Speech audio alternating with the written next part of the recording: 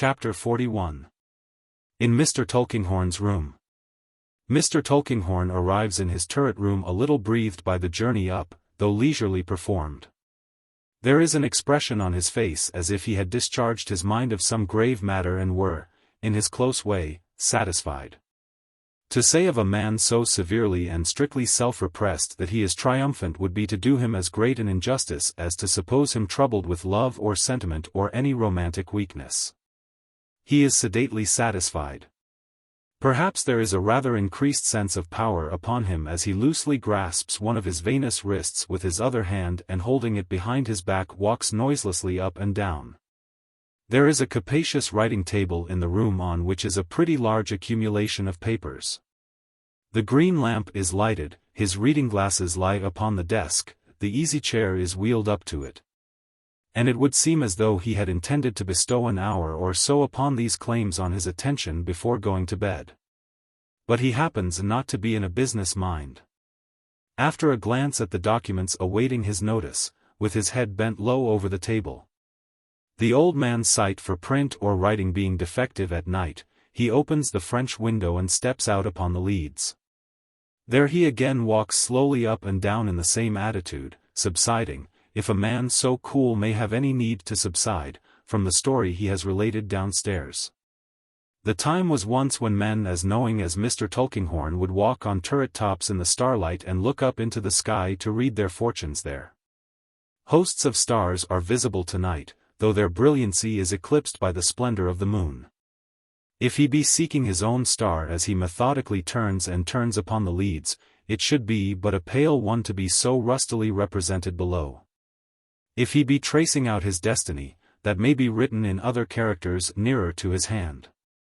As he paces the leads with his eyes most probably as high above his thoughts as they are high above the earth, he is suddenly stopped in passing the window by two eyes that meet his own. The ceiling of his room is rather low, and the upper part of the door, which is opposite the window, is of glass. There is an inner baize door, too, but the night being warm he did not close it when he came upstairs. These eyes that meet his own are looking in through the glass from the corridor outside. He knows them well. The blood has not flushed into his face so suddenly and redly for many a long year as when he recognizes Lady Dedlock.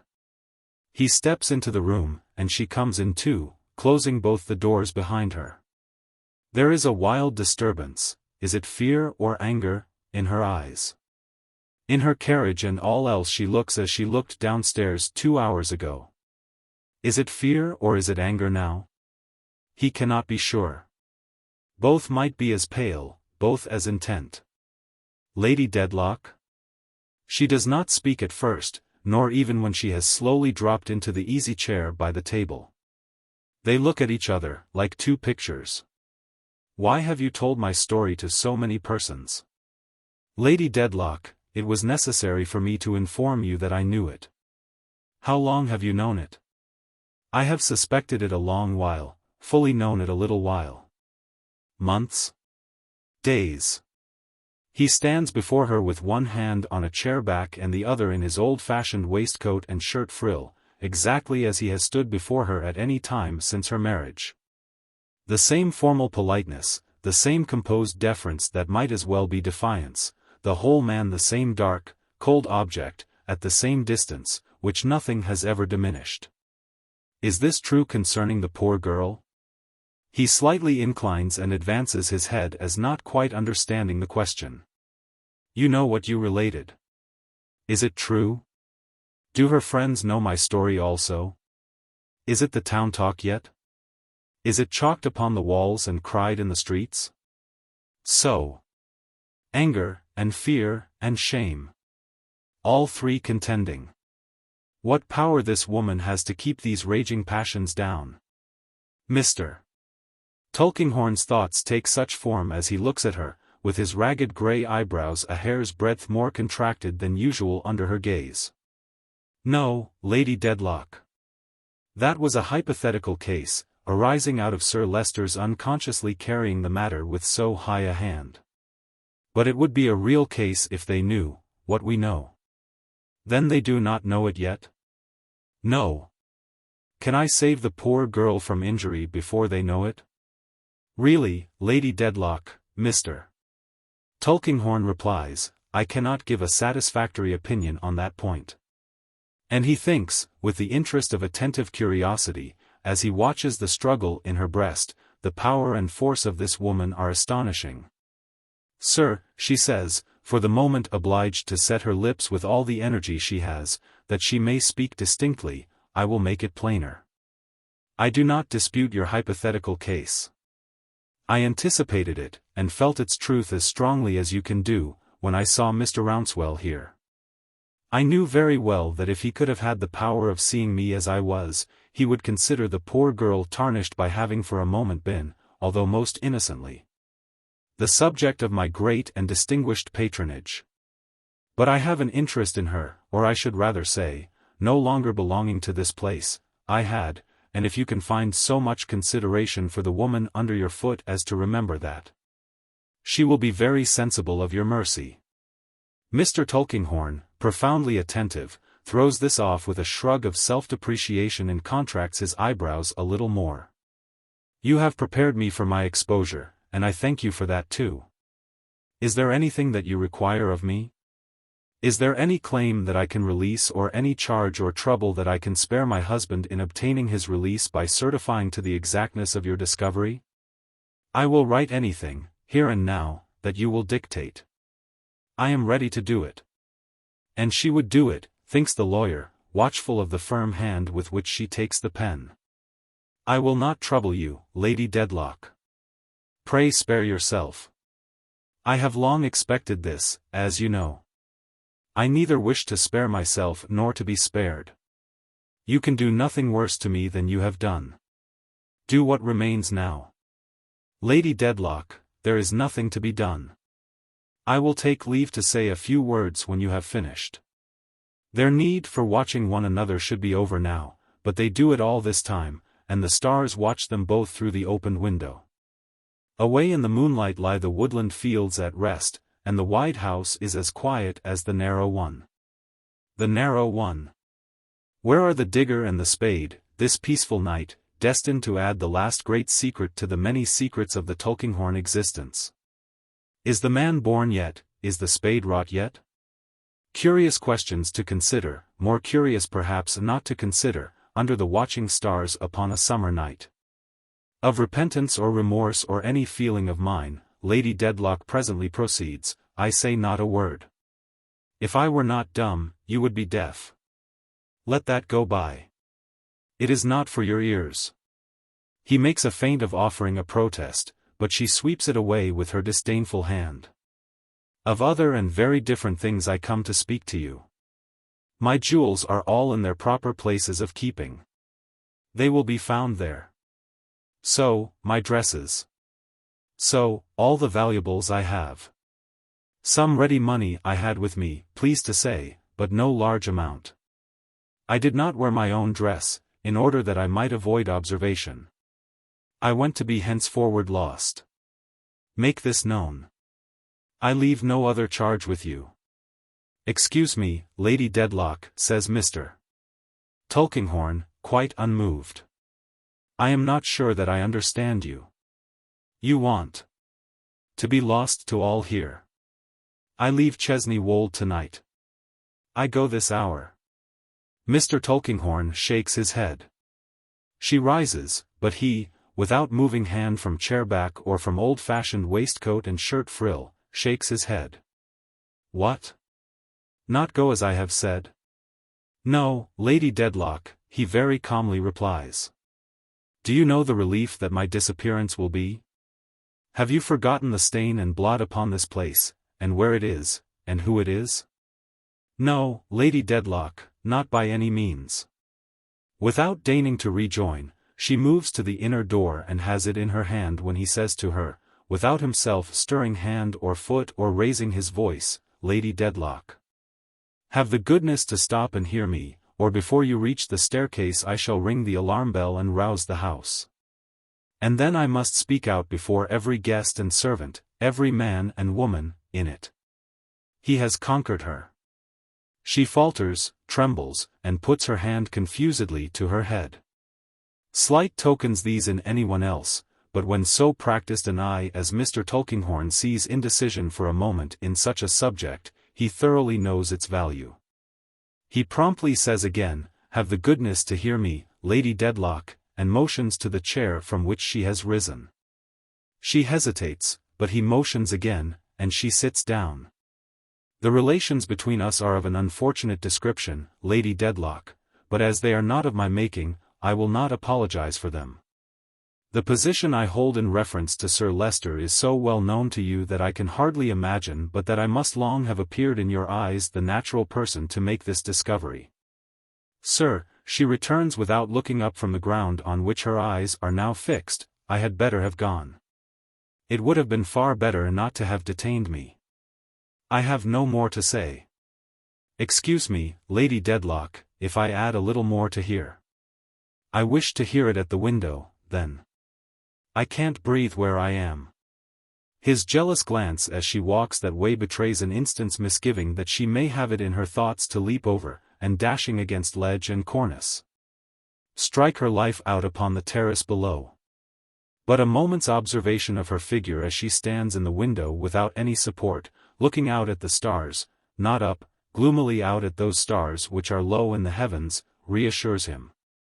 By facing round as she has moved, he stands a little behind her. "Lady Dedlock, I have not yet been able to come to a decision satisfactory to myself on the course before me. I am not clear what to do or how to act next. I must request you, in the meantime, to keep your secret as you have kept it so long and not to wonder that I keep it too." He pauses, but she makes no reply. "Pardon me, Lady Dedlock. This is an important subject. You are honoring me with your attention?" "I am. Thank you. I might have known it from what I have seen of your strength of character. I ought not to have asked the question, but I have the habit of making sure of my ground, step by step, as I go on. The sole consideration in this unhappy case is Sir Leicester." "Then why," she asks in a low voice and without removing her gloomy look from those distant stars, "do you detain me in his house?" "Because he is the consideration. Lady Dedlock, I have no occasion to tell you that Sir Leicester is a very proud man, that his reliance upon you is implicit. That the fall of that moon out of the sky would not amaze him more than your fall from your high position as his wife." She breathes quickly and heavily, but she stands as unflinchingly as ever he has seen her in the midst of her grandest company. "I declare to you, Lady Dedlock, that with anything short of this case that I have, I would as soon have hoped to root up by means of my own strength and my own hands the oldest tree on this estate as to shake your hold upon Sir Leicester and Sir Leicester's trust and confidence in you. And even now, with this case, I hesitate. Not that he could doubt, that, even with him, is impossible, but that nothing can prepare him for the blow." "Not my flight," she returned. "Think of it again. Your flight, Lady Dedlock, would spread the whole truth, and 100 times the whole truth, far and wide. It would be impossible to save the family credit for a day. It is not to be thought of." There is a quiet decision in his reply which admits of no remonstrance.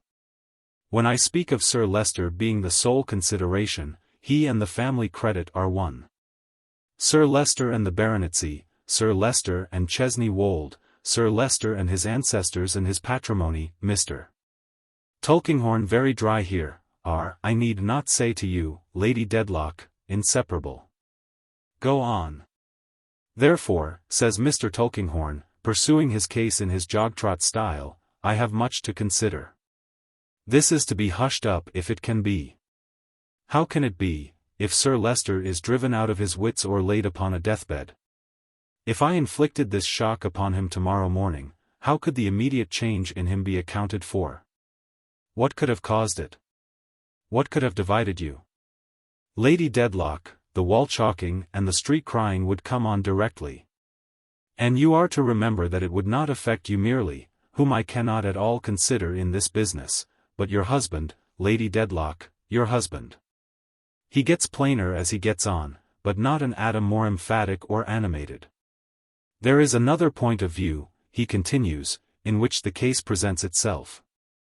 Sir Leicester is devoted to you almost to infatuation.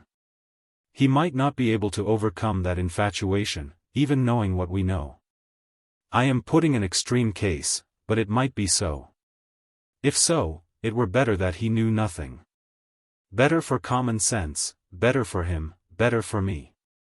I must take all this into account, and it combines to render a decision very difficult. She stands looking out at the same stars without a word. They are beginning to pale, and she looks as if their coldness froze her. My experience teaches me, says Mr. Tulkinghorn, who has by this time got his hands in his pockets and is going on in his business consideration of the matter like a machine. My experience teaches me, Lady Dedlock, that most of the people I know would do far better to leave marriage alone. It is at the bottom of 3/4 of their troubles. So I thought when Sir Leicester married, and so I always have thought since. No more about that. I must now be guided by circumstances. In the meanwhile I must beg you to keep your own counsel, and I will keep mine. I am to drag my present life on, holding its pains at your pleasure, day by day? She asks, still looking at the distant sky. Yes, I am afraid so, Lady Dedlock. It is necessary, you think, that I should be so tied to the stake? I am sure that what I recommend is necessary. I am to remain on this gaudy platform on which my miserable deception has been so long acted, and it is to fall beneath me when you give the signal, she said slowly. Not without notice, Lady Dedlock. I shall take no step without forewarning you. She asks all her questions as if she were repeating them from memory or calling them over in her sleep. We are to meet as usual? Precisely as usual, if you please. And I am to hide my guilt, as I have done so many years? As you have done so many years. I should not have made that reference myself, Lady Dedlock, but I may now remind you that your secret can be no heavier to you than it was, and is no worse and no better than it was. I know it certainly, but I believe we have never wholly trusted each other. She stands absorbed in the same frozen way for some little time before asking, is there anything more to be said tonight? Why, Mr. Tulkinghorn returns methodically as he softly rubs his hands, I should like to be assured of your acquiescence in my arrangements, Lady Dedlock. You may be assured of it. Good. And I would wish in conclusion to remind you, as a business precaution, in case it should be necessary to recall the fact in any communication with Sir Leicester, that throughout our interview I have expressly stated my sole consideration to be Sir Leicester's feelings and honor and the family reputation. I should have been happy to have made Lady Dedlock a prominent consideration, too, if the case had admitted of it, but unfortunately it does not. I can attest your fidelity, sir. Both before and after saying it she remains absorbed, but at length moves, and turns, unshaken in her natural and acquired presence, towards the door. Mr. Tulkinghorn opens both the doors exactly as he would have done yesterday, or as he would have done 10 years ago, and makes his old-fashioned bow as she passes out. It is not an ordinary look that he receives from the handsome face as it goes into the darkness, and it is not an ordinary movement, though a very slight one, that acknowledges his courtesy. But as he reflects when he is left alone, the woman has been putting no common constraint upon herself. He would know it all the better if he saw the woman pacing her own rooms with her hair wildly thrown from her flung-back face, her hands clasped behind her head, her figure twisted as if by pain. He would think so all the more if he saw the woman thus hurrying up and down for hours, without fatigue, without intermission, followed by the faithful step upon the Ghost's Walk. But he shuts out the now chilled air, draws the window curtain, goes to bed, and falls asleep. And truly when the stars go out and the wan day peeps into the turret chamber, finding him at his oldest, he looks as if the digger and the spade were both commissioned and would soon be digging.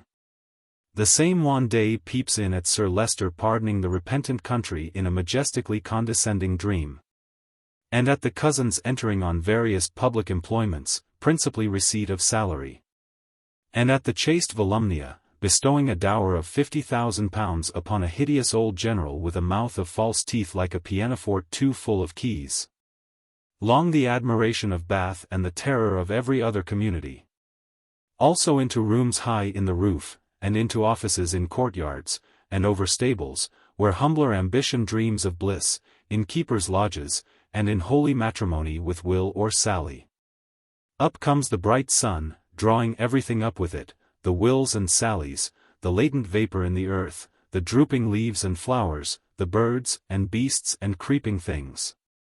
The gardeners to sweep the dewy turf and unfold emerald velvet where the roller passes, the smoke of the great kitchen fire wreathing itself straight and high into the lightsome air. Lastly, up comes the flag over Mr. Tulkinghorn's unconscious head cheerfully proclaiming that Sir Leicester and Lady Dedlock are in their happy home and that there is hospitality at the place in Lincolnshire.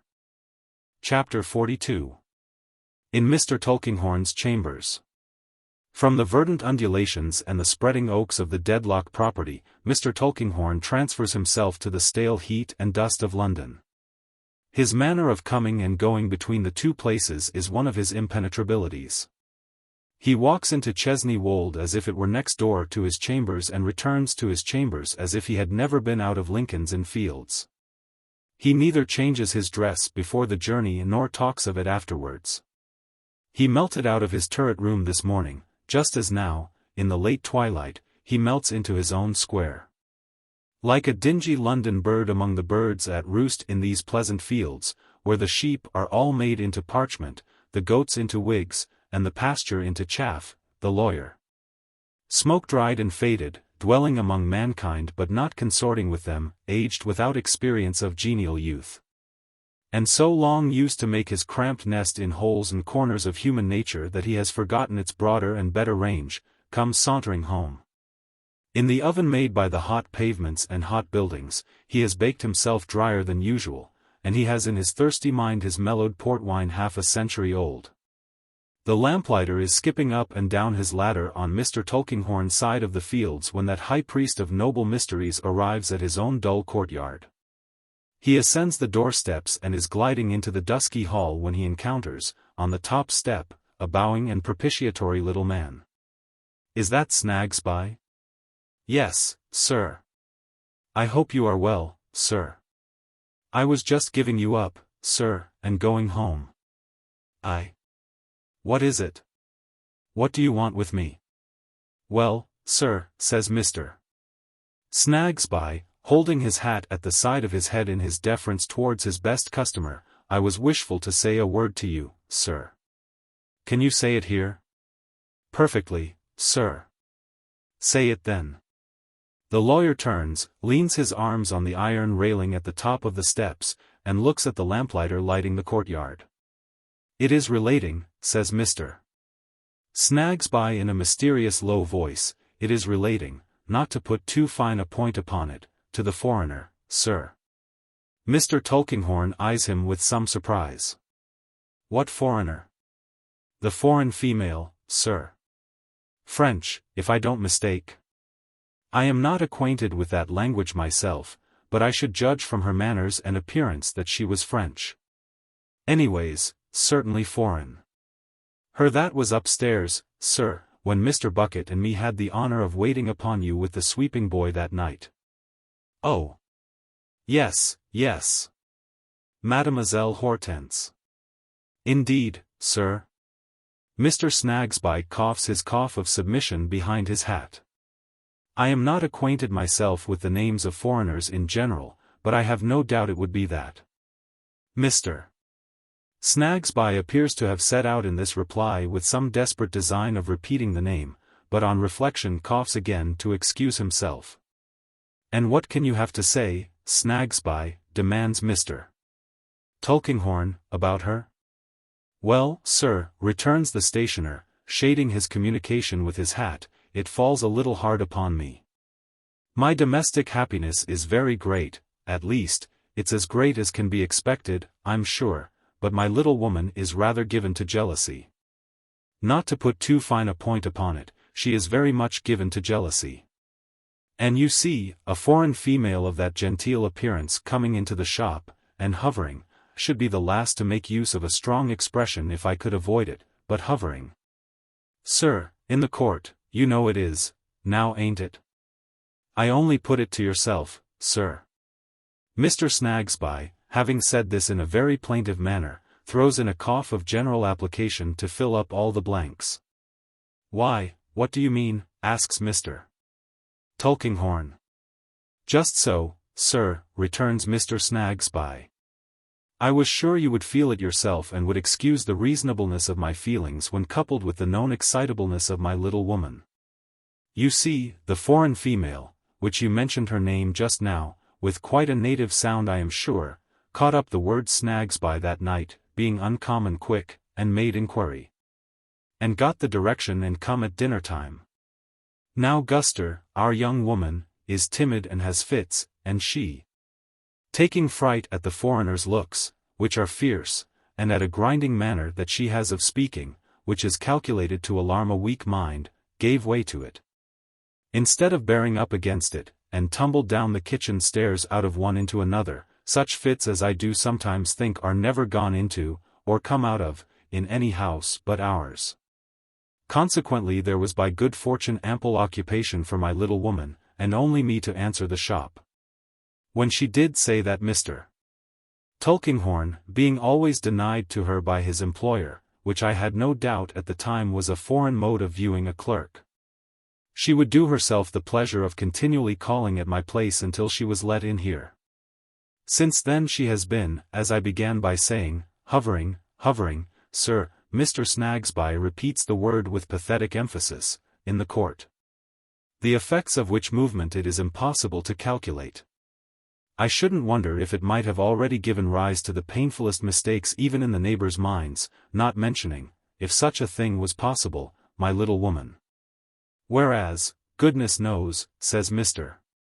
Snagsby, shaking his head, I never had an idea of a foreign female, except as being formerly connected with a bunch of brooms and a baby, or at the present time with a tambourine and earrings.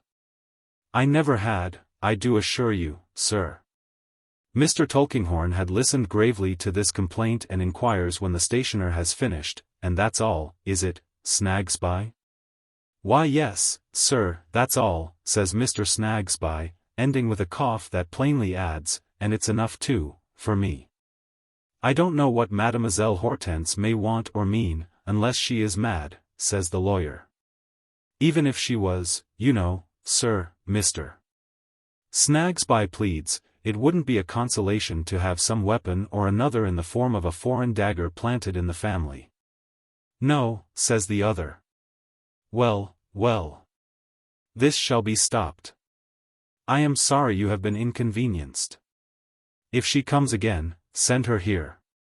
Mr. Snagsby, with much bowing and short apologetic coughing, takes his leave, lightened in heart.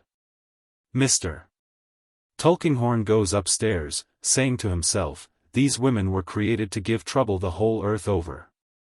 The mistress not being enough to deal with, here's the maid now. But I will be short with this jade at least.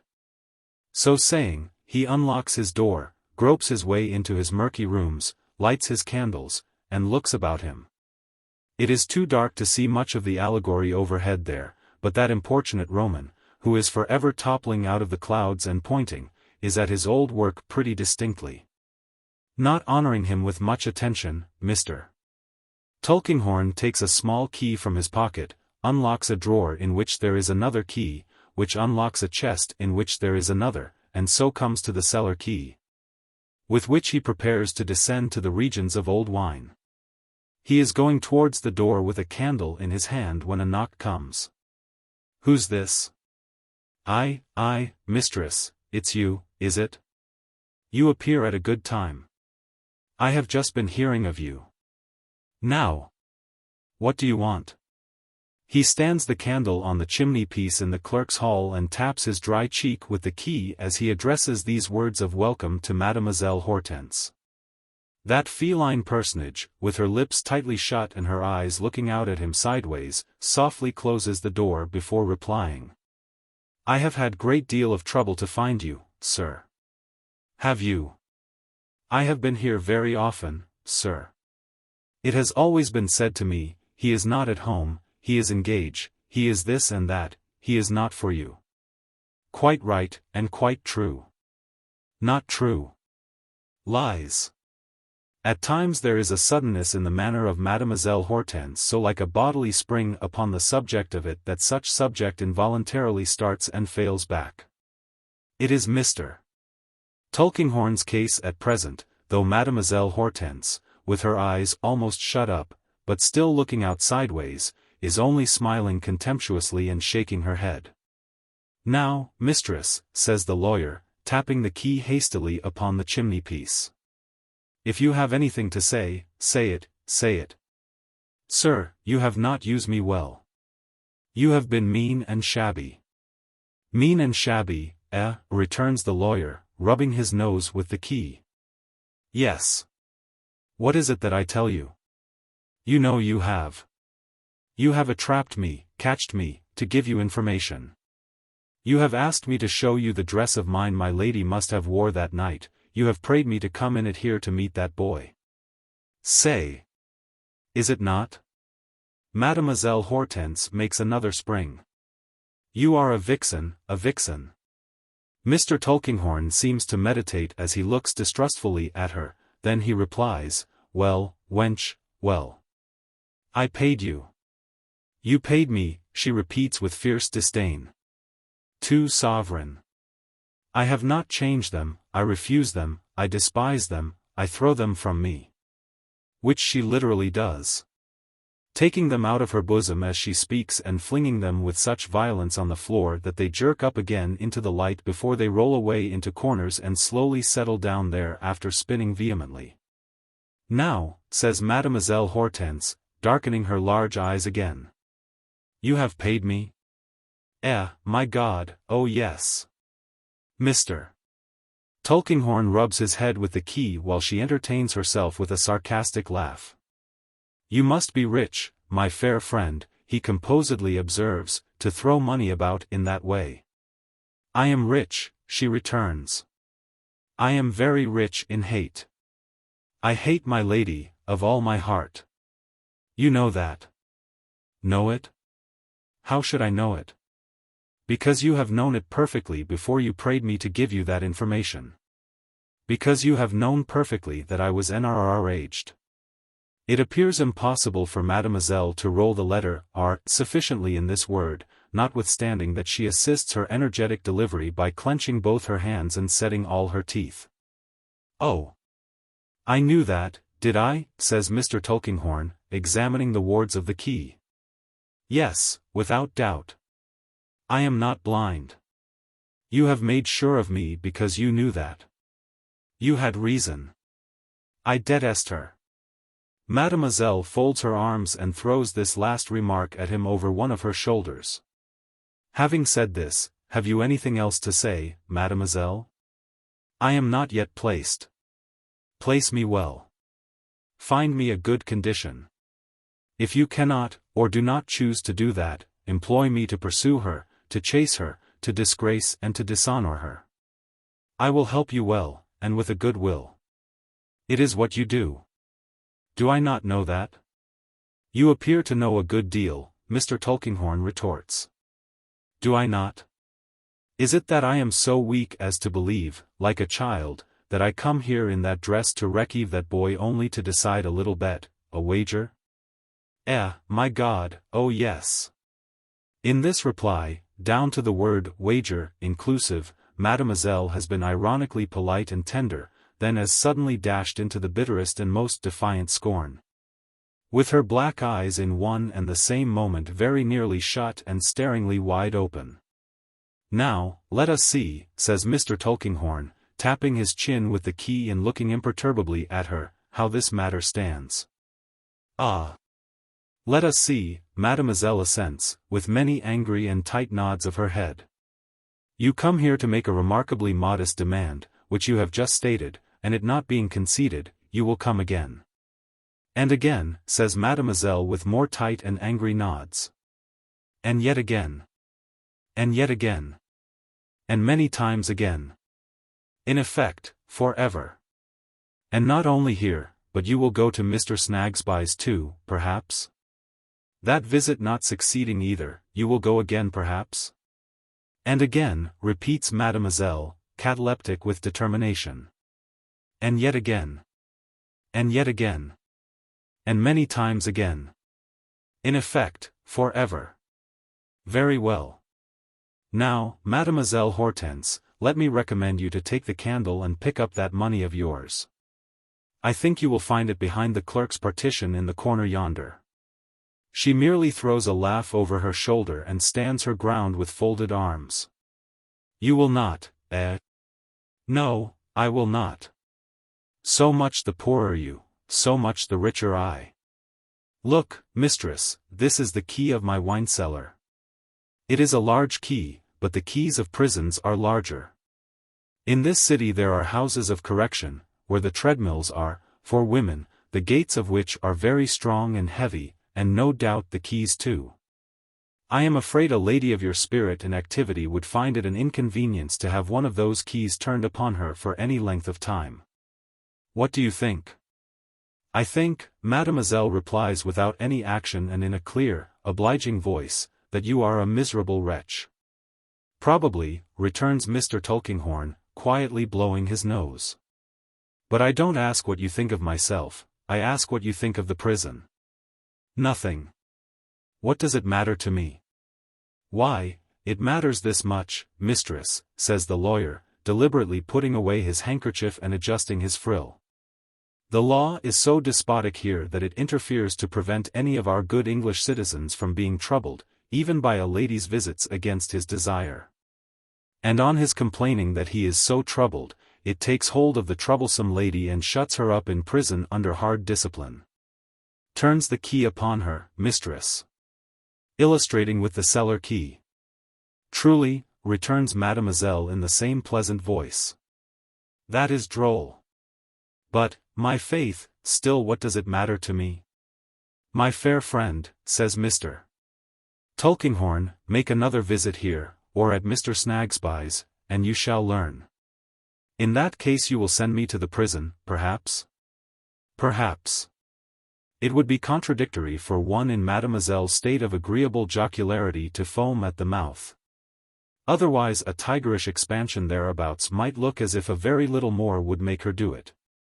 In a word, mistress, says Mr. Tulkinghorn, I am sorry to be unpolite, but if you ever present yourself uninvited here, or there, again, I will give you over to the police.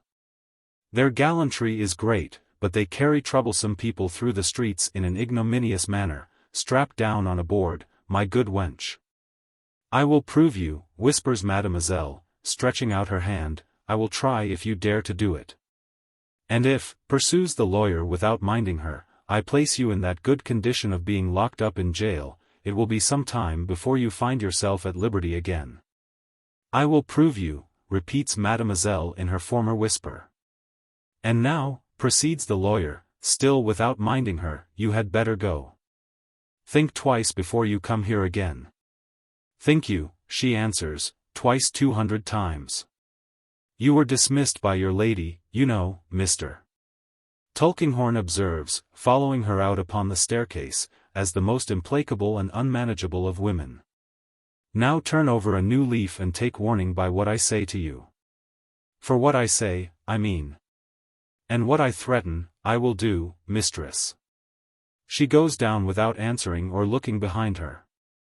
When she is gone, he goes down too, and returning with his cobweb-covered bottle, devotes himself to a leisurely enjoyment of its contents, now and then, as he throws his head back in his chair.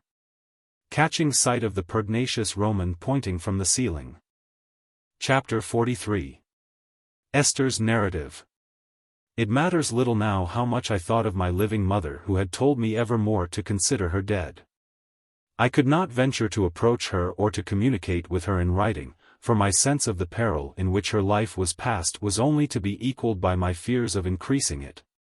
Knowing that my mere existence as a living creature was an unforeseen danger in her way, I could not always conquer that terror of myself which had seized me when I first knew the secret. At no time did I dare to utter her name. I felt as if I did not even dare to hear it. If the conversation anywhere, when I was present, took that direction, as it sometimes naturally did, I tried not to hear, I mentally counted, repeated something that I knew, or went out of the room. I am conscious now that I often did these things when there can have been no danger of her being spoken of, but I did them in the dread I had of hearing anything that might lead to her betrayal. And to her betrayal through me. It matters little now how often I recalled the tones of my mother's voice, wondered whether I should ever hear it again as I so longed to do. And thought how strange and desolate it was that it should be so new to me. It matters little that I watched for every public mention of my mother's name, that I passed and repassed the door of her house in town, loving it, but afraid to look at it. That I once sat in the theatre when my mother was there and saw me, and when we were so wide asunder before the great company of all degrees that any link or confidence between us seemed a dream. It is all over. My lot has been so blessed that I can relate little of myself which is not a story of goodness and generosity in others. I may well pass that little and go on. When we were settled at home again, Ada and I had many conversations with my guardian of which Richard was the theme. My dear girl was deeply grieved that he should do their kind cousin so much wrong, but she was so faithful to Richard that she could not bear to blame him even for that. My guardian was assured of it, and never coupled his name with a word of reproof. Rick is mistaken, my dear, he would say to her. Well. We have all been mistaken over and over again. We must trust to you and time to set him right. We knew afterwards what we suspected then, that he did not trust to time until he had often tried to open Richard's eyes. That he had written to him, gone to him, talked with him, tried every gentle and persuasive art his kindness could devise. Our poor devoted Richard was deaf and blind to all. If he were wrong, he would make amends when the Chancery suit was over. If he were groping in the dark, he could not do better than do his utmost to clear away those clouds in which so much was confused and obscured. Suspicion and misunderstanding were the fault of the suit? Then let him work the suit out and come through it to his right mind. This was his unvarying reply. Jarndyce and Jarndyce had obtained such possession of his whole nature that it was impossible to place any consideration before him which he did not, with a distorted kind of reason, make a new argument in favor of his doing what he did. So that it is even more mischievous, said my guardian once to me, to remonstrate with the poor dear fellow than to leave him alone. I took one of these opportunities of mentioning my doubts of Mr. Skimpole as a good adviser for Richard. Adviser, returned my guardian, laughing, my dear, who would advise with Skimpole? Encourager would perhaps have been a better word, said I. Encourager, returned my guardian again. Who could be encouraged by Skimpole? Not Richard? I asked. No, he replied. Such an unworldly, uncalculating, gossamer creature is a relief to him and an amusement. But as to advising or encouraging or occupying a serious station towards anybody or anything, it is simply not to be thought of in such a child as Skimpole. Pray, Cousin John, said Ada, who had just joined us and now looked over my shoulder, what made him such a child? What made him such a child? Inquired my guardian, rubbing his head, a little at a loss. Yes, Cousin John. Why, he slowly replied, roughening his head more and more, he is all sentiment, and susceptibility, and sensibility, and imagination. And these qualities are not regulated in him, somehow. I suppose the people who admired him for them in his youth attached too much importance to them and too little to any training that would have balanced and adjusted them, and so he became what he is. Hey, said my guardian, stopping short and looking at us hopefully. What do you think, you two? Ada, glancing at me, said she thought it was a pity he should be an expense to Richard. So it is, returned my guardian hurriedly. That must not be. We must arrange that. I must prevent it. That will never do.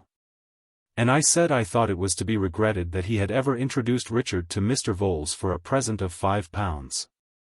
Did he? Said my guardian with a passing shade of vexation on his face. But there you have the man. There you have the man. There is nothing mercenary in that with him. He has no idea of the value of money. He introduces Rick, and then he is good friends with Mr. Voles and borrows £5 of him. He means nothing by it and thinks nothing of it. He told you himself, I'll be bound, my dear? Oh, yes, said I. Exactly, cried my guardian, quite triumphant. There you have the man. If he had meant any harm by it or was conscious of any harm in it, he wouldn't tell it. He tells it as he does it in mere simplicity. But you shall see him in his own home, and then you'll understand him better.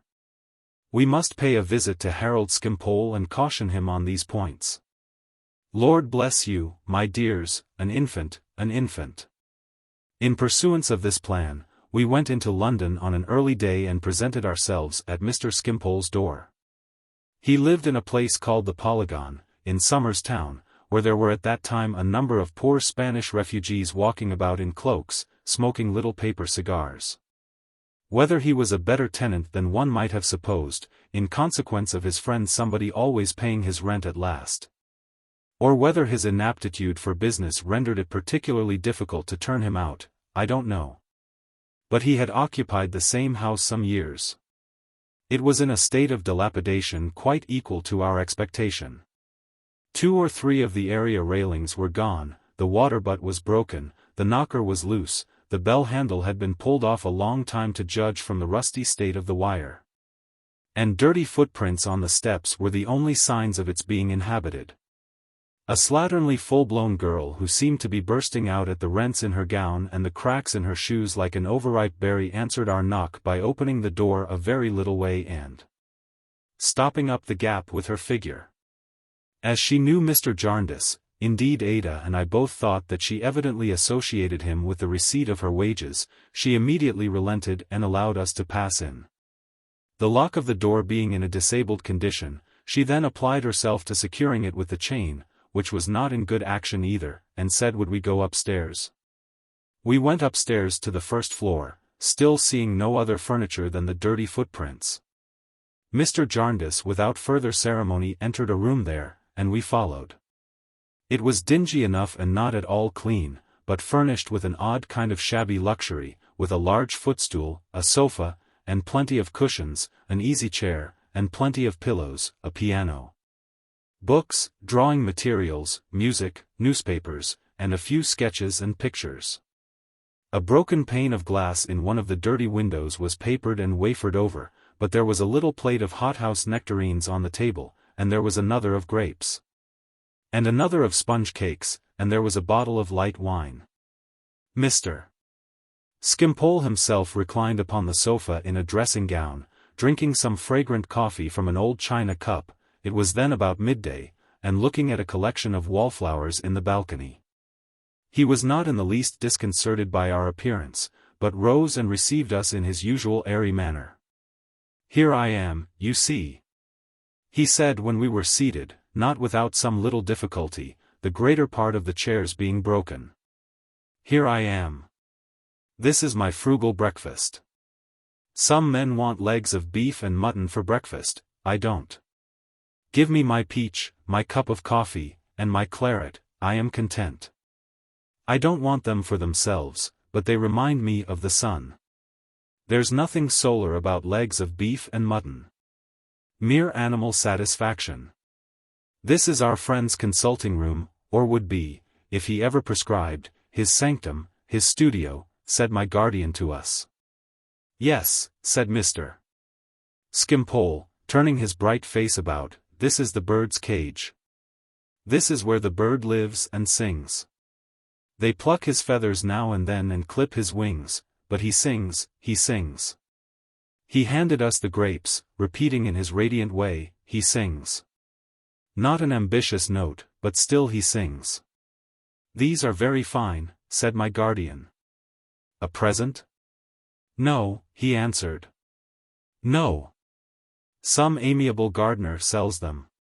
His man wanted to know, when he brought them last evening, whether he should wait for the money."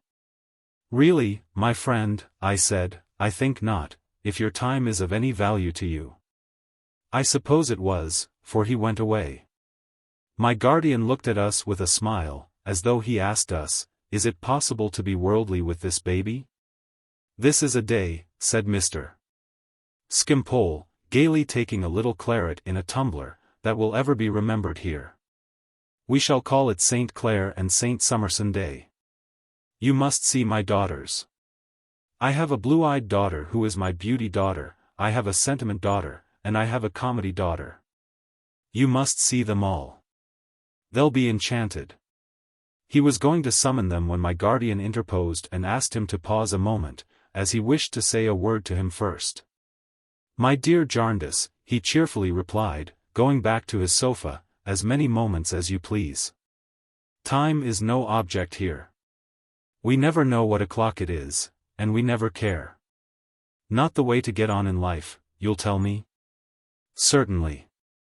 But we don't get on in life. We don't pretend to do it. My guardian looked at us again, plainly saying, you hear him? Now, Harold, he began, the word I have to say relates to Rick. The dearest friend I have, returned Mr. Skimpole cordially. I suppose he ought not to be my dearest friend, as he is not on terms with you. But he is, I can't help it, he is full of youthful poetry, and I love him. If you don't like it, I can't help it. I love him. The engaging frankness with which he made this declaration really had a disinterested appearance and captivated my guardian, if not, for the moment, Ada too. You are welcome to love him as much as you like, returned Mr. Jarndyce, but we must save his pocket, Harold. Oh, said Mr. Skimpole. His pocket? Now you are coming to what I don't understand. Taking a little more claret and dipping one of the cakes in it, he shook his head and smiled at Ada and me with an ingenuous foreboding that he never could be made to understand. If you go with him here or there, said my guardian plainly, you must not let him pay for both. My dear Jarndyce, returned Mr. Skimpole, his genial face irradiated by the comicality of this idea, what am I to do? If he takes me anywhere, I must go. And how can I pay? I never have any money. If I had any money, I don't know anything about it. Suppose I say to a man, how much? Suppose the man says to me 7 and 6pence? I know nothing about 7 and 6pence. It is impossible for me to pursue the subject with any consideration for the man. I don't go about asking busy people what 7 and 6pence is in Moorish, which I don't understand. Why should I go about asking them what 7 and 6pence is in money, which I don't understand? Well, said my guardian, by no means displeased with this artless reply, if you come to any kind of journeying with Rick, you must borrow the money of me, never breathing the least allusion to that circumstance, and leave the calculation to him. My dear Jarndyce, returned Mr. Skimpole, I will do anything to give you pleasure, but it seems an idle form, a superstition. Besides, I give you my word, Miss Clare and my dear Miss Summerson, I thought Mr. Carstone was immensely rich. I thought he had only to make over something, or to sign a bond, or a draft, or a check, or a bill, or to put something on a file somewhere, to bring down a shower of money. Indeed it is not so, sir, said Ada. He is poor. No, really, returned Mr. Skimpole with his bright smile. You surprise me. And not being the richer for trusting in a rotten reed, said my guardian, laying his hand emphatically on the sleeve of Mr. Skimpole's dressing gown, be you very careful not to encourage him in that reliance, Harold. My dear good friend, returned Mr. Skimpole, and my dear Miss Summerson, and my dear Miss Clare, how can I do that? It's business, and I don't know business. It is he who encourages me. He emerges from great feats of business, presents the brightest prospects before me as their result, and calls upon me to admire them. I do admire them, as bright prospects. But I know no more about them, and I tell him so. The helpless kind of candor with which he presented this before us, the light-hearted manner in which he was amused by his innocence, the fantastic way in which he took himself under his own protection and argued about that curious person, combined with the delightful ease of everything he said exactly to make out my guardian's case. The more I saw of him, the more unlikely it seemed to me, when he was present, that he could design, conceal, or influence anything. And yet the less likely that appeared when he was not present, and the less agreeable it was to think of his having anything to do with anyone for whom I cared. Hearing that his examination, as he called it, was now over, Mr. Skimpole left the room with a radiant face to fetch his daughters. His sons had run away at various times, leaving my guardian quite delighted by the manner in which he had vindicated his childish character. He soon came back, bringing with him the 3 young ladies and Mrs. Skimpole, who had once been a beauty but was now a delicate high-nosed invalid suffering under a complication of disorders. "This," said Mr. Skimpole, "is my beauty daughter, Arethusa, plays and sings odds and ends like her father. This is my sentiment daughter, Laura, plays a little but don't sing. This is my comedy daughter, Kitty, sings a little but don't play. We all draw a little and compose a little, and none of us have any idea of time or money." Mrs. Skimpole sighed, I thought, as if she would have been glad to strike out this item in the family attainments. I also thought that she rather impressed her sigh upon my guardian and that she took every opportunity of throwing in another. "It is pleasant," said Mr. Skimpole, turning his sprightly eyes from one to the other of us, "and it is whimsically interesting to trace peculiarities in families. In this family we are all children, and I am the youngest." The daughters, who appeared to be very fond of him, were amused by this droll fact, particularly the comedy daughter. "My dears, it is true," said Mr. Skimpole, "is it not? So it is, and so it must be, because like the dogs in the hymn, it is our nature to. Now, here is Miss Summerson with a fine administrative capacity and a knowledge of details perfectly surprising.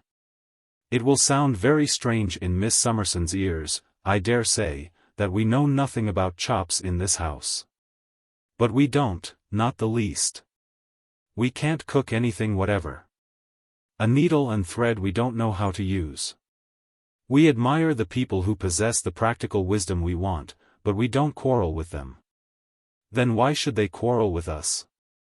Live and let live, we say to them. Live upon your practical wisdom, and let us live upon you."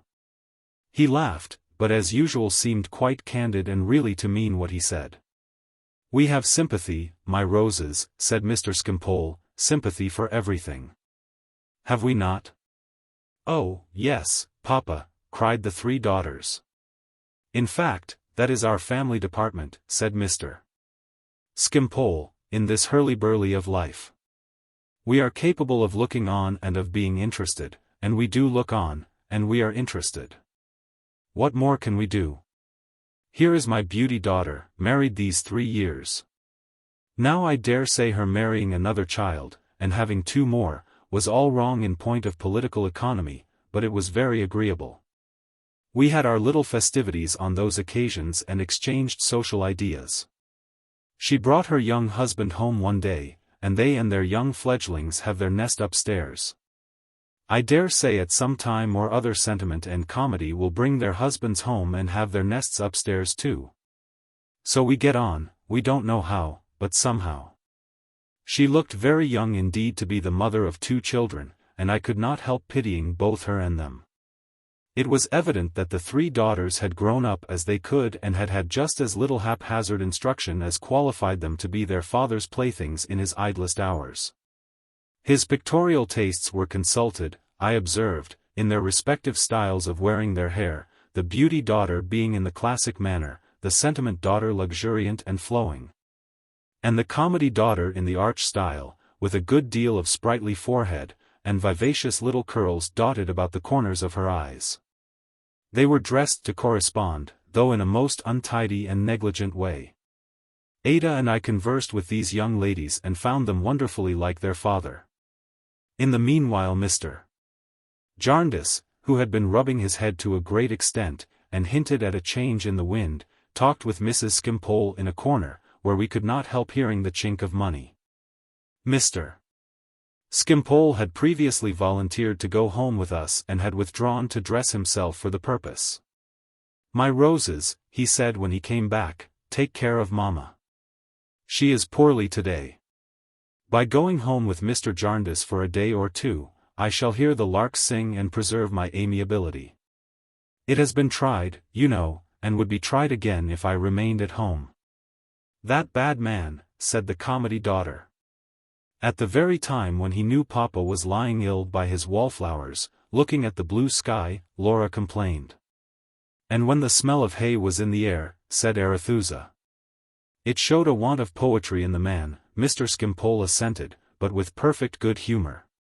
It was coarse. There was an absence of the finer touches of humanity in it. My daughters have taken great offense, he explained to us, at an honest man. Not honest, Papa. Impossible. They all three protested.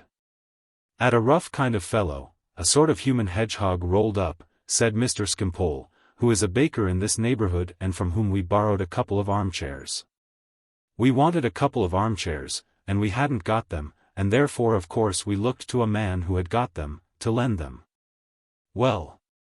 This morose person lent them, and we wore them out. When they were worn out, he wanted them back. He had them back. He was contented, you will say. Not at all. He objected to their being worn. I reasoned with him, and pointed out his mistake. I said, can you, at your time of life, be so headstrong, my friend, as to persist that an armchair is a thing to put upon a shelf and look at? That it is an object to contemplate, to survey from a distance, to consider from a point of sight? Don't you know that these armchairs were borrowed to be sat upon? He was unreasonable and unpersuadable and used intemperate language. Being as patient as I am at this minute, I addressed another appeal to him. I said, now, my good man, however our business capacities may vary, we are all children of one great mother, Nature. On this blooming summer morning here you see me, I was on the sofa, with flowers before me, fruit upon the table, the cloudless sky above me, the air full of fragrance, contemplating nature. I entreat you, by our common brotherhood, not to interpose between me and a subject so sublime, the absurd figure of an angry baker. But he did, said Mr. Skimpole, raising his laughing eyes in playful astonishment, he did interpose that ridiculous figure, and he does, and he will again. And therefore I am very glad to get out of his way and to go home with my friend Jarndyce. It seemed to escape his consideration that Mrs. Skimpole and the daughters remained behind to encounter the baker, but this was so old a story to all of them that it had become a matter of course. He took leave of his family with a tenderness as airy and graceful as any other aspect in which he showed himself and rode away with us in perfect harmony of mind. We had an opportunity of seeing through some open doors, as we went downstairs, that his own apartment was a palace to the rest of the house.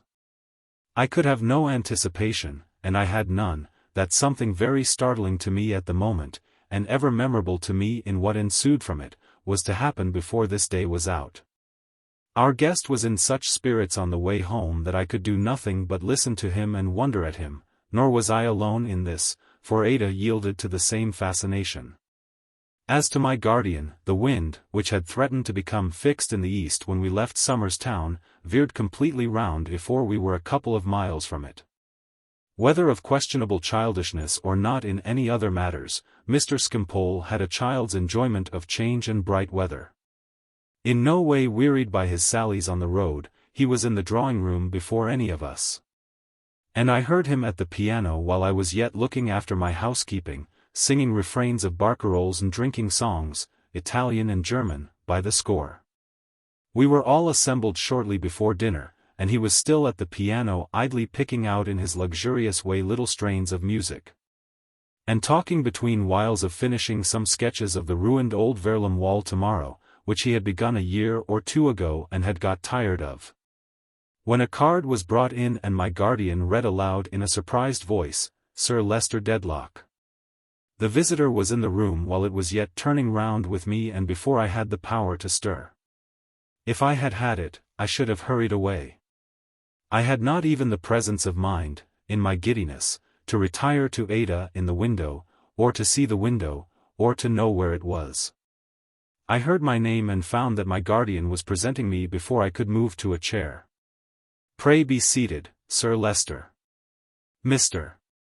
Jarndyce," said Sir Leicester in reply as he bowed and seated himself, "I do myself the honor of calling here."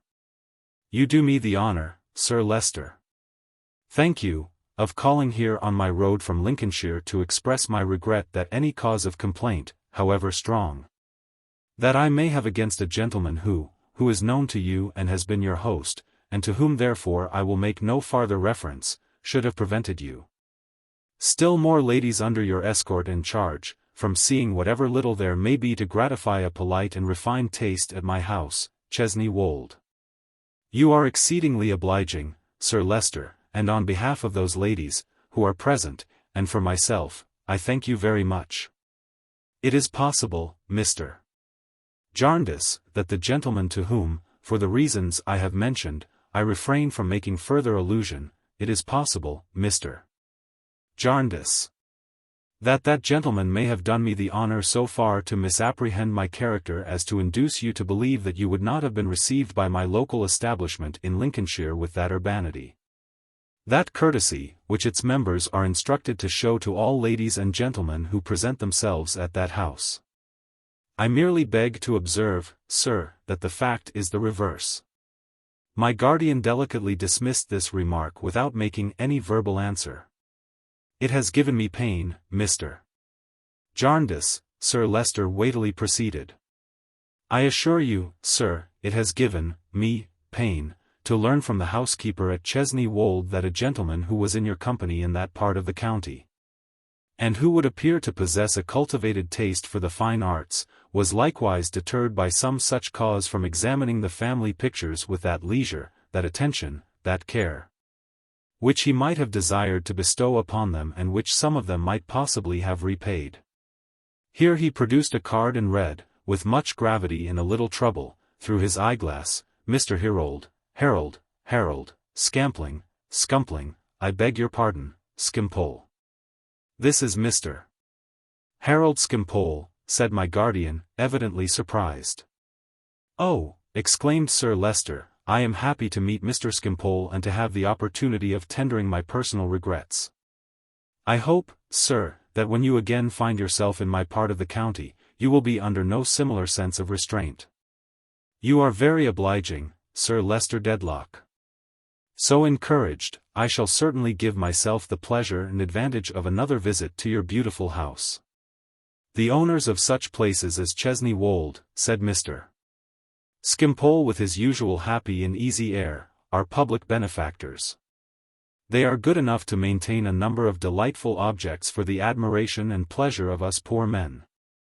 And not to reap all the admiration and pleasure that they yield is to be ungrateful to our benefactors."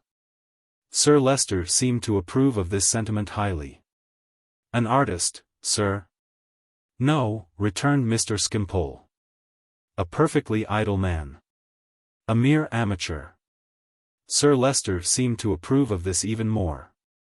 He hoped he might have the good fortune to be at Chesney Wold when Mr. Skimpole next came down into Lincolnshire. Mr. Skimpole professed himself much flattered and honoured. "Mr. Skimpole mentioned," pursued Sir Leicester, addressing himself again to my guardian, "mentioned to the housekeeper, who, as he may have observed, is an old and attached retainer of the family. That is, when I walked through the house the other day, on the occasion of my going down to visit Miss Summerson and Miss Clare, Mr. Skimpole airily explained to us that the friend with whom he had formerly been staying there was Mr. Jarndyce." Sir Leicester bowed to the bearer of that name.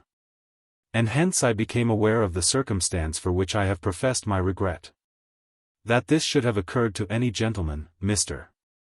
Jarndyce, but especially a gentleman formerly known to Lady Dedlock, and indeed claiming some distant connection with her, and for whom, as I learn from my lady herself, she entertains a high respect, does, I assure you, give me pain." "Pray say no more about it, Sir Leicester," returned my guardian. "I am very sensible, as I am sure we all are, of your consideration. Indeed the mistake was mine, and I ought to apologize for it. I had not once looked up. I had not seen the visitor and had not even appeared to myself to hear the conversation. It surprises me to find that I can recall it, for it seemed to make no impression on me as it passed. I heard them speaking, but my mind was so confused and my instinctive avoidance of this gentleman made his presence so distressing to me that I thought I understood nothing. Through the rushing in my head and the beating of my heart, I mentioned the subject to Lady Dedlock, said Sir Leicester, rising, and my lady informed me that she had had the pleasure of exchanging a few words with Mr. Jarndyce and his wards on the occasion of an accidental meeting during their sojourn in the vicinity. Permit me, Mr. Jarndyce, to repeat to yourself, and to these ladies, the assurance I have already tendered to Mr. Skimpole. Circumstances undoubtedly prevent my saying that it would afford me any gratification to hear that Mr. Boythorn had favoured my house with his presence, but those circumstances are confined to that gentleman himself and do not extend beyond him. You know my old opinion of him, said Mr. Skimpole, lightly appealing to us. An amiable bull who is determined to make every colour scarlet. Sir Leicester Dedlock coughed as if he could not possibly hear another word in reference to such an individual and took his leave with great ceremony and politeness. I got to my own room with all possible speed and remained there until I had recovered my self-command. It had been very much disturbed, but I was thankful to find when I went downstairs again that they only rallied me for having been shy and mute before the great Lincolnshire baronet. By that time I had made up my mind that the period was come when I must tell my guardian what I knew. The possibility of my being brought into contact with my mother, of my being taken to her house, even of Mr. Skimpole's, however distantly associated with me, receiving kindnesses and obligations from her husband, was so painful that I felt I could no longer guide myself without his assistance. When we had retired for the night, and Ada and I had had our usual talk in our pretty room, I went out at my door again and sought my guardian among his books. I knew he always read at that hour, and as I drew near I saw the light shining out into the passage from his reading lamp. May I come in, guardian? Surely, little woman. What's the matter? Nothing is the matter. I thought I would like to take this quiet time of saying a word to you about myself. He put a chair for me, shut his book, and put it by, and turned his kind attentive face towards me. I could not help observing that it wore that curious expression I had observed in it once before, on that night when he had said that he was in no trouble, which I could readily understand. What concerns you, my dear Esther, said he, concerns us all. You cannot be more ready to speak than I am to hear. I know that, guardian. But I have such need of your advice and support. Oh! You don't know how much need I have tonight. He looked unprepared for my being so earnest, and even a little alarmed. Or how anxious I have been to speak to you, said I, ever since the visitor was here today. The visitor, my dear? Sir Leicester Dedlock? Yes. He folded his arms and sat looking at me with an air of the profoundest astonishment, awaiting what I should say next.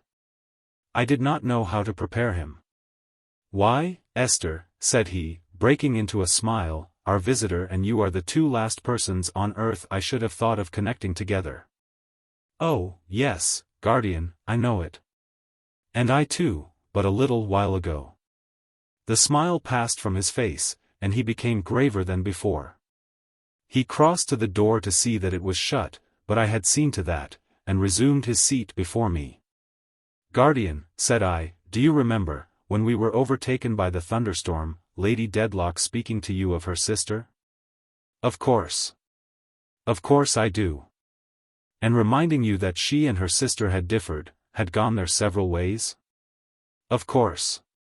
Why did they separate, guardian? His face quite altered as he looked at me. My child, what questions are these? I never knew. No one but themselves ever did know, I believe. Who could tell what the secrets of those two handsome and proud women were? You have seen Lady Dedlock. If you had ever seen her sister, you would know her to have been as resolute and haughty as she.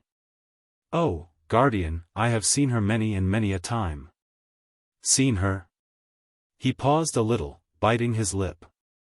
Then, Esther, when you spoke to me long ago of Boythorn, and when I told you that he was all but married once, and that the lady did not die, but died to him, and that time had had its influence on his later life, did you know it all, and know who the lady was? No, guardian, I returned, fearful of the light that dimly broke upon me. Nor do I know yet. Lady Dedlock's sister. And why? I could scarcely ask him, why, guardian, pray tell me why were they parted? It was her act, and she kept its motives in her inflexible heart.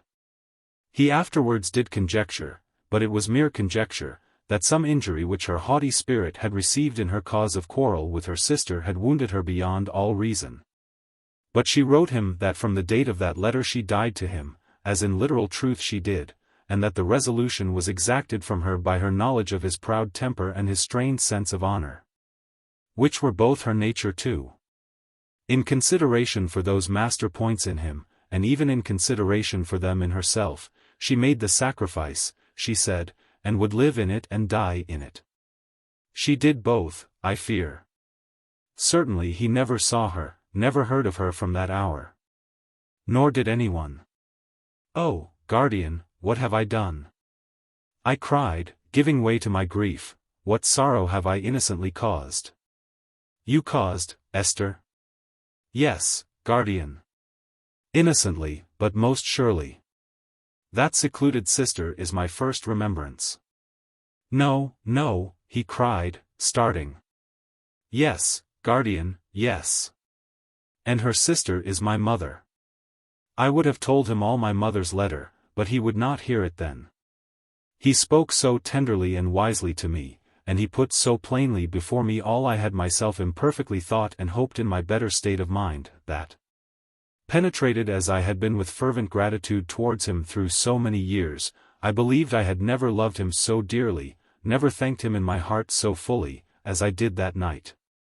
And when he had taken me to my room and kissed me at the door, and when at last I lay down to sleep, my thought was how could I ever be busy enough, how could I ever be good enough? How in my little way could I ever hope to be forgetful enough of myself, devoted enough to him, and useful enough to others, to show him how I blessed and honored him? Chapter 44. The Letter and the Answer. My guardian called me into his room next morning, and then I told him what had been left untold on the previous night.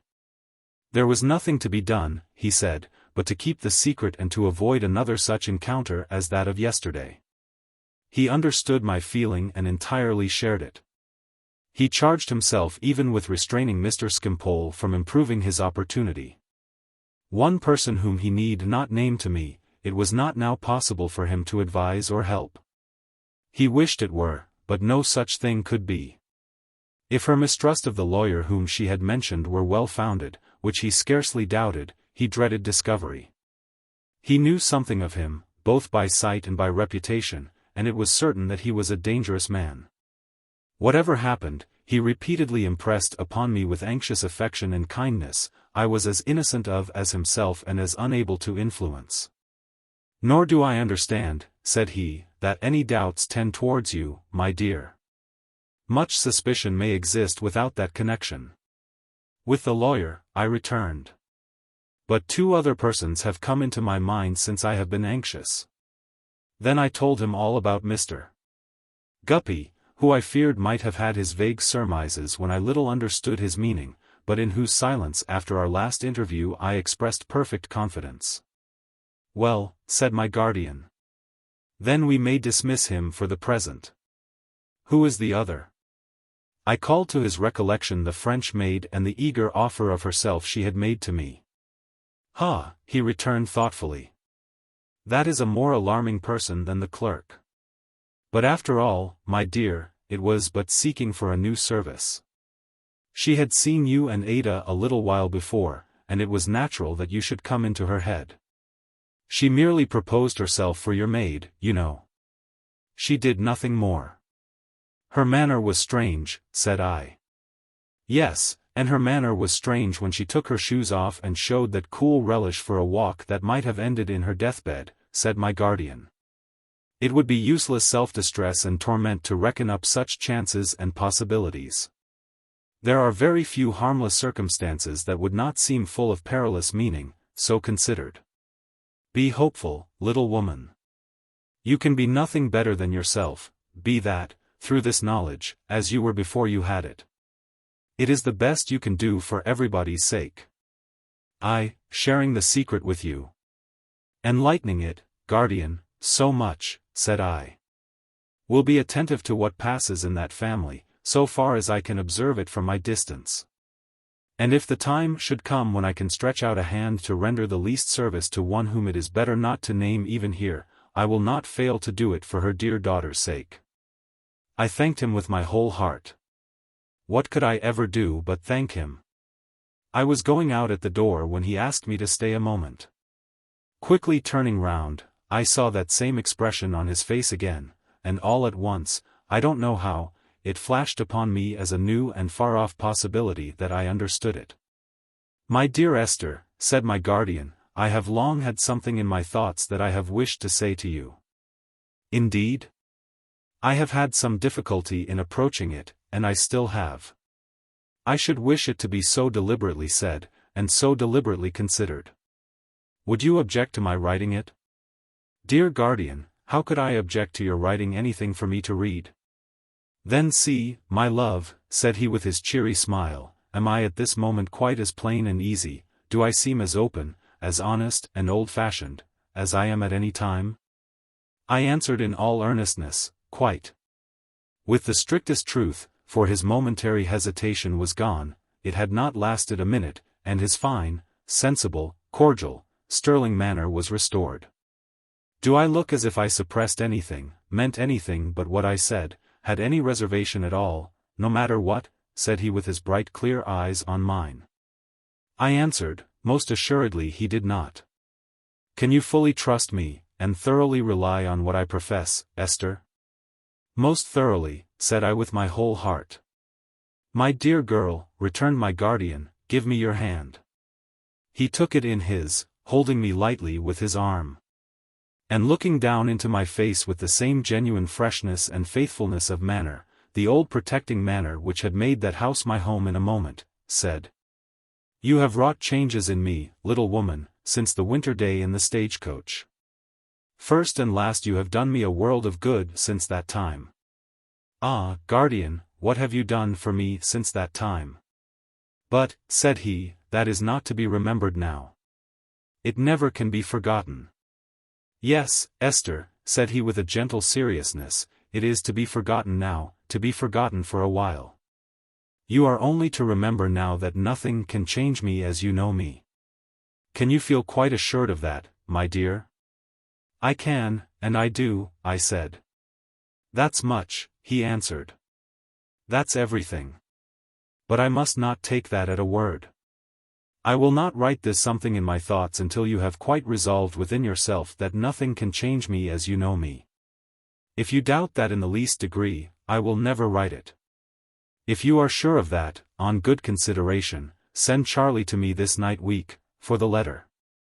But if you are not quite certain, never send. Mind, I trust to your truth, in this thing as in everything. If you are not quite certain on that one point, never send. Guardian, said I am already certain, I can no more be changed in that conviction than you can be changed towards me.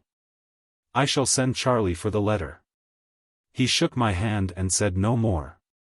Nor was any more said in reference to this conversation, either by him or me, through the whole week.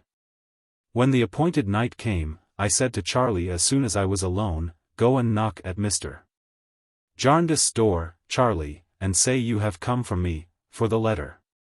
Charlie went up the stairs, and down the stairs, and along the passages. The zigzag way about the old-fashioned house seemed very long in my listening ears that night, and so came back. Along the passages, and down the stairs, and up the stairs, and brought the letter. Lay it on the table, Charlie, said I. So Charlie laid it on the table and went to bed, and I sat looking at it without taking it up, thinking of many things. I began with my overshadowed childhood, and passed through those timid days to the heavy time when my aunt lay dead, with her resolute face so cold and set, and when I was more solitary with Mrs. Rachel than if I had had no one in the world to speak to or to look at. I passed to the altered days when I was so blessed as to find friends in all around me, and to be beloved. I came to the time when I first saw my dear girl and was received into that sisterly affection which was the grace and beauty of my life. I recalled the first bright gleam of welcome which had shone out of those very windows upon our expectant faces on that cold bright night, and which had never paled. I lived my happy life there over again. I went through my illness and recovery. I thought of myself so altered and of those around me so unchanged. And all this happiness shone like a light from one central figure, represented before me by the letter on the table. I opened it and read it. It was so impressive in its love for me, and in the unselfish caution it gave me, and the consideration it showed for me in every word, that my eyes were too often blinded to read much at a time. But I read it through 3 times before I laid it down. I had thought beforehand that I knew its purport, and I did. It asked me, would I be the mistress of Bleak House?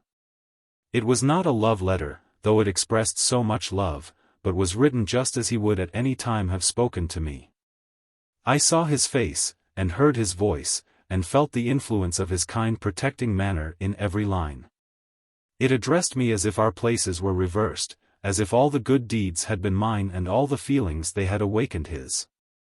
It dwelt on my being young, and he passed the prime of life.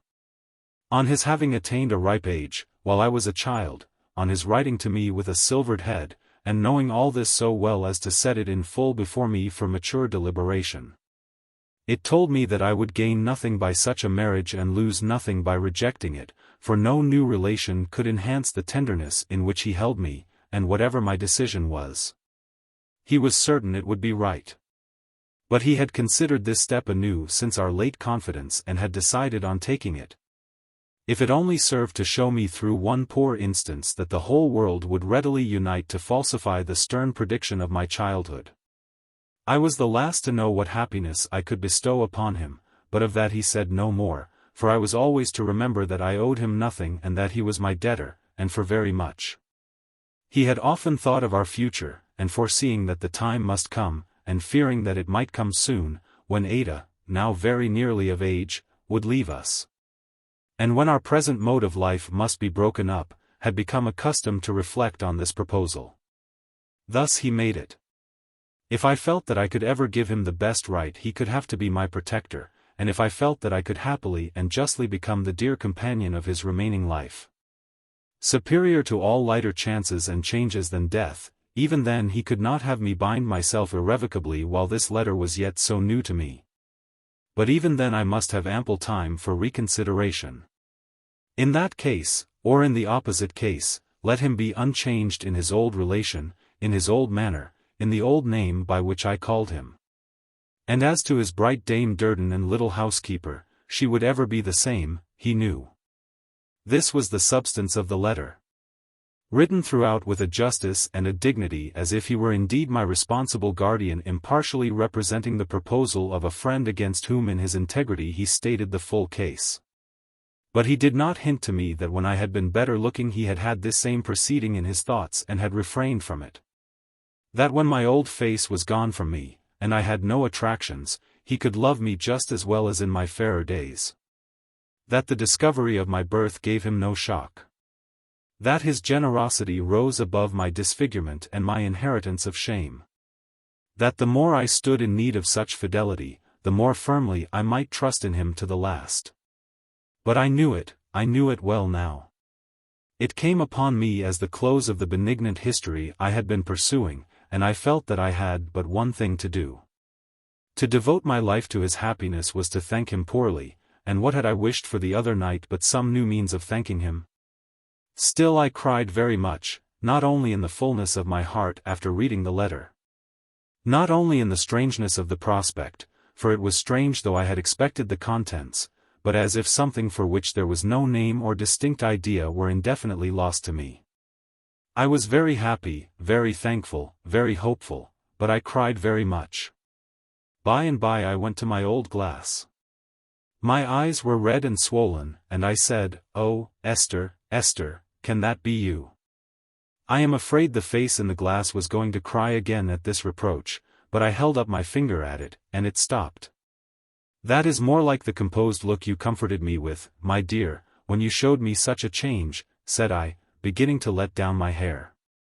"When you are mistress of Bleak House, you are to be as cheerful as a bird. In fact, you are always to be cheerful, so let us begin for once and for all." I went on with my hair now, quite comfortably. I sobbed a little still, but that was because I had been crying, not because I was crying then. "And so Esther, my dear, you are happy for life. Happy with your best friends, happy in your old home, happy in the power of doing a great deal of good, and happy in the undeserved love of the best of men." I thought, all at once, if my guardian had married someone else, how should I have felt, and what should I have done? That would have been a change indeed. It presented my life in such a new and blank form that I rang my housekeeping keys and gave them a kiss before I laid them down in their basket again. Then I went on to think, as I dressed my hair before the glass. How often had I considered within myself that the deep traces of my illness and the circumstances of my birth were only new reasons why I should be busy, useful, amiable, serviceable. In all honest, unpretending ways. This was a good time, to be sure, to sit down morbidly and cry. As to its seeming at all strange to me at first, if that were any excuse for crying, which it was not, that I was one day to be the mistress of Bleak House, why should it seem strange? Other people had thought of such things, if I had not. "Don't you remember, my plain dear," I asked myself, looking at the glass, "what Mrs. Woodcourt said before those scars were there about your marrying?" Perhaps the name brought them to my remembrance. The dried remains of the flowers. It would be better not to keep them now. They had only been preserved in memory of something wholly past and gone, but it would be better not to keep them now. They were in a book, and it happened to be in the next room, our sitting room, dividing Ada's chamber from mine. I took a candle and went softly in to fetch it from its shelf.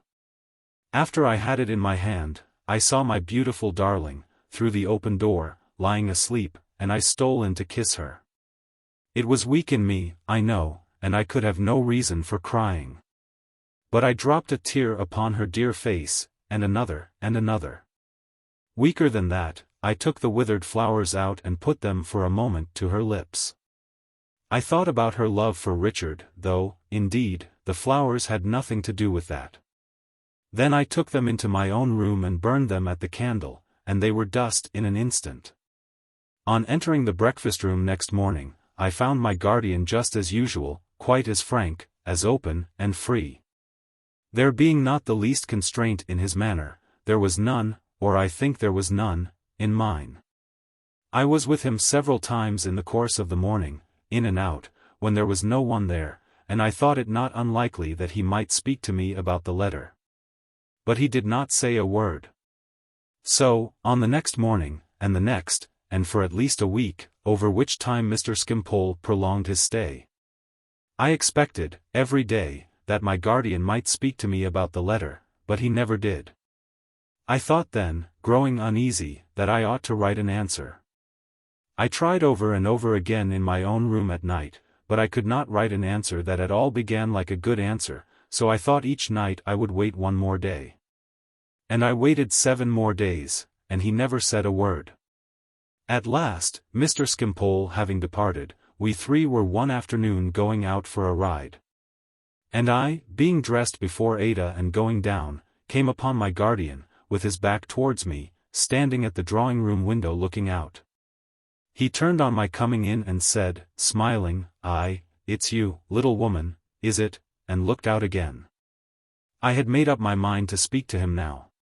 In short, I had come down on purpose. "Guardian," I said, rather hesitating and trembling, "when would you like to have the answer to the letter Charlie came for?" "When it's ready, my dear," he replied. "I think it is ready," said I. "Is Charlie to bring it?" he asked pleasantly. "No. I have brought it myself, guardian," I returned. I put my 2 arms round his neck and kissed him, and he said was this the mistress of Bleak House, and I said yes. And it made no difference presently, and we all went out together, and I said nothing to my precious pet about it. Chapter 45. In Trust.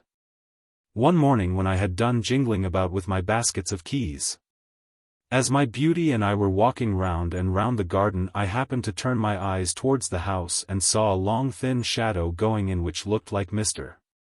Vholes. Ada had been telling me only that morning of her hopes that Richard might exhaust his ardor in the Chancery suit by being so very earnest in it. And therefore, not to damp my dear girl's spirits, I said nothing about Mr. Vholes's shadow. Presently came Charlie, lightly winding among the bushes and tripping along the paths, as rosy and pretty as one of Flora's attendants instead of my maid, saying, "Oh, if you please, miss, would you step and speak to Mr. Jarndyce?" It was one of Charlie's peculiarities that whenever she was charged with a message she always began to deliver it as soon as she beheld, at any distance, the person for whom it was intended. Therefore I saw Charlie asking me in her usual form of words to step and speak to Mr. Jarndyce long before I heard her. And when I did hear her, she had said it so often that she was out of breath. I told Ada I would make haste back and inquired of Charlie as we went in whether there was not a gentleman with Mr. Jarndyce. To which Charlie, whose grammar, I confess to my shame, never did any credit to my educational powers, replied, "Yes, miss. Him as come down in the country with Mr. Richard." A more complete contrast than my guardian and Mr. Vholes I suppose there could not be. I found them looking at one another across a table, the one so open and the other so close, the one so broad and upright and the other so narrow and stooping. The one giving out what he had to say in such a rich ringing voice and the other keeping it in such a cold-blooded, gasping, fish-like manner that I thought I never had seen two people so unmatched. "You know Mr. Vholes, my dear," said my guardian. Not with the greatest urbanity, I must say. Mr. Vholes rose, gloved and buttoned up as usual, and seated himself again, just as he had seated himself beside Richard in the gig. Not having Richard to look at, he looked straight before him. "Mr. Vholes," said my guardian, eyeing his black figure as if he were a bird of ill omen, "has brought an ugly report of our most unfortunate Rick." Laying a marked emphasis on "most unfortunate," as if the words were rather descriptive of his connection with Mr. Vholes. I sat down between them. Mr. Vholes remained immovable, except that he secretly picked at one of the red pimples on his yellow face with his black glove. "And as Rick and you are happily good friends, I should like to know," said my guardian, "what you think, my dear. Would you be so good as to speak up, Mr. Vholes?" "Doing anything but that," Mr. Vholes observed. "I have been saying that I have reason to know, Miss Summerson, as Mr. C.'s professional adviser, that Mr. C.'s circumstances are at the present moment in an embarrassed state. Not so much in point of amount as owing to the peculiar and pressing nature of liabilities Mr. C. has incurred and the means he has of liquidating or meeting the same. I have staved off many little matters for Mr. C., but there is a limit to staving off, and we have reached it.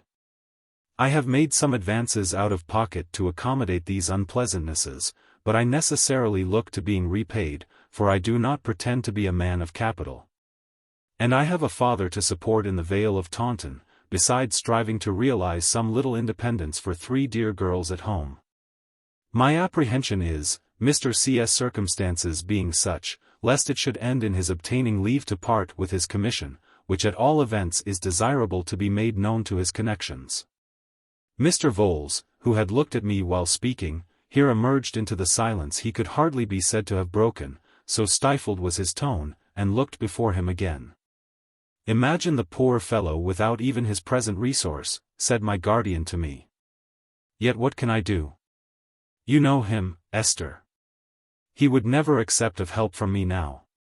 To offer it or hint at it would be to drive him to an extremity, if nothing else did." Mr. Vholes hereupon addressed me again. "What Mr. Jarndyce remarks, miss, is no doubt the case, and is the difficulty. I do not see that anything is to be done. I do not say that anything is to be done. Far from it. I merely come down here under the seal of confidence and mention it in order that everything may be openly carried on and that it may not be said afterwards that everything was not openly carried on. My wish is that everything should be openly carried on. I desire to leave a good name behind me. If I consulted merely my own interests with Mr. C, I should not be here. So insurmountable, as you must well know, would be his objections. This is not a professional attendance. This can be charged to nobody. I have no interest in it except as a member of society and a father, and a son, said Mr. Vholes, who had nearly forgotten that point. It appeared to us that Mr. Vholes said neither more nor less than the truth in intimating that he sought to divide the responsibility, such as it was, of knowing Richard's situation. I could only suggest that I should go down to Deal, where Richard was then stationed, and see him, and try if it were possible to avert the worst. Without consulting Mr. Vholes on this point, I took my guardian aside to propose it, while Mr. Vholes gauntly stalked to the fire and warmed his funeral gloves. The fatigue of the journey formed an immediate objection on my guardian's part, but as I saw he had no other, and as I was only too happy to go, I got his consent. We had then merely to dispose of Mr. Vholes. Well, sir, said Mr. Jarndyce, Miss Summerson will communicate with Mr. Carstone, and you can only hope that his position may be yet retrievable. You will allow me to order you lunch after your journey, sir. I thank you, Mr. Jarndyce, said Mr. Vholes, putting out his long black sleeve to check the ringing of the bell, not any. I thank you, no, not a morsel. My digestion is much impaired, and I am but a poor knife and fork at any time. If I was to partake of solid food at this period of the day, I don't know what the consequences might be. Everything having been openly carried on, sir, I will now with your permission take my leave. And I would that you could take your leave, and we could all take our leave, Mr. Vholes, returned my guardian bitterly, of a cause you know of. Mr. Vholes, whose black dye was so deep from head to foot that it had quite steamed before the fire, diffusing a very unpleasant perfume, made a short one-sided inclination of his head from the neck and slowly shook it. We whose ambition it is to be looked upon in the light of respectable practitioners, sir, can but put our shoulders to the wheel. We do it, sir. At least, I do it myself. And I wish to think well of my professional brethren, one and all. You are sensible of an obligation not to refer to me, miss, in communicating with Mr. C. I said I would be careful not to do it. Just so, miss. Good morning. Mr. Jarndyce, good morning, sir. Mr. Vholes put his dead glove, which scarcely seemed to have any hand in it, on my fingers, and then on my guardian's fingers, and took his long thin shadow away. I thought of it on the outside of the coach, passing over all the sunny landscape between us and London, chilling the seed in the ground as it glided along. Of course it became necessary to tell Ada where I was going and why I was going, and of course she was anxious and distressed. But she was too true to Richard to say anything but words of pity and words of excuse, and in a more loving spirit still, my dear devoted girl, she wrote him a long letter, of which I took charge. Charlie was to be my traveling companion, though I am sure I wanted none and would willingly have left her at home. We all went to London that afternoon, and finding 2 places in the mail, secured them. At our usual bedtime, Charlie and I were rolling away seaward with the Kentish letters. It was a night's journey in those coach times, but we had the mail to ourselves and did not find the night very tedious. It passed with me as I suppose it would with most people under such circumstances. At one while my journey looked hopeful, and at another hopeless. Now I thought I should do some good, and now I wondered how I could ever have supposed so. Now it seemed one of the most reasonable things in the world that I should have come, and now one of the most unreasonable. In what state I should find Richard, what I should say to him, and what he would say to me occupied my mind by turns with these 2 states of feeling. And the wheels seemed to play one tune, to which the burden of my guardian's letter set itself, over and over again all night. At last we came into the narrow streets of Deal, and very gloomy they were upon a raw misty morning. The long flat beach, with its little irregular houses, wooden and brick, and its litter of capstans, and great boats, and sheds, and bare upright poles with tackle and blocks, and loose gravelly waste places overgrown with grass and weeds, wore as dull an appearance as any place I ever saw. The sea was heaving under a thick white fog, and nothing else was moving but a few early rope-makers, who, with the yarn twisted round their bodies, looked as if, tired of their present state of existence, they were spinning themselves into cordage. But when we got into a warm room in an excellent hotel and sat down, comfortably washed and dressed, to an early breakfast, for it was too late to think of going to bed, Deal began to look more cheerful. Our little room was like a ship's cabin, and that delighted Charlie very much. Then the fog began to rise like a curtain, and numbers of ships that we had had no idea were near appeared. I don't know how many sail the waiter told us were then lying in the Downs. Some of these vessels were of grand size, one was a large Indiaman just come home. And when the sun shone through the clouds, making silvery pools in the dark sea, the way in which these ships brightened, and shadowed, and changed, amid a bustle of boats pulling off from the shore to them and from them to the shore, and a general life and motion in themselves and everything around them, was most beautiful. The large Indiaman was our great attraction because she had come into the Downs in the night. She was surrounded by boats, and we said how glad the people on board of her must be to come ashore. Charlie was curious, too, about the voyage, and about the heat in India, and the serpents and the tigers. And as she picked up such information much faster than grammar, I told her what I knew on those points.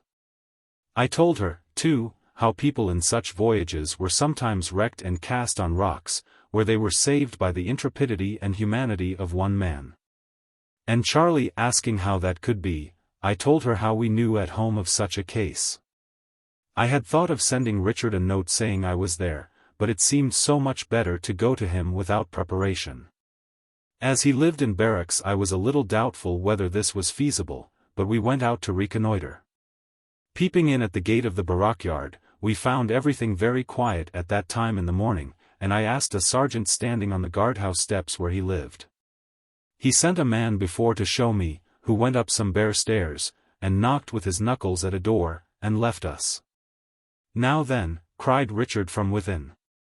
So I left Charlie in the little passage, and going on to the half-open door, said, "Can I come in, Richard?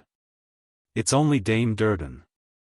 He was writing at a table, with a great confusion of clothes, tin cases, books, boots, brushes, and portmanteaus strewn all about the floor. He was only half dressed, in plain clothes, I observed, not in uniform, and his hair was unbrushed, and he looked as wild as his room. All this I saw after he had heartily welcomed me and I was seated near him, for he started upon hearing my voice and caught me in his arms in a moment.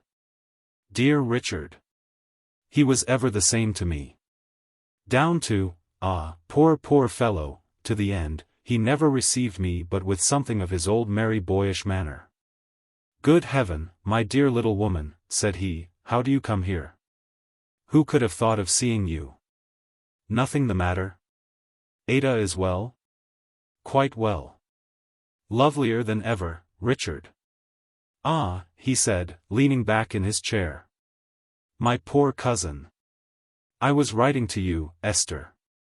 So worn and haggard as he looked, even in the fullness of his handsome youth, leaning back in his chair and crushing the closely written sheet of paper in his hand.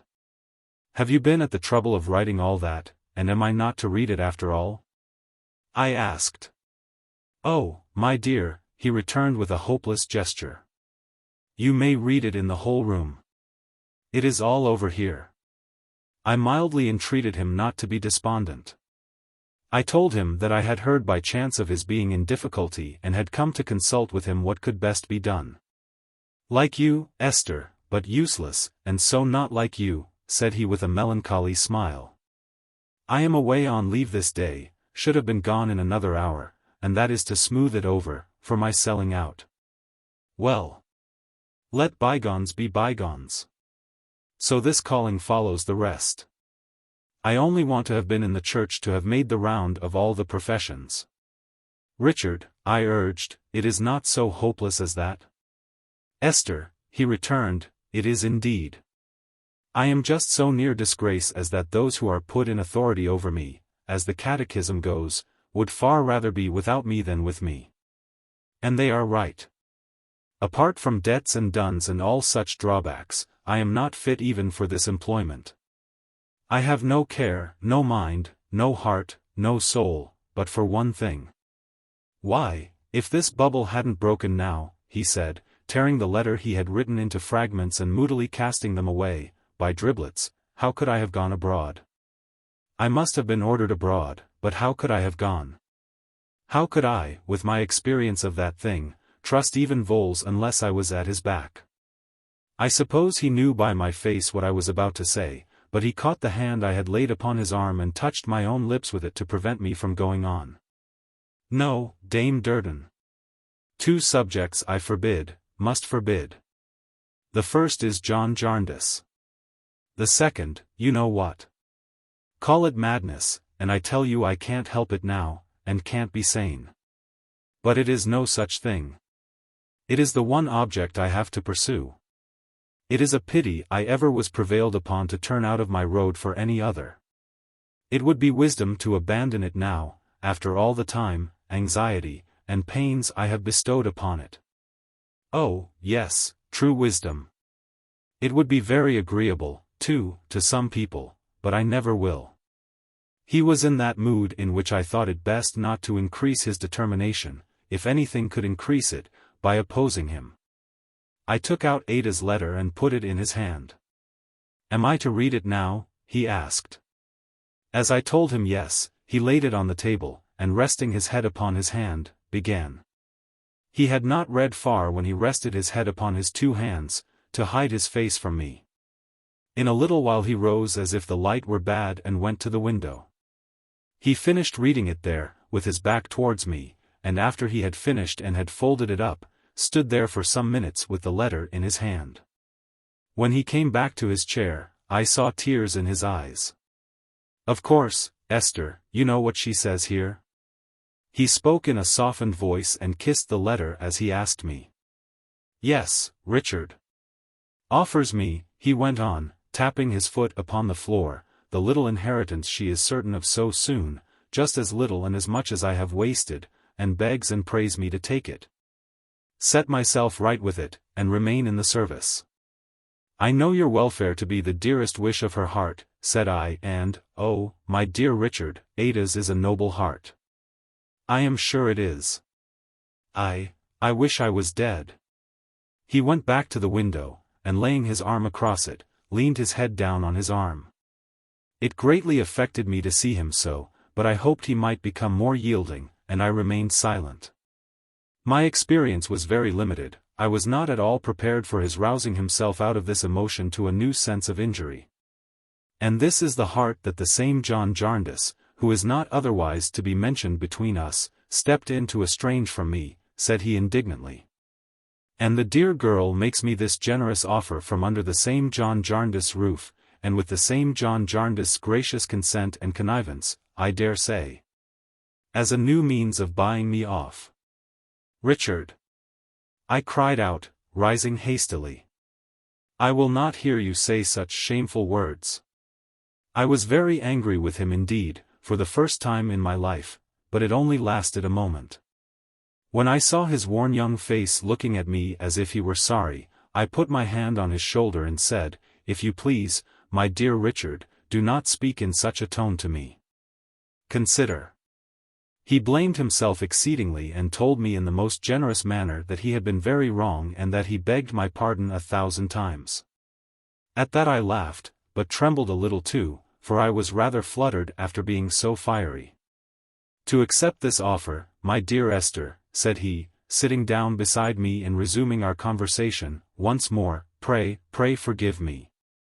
I am deeply grieved. To accept my dearest cousin's offer is, I need not say, impossible. Besides, I have letters and papers that I could show you which would convince you it is all over here. I have done with the red coat, believe me. But it is some satisfaction, in the midst of my troubles and perplexities, to know that I am pressing Ada's interests in pressing my own. Vholes has his shoulder to the wheel, and he cannot help urging it on as much for her as for me, thank God. His sanguine hopes were rising within him and lighting up his features, but they made his face more sad to me than it had been before. No, no, cried Richard exultingly. If every farthing of Ada's little fortune were mine, no part of it should be spent in retaining me in what I am not fit for, can take no interest in, and am weary of. It should be devoted to what promises a better return, and should be used where she has a larger stake. Don't be uneasy for me. I shall now have only one thing on my mind, and Vholes, and I will work it. I shall not be without means. Free of my commission, I shall be able to compound with some small usurers who will hear of nothing but their bond now, Vholes says so. I should have a balance in my favor anyway, but that would swell it. Come, come. You shall carry a letter to Ada from me, Esther, and you must both of you be more hopeful of me and not believe that I am quite cast away just yet, my dear. I will not repeat what I said to Richard. I know it was tiresome, and nobody is to suppose for a moment that it was at all wise. It only came from my heart. He heard it patiently and feelingly, but I saw that on the two subjects he had reserved it was at present hopeless to make any representation to him. I saw too, and had experienced in this very interview, the sense of my guardian's remark that it was even more mischievous to use persuasion with him than to leave him as he was. Therefore I was driven at last to asking Richard if he would mind convincing me that it really was all over there, as he had said, and that it was not his mere impression. He showed me without hesitation a correspondence making it quite plain that his retirement was arranged. I found, from what he told me, that Mr. Vholes had copies of these papers and had been in consultation with him throughout. Beyond ascertaining this, and having been the bearer of Ada's letter, and being, as I was going to be, Richard's companion back to London, I had done no good by coming down. Admitting this to myself with a reluctant heart, I said I would return to the hotel and wait until he joined me there, so he threw a cloak over his shoulders and saw me to the gate. And Charlie and I went back along the beach. There was a concourse of people in one spot, surrounding some naval officers who were landing from a boat, and pressing about them with unusual interest. I said to Charlie this would be one of the great Indiaman's boats now, and we stopped to look. The gentlemen came slowly up from the waterside, speaking good-humoredly to each other and to the people around and glancing about them as if they were glad to be in England again. Charlie, Charlie, said I, come away. And I hurried on so swiftly that my little maid was surprised. It was not until we were shut up in our cabin room and I had had time to take breath that I began to think why I had made such haste. In one of the sunburnt faces I had recognized Mr. Alan Woodcourt, and I had been afraid of his recognizing me. I had been unwilling that he should see my altered looks. I had been taken by surprise, and my courage had quite failed me. But I knew this would not do, and I now said to myself, my dear, there is no reason, there is and there can be no reason at all, why it should be worse for you now than it ever has been. What you were last month, you are today, you are no worse, you are no better. This is not your resolution, call it up, Esther, call it up. I was in a great tremble, with running, and at first was quite unable to calm myself, but I got better, and I was very glad to know it. The party came to the hotel. I heard them speaking on the staircase. I was sure it was the same gentleman because I knew their voices again, I mean I knew Mr. Woodcourt's. It would still have been a great relief to me to have gone away without making myself known, but I was determined not to do so. No, my dear, no. No, no, no. I untied my bonnet and put my veil half up, I think I mean half down, but it matters very little, and wrote on one of my cards that I happened to be there with Mr. Richard Carstone, and I sent it in to Mr. Woodcourt. He came immediately. I told him I was rejoiced to be by chance among the first to welcome him home to England.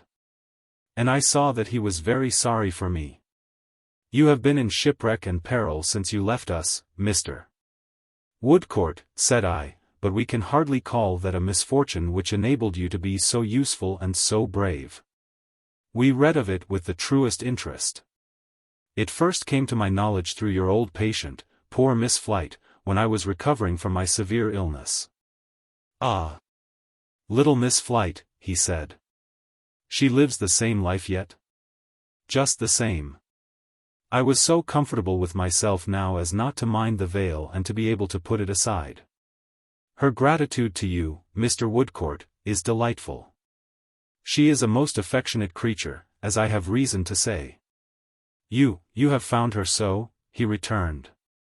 I am glad of that. He was so very sorry for me that he could scarcely speak. I assure you, said I, that I was deeply touched by her sympathy and pleasure at the time I have referred to. I was grieved to hear that you had been very ill. I was very ill. But you have quite recovered?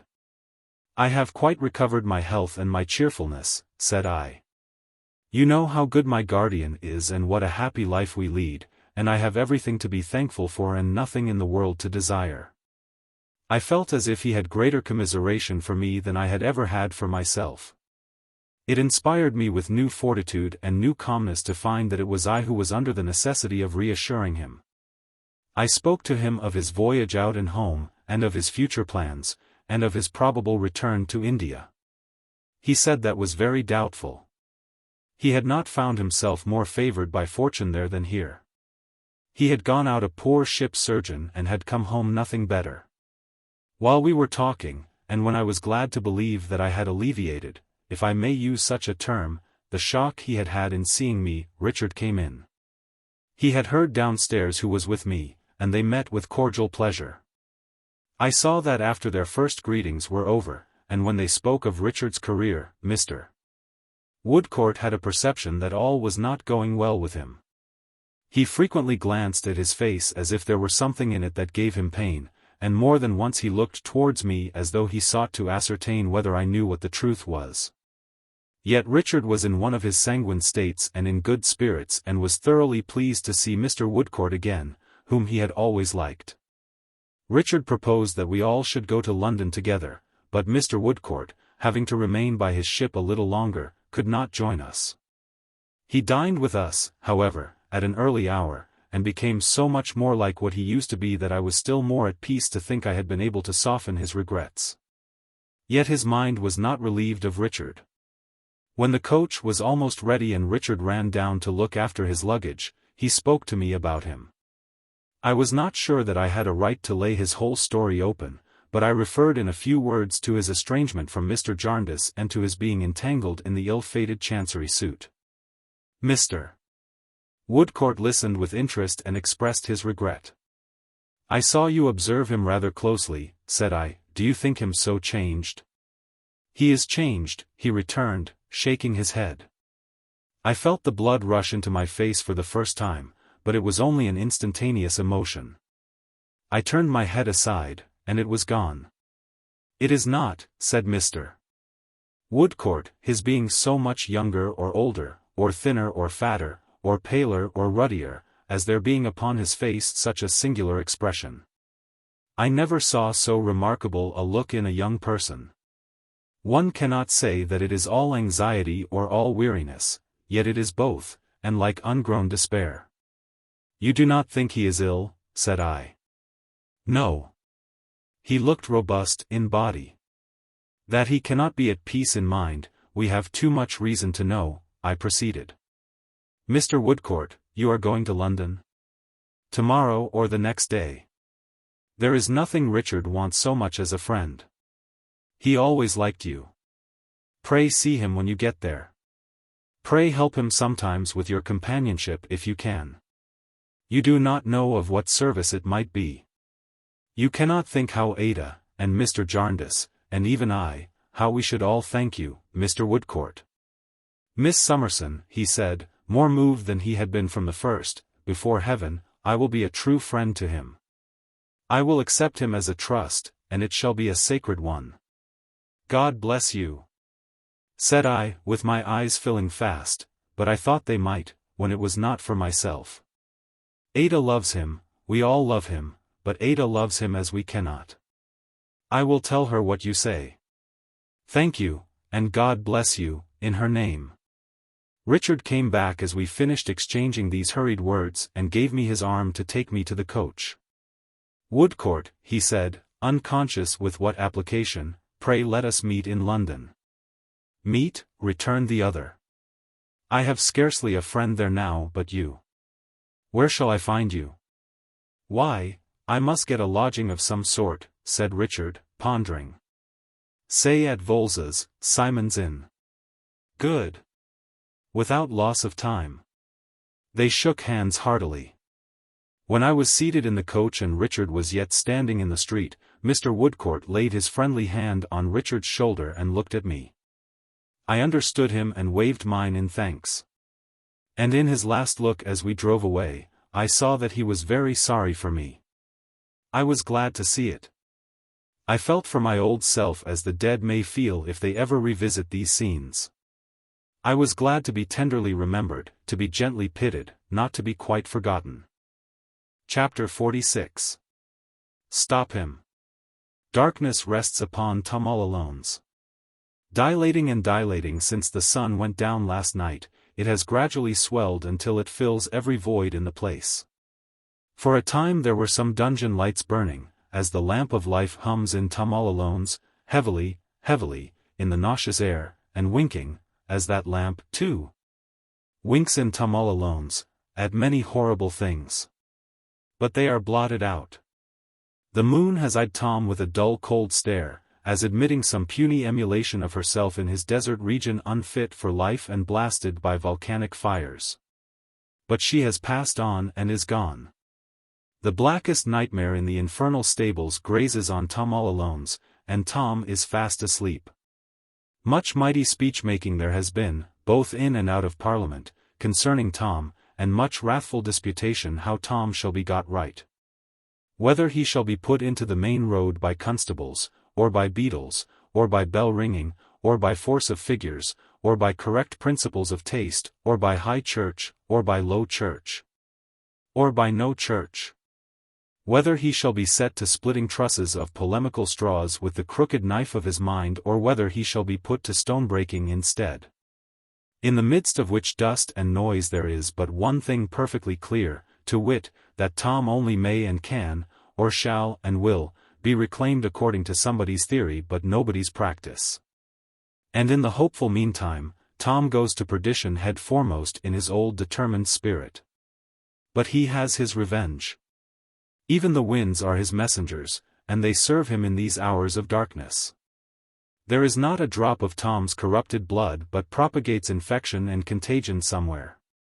It shall pollute, this very night, the choice stream, in which chemists on analysis would find the genuine nobility, of a Norman house. And his grace shall not be able to say nay to the infamous alliance. There is not an atom of Tom's slime, not a cubic inch of any pestilential gas in which he lives, not one obscenity or degradation about him, not an ignorance, not a wickedness. Not a brutality of his committing, but shall work its retribution through every order of society up to the proudest of the proud and to the highest of the high. Verily, what with tainting, plundering, and spoiling, Tom has his revenge. It is a moot point whether Tom all alones be uglier by day or by night, but on the argument that the more that is seen of it the more shocking it must be. And that no part of it left to the imagination is at all likely to be made so bad as the reality, day carries it. The day begins to break now. And in truth it might be better for the national glory even that the sun should sometimes set upon the British dominions than that it should ever rise upon so vile a wonder as Tom. A brown sunburnt gentleman, who appears in some inaptitude for sleep to be wandering abroad rather than counting the hours on a restless pillow, strolls hitherward at this quiet time. Attracted by curiosity, he often pauses and looks about him, up and down the miserable byways. Nor is he merely curious, for in his bright dark eye there is compassionate interest. And as he looks here and there, he seems to understand such wretchedness and to have studied it before. On the banks of the stagnant channel of mud which is the main street of Tom all Alone's, nothing is to be seen but the crazy houses, shut up and silent. No waking creature save himself appears except in one direction, where he sees the solitary figure of a woman sitting on a doorstep. He walks that way. Approaching, he observes that she has journeyed a long distance and is footsore and travel-stained. She sits on the doorstep in the manner of one who is waiting, with her elbow on her knee and her head upon her hand. Beside her is a canvas bag, or bundle, she has carried. She is dozing probably, for she gives no heed to his steps as he comes toward her. The broken footway is so narrow that when Alan Woodcourt comes to where the woman sits, he has to turn into the road to pass her. Looking down at her face, his eye meets hers, and he stops. "What is the matter?" "Nothing, sir." "Can't you make them here? Do you want to be let in?" "I'm waiting till they get up at another house, a lodging house, not here," the woman patiently returns. "I'm waiting here because there will be sun here presently to warm me. I am afraid you are tired. I am sorry to see you sitting in the street." "Thank you, sir. It don't matter." A habit in him of speaking to the poor and of avoiding patronage or condescension or childishness, which is the favorite device. Many people deeming it quite a subtlety to talk to them like little spelling books, has put him on good terms with the woman easily. "Let me look at your forehead," he says, bending down. "I am a doctor. Don't be afraid. I wouldn't hurt you for the world." He knows that by touching her with his skillful and accustomed hand he can soothe her yet more readily.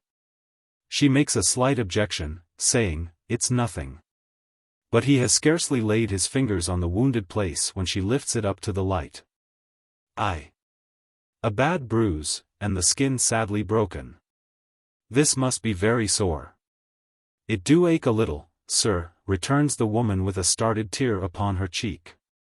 "Let me try to make it more comfortable. My handkerchief won't hurt you." "Oh, dear no, sir, I'm sure of that."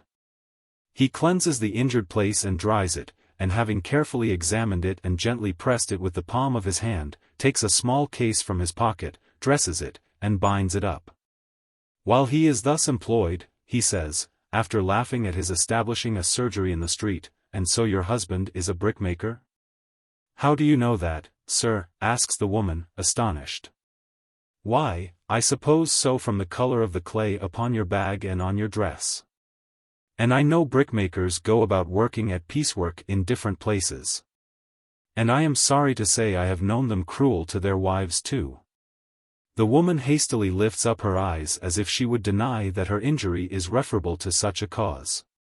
But feeling the hand upon her forehead, and seeing his busy and composed face, she quietly drops them again. "Where is he now?" asks the surgeon. "He got into trouble last night, sir. But he'll look for me at the lodging house. He will get into worse trouble if he often misuses his large and heavy hand as he has misused it here. But you forgive him, brutal as he is, and I say no more of him, except that I wish he deserved it. You have no young child?" The woman shakes her head. "One as I calls mine, sir, but it's Liz's. Your own is dead." "I see. Poor little thing." By this time he has finished and is putting up his case. "I suppose you have some settled home. Is it far from here?" he asks, good-humoredly making light of what he has done as she gets up and curtsies. "It's a good 2 or 3 and 20 mile from here, sir. At St. Albans." "You know St. Albans, sir? I thought you gave a start like, as if you did." "Yes, I know something of it. And now I will ask you a question in return. Have you money for your lodging?" "Yes, sir," she says, really and truly. And she shows it. He tells her, in acknowledgment of her many subdued thanks, that she is very welcome, gives her good day, and walks away. Tom all Alone's is still asleep, and nothing is astir. Yes, something is. As he retraces his way to the point from which he descried the woman at a distance sitting on the step, he sees a ragged figure coming very cautiously along. Crouching close to the soiled walls, which the wretchedest figure might as well avoid, and furtively thrusting a hand before it. It is the figure of a youth whose face is hollow and whose eyes have an emaciated glare. He is so intent on getting along unseen that even the apparition of a stranger in whole garments does not tempt him to look back. He shades his face with his ragged elbow as he passes on the other side of the way, and goes shrinking and creeping on with his anxious hand before him and his shapeless clothes hanging in shreds. Clothes made for what purpose, or of what material, it would be impossible to say. They look, in color and in substance, like a bundle of rank leaves of swampy growth that rotted long ago.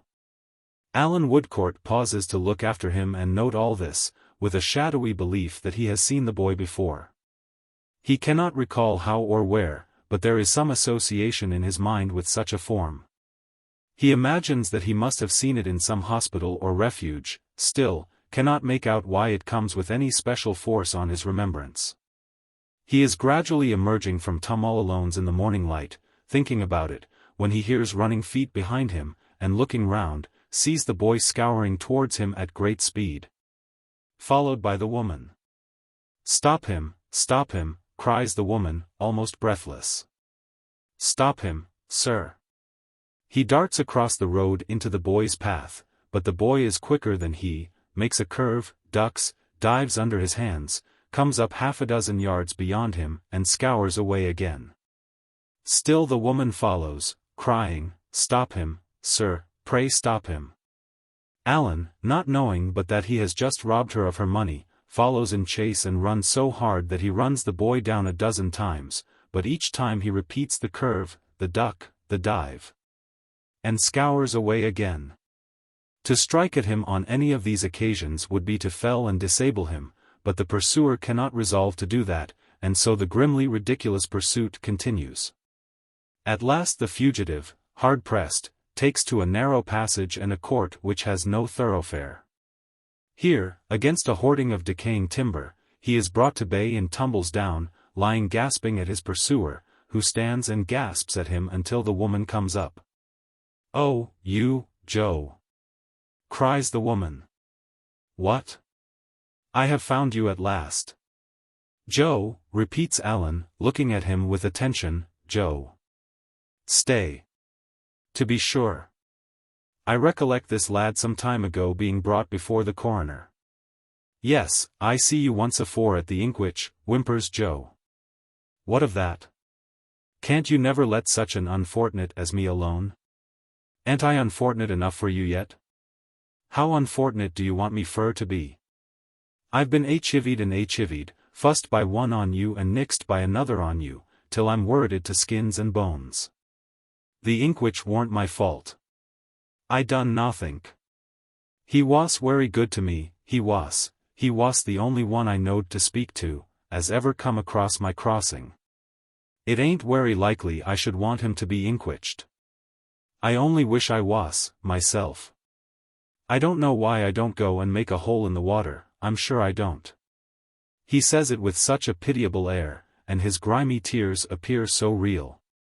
And he lies in the corner up against the hoarding so like a growth of fungus or any unwholesome excrescence produced there in neglect and impurity, that Alan Woodcourt is softened towards him. He says to the woman, "Miserable creature, what has he done?" To which she only replies, shaking her head at the prostrate figure more amazedly than angrily, "Oh, you Joe, you Joe. I have found you at last." "What has he done?" says Alan. "Has he robbed you?" "No, sir, no." "Robbed me? He did nothing but what was kind-hearted by me, and that's the wonder of it." Alan looks from Joe to the woman, and from the woman to Joe, waiting for one of them to unravel the riddle. "But he was along with me, sir," says the woman. "Oh, you Joe." "He was along with me, sir, down at St. Albans, ill, and a young lady, Lord bless her for a good friend to me, took pity on him when I durstn't. And took him home." Alan shrinks back from him with a sudden horror. "Yes, sir, yes.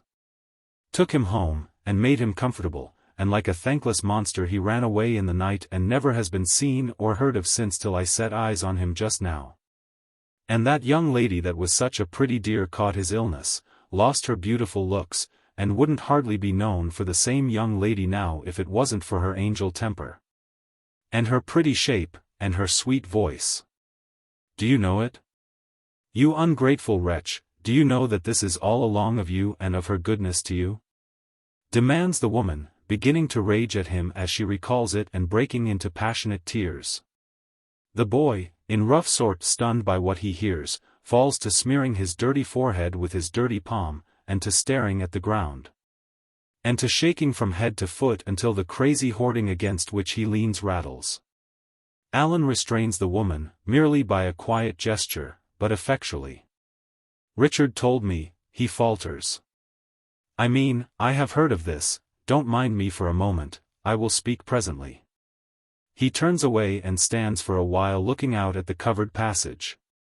When he comes back, he has recovered his composure, except that he contends against an avoidance of the boy, which is so very remarkable that it absorbs the woman's attention. You hear what she says. But get up, get up. Joe, shaking and chattering, slowly rises and stands, after the manner of his tribe in a difficulty, sideways against the hoarding. Resting one of his high shoulders against it and covertly rubbing his right hand over his left and his left foot over his right. You hear what she says, and I know it's true. Have you been here ever since? Wishermady if I seen Tom all alone till this blessed morning, replies Joe hoarsely. Why have you come here now?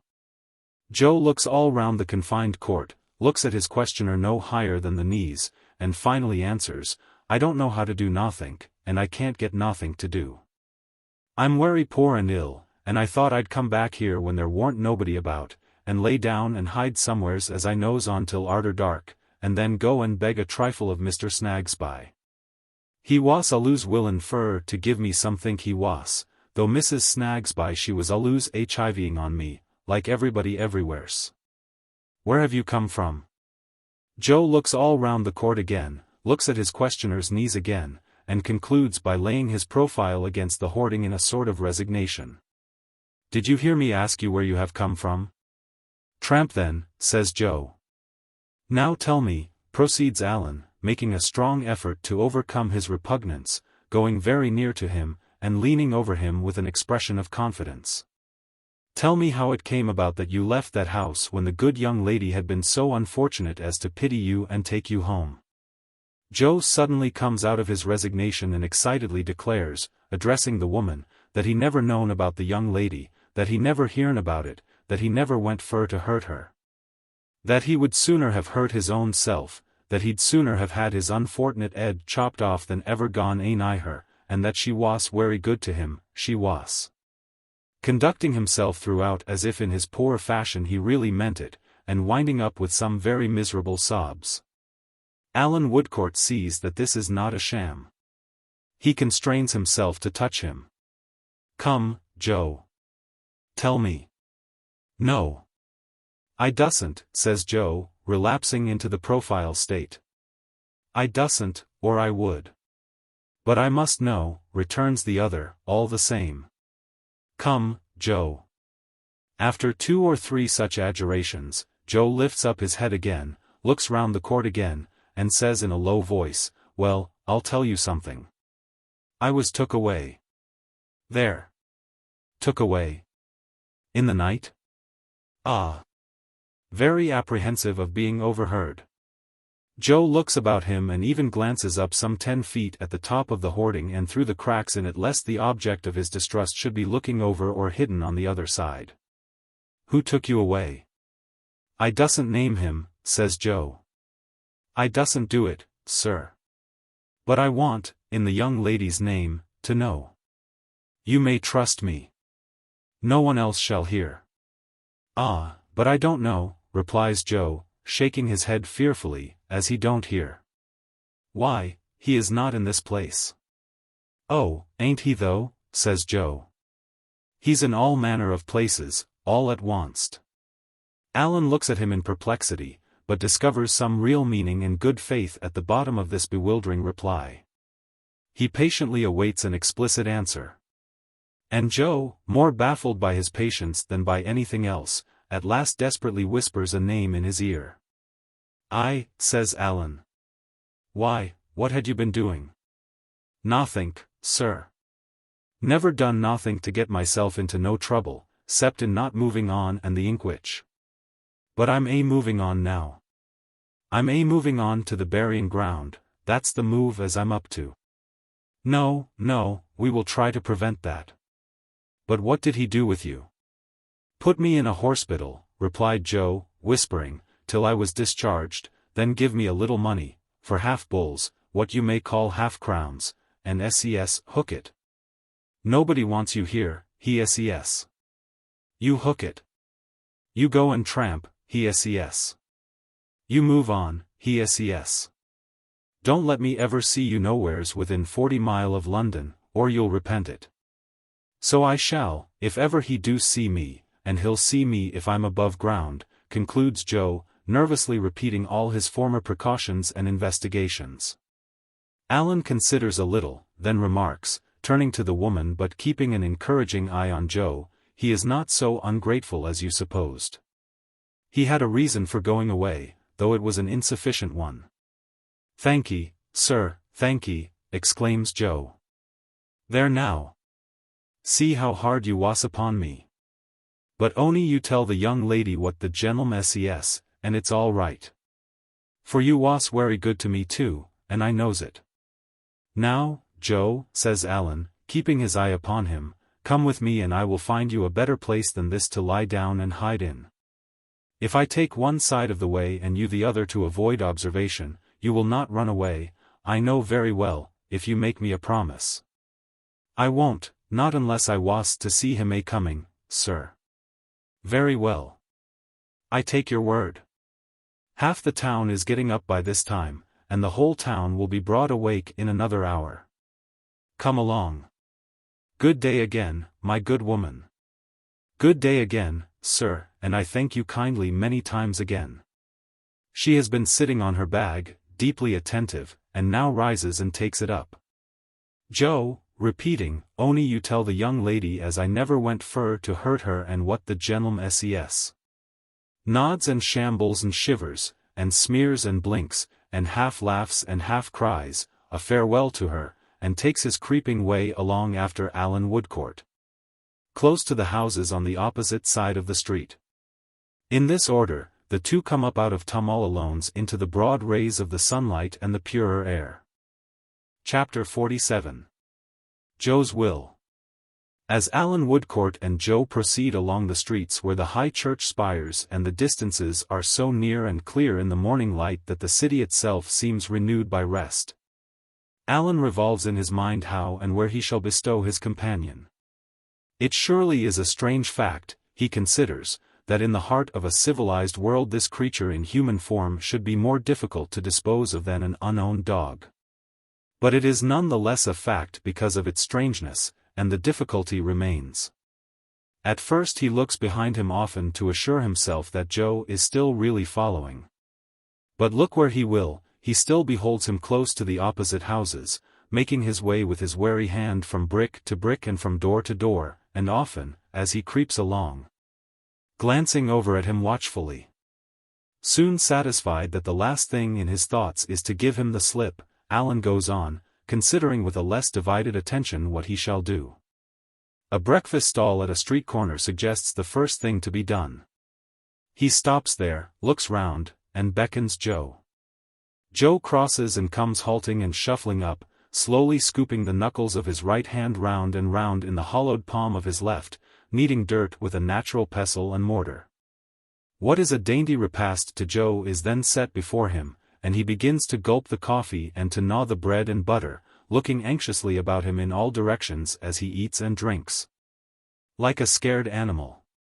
But he is so sick and miserable that even hunger has abandoned him. "I thought I was a'most starvin', sir," says Joe, soon putting down his food, "but I don't know nothink, not even that. I don't care for eating wittles nor yet for drinking on them." And Joe stands shivering and looking at the breakfast wonderingly. Alan Woodcourt lays his hand upon his pulse and on his chest. "Draw breath, Joe." "It draws," says Joe, "as heavy as a cart." He might add, "and rattles like it," but he only mutters, "I'm moving on, sir." Alan looks about for an apothecary's shop. There is none at hand, but a tavern does as well or better. He obtains a little measure of wine and gives the lad a portion of it very carefully. He begins to revive almost as soon as it passes his lips. "We may repeat that dose, Joe," observes Alan after watching him with his attentive face. "So.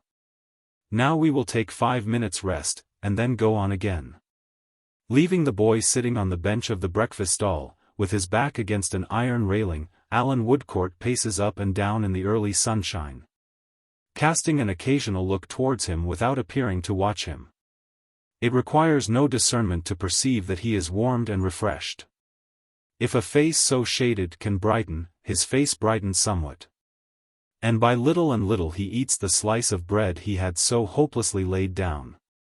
Observant of these signs of improvement, Alan engages him in conversation and elicits to his no small wonder the adventure of the Lady in the Vale, with all its consequences. Joe slowly munches as he slowly tells it. When he has finished his story in his bread, they go on again. Intending to refer his difficulty in finding a temporary place of refuge for the boy to his old patient, zealous little Miss Flite, Alan leads the way to the court where he and Joe first foregathered. But all is changed at the rag and bottle shop. Miss Flite no longer lodges there, it is shut up. And a hard-featured female, much obscured by dust, whose age is a problem, but who is indeed no other than the interesting Judy, is tart and spare in her replies. These sufficing, however, to inform the visitor that Miss Flite and her birds are domiciled with a Mrs. Blinder, in Bell Yard, he repairs to that neighboring place, where Miss Flite, who rises early that she may be punctual at the divan of justice held by her excellent friend the Chancellor, comes running downstairs with tears of welcome and with open arms. "My dear physician," cries Miss Flite. "My meritorious, distinguished, honorable officer." She uses some odd expressions, but is as cordial and full of heart as sanity itself can be, more so than it often is. Alan, very patient with her, waits until she has no more raptures to express, then points out Joe, trembling in a doorway, and tells her how he comes there. "Where can I lodge him hereabouts for the present? Now, you have a fund of knowledge and good sense and can advise me." Miss Flite, mighty proud of the compliment, sets herself to consider. But it is long before a bright thought occurs to her. Mrs. Blinder is entirely let, and she herself occupies poor Gridley's room. "Gridley!" exclaims Miss Flite, clapping her hands after a 20th repetition of this remark. "Gridley! To be sure. Of course. My dear physician. General George will help us out." It is hopeless to ask for any information about General George, and would be. Though Miss Flite had not already run upstairs to put on her pinched bonnet and her poor little shawl and to arm herself with her reticule of documents. But as she informs her physician in her disjointed manner on coming down in full array that General George, whom she often calls upon, knows her dear Jarndyce and takes a great interest in all connected with her, Alan is induced to think that they may be in the right way. So he tells Joe, for his encouragement, that this walking about will soon be over now, and they repair to the General's. Fortunately it is not far from the exterior of George's shooting gallery, and the long entry, and the bare perspective beyond it, Alan Woodcourt augurs well. He also descries promise in the figure of Mr. George himself, striding towards them in his morning exercise with his pipe in his mouth, no stock on, and his muscular arms, developed by broadsword and dumbbell, weightily asserting themselves through his light shirt sleeves. "Your servant, sir," says Mr. George with a military salute, good-humoredly smiling all over his broad forehead up into his crisp hair. He then defers to Miss Flite, as, with great stateliness, and at some length, she performs the courtly ceremony of presentation. He winds it up with another, "Your servant, sir," and another salute. "Excuse me, sir." "A sailor, I believe," says Mr. George. "I am proud to find I have the air of one," returns Alan. "But I am only a seagoing doctor." "Indeed, sir? I should have thought you was a regular bluejacket myself." Alan hopes Mr. George will forgive his intrusion the more readily on that account, and particularly that he will not lay aside his pipe, which, in his politeness, he has testified some intention of doing. "You are very good, sir," returns the trooper. "As I know by experience that it's not disagreeable to miss flight, and since it's equally agreeable to yourself," and finishes the sentence by putting it between his lips again. Alan proceeds to tell him all he knows about Joe, unto which the trooper listens with a grave face. "And that's the lad, sir, is it?" he inquires, looking along the entry to where Joe stands staring up at the great letters on the whitewashed front, which have no meaning in his eyes. "That's he," says Alan. "And, Mr. George, I am in this difficulty about him. I am unwilling to place him in a hospital, even if I could procure him immediate admission, because I foresee that he would not stay there many hours if he could be so much as got there. The same objection applies to a workhouse, supposing I had the patience to be evaded and shirked, and handed about from post to pillar in trying to get him into one. Which is a system that I don't take kindly to." "No man does, sir," returns Mr. George. "I am convinced that he would not remain in either place, because he is possessed by an extraordinary terror of this person who ordered him to keep out of the way. In his ignorance, he believes this person to be everywhere, and cognizant of everything." "I ask your pardon, sir," says Mr. George. "But you have not mentioned that party's name. Is it a secret, sir?" The boy makes it one. "But his name is Bucket." "Bucket the detective, sir?" "The same man." "The man is known to me, sir," returns the trooper after blowing out a cloud of smoke and squaring his chest, and the boy is so far correct that he undoubtedly is a rum customer. Mr. George smokes with a profound meaning after this and surveys Miss Flight in silence. "Now, I wish Mr. Jarndyce and Miss Summerson at least to know that this Joe, who tells so strange a story, has reappeared, and to have it in their power to speak with him if they should desire to do so. Therefore I want to get him, for the present moment, into any poor lodging kept by decent people where he would be admitted." "Decent people and Joe, Mr. George," says Alan, following the direction of the trooper's eyes along the entry, "have not been much acquainted, as you see. Hence the difficulty. Do you happen to know anyone in this neighborhood who would receive him for a while on my paying for him beforehand?" As he puts the question, he becomes aware of a dirty-faced little man standing at the trooper's elbow and looking up, with an oddly twisted figure and countenance, into the trooper's face. After a few more puffs at his pipe, the trooper looks down askant at the little man, and the little man winks up at the trooper. "Well, sir," says Mr. George, "I can assure you that I would willingly be knocked on the head at any time if it would be at all agreeable to Miss Summerson. And consequently I esteem it a privilege to do that young lady any service, however small. We are naturally in the vagabond way here, sir, both myself and Phil. You see what the place is. You are welcome to a quiet corner of it for the boy if the same would meet your views. No charge made, except for rations. We are not in a flourishing state of circumstances here, sir. We are liable to be tumbled out neck and crop at a moment's notice. However, sir, such as the place is, and so long as it lasts, here it is at your service." With a comprehensive wave of his pipe, Mr. George places the whole building at his visitor's disposal. "I take it for granted, sir," he adds, "you being one of the medical staff, that there is no present infection about this unfortunate subject?" Alan is quite sure of it. "Because, sir," says Mr. George, shaking his head sorrowfully, "we have had enough of that." His tone is no less sorrowfully echoed by his new acquaintance. "Still I am bound to tell you," observes Alan after repeating his former assurance, that the boy is deplorably low and reduced and that he may be, I do not say that he is, too far gone to recover. Do you consider him in present danger, sir? Inquires the trooper.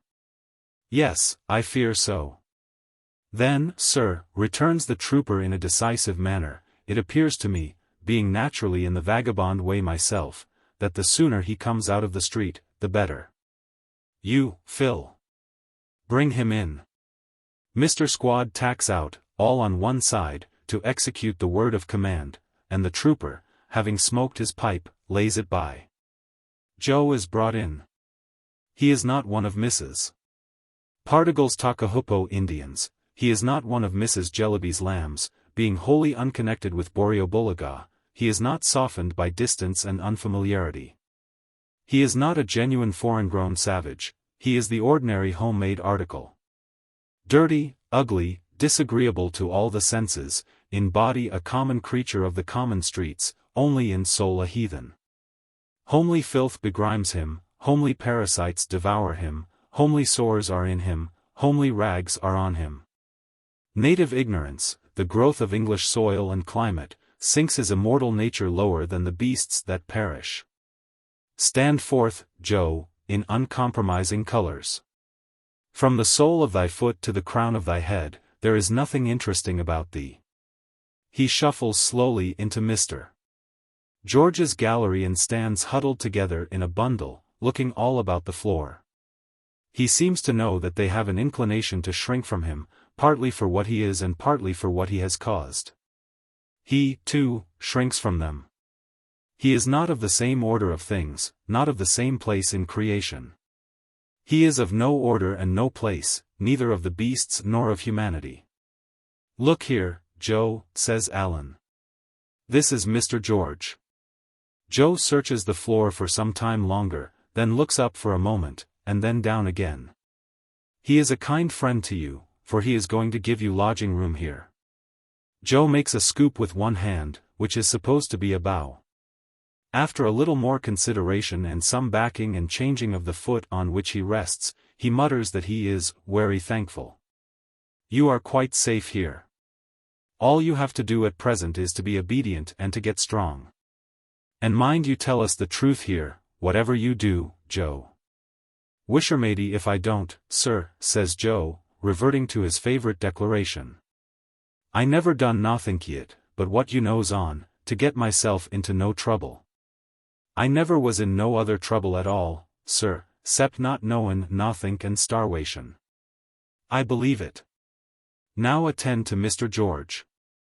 I see he is going to speak to you. My intention merely was, sir, observes Mr. George, amazingly broad and upright, to point out to him where he can lie down and get a thorough good dose of sleep. Now, look here. As the trooper speaks, he conducts them to the other end of the gallery and opens one of the little cabins. There you are, you see. Here is a mattress, and here you may rest, on good behavior, as long as I ask your pardon, sir, he refers apologetically to the card Allen has given him, Mr. Woodcourt pleases. Don't you be alarmed if you hear shots, they'll be aimed at the target, and not you. Now, there's another thing I would recommend, sir, says the trooper, turning to his visitor. Phil, come here. Phil bears down upon them according to his usual tactics. Here is a man, sir, who was found, when a baby, in the gutter. Consequently, it is to be expected that he takes a natural interest in this poor creature. You do, don't you, Phil? Certainly and surely I do, governor, is Phil's reply. Now I was thinking, sir, says Mr. George in a martial sort of confidence, as if he were giving his opinion in a council of war at a drumhead, that if this man was to take him to a bath and was to lay out a few shillings in getting him 1 or 2 coarse articles. Mr. George, my considerate friend, returns Allen, taking out his purse, it is the very favor I would have asked. Phil Squad and Joe are sent out immediately on this work of improvement. Miss Flight, quite enraptured by her success, makes the best of her way to court. Having great fears that otherwise her friend the Chancellor may be uneasy about her or may give the judgment she has so long expected in her absence, and observing, which you know, my dear physician, and general, after so many years, would be too absurdly unfortunate. Alan takes the opportunity of going out to procure some restorative medicines, and obtaining them near at hand, soon returns to find the trooper walking up and down the gallery, and to fall into step and walk with him. "I take it, sir," says Mr. George, "that you know Miss Summerson pretty well?" "Yes, it appears." "Not related to her, sir?" "No, it appears." "Excuse the apparent curiosity," says Mr. George. "It seemed to me probable that you might take more than a common interest in this poor creature because Miss Summerson had taken that unfortunate interest in him." "'Tis my case, sir, I assure you." "And mine, Mr. George." The trooper looks sideways at Alan's sunburnt cheek and bright dark eye, rapidly measures his height and build, and seems to approve of him. "Since you have been out, sir, I have been thinking that I unquestionably know the rooms in Lincoln's Inn Fields, where Bucket took the lad, according to his account. Though he is not acquainted with the name, I can help you to it. It's Tulkinghorn. That's what it is." Alan looks at him inquiringly, repeating the name. "Tulkinghorn. That's the name, sir. I know the man, and know him to have been in communication with Bucket before, respecting a deceased person who had given him offence. I know the man, sir. To my sorrow." Alan naturally asks what kind of man he is. "What kind of man? Do you mean to look at?" "I think I know that much of him." "I mean to deal with." "Generally, what kind of man?" "Why, then I'll tell you, sir," returns the trooper, stopping short and folding his arms on his square chest so angrily that his face fires and flushes all over. "He is a confoundedly bad kind of man. He is a slow-torturing kind of man. He is no more like flesh and blood than a rusty old carbine is. He is a kind of man, by George, that has caused me more restlessness, and more uneasiness, and more dissatisfaction with myself than all other men put together. That's the kind of man Mr. Tulkinghorn is." "I am sorry," says Alan, "to have touched so sore a place." "Sore?" The trooper plants his legs wider apart, wets the palm of his broad right hand, and lays it on the imaginary mustache. "It's no fault of yours, sir, but you shall judge. He has got a power over me. He is the man I spoke of just now as being able to tumble me out of this place neck and crop. He keeps me on a constant seesaw. He won't hold off, and he won't come on. If I have a payment to make him, or time to ask him for, or anything to go to him about, he don't see me, don't hear me, passes me on to Melchizedek's in Clifford's Inn. Melchizedek's in Clifford's Inn passes me back again to him. He keeps me prowling and dangling about him as if I was made of the same stone as himself. Why, I spend half my life now, pretty well, loitering and dodging about his door. What does he care? Nothing. Just as much as the rusty old carbine I have compared him to. He chafes and goads me till, bah! Nonsense! I am forgetting myself. Mr. Woodcourt," the trooper resumes his march, "all I say is, he is an old man. But I am glad I shall never have the chance of setting spurs to my horse and riding at him in a fair field. For if I had that chance, in one of the humors he drives me into, he'd go down, sir. Mr. George has been so excited that he finds it necessary to wipe his forehead on his shirt-sleeve. Even while he whistles his impetuosity away with the national anthem, some involuntary shakings of his head and heavings of his chest still linger behind. Not to mention an occasional hasty adjustment with both hands of his open shirt collar, as if it were scarcely open enough to prevent his being troubled by a choking sensation. In short, Alan Woodcourt has not much doubt about the going down of Mr. Tulkinghorn on the field referred to. Joe and his conductor presently return, and Joe is assisted to his mattress by the careful Phil, to whom, after due administration of medicine by his own hands, Alan confides all needful means and instructions. The morning is by this time getting on apace. He repairs to his lodgings to dress and breakfast, and then, without seeking rest, goes away to Mr. Jarndyce to communicate his discovery. With him Mr. Jarndyce returns alone, confidentially telling him that there are reasons for keeping this matter very quiet indeed and showing a serious interest in it. To Mr.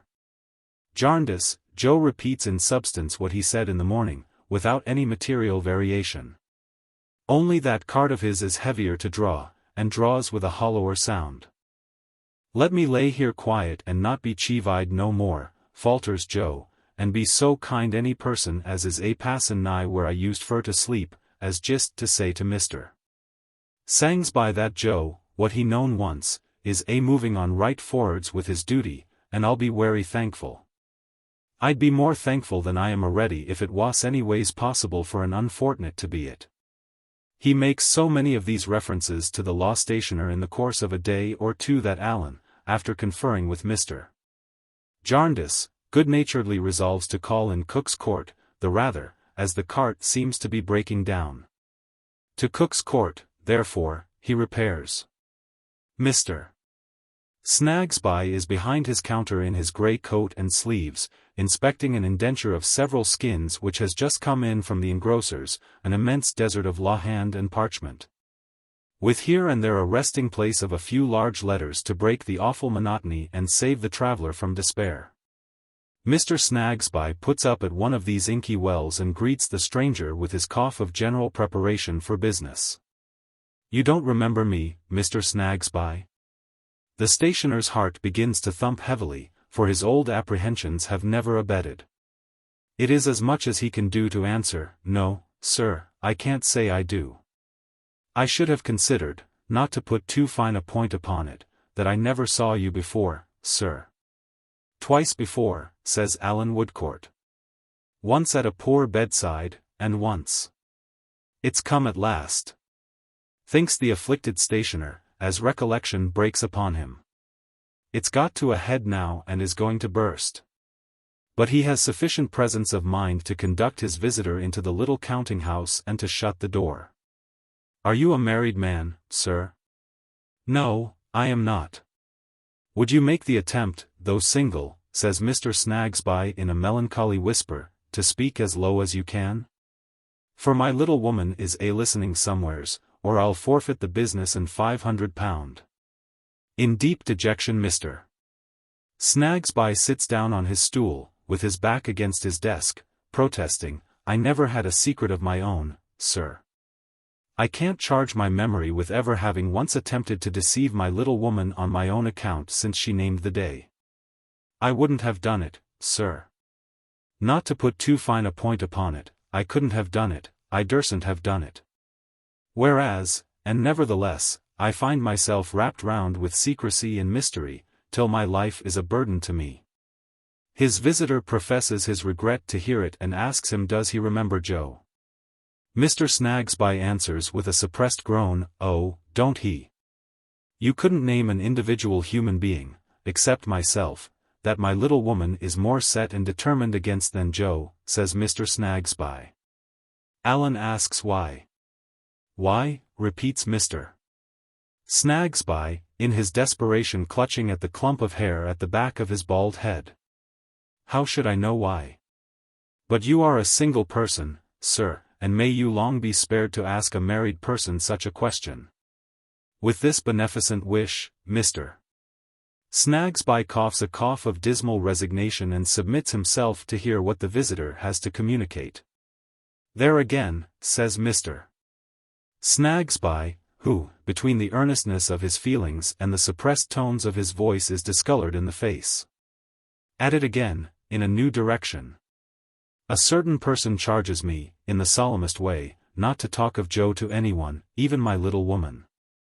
Then comes another certain person, in the person of yourself, and charges me, in an equally solemn way, not to mention Joe to that other certain person above all other persons. Why, this is a private asylum.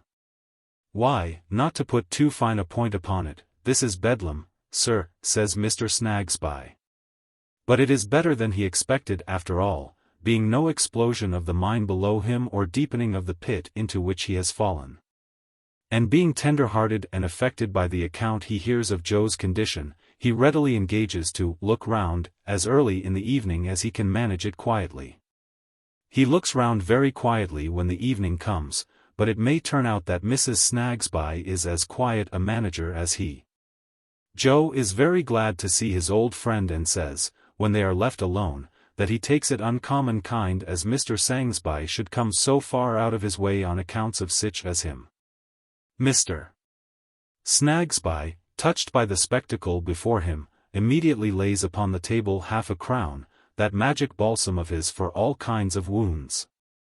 "And how do you find yourself, my poor lad?" inquires the stationer with his cough of sympathy. "I am in luck, Mr. Snagsby, I am," returns Joe, "and don't want for nothink. I'm more comfortabler nor you can't think." Mr. Snagsby: "I'm wery sorry that I done it, but I didn't go fur to do it, sir." The stationer softly lays down another half-crown and asks him what it is that he is sorry for having done. "Mr. Snagsby," says Joe, "I went and give a illness to the lady as was and yit as warn't the t'other lady, and none of them never says nothink to me for having done it. On accounts of their being sair good and my having been unfortunate. The lady come herself and see me yesday, and she ses, ah, Joe, she ses.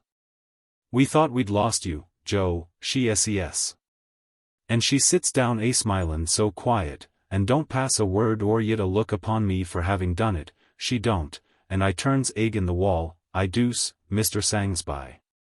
And Mr. Jarndyce, I see him forced to turn away his own self. And Mr. Woodcott, he come fur to give me somethink fur to ease me, what he's allus doin' on day and night, and when he come bending over me and speakin' up so bold, I see his tears fallin', Mr. Snagsby."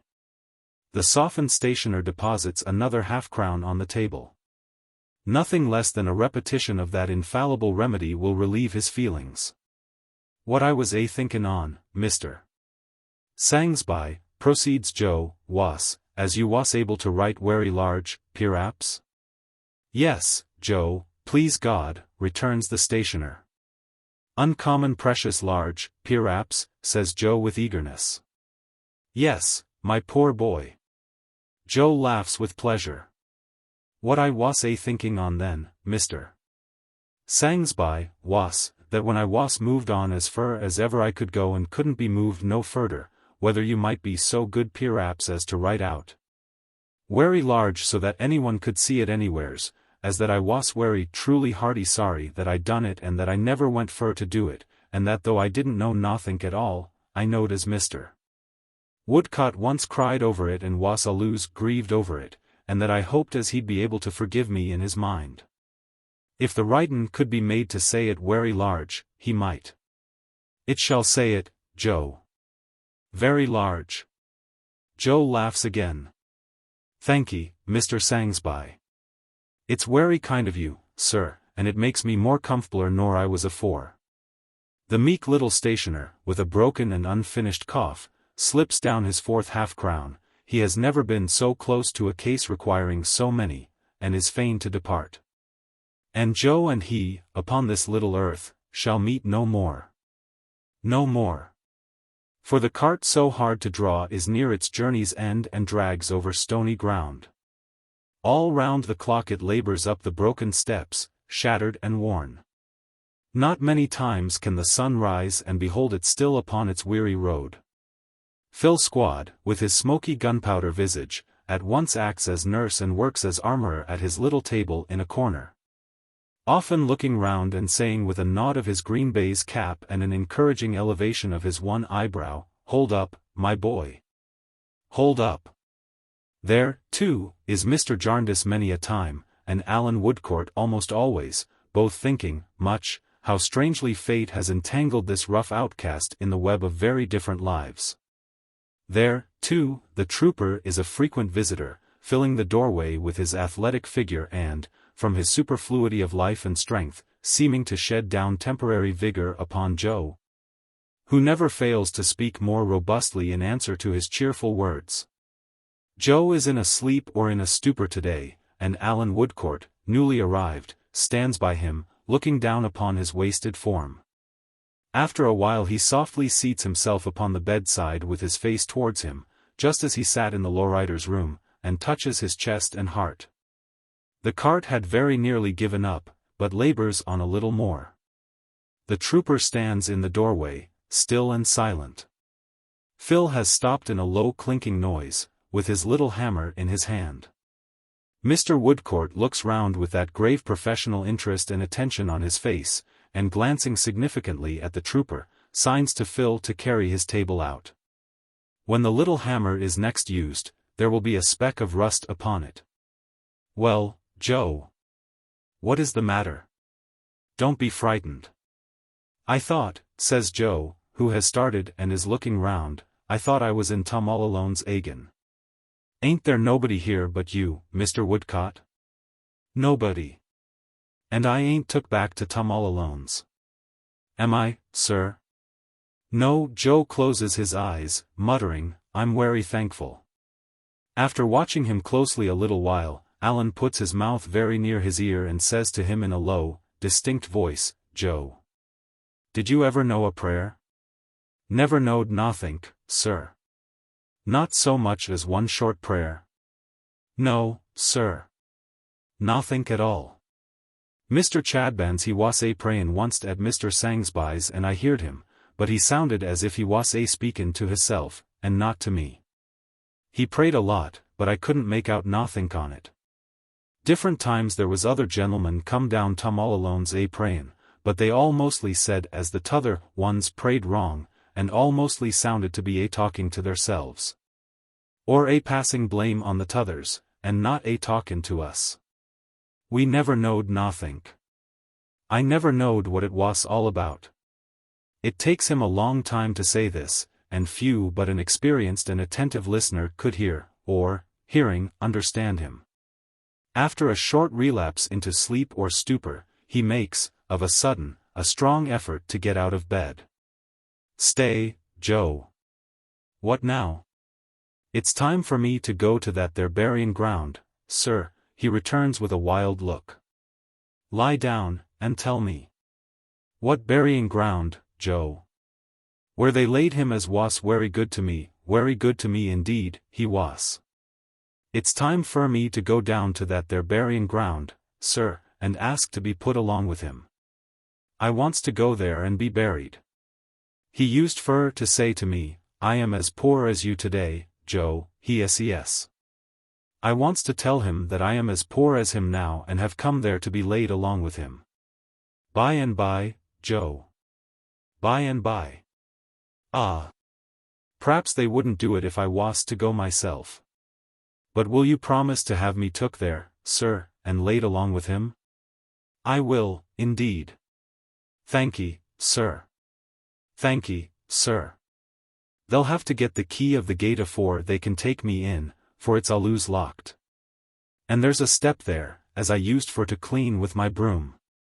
It's turned wery dark, sir. Is there any light a comin'?" "It is coming fast, Joe. Fast. The cart is shaken all to pieces, and the rugged road is very near its end. Joe, my poor fellow. I hear you, sir, in the dark, but I'm a gropin', let me catch hold of your hand. Joe, can you say what I say?" "I'll say anythink as you say, sir, for I knows it's good." "Our Father." "Our Father." "Yes, that's wery good, sir." "Which art in heaven." "Art in heaven, is the light a comin', sir?" "It is close at hand." "Hallowed be thy name." "Hallowed be, thy." "The light is come upon the dark benighted way." "Dead. Dead, your majesty." "Dead, my lords and gentlemen." "Dead, right reverends and wrong reverends of every order." "Dead, men and women, born with heavenly compassion in your hearts. And dying thus around us every day." Chapter 48. Closing in. The place in Lincolnshire has shut its many eyes again, and the house in town is awake. In Lincolnshire the Dedlocks of the past doze in their picture frames, and the low wind murmurs through the long drawing-room as if they were breathing pretty regularly. In town the Dedlocks of the present rattle in their fire-eyed carriages through the darkness of the night, and the Dedlock Mercuries, with ashes, or hair-powder, on their heads, symptomatic of their great humility, loll away the drowsy mornings in the little windows of the hall.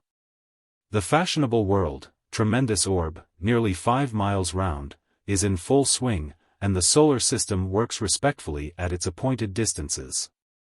Where the throng is thickest, where the lights are brightest, where all the senses are ministered to with the greatest delicacy and refinement, Lady Dedlock is. From the shining heights she has scaled and taken, she is never absent.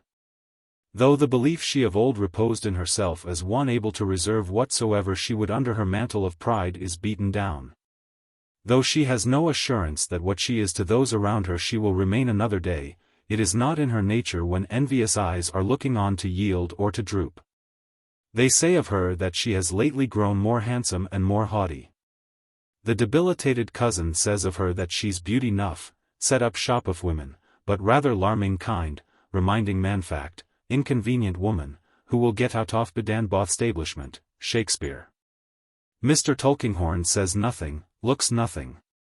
Now, as heretofore, he is to be found in doorways of rooms, with his limp white cravat loosely twisted into its old-fashioned tie, receiving patronage from the peerage and making no sign.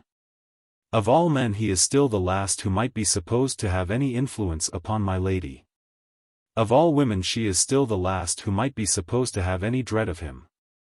One thing has been much on her mind since their late interview in his turret room at Chesney Wold. She is now decided, and prepared to throw it off. It is morning in the great world, afternoon according to the little sun. The Mercuries, exhausted by looking out of window, are reposing in the hall and hang their heavy heads, the gorgeous creatures, like overblown sunflowers. Like them, too, they seem to run to a deal of seed in their tags and trimmings. Sir Leicester, in the library, has fallen asleep for the good of the country over the report of a parliamentary committee. My lady sits in the room in which she gave audience to the young man of the name of Guppy. Rosa is with her and has been writing for her and reading to her. Rosa is now at work upon embroidery or some such pretty thing, and as she bends her head over it, my lady watches her in silence. Not for the first time today. Rosa. The pretty village face looks brightly up. Then, seeing how serious my lady is, looks puzzled and surprised. See to the door. Is it shut? Yes. She goes to it and returns, and looks yet more surprised. I am about to place confidence in you, child, for I know I may trust your attachment, if not your judgment. In what I am going to do, I will not disguise myself to you at least. But I confide in you. Say nothing to anyone of what passes between us. The timid little beauty promises in all earnestness to be trustworthy. Do you know, Lady Dedlock asks her, signing to her to bring her chair nearer, do you know, Rosa, that I am different to you from what I am to anyone? Yes, my lady. Much kinder. But then I often think I know you as you really are. You often think you know me as I really am? Poor child, poor child. She says it with a kind of scorn, though not of Rosa, and sits brooding, looking dreamily at her. Do you think, Rosa, you are any relief or comfort to me? Do you suppose your being young and natural, and fond of me and grateful to me, makes it any pleasure to me to have you near me?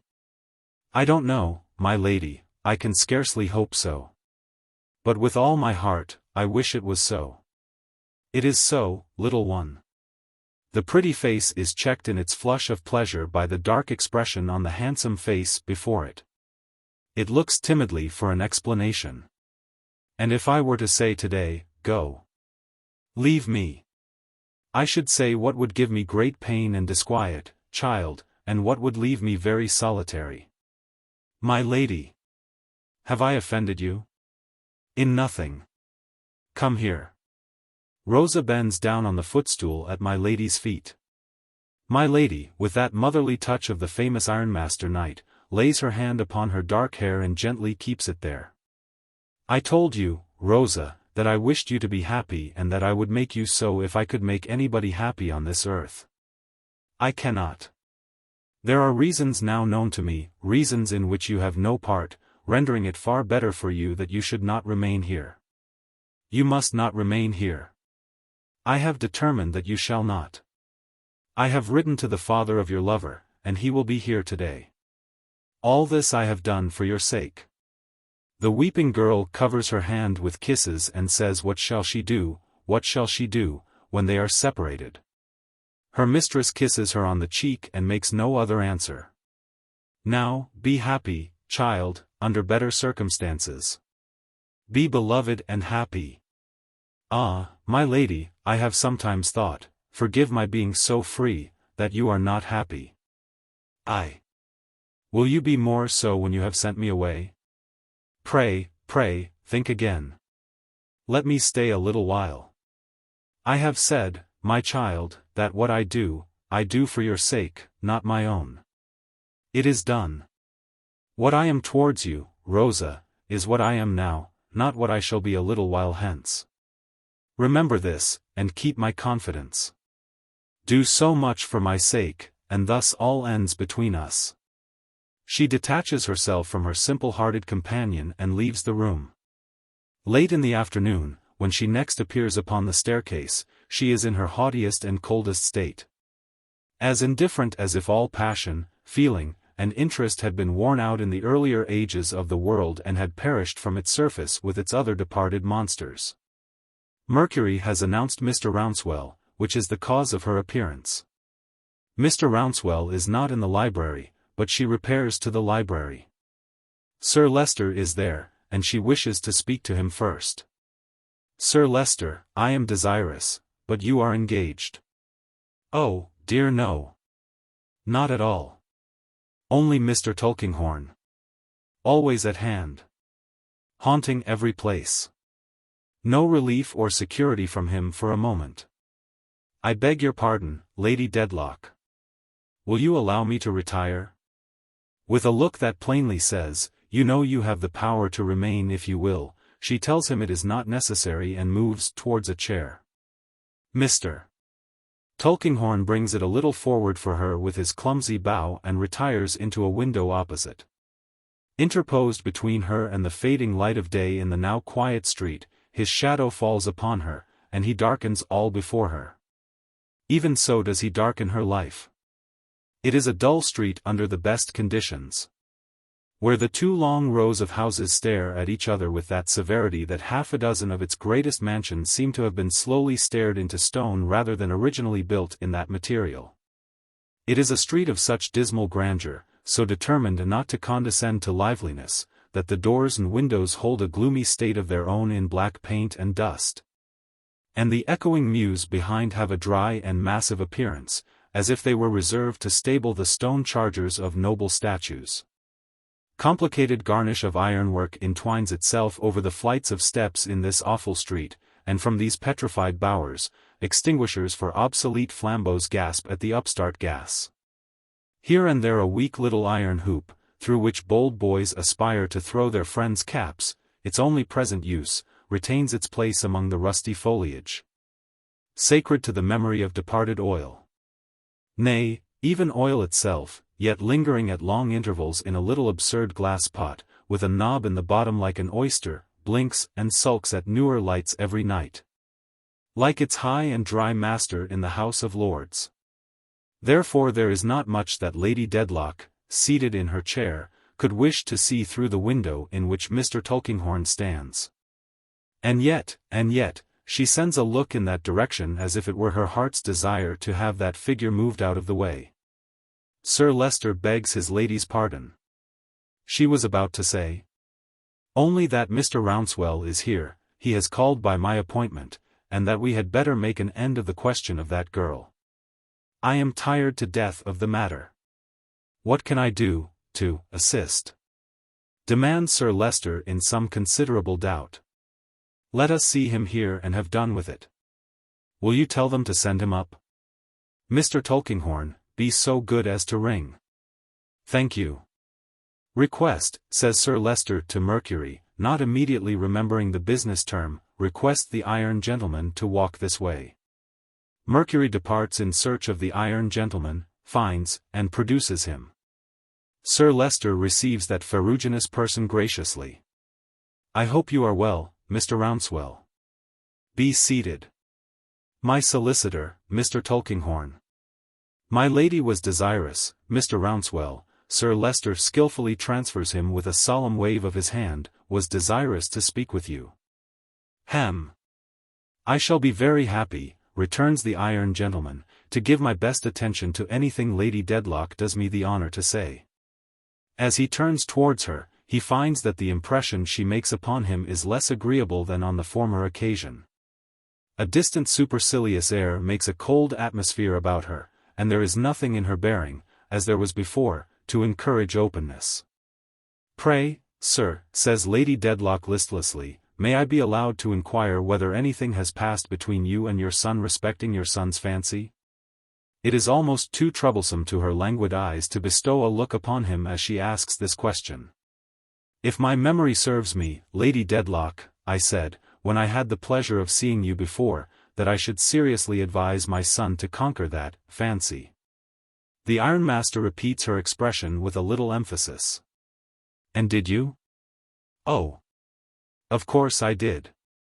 Sir Leicester gives a nod, approving and confirmatory. Very proper.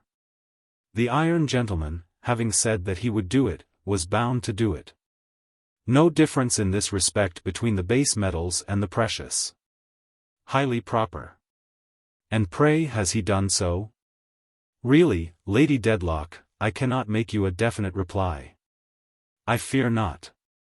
Probably not yet. In our condition of life, we sometimes couple an intention with our fancies which renders them not altogether easy to throw off. I think it is rather our way to be in earnest. Sir Leicester has a misgiving that there may be a hidden what Tylerish meaning in this expression, and fumes a little. Mr. Rouncewell is perfectly good-humoured and polite, but within such limits, evidently adapts his tone to his reception. Because, proceeds my lady, I have been thinking of the subject, which is tiresome to me. I am very sorry, I am sure. And also of what Sir Leicester said upon it, in which I quite concur, Sir Leicester flattered, and if you cannot give us the assurance that this fancy is at an end. I have come to the conclusion that the girl had better leave me. I can give no such assurance, Lady Dedlock. Nothing of the kind. Then she had better go. Excuse me, my lady, Sir Leicester considerately interposes, but perhaps this may be doing an injury to the young woman which she has not merited. Here is a young woman, says Sir Leicester, magnificently laying out the matter with his right hand like a service of plate, whose good fortune it is to have attracted the notice and favour of an eminent lady and to live, under the protection of that eminent lady. Surrounded by the various advantages which such a position confers, and which are unquestionably very great, I believe unquestionably very great, sir, for a young woman in that station of life. The question then arises, should that young woman be deprived of these many advantages and that good fortune simply because she has, Sir Leicester, with an apologetic but dignified inclination of his head towards the ironmaster, winds up his sentence, has attracted the notice of Mr. Rouncewell's son? Now, has she deserved this punishment? Is this just towards her? Is this our previous understanding? I beg your pardon, interposes Mr. Rouncewell's son's father. Sir Leicester, will you allow me? I think I may shorten the subject. Pray dismiss that from your consideration. If you remember anything so unimportant, which is not to be expected, you would recollect that my first thought in the affair was directly opposed to her remaining here. Dismiss the Dedlock patronage from consideration? Oh! Sir Leicester is bound to believe a pair of ears that have been handed down to him through such a family, or he really might have mistrusted their report of the iron gentleman's observations. It is not necessary, observes my lady in her coldest manner before he can do anything but breathe amazedly, to enter into these matters on either side. The girl is a very good girl. I have nothing whatever to say against her, but she is so far insensible to her many advantages and her good fortune that she is in love, or supposes she is. Poor little fool, and unable to appreciate them. Sir Leicester begs to observe that wholly alters the case. He might have been sure that my lady had the best grounds and reasons in support of her view. He entirely agrees with my lady. The young woman had better go. As Sir Leicester observed, Mr. Rouncewell, on the last occasion when we were fatigued by this business, Lady Dedlock languidly proceeds, we cannot make conditions with you. Without conditions, and under present circumstances, the girl is quite misplaced here and had better go. I have told her so. Would you wish to have her sent back to the village, or would you like to take her with you, or what would you prefer? Lady Dedlock, if I may speak plainly. By all means. I should prefer the course which will the soonest relieve you of the encumbrance and remove her from her present position. And to speak as plainly, she returns with the same studied carelessness, so should I. Do I understand that you will take her with you? The iron gentleman makes an iron bow. Sir Leicester, will you ring? Mr. Tulkinghorn steps forward from his window and pulls the bell. I had forgotten you. Thank you. He makes his usual bow and goes quietly back again. Mercury, swift responsive, appears, receives instructions whom to produce, schemes away, produces the aforesaid, and departs. Rosa has been crying and is yet in distress. On her coming in, the ironmaster leaves his chair, takes her arm in his, and remains with her near the door ready to depart. You are taken charge of, you see, says my lady in her weary manner, and are going away well protected. I have mentioned that you are a very good girl, and you have nothing to cry for. She seems after all, observes Mr. Tulkinghorn, loitering a little forward with his hands behind him, as if she were crying at going away. Why, she is not well bred, you see, returns Mr. Rouncewell with some quickness in his manner, as if he were glad to have the lawyer to retort upon, and she is an inexperienced little thing and knows no better. If she had remained here, sir, she would have improved, no doubt. No doubt, is Mr. Tulkinghorn's composed reply. Rosa sobs out that she is very sorry to leave my lady, and that she was happy at Chesney Wold, and has been happy with my lady, and that she thanks my lady over and over again. Out, you silly little puss, says the ironmaster, checking her in a low voice, though not angrily. Have a spirit, if you're fond of what? My lady merely waves her off with indifference, saying, there, child. You are a good girl. Go away. Sir Leicester has magnificently disengaged himself from the subject and retired into the sanctuary of his blue coat. Mr. Tulkinghorn, an indistinct form against the dark street now dotted with lamps, looms in my lady's view, bigger and blacker than before. Sir Leicester and Lady Dedlock, says Mr. Rouncewell after a pause of a few moments, I beg to take my leave, with an apology for having again troubled you, though not of my own act, on this tiresome subject. I can very well understand, I assure you, how tiresome so small a matter must have become to Lady Dedlock. If I am doubtful of my dealing with it, it is only because I did not at first quietly exert my influence to take my young friend here away without troubling you at all. But it appeared to me, I dare say magnifying the importance of the thing, that it was respectful to explain to you how the matter stood and candid to consult your wishes and convenience.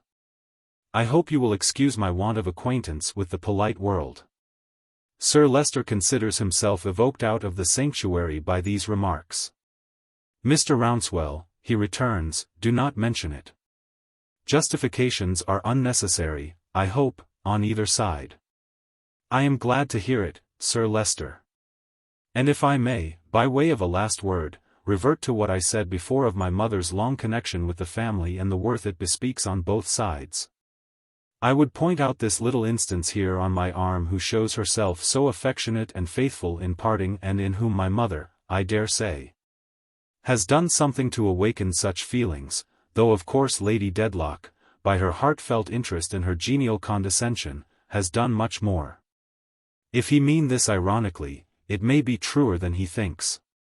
He points it, however, by no deviation from his straightforward manner of speech, though in saying it he turns towards that part of the dim room where my lady sits. Sir Leicester stands to return his parting salutation, Mr. Tulkinghorn again rings, Mercury takes another flight, and Mr. Rouncewell and Rosa leave the house. Then lights are brought in, discovering Mr. Tulkinghorn still standing in his window with his hands behind him and my lady still sitting with his figure before her, closing up her view of the night as well as of the day. She is very pale. Mr. Tulkinghorn, observing it as she rises to retire, thinks, well, she may be. The power of this woman is astonishing. She has been acting a part the whole time. But he can act a part too, his one unchanging character, and as he holds the door open for this woman, 50 pairs of eyes, each 50 times sharper than Sir Leicester's pair, should find no flaw in him. Lady Dedlock dines alone in her own room today. Sir Leicester is whipped in to the rescue of the Doodle party and the discomfiture of the Coodle faction. Lady Dedlock asks on sitting down to dinner, still deadly pale, and quite an illustration of the debilitated cousin's text, whether he is gone out? Yes. Whether Mr. Tulkinghorn is gone yet? No. Presently she asks again, is he gone yet? No. What is he doing? Mercury thinks he is writing letters in the library. Would my lady wish to see him? Anything but that. But he wishes to see my lady. Within a few more minutes he is reported as sending his respects, and could my lady please to receive him for a word or two after her dinner? My lady will receive him now. He comes now, apologizing for intruding, even by her permission, while she is at table. When they are alone, my lady waves her hand to dispense with such mockeries. What do you want, sir? Why, Lady Dedlock, says the lawyer, taking a chair at a little distance from her and slowly rubbing his rusty legs up and down, up and down, up and down. I am rather surprised by the course you have taken. Indeed? Yes, decidedly. I was not prepared for it. I consider it a departure from our agreement and your promise. It puts us in a new position, Lady Dedlock. I feel myself under the necessity of saying that I don't approve of it. He stops in his rubbing and looks at her, with his hands on his knees. Imperturbable and unchangeable as he is, there is still an indefinable freedom in his manner which is new and which does not escape this woman's observation. I do not quite understand you. Oh, yes you do, I think. I think you do. Come, come, Lady Dedlock, we must not fence and parry now. You know you like this girl. Well, sir? And you know, and I know, that you have not sent her away for the reasons you have assigned. But for the purpose of separating her as much as possible from, excuse my mentioning it as a matter of business, any reproach and exposure that impend over yourself. Well, sir? Well, Lady Dedlock, returns the lawyer, crossing his legs and nursing the uppermost knee. I object to that. I consider that a dangerous proceeding. I know it to be unnecessary and calculated to awaken speculation, doubt, rumor, I don't know what, in the house. Besides, it is a violation of our agreement. You were to be exactly what you were before. Whereas, it must be evident to yourself, as it is to me, that you have been this evening very different from what you were before. Why, bless my soul, Lady Dedlock, transparently so. If, sir, she begins, in my knowledge of my secret, but he interrupts her. Now, Lady Dedlock, this is a matter of business, and in a matter of business the ground cannot be kept too clear. It is no longer your secret. Excuse me. That is just the mistake. It is my secret, in trust for Sir Leicester and the family. If it were your secret, Lady Dedlock, we should not be here holding this conversation. That is very true. If in my knowledge of the secret I do what I can to spare an innocent girl, especially. Remembering your own reference to her when you told my story to the assembled guests at Chesney Wold, from the taint of my impending shame, I act upon a resolution I have taken. Nothing in the world, and no one in the world, could shake it or could move me. This she says with great deliberation and distinctness and with no more outward passion than himself. As for him, he methodically discusses his matter of business as if she were any insensible instrument used in business. Really? Then you see, Lady Dedlock, he returns, you are not to be trusted. You have put the case in a perfectly plain way, and according to the literal fact, and that being the case, you are not to be trusted. Perhaps you may remember that I expressed some anxiety on this same point when we spoke at night at Chesney Wold? Yes, says Mr. Tulkinghorn, coolly getting up and standing on the hearth. Yes. I recollect, Lady Dedlock, that you certainly referred to the girl, but that was before we came to our arrangement. And both the letter and the spirit of our arrangement altogether precluded any action on your part founded upon my discovery. There can be no doubt about that. As to sparing the girl, of what importance or value is she?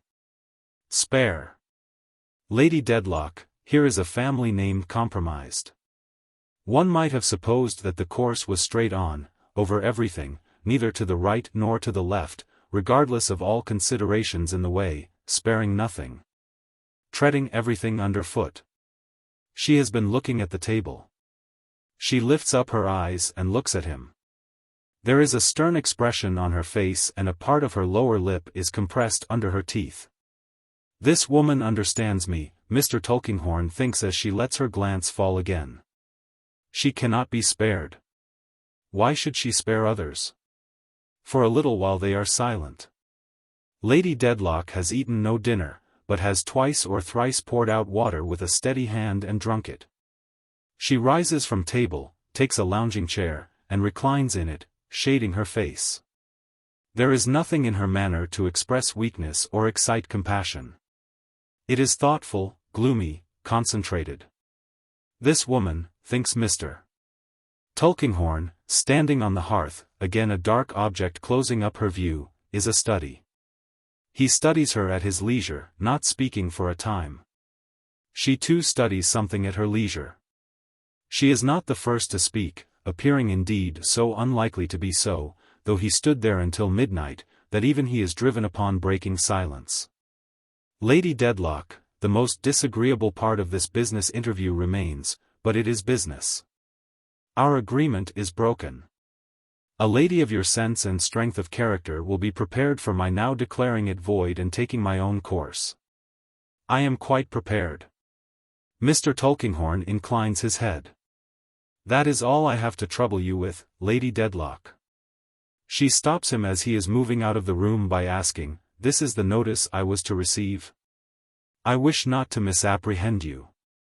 Not exactly the notice you were to receive, Lady Dedlock, because the contemplated notice supposed the agreement to have been observed. But virtually the same, virtually the same. The difference is merely in a lawyer's mind. You intend to give me no other notice? You are right. No. Do you contemplate undeceiving Sir Leicester tonight? A home question, says Mr. Tulkinghorn with a slight smile and cautiously shaking his head at the shaded face. No, not tonight. Tomorrow? All things considered, I had better decline answering that question, Lady Dedlock. If I were to say I don't know when, exactly, you would not believe me, and it would answer no purpose. It may be tomorrow. I would rather say no more. You are prepared, and I hold out no expectations which circumstances might fail to justify. I wish you good evening. She removes her hand, turns her pale face towards him as he walks silently to the door, and stops him once again as he is about to open it. Do you intend to remain in the house any time? I heard you were writing in the library. Are you going to return there? Only for my hat. I am going home. She bows her eyes rather than her head, the movement is so slight and curious, and he withdraws. Clear of the room he looks at his watch but is inclined to doubt it by a minute or thereabouts. There is a splendid clock upon the staircase, famous, as splendid clocks not often are, for its accuracy. "And what do you say?" Mr. Tulkinghorn inquires, referring to it. "What do you say? If it said now, 'Don't go home.' What a famous clock, hereafter, if it said tonight of all the nights that it has counted off, to this old man of all the young and old men who have ever stood before it, 'Don't go home.' With its sharp clear bell it strikes 7:15 and ticks on again. Why, you are worse than I thought you," says Mr. Tulkinghorn, muttering reproof to his watch. 2 minutes wrong.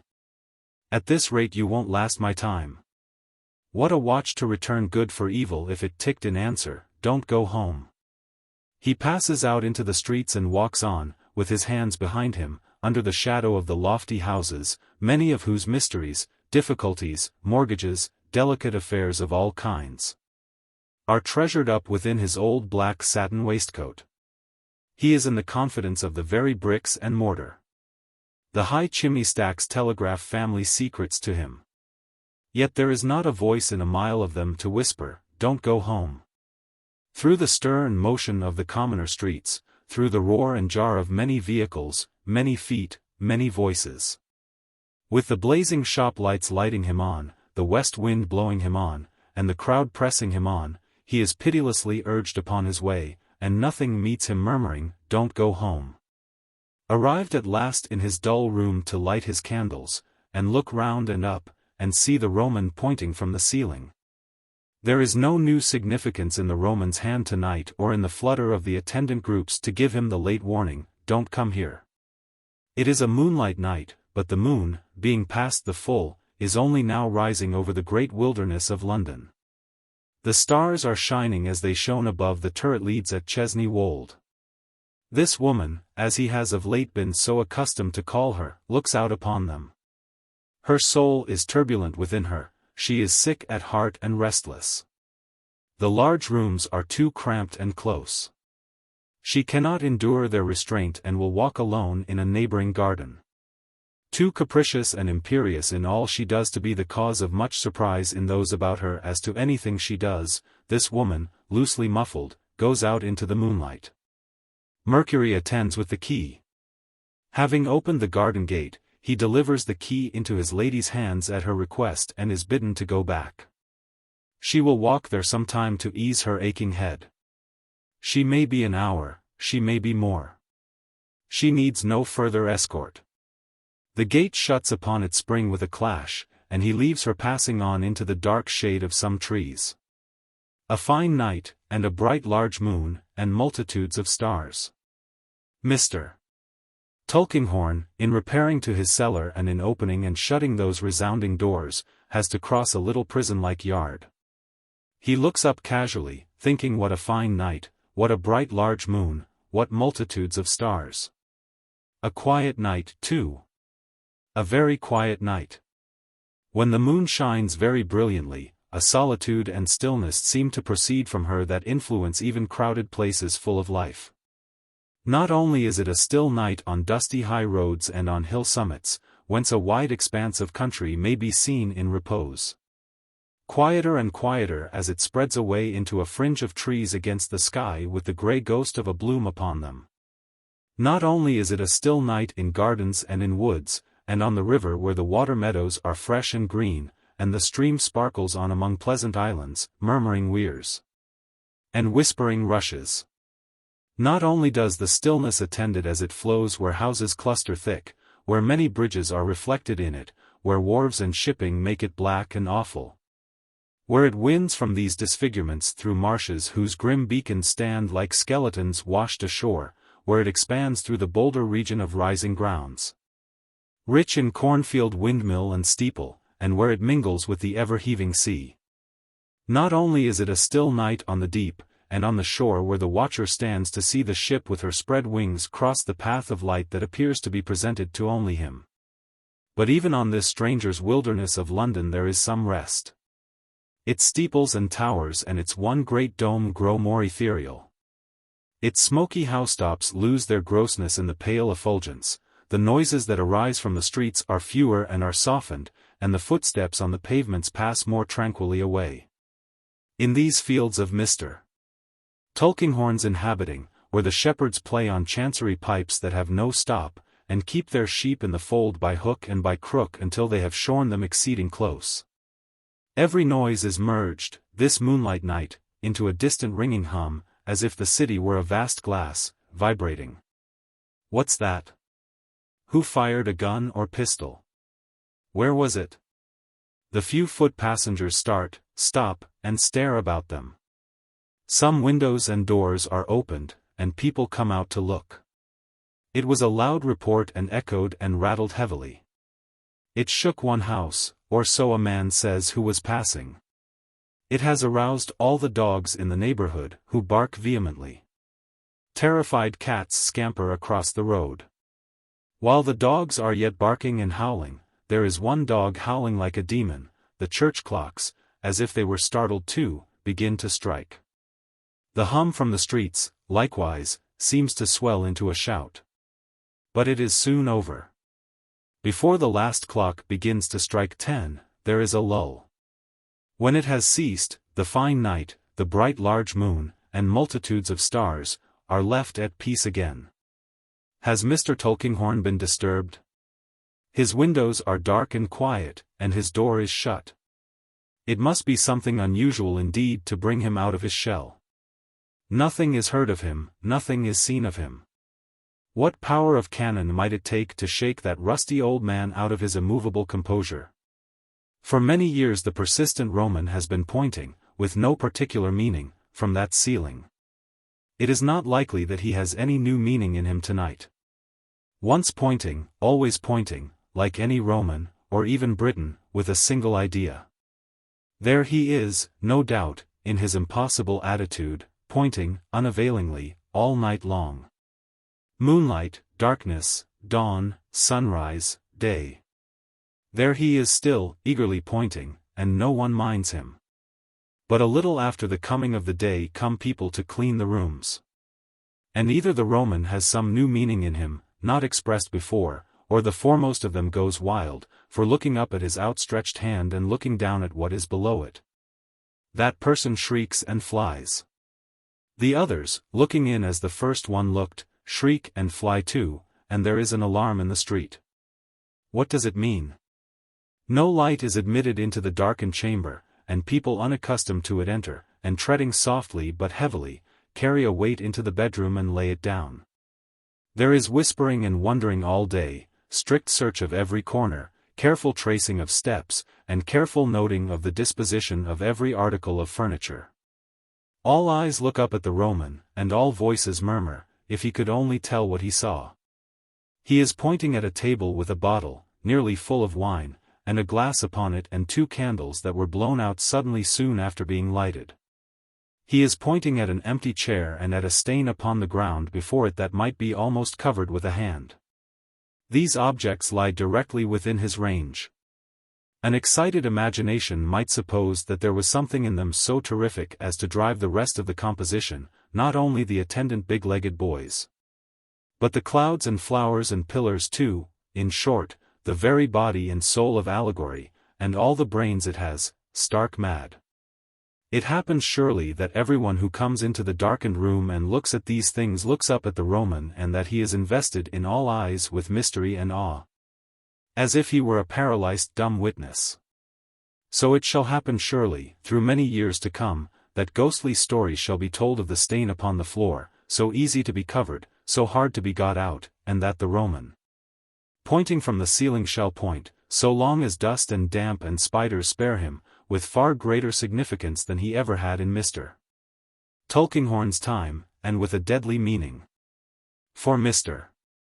Tulkinghorn's time is over for evermore, and the Roman pointed at the murderous hand uplifted against his life, and pointed helplessly at him, from night to morning, lying face downward on the floor.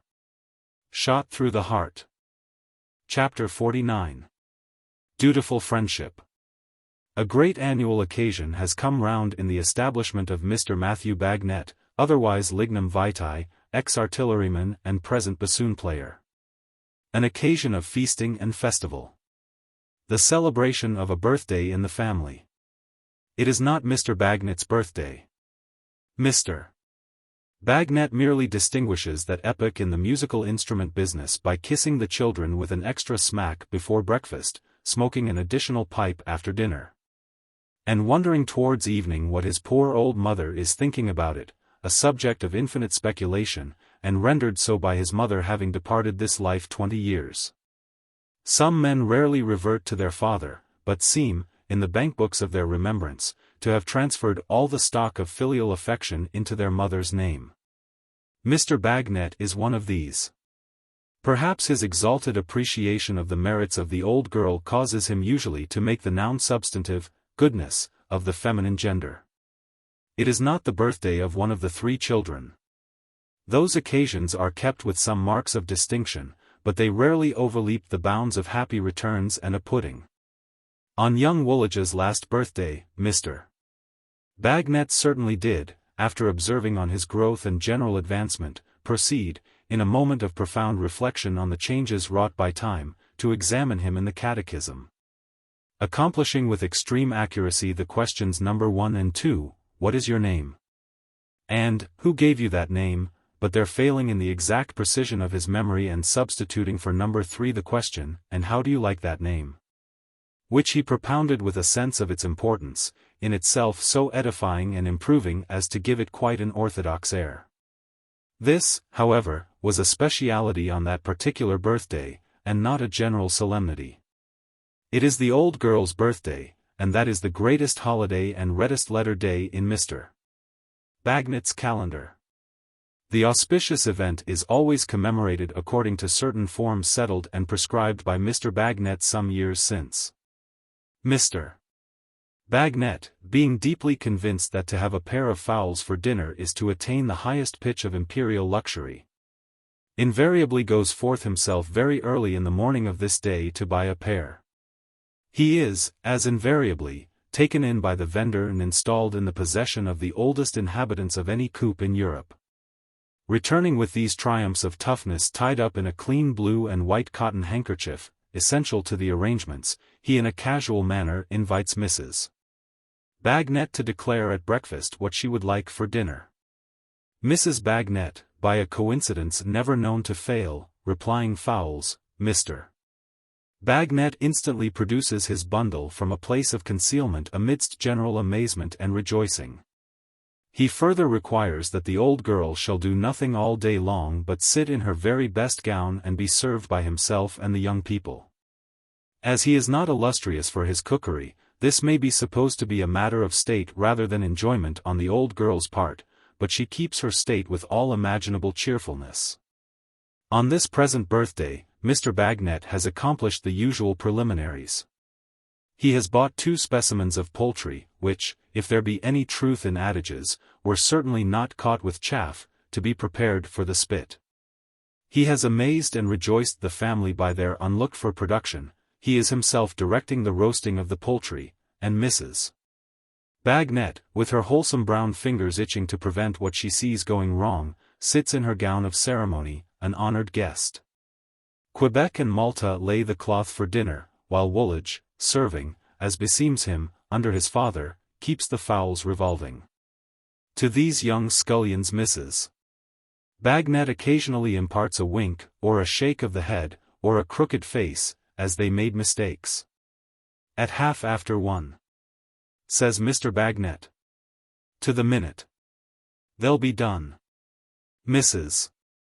Bagnet, with anguish, beholds one of them at a standstill before the fire and beginning to burn. You shall have a dinner, old girl, says Mr. Bagnet. Fit for a queen. Mrs. Bagnet shows her white teeth cheerfully, but to the perception of her son, betrays so much uneasiness of spirit that he is impelled by the dictates of affection to ask her, with his eyes.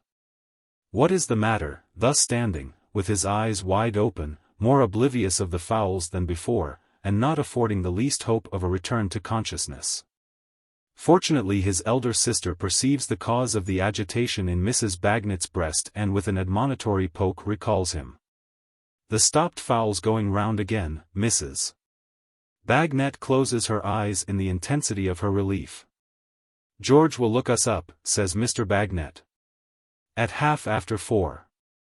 To the moment. How many years, old girl? Has George looked us up? This afternoon?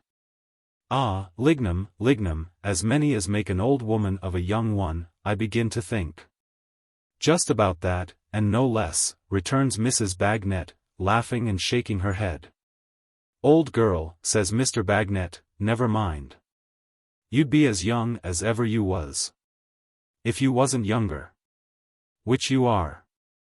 As everybody knows. Quebec and Malta here exclaim, with clapping of hands, that Bluffy is sure to bring mother something, and begin to speculate on what it will be. Do you know, lignum, says Mrs. Bagnet, casting a glance on the tablecloth, and winking, salt.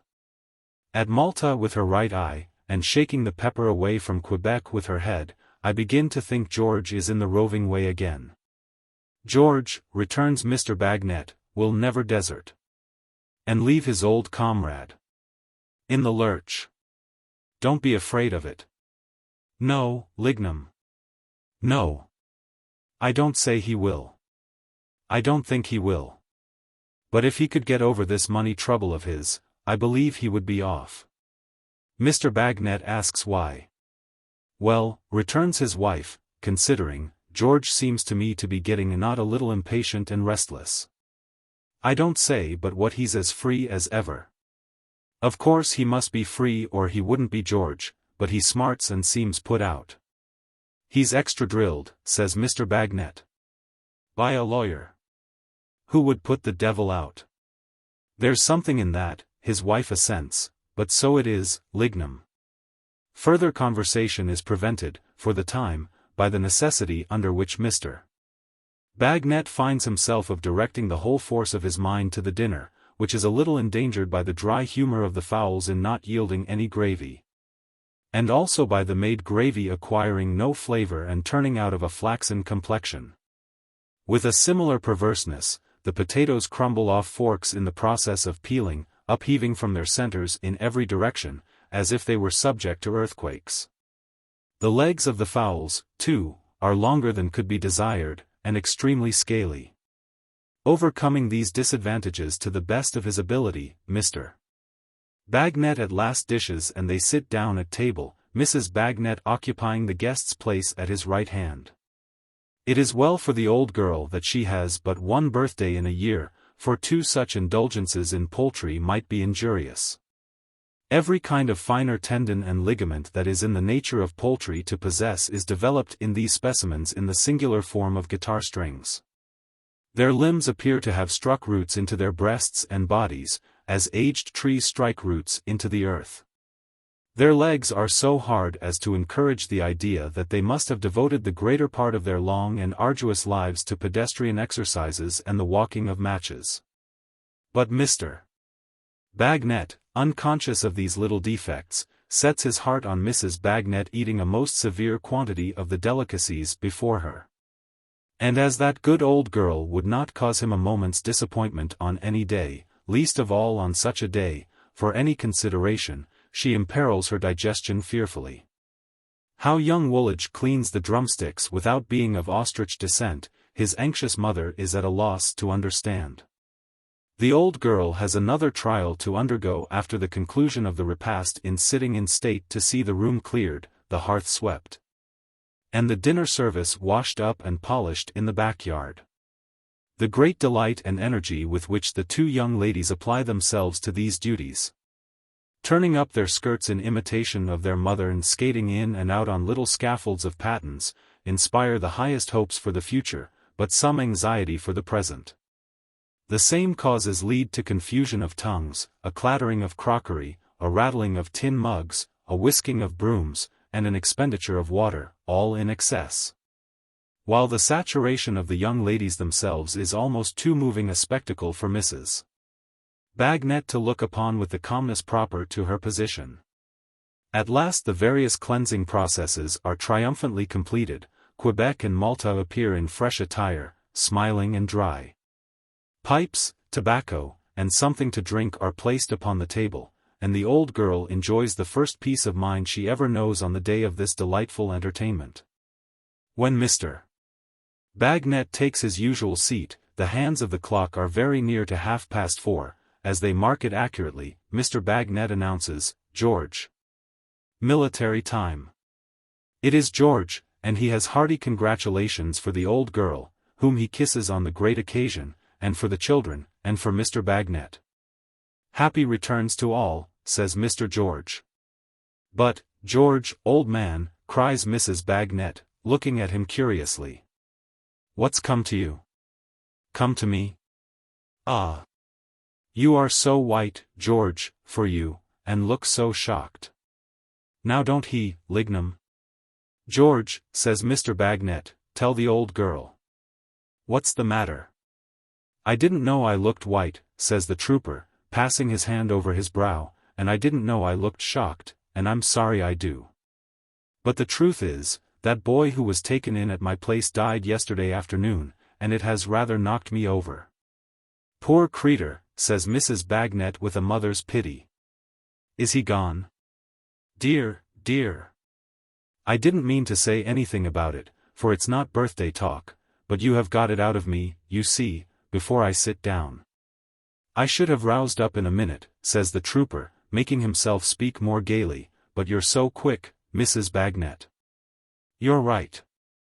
The old girl, says Mr. Bagnet, is as quick as powder.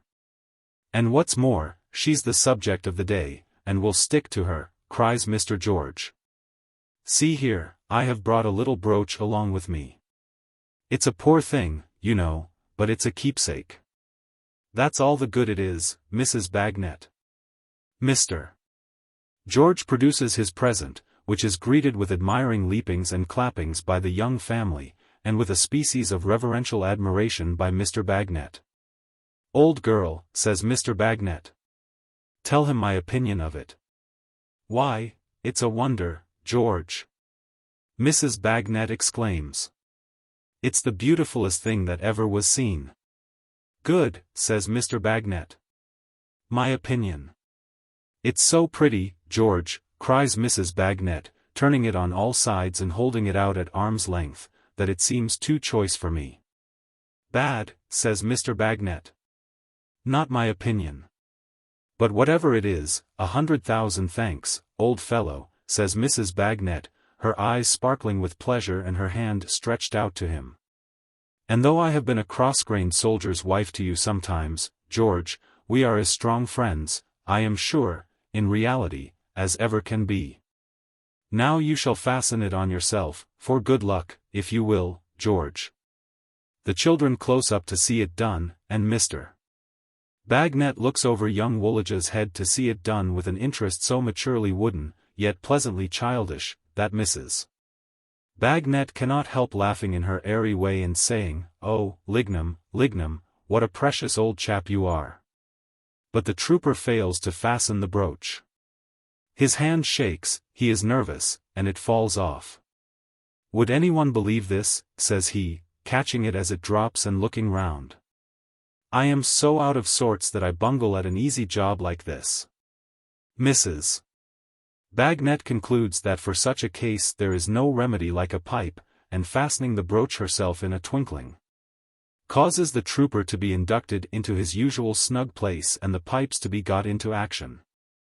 If that don't bring you round, George, says she, just throw your eye across here at your present now and then, and the two together must do it. You ought to do it of yourself, George answers. I know that very well, Mrs. Bagnet. I'll tell you how, one way and another, the blues have got to be too many for me. Here was this poor lad. 'Twas dull work to see him dying as he did, and not be able to help him. What do you mean, George? You did help him. You took him under your roof. I helped him so far, but that's little. I mean, Mrs. Bagnet, there he was, dying without ever having been taught much more than to know his right hand from his left. And he was too far gone to be helped out of that. Ah, poor creetur, says Mrs. Bagnet. Then, says the trooper, not yet lighting his pipe, and passing his heavy hand over his hair, that brought up Gridley in a man's mind. His was a bad case too, in a different way. Then the two got mixed up in a man's mind with a flinty old rascal who had to do with both. And to think of that rusty carbine, stock and barrel, standing up on end in his corner, hard, indifferent, taking everything so evenly, it made flesh and blood tingle, I do assure you. My advice to you, returns Mrs. Bagnet, is to light your pipe and tingle that way. It's wholesomer and comfortabler, and better for the health altogether. You're right, says the trooper, and I'll do it. So he does it, though still with an indignant gravity that impresses the young Bagnets, and even causes Mr. Bagnet to defer the ceremony of drinking Mrs. Bagnet's health, always given by himself on these occasions in a speech of exemplary terseness. But the young ladies having composed what Mr. Bagnet is in the habit of calling the mixture, and George's pipe being now in a glow, Mr. Bagnet considers it his duty to proceed to the toast of the evening. He addresses the assembled company in the following terms. George. Woolwich. Quebec.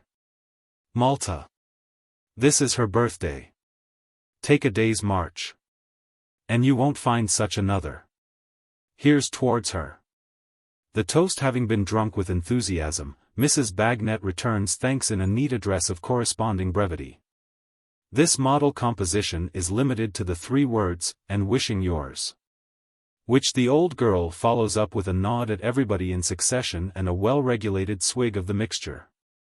This she again follows up, on the present occasion, by the wholly unexpected exclamation, here's a man. Here is a man, much to the astonishment of the little company, looking in at the parlor door. He is a sharp-eyed man, a quick keen man, and he takes in everybody's look at him, all at once, individually and collectively, in a manner that stamps him a remarkable man. George, says the man, nodding, how do you find yourself?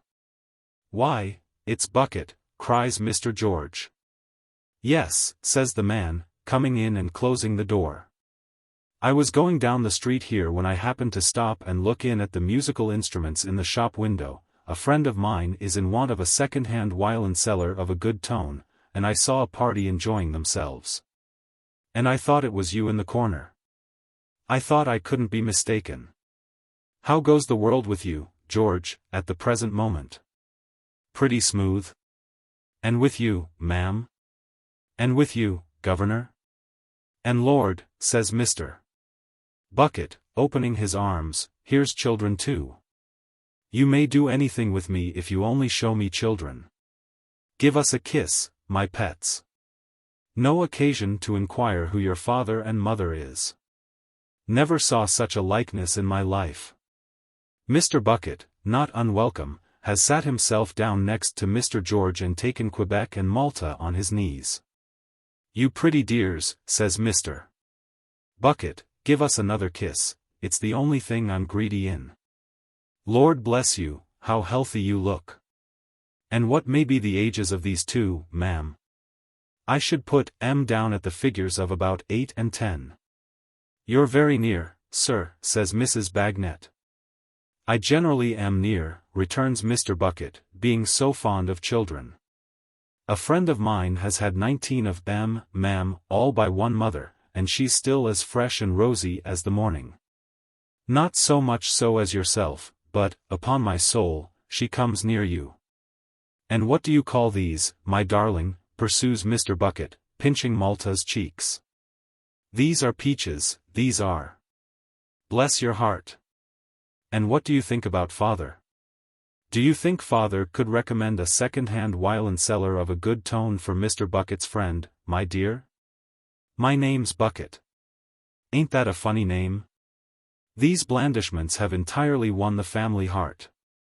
Mrs. Bagnet forgets the day to the extent of filling a pipe and a glass for Mr. Bucket and waiting upon him hospitably. She would be glad to receive so pleasant a character under any circumstances, but she tells him that as a friend of George's she is particularly glad to see him this evening. For George has not been in his usual spirits. Not in his usual spirits, exclaims Mr. Bucket. Why, I never heard of such a thing. What's the matter, George? You don't intend to tell me you've been out of spirits. What should you be out of spirits for? You haven't got anything on your mind, you know. Nothing particular, returns the trooper. I should think not, rejoins Mr. Bucket. What could you have on your mind, you know? And have these pets got anything on their minds, eh? Not they, but they'll be upon the minds of some of the young fellows, some of these days, and make 'em precious low-spirited. I ain't much of a prophet, but I can tell you that, ma'am. Mrs. Bagnet, quite charmed, hopes Mr. Bucket has a family of his own. There, ma'am, says Mr. Bucket. Would you believe it? No, I haven't. My wife and a lodger constitute my family. Mrs. Bucket is as fond of children as myself and as wishful to have 'em, but no. So it is. Worldly goods are divided unequally, and man must not repine. What a very nice backyard, ma'am. Any way out of that yard, now? There is no way out of that yard. Ain't there really, says Mr. Bucket. I should have thought there might have been. Well, I don't know as I ever saw a backyard that took my fancy more. Would you allow me to look at it? Thank you. No, I see there's no way out. But what a very good proportioned yard it is. Having cast his sharp eye all about it, Mr. Bucket returns to his chair next his friend Mr. George and pats Mr. George affectionately on the shoulder. How are your spirits now, George? All right now, returns the trooper. That's your sort, says Mr. Bucket. Why should you ever have been otherwise? A man of your fine figure and constitution has no right to be out of spirits. That ain't a chest to be out of spirits, is it, ma'am? And you haven't got anything on your mind, you know, George. What could you have on your mind? Somewhat harping on this phrase, considering the extent and variety of his conversational powers, Mr. Bucket twice or thrice repeats it to the pipe he lights, and with a listening face that is particularly his own. But the sun of his sociality soon recovers from this brief eclipse and shines again. And this is brother, is it, my dears, says Mr. Bucket, referring to Quebec and Malta for information on the subject of young Woolwich. And a nice brother he is, half-brother I mean to say. For he's too old to be your boy, ma'am. I can certify at all events that he is not anybody else's, returns Mrs. Bagnet, laughing. Well, you do surprise me. Yet he's like you, there's no denying. Lord, he's wonderfully like you. But about what you may call the brow, you know, there his father comes out. Mr. Bucket compares the faces with one eye shut up, while Mr. Bagnet smokes in stolid satisfaction. This is an opportunity for Mrs. Bagnet to inform him that the boy is George's godson. George's godson, is he? Rejoins Mr. Bucket with extreme cordiality. I must shake hands over again with George's godson. Godfather and godson do credit to one another. And what do you intend to make of him, ma'am? Does he show any turn for any musical instrument? Mr. Bagnet suddenly interposes, plays the fife. Beautiful. Would you believe it, Governor, says Mr. Bucket, struck by the coincidence, that when I was a boy I played the fife myself? Not in a scientific way, as I expect he does, but by ear. Lord bless you. British Grenadiers, there's a tune to warm an Englishman up. Could you give us, British Grenadiers, my fine fellow? Nothing could be more acceptable to the little circle than this call upon young Woolwich, who immediately fetches his fife and performs the stirring melody, during which performance Mr. Bucket, much enlivened, beats time and never fails to come in sharp with the burden, British Grenadiers. In short, he shows so much musical taste that Mr. Bagnet actually takes his pipe from his lips to express his conviction that he is a singer. Mr. Bucket receives the harmonious impeachment so modestly, confessing how that he did once chaunt a little, for the expression of the feelings of his own bosom. And with no presumptuous idea of entertaining his friends, that he is asked to sing. Not to be behindhand in the sociality of the evening, he complies and gives them, believe me, if all those endearing young charms. This ballad, he informs Mrs. Bagnet, he considers to have been his most powerful ally in moving the heart of Mrs. Bucket when a maiden, and inducing her to approach the altar. Mr. Bucket's own words are, to come up to the scratch. This sparkling stranger is such a new and agreeable feature in the evening that Mr. George, who testified no great emotions of pleasure on his entrance, begins, in spite of himself, to be rather proud of him. He is so friendly, is a man of so many resources, and so easy to get on with, that it is something to have made him known there. Mr. Bagnet becomes, after another pipe, so sensible of the value of his acquaintance that he solicits the honor of his company on the old girl's next birthday. If anything can more closely cement and consolidate the esteem which Mr. Bucket has formed for the family, it is the discovery of the nature of the occasion. He drinks to Mrs.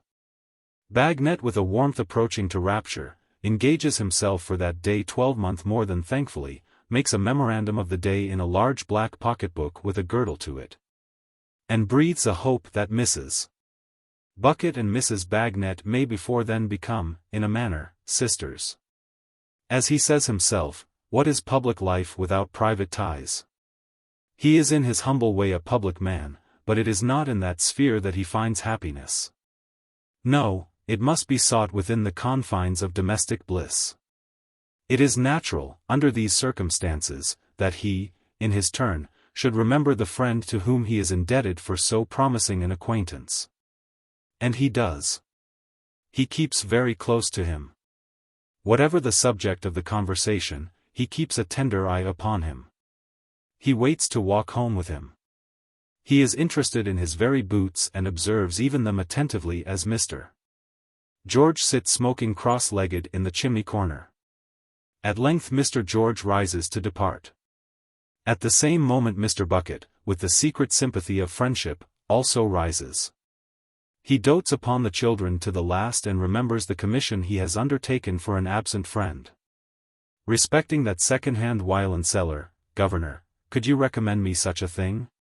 Scores, says Mr. Bagnet. I am obliged to you, returns Mr. Bucket, squeezing his hand. You're a friend in need. A good tone, mind you. My friend is a regular dab at it. Ecod, he saws away at Mozart and Handel and the rest of the bigwigs like a thorough workman.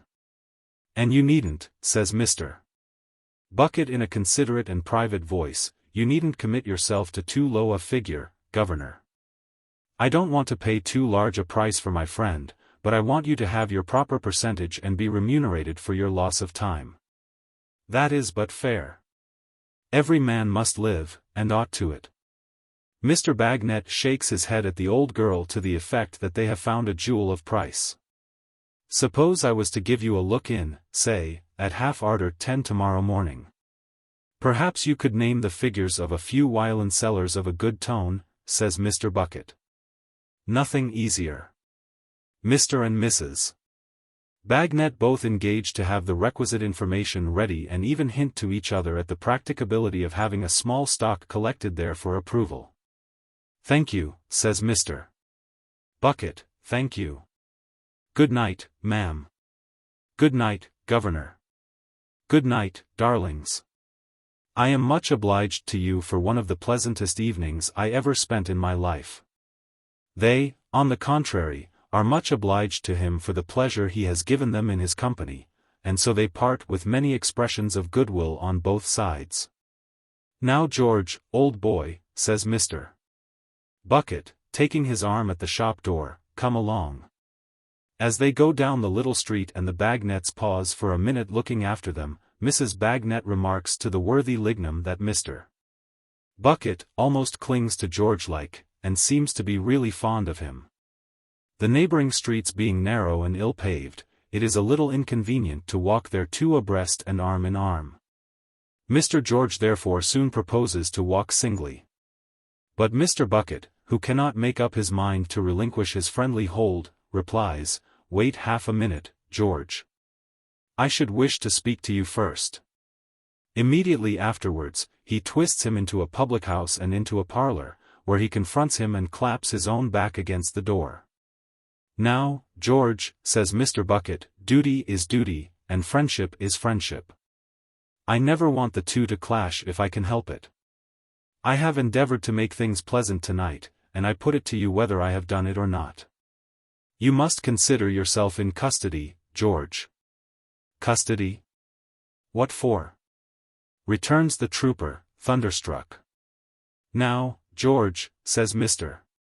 Bucket, urging a sensible view of the case upon him with his fat forefinger, duty, as you know very well, is one thing, and conversation is another. It's my duty to inform you that any observations you may make will be liable to be used against you. Therefore, George, be careful what you say. You don't happen to have heard of a murder? Murder. Now, George, says Mr. Bucket, keeping his forefinger in an impressive state of action, bear in mind what I've said to you. I ask you nothing. You've been in low spirits this afternoon. I say, you don't happen to have heard of a murder? No. Where has there been a murder? Now, George, says Mr. Bucket, don't you go and commit yourself. I'm going to tell you what I want you for. There has been a murder in Lincoln's Inn Fields, gentleman of the name of Tulkinghorn. He was shot last night. I want you for that. The trooper sinks upon a seat behind him, and great drops start out upon his forehead, and a deadly pallor overspreads his face. Bucket. It's not possible that Mr. Tulkinghorn has been killed and that you suspect me? George, returns Mr. Bucket, keeping his forefinger going, it is certainly possible, because it's the case. This deed was done last night at 10 o'clock. Now, you know where you were last night at 10 o'clock, and you'll be able to prove it, no doubt. Last night. Last night? Repeats the trooper thoughtfully. Then it flashes upon him. Why, great heaven, I was there last night. So I have understood, George, returns Mr. Bucket with great deliberation. So I have understood. Likewise you've been very often there. You've been seen hanging about the place, and you've been heard more than once in a wrangle with him, and it's possible, I don't say it's certainly so, mind you. But it's possible, that he may have been heard to call you a threatening, murdering, dangerous fellow. The trooper gasps as if he would admit it all if he could speak. Now, George, continues Mr. Bucket, putting his hat upon the table with an air of business rather in the upholstery way than otherwise, my wish is, as it has been all the evening, to make things pleasant. I tell you plainly there's a reward out, of 100 guineas, offered by Sir Leicester Dedlock, Baronet. You and me have always been pleasant together, but I have got a duty to discharge. And if that 100 guineas is to be made, it may as well be made by me as any other man. On all of which accounts, I should hope it was clear to you that I must have you, and that I'm damned if I don't have you. Am I to call in any assistance, or is the trick done? Mr. George has recovered himself and stands up like a soldier. Come, he says, I am ready. George, continues Mr. Bucket, wait a bit. With his upholsterer manner, as if the trooper were a window to be fitted up, he takes from his pocket a pair of handcuffs. This is a serious charge, George, and such is my duty. The trooper flushes angrily and hesitates a moment, but holds out his two hands, clasped together, and says, there. Put them on. Mr. Bucket adjusts them in a moment. How do you find them? Are they comfortable? If not, say so, for I wish to make things as pleasant as is consistent with my duty, and I've got another pair in my pocket. This remark he offers like a most respectable tradesman anxious to execute an order neatly and to the perfect satisfaction of his customer. They'll do as they are. Very well. Now, you see, George, he takes a cloak from a corner and begins adjusting it about the trooper's neck. I was mindful of your feelings when I come out, and brought this on purpose. There. Who's the wiser? Only I, returns the trooper, but as I know it, do me one more good turn and pull my hat over my eyes. Really, though. Do you mean it? Ain't it a pity? It looks so. I can't look chance men in the face with these things on, Mr. George hurriedly replies. Do, for God's sake, pull my hat forward. So strongly entreated, Mr. Bucket complies, puts his own hat on, and conducts his prize into the streets, the trooper marching on as steadily as usual, though with his head less erect, and Mr. Bucket steering him with his elbow over the crossings and up the turnings. Chapter 50. Esther's Narrative. It happened that when I came home from Deal I found a note from Caddy Jellyby, as we always continued to call her, informing me that her health, which had been for some time very delicate, was worse, and that she would be more glad than she could tell me if I would go to see her. It was a note of a few lines, written from the couch on which she lay and enclosed to me in another from her husband, in which he seconded her entreaty with much solicitude. Caddy was now the mother, and I the godmother, of such a poor little baby, such a tiny old-faced mite, with a countenance that seemed to be scarcely anything but cap-border, and a little lean, long-fingered hand, always clenched under its chin. It would lie in this attitude all day, with its bright specks of eyes open, wondering, as I used to imagine, how it came to be so small and weak. Whenever it was moved it cried, but at all other times it was so patient that the sole desire of its life appeared to be to lie quiet and think. It had curious little dark veins in its face and curious little dark marks under its eyes like faint remembrances of poor Caddy's inky days, and altogether, to those who were not used to it, it was quite a piteous little sight. But it was enough for Caddy that she was used to it.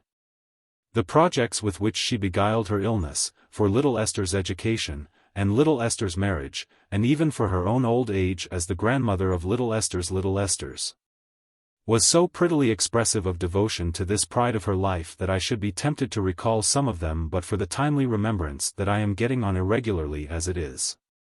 To return to the letter. Caddy had a superstition about me which had been strengthening in her mind ever since that night long ago when she had lain asleep with her head in my lap. She almost, I think I must say quite, believed that I did her good whenever I was near her.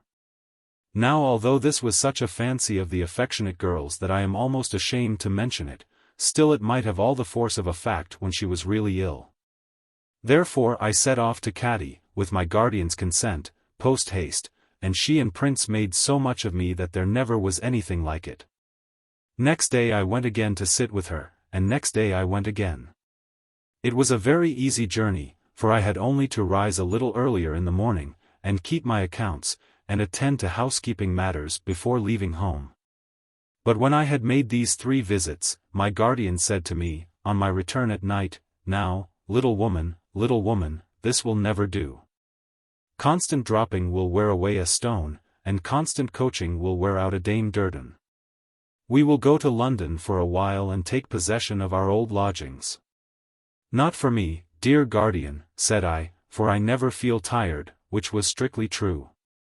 I was only too happy to be in such request. "For me then," returned my guardian, "or for Ada, or for both of us. It is somebody's birthday tomorrow, I think." "Truly I think it is," said I, kissing my darling, who would be 21 tomorrow. "Well," observed my guardian, half pleasantly, half seriously, "that's a great occasion and will give my fair cousin some necessary business to transact in assertion of her independence. And will make London a more convenient place for all of us. So to London we will go. That being settled, there is another thing, how have you left Caddy?" "Very unwell, guardian. I fear it will be some time before she regains her health and strength." "What do you call some time, now?" asked my guardian thoughtfully. "Some weeks, I am afraid." "Ah." He began to walk about the room with his hands in his pockets, showing that he had been thinking as much. "Now, what do you say about her doctor? Is he a good doctor, my love?" I felt obliged to confess that I knew nothing to the contrary but that Prince and I had agreed only that evening that we would like his opinion to be confirmed by someone. "Well, you know," returned my guardian quickly, "there's Woodcourt." I had not meant that, and was rather taken by surprise. For a moment all that I had had in my mind in connection with Mr.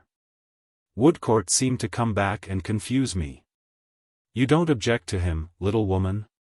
"Object to him? guardian? Oh no. And you don't think the patient would object to him? So far from that, I had no doubt of her being prepared to have a great reliance on him and to like him very much. I said that he was no stranger to her personally, for she had seen him often in his kind attendance on Miss Flite. Very good, said my guardian. He has been here today, my dear, and I will see him about it tomorrow. I felt in this short conversation, though I did not know how, for she was quiet, and we interchanged no look, that my dear girl well remembered how merrily she had clasped me round the waist when no other hands than Caddy's had brought me the little parting token. This caused me to feel that I ought to tell her, and Caddy too, that I was going to be the mistress of Bleak House, and that if I avoided that disclosure any longer I might become less worthy in my own eyes of its master's love. Therefore, when we went upstairs and had waited listening until the clock struck 12 in order that only I might be the first to wish my darling all good wishes on her birthday and to take her to my heart, I set before her, just as I had set before myself, the goodness and honor of her cousin John and the happy life that was in store for me. If ever my darling were fonder of me at one time than another in all our intercourse, she was surely fondest of me that night. And I was so rejoiced to know it and so comforted by the sense of having done right in casting this last idle reservation away that I was 10 times happier than I had been before. I had scarcely thought it a reservation a few hours ago, but now that it was gone I felt as if I understood its nature better. Next day we went to London. We found our old lodging vacant, and in half an hour were quietly established there, as if we had never gone away. Mr. Woodcourt dined with us to celebrate my darling's birthday, and we were as pleasant as we could be with the great blank among us that Richard's absence naturally made on such an occasion. After that day I was for some weeks, 8 or 9 as I remember, very much with Caddy, and thus it fell out that I saw less of Ada at this time than any other since we had first come together. Except the time of my own illness. She often came to Caddy's, but our function there was to amuse and cheer her, and we did not talk in our usual confidential manner. Whenever I went home at night we were together, but Caddy's rest was broken by pain, and I often remained to nurse her. With her husband and her poor little mite of a baby to love and their home to strive for, what a good creature Caddy was. So self-denying, so uncomplaining, so anxious to get well on their account, so afraid of giving trouble, and so thoughtful of the unassisted labors of her husband and the comforts of old Mr. Turveydrop. I had never known the best of her until now. And it seemed so curious that her pale face and helpless figure should be lying there day after day where dancing was the business of life.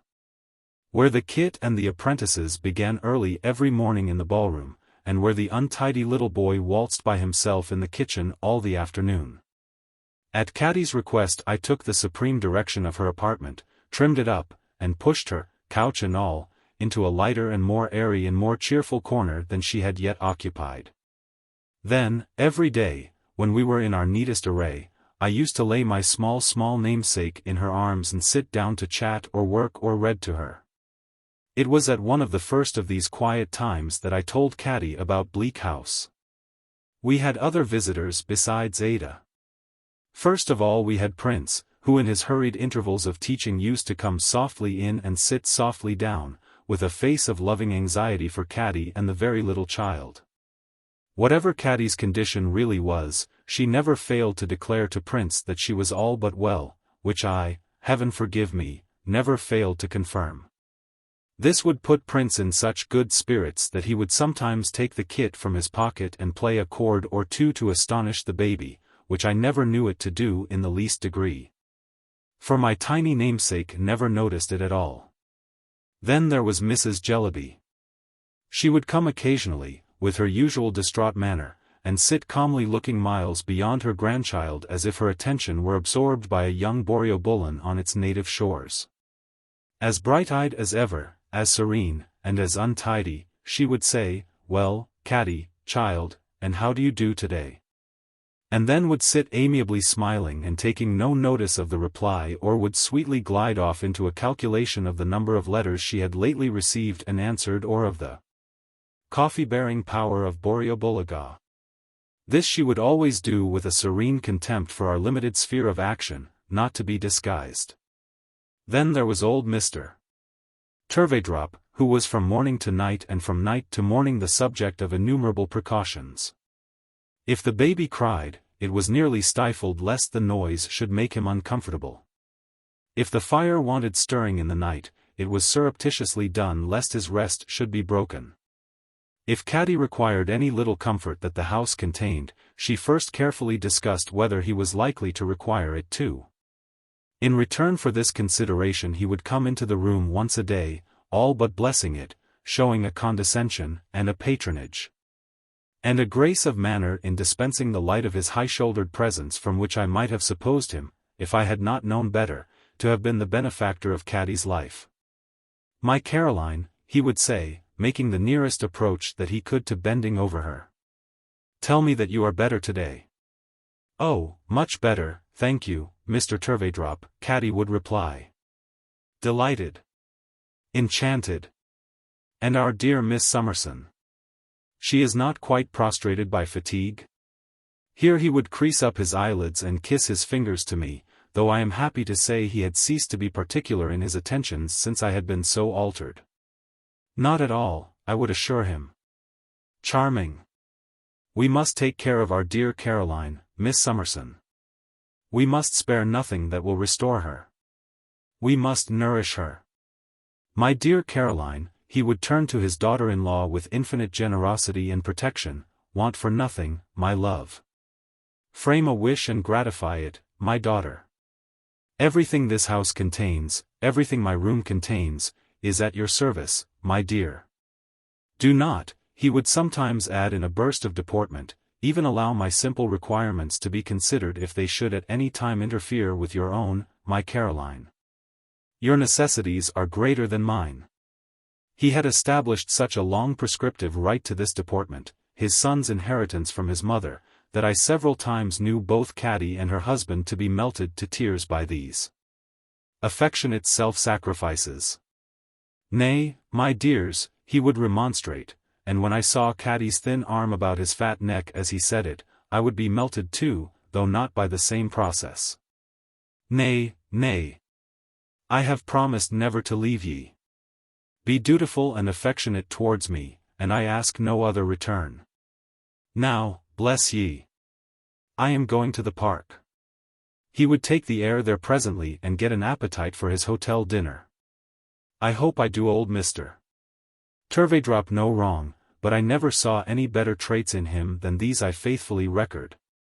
Except that he certainly conceived a liking for Peepy and would take the child out walking with great pomp, always on those occasions sending him home before he went to dinner himself. And occasionally with a halfpenny in his pocket. But even this disinterestedness was attended with no inconsiderable cost, to my knowledge, for before Peepy was sufficiently decorated to walk hand in hand with the professor of deportment, he had to be newly dressed, at the expense of Caddy and her husband, from top to toe. Last of our visitors, there was Mr. Jellyby. Really, when he used to come in of an evening, and ask Caddy in his meek voice how she was, and then sit down with his head against the wall, and make no attempt to say anything more, I liked him very much. If he found me bustling about doing any little thing, he sometimes half took his coat off, as if with an intention of helping by a great exertion, but he never got any further. His sole occupation was to sit with his head against the wall, looking hard at the thoughtful baby, and I could not quite divest my mind of a fancy that they understood one another. I have not counted Mr. Woodcourt among our visitors because he was now Caddy's regular attendant. She soon began to improve under his care, but he was so gentle, so skilful, so unwearying in the pains he took that it is not to be wondered at, I am sure. I saw a good deal of Mr.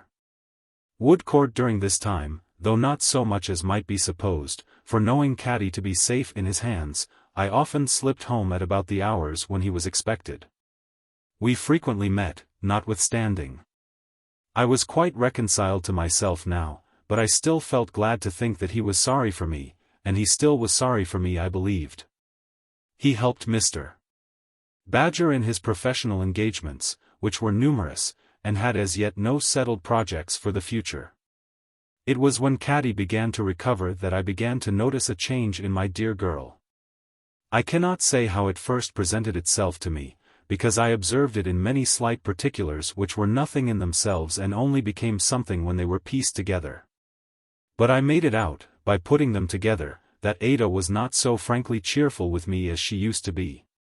Her tenderness for me was as loving and true as ever, I did not for a moment doubt that. But there was a quiet sorrow about her which she did not confide to me, and in which I traced some hidden regret. Now, I could not understand this, and I was so anxious for the happiness of my own pet that it caused me some uneasiness and set me thinking often. At length, feeling sure that Ada suppressed this something from me lest it should make me unhappy too, it came into my head that she was a little grieved, for me, by what I had told her about Bleak House.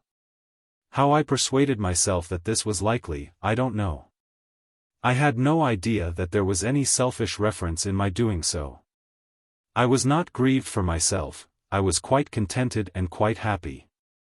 Still, that Ada might be thinking, for me, though I had abandoned all such thoughts, of what once was, but was now all changed, seemed so easy to believe that I believed it. What could I do to reassure my darling, I considered then, and show her that I had no such feelings? Well, I could only be as brisk and busy as possible, and that I had tried to be all along. However, as Caddy's illness had certainly interfered, more or less, with my home duties, though I had always been there in the morning to make my guardian's breakfast. And he had 100 times laughed and said there must be 2 little women, for his little woman was never missing, I resolved to be doubly diligent and gay. So I went about the house humming all the tunes I knew, and I sat working in a desperate manner, and I talked and talked, morning, noon, and night.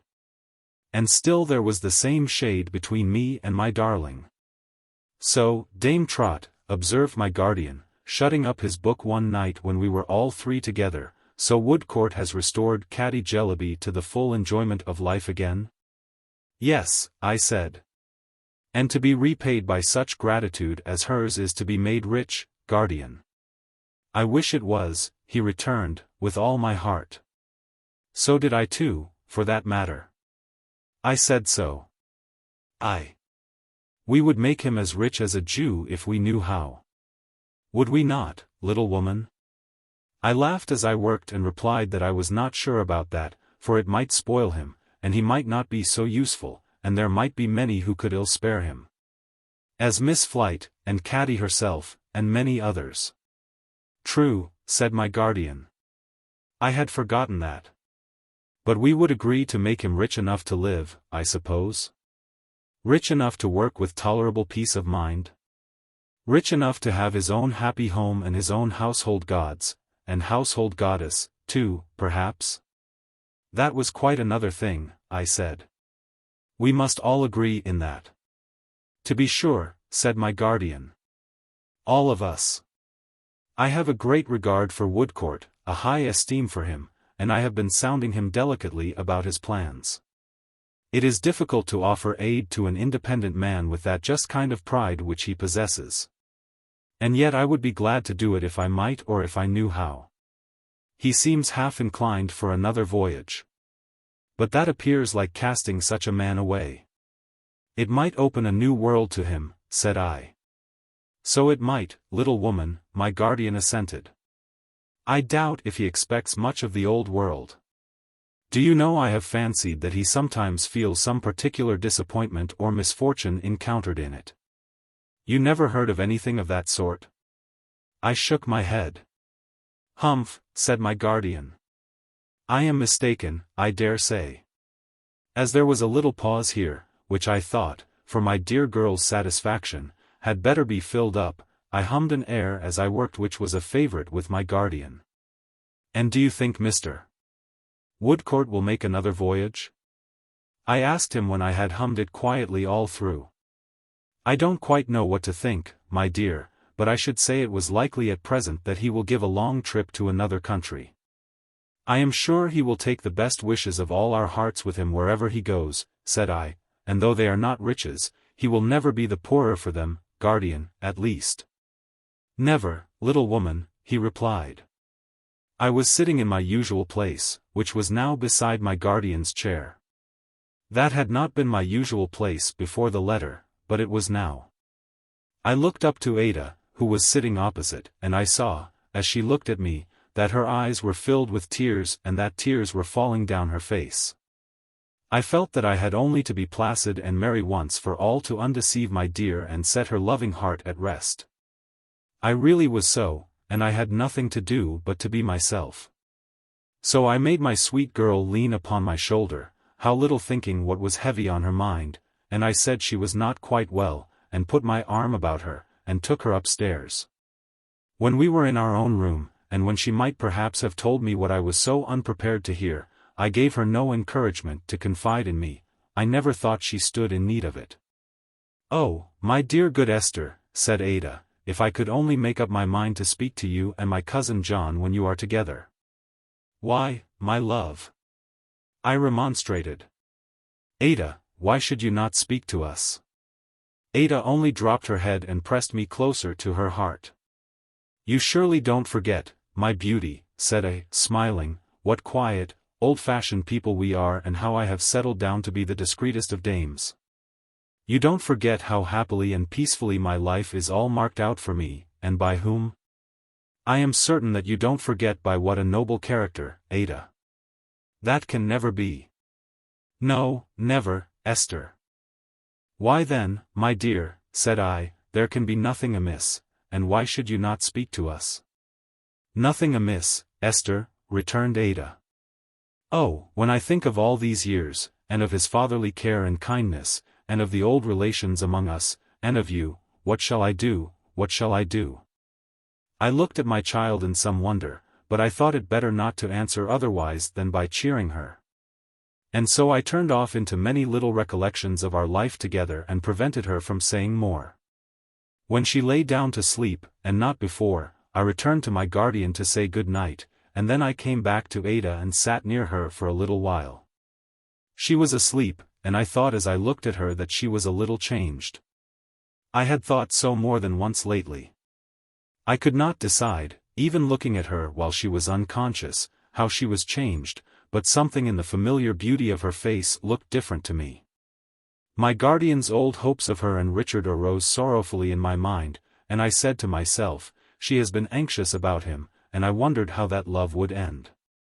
When I had come home from Caddy's while she was ill, I had often found Ada at work, and she had always put her work away, and I had never known what it was. Some of it now lay in a drawer near her, which was not quite closed.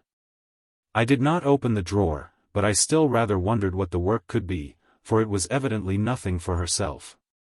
And I noticed as I kissed my dear that she lay with one hand under her pillow so that it was hidden.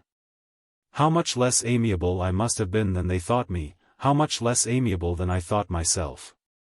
To be so preoccupied with my own cheerfulness and contentment as to think that it only rested with me to put my dear girl right and set her mind at peace. But I lay down, self-deceived, in that belief. And I awoke in it next day to find that there was still the same shade between me and my darling.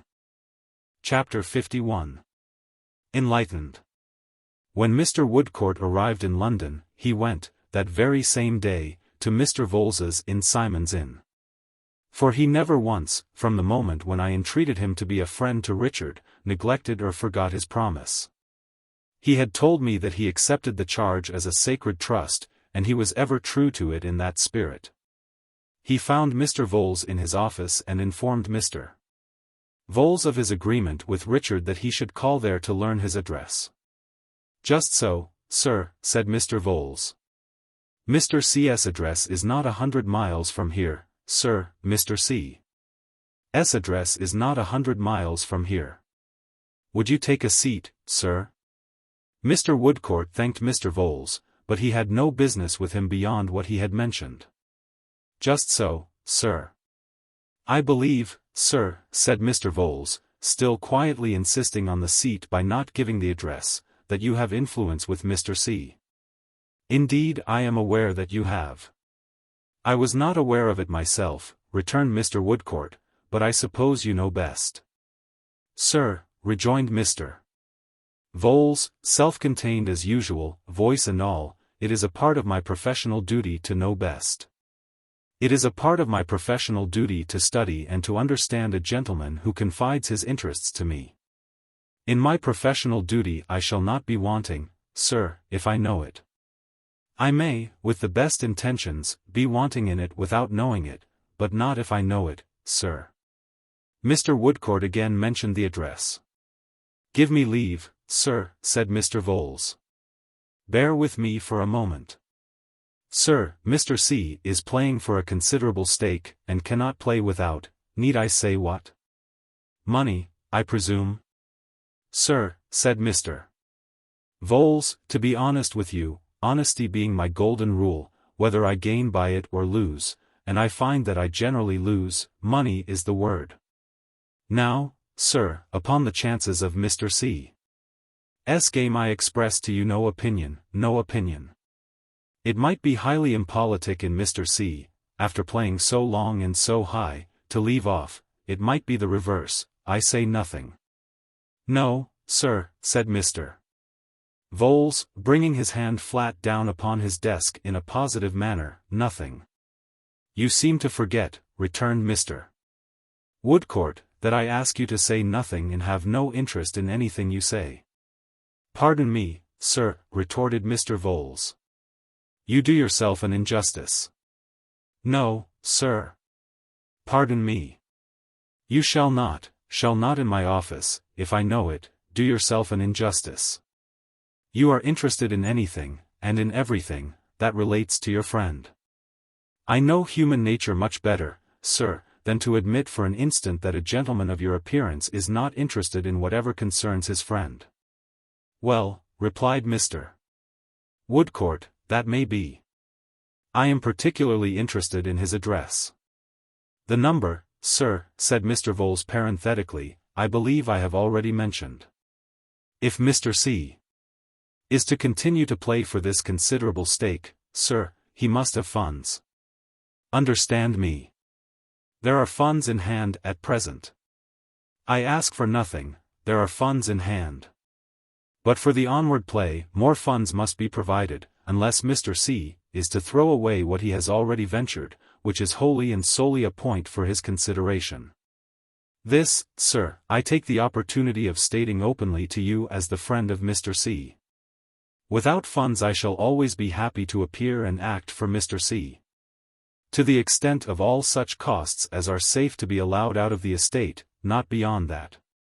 I could not go beyond that, sir, without wronging someone. I must either wrong my 3 dear girls or my venerable father, who is entirely dependent on me, in the Vale of Taunton, or someone. Whereas, sir, my resolution is, call it weakness or folly if you please, to wrong no one. Mr. Woodcourt rather sternly rejoined that he was glad to hear it. I wish, sir, said Mr.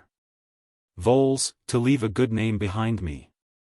Therefore I take every opportunity of openly stating to a friend of Mr. C. how Mr. C. is situated. As to myself, sir, the laborer is worthy of his hire. If I undertake to put my shoulder to the wheel, I do it, and I earn what I get. I am here for that purpose. My name is painted on the door outside, with that object.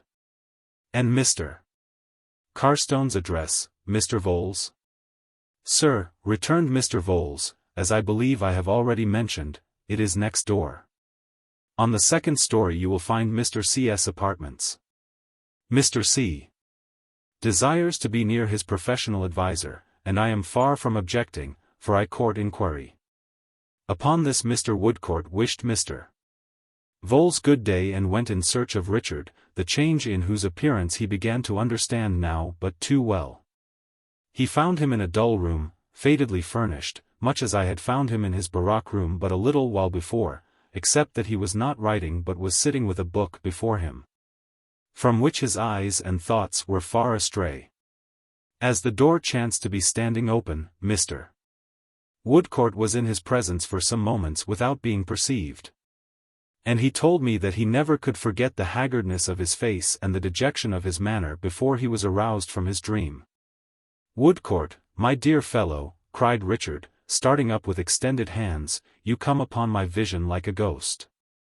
"A friendly one," he replied, "and only waiting, as they say ghosts do, to be addressed. How does the mortal world go?"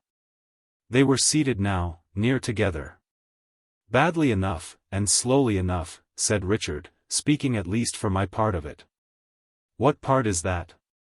"The Chancery part." "I never heard," returned Mr. Woodcourt, shaking his head, "of its going well yet." "Nor I," said Richard moodily. "Who ever did?" He brightened again in a moment and said with his natural openness, "Woodcourt, I should be sorry to be misunderstood by you, even if I gained by it in your estimation. You must know that I have done no good this long time. I have not intended to do much harm, but I seem to have been capable of nothing else. It may be that I should have done better by keeping out of the net into which my destiny has worked me, but I think not, though I dare say you will soon hear, if you have not already heard, a very different opinion. To make short of a long story, I am afraid I have wanted an object, but I have an object now, or it has me, and it is too late to discuss it. Take me as I am, and make the best of me." "A bargain," said Mr. Woodcourt. "Do as much by me in return." "Oh! You," returned Richard, "you can pursue your art for its own sake, and can put your hand upon the plough and never turn, and can strike a purpose out of anything. You and I are very different creatures." He spoke regretfully and lapsed for a moment into his weary condition. "Well, well," he cried, shaking it off. "Everything has an end. We shall see. So you will take me as I am, and make the best of me?" "Aye. Indeed I will." They shook hands upon it laughingly, but in deep earnestness. "I can answer for one of them with my heart of hearts." "You come as a godsend," said Richard, "for I have seen nobody here yet but Voles. Woodcourt, there is one subject I should like to mention, for once and for all, in the beginning of our treaty. You can hardly make the best of me if I don't. You know, I dare say, that I have an attachment to my cousin Ada?" Mr. Woodcourt replied that I had hinted as much to him. "Now pray," returned Richard, "don't think me a heap of selfishness. Don't suppose that I am splitting my head and half breaking my heart over this miserable chancery suit for my own rights and interests alone. Ada's are bound up with mine, they can't be separated. Voles works for both of us. Do think of that." He was so very solicitous on this head that Mr. Woodcourt gave him the strongest assurances that he did him no injustice. "You see," said Richard, with something pathetic in his manner of lingering on the point, though it was offhand and unstudied, "to an upright fellow like you, bringing a friendly face like yours here, I cannot bear the thought of appearing selfish and mean. I want to see Ada righted, Woodcourt, as well as myself. I want to do my utmost to right her, as well as myself. I venture what I can scrape together to extricate her, as well as myself. Do, I beseech you, think of that." Afterwards, when Mr. Woodcourt came to reflect on what had passed, he was so very much impressed by the strength of Richard's anxiety on this point that in telling me generally of his first visit to Simon's Inn he particularly dwelt upon it. It revived a fear I had had before that my dear girl's little property would be absorbed by Mr. Voles and that Richard's justification to himself would be sincerely this. It was just as I began to take care of Caddy that the interview took place, and I now returned to the time when Caddy had recovered and the shade was still between me and my darling. I proposed to Ada that morning that we should go and see Richard. It a little surprised me to find that she hesitated and was not so radiantly willing as I had expected. "My dear," said I, "you have not had any difference with Richard since I have been so much away?" "No, Esther." "Not heard of him, perhaps?" said I. "Yes, I have heard of him," said Ada. Such tears in her eyes, and such love in her face. I could not make my darling out. "Should I go to Richard's by myself?" I said. No, Ada thought I had better not go by myself. Would she go with me? Yes, Ada thought she had better go with me. Should we go now? Yes, let us go now. Well, I could not understand my darling, with the tears in her eyes and the love in her face. We were soon equipped and went out. It was a somber day, and drops of chill rain fell at intervals. It was one of those colorless days when everything looks heavy and harsh. The houses frowned at us, the dust rose at us, the smoke swooped at us, nothing made any compromise about itself or wore a softened aspect.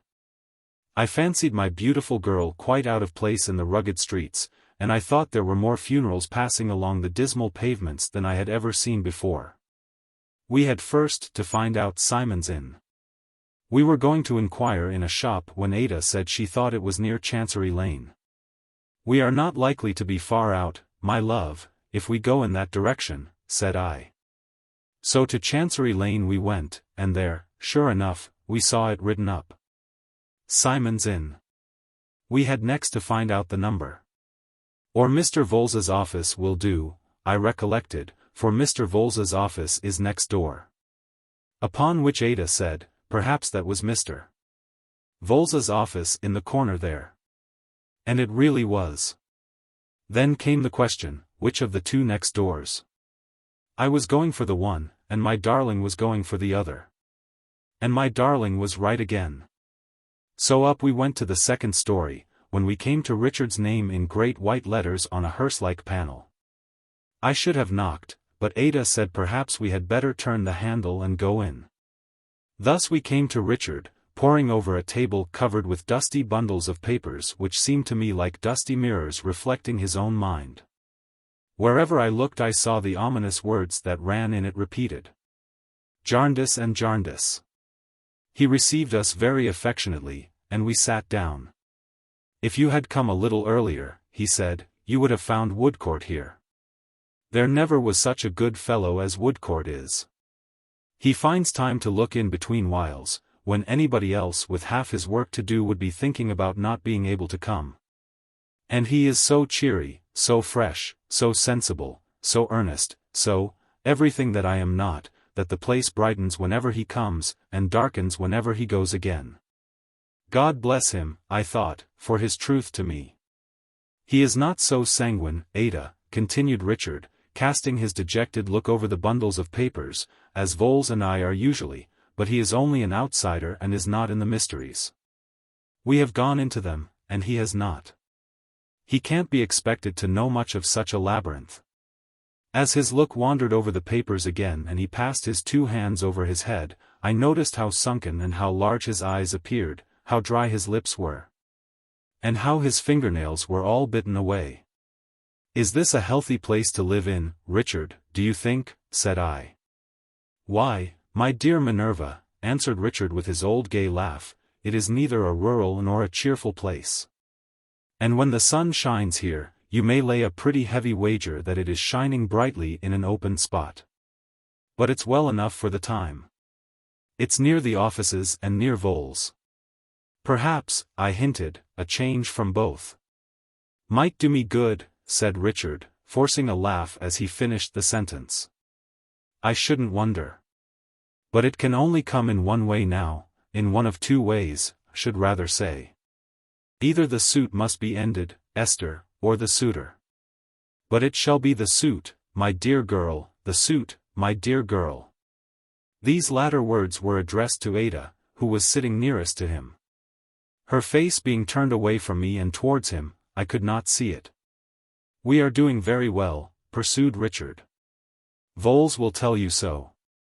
We are really spinning along. Ask Vholes. We are giving them no rest. Vholes knows all their windings and turnings, and we are upon them everywhere. We have astonished them already.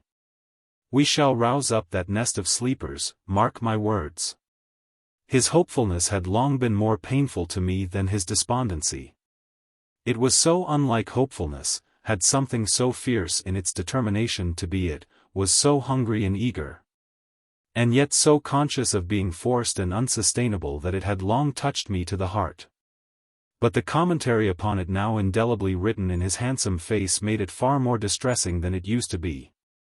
I say indelibly, for I felt persuaded that if the fatal cause could have been for ever terminated, according to his brightest visions, in that same hour, the traces of the premature anxiety, self-reproach, and disappointment it had occasioned him would have remained upon his features to the hour of his death. "The sight of our dear little woman," said Richard, Ada still remaining silent and quiet, "is so natural to me, and her compassionate face is so like the face of old days." "Ah! No, no." I smiled and shook my head. "So exactly like the face of old days," said Richard in his cordial voice, and taking my hand with the brotherly regard which nothing ever changed, "that I can't make pretenses with her. I fluctuate a little, that's the truth.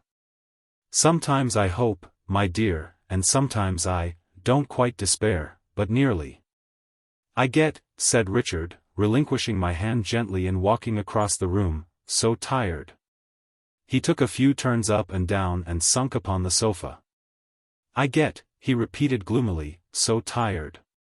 It is such weary, weary work."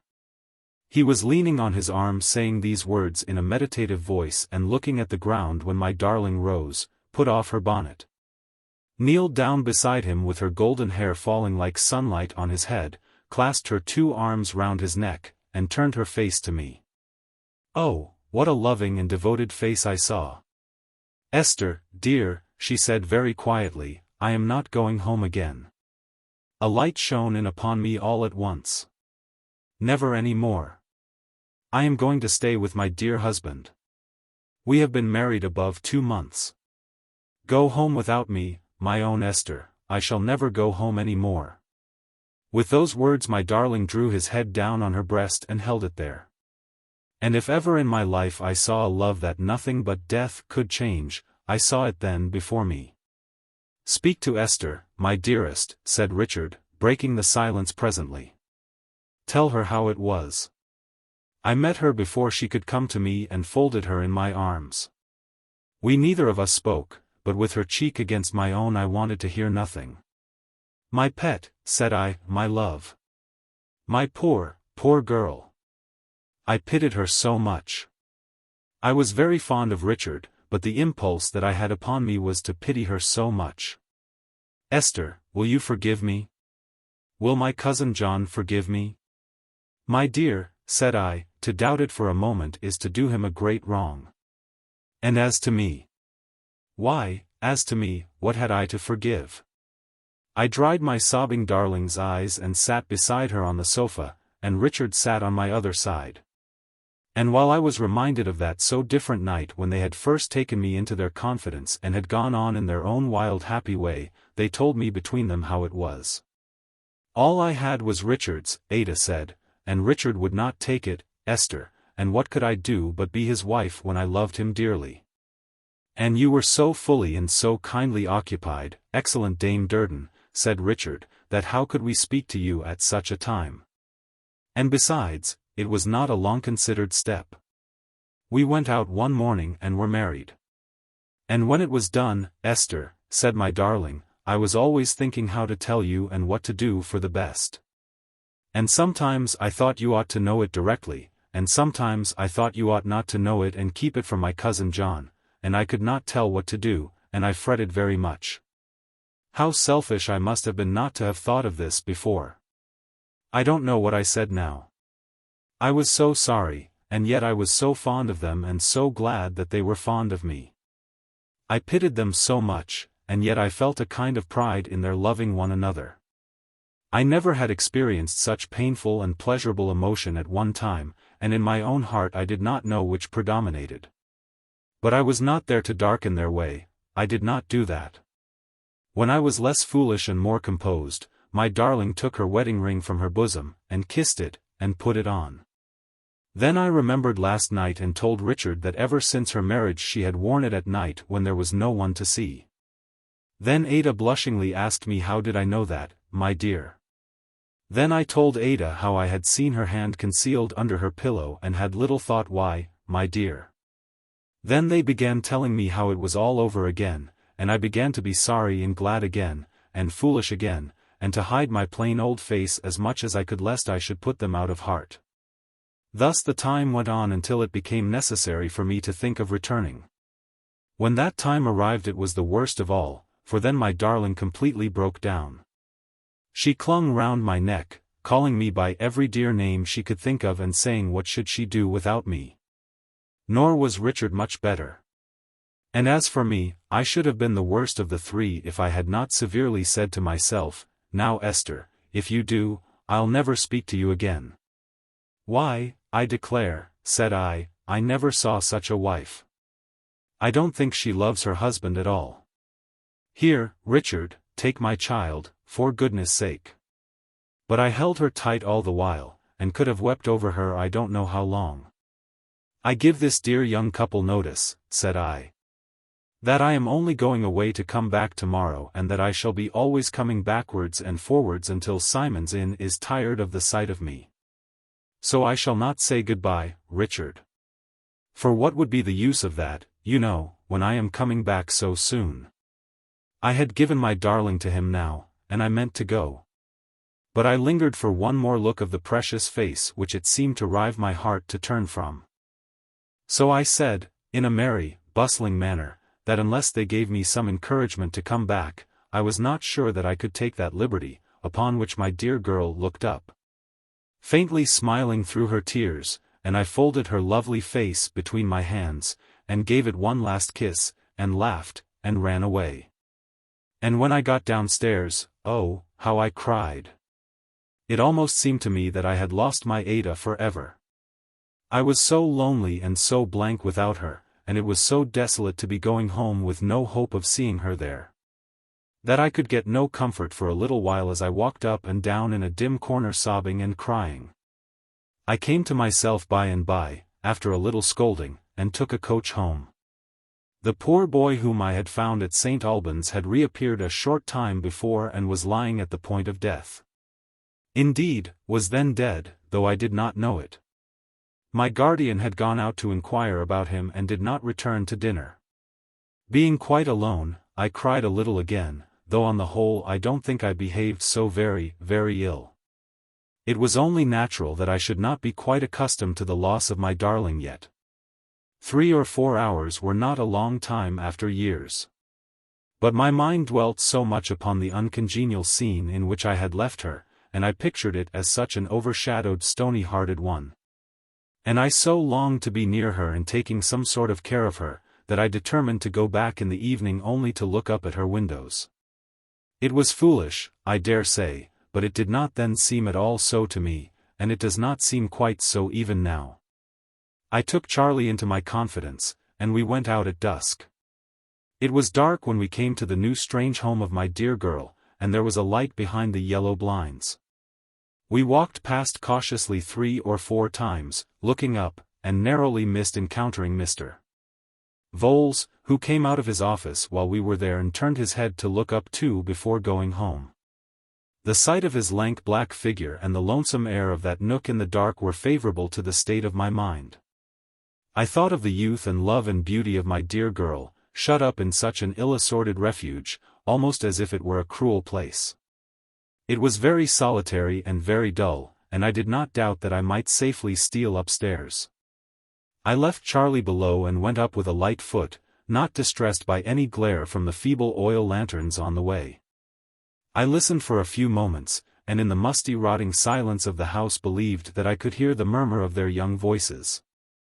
I put my lips to the hearse-like panel of the door as a kiss for my dear and came quietly down again, thinking that one of these days I would confess to the visit.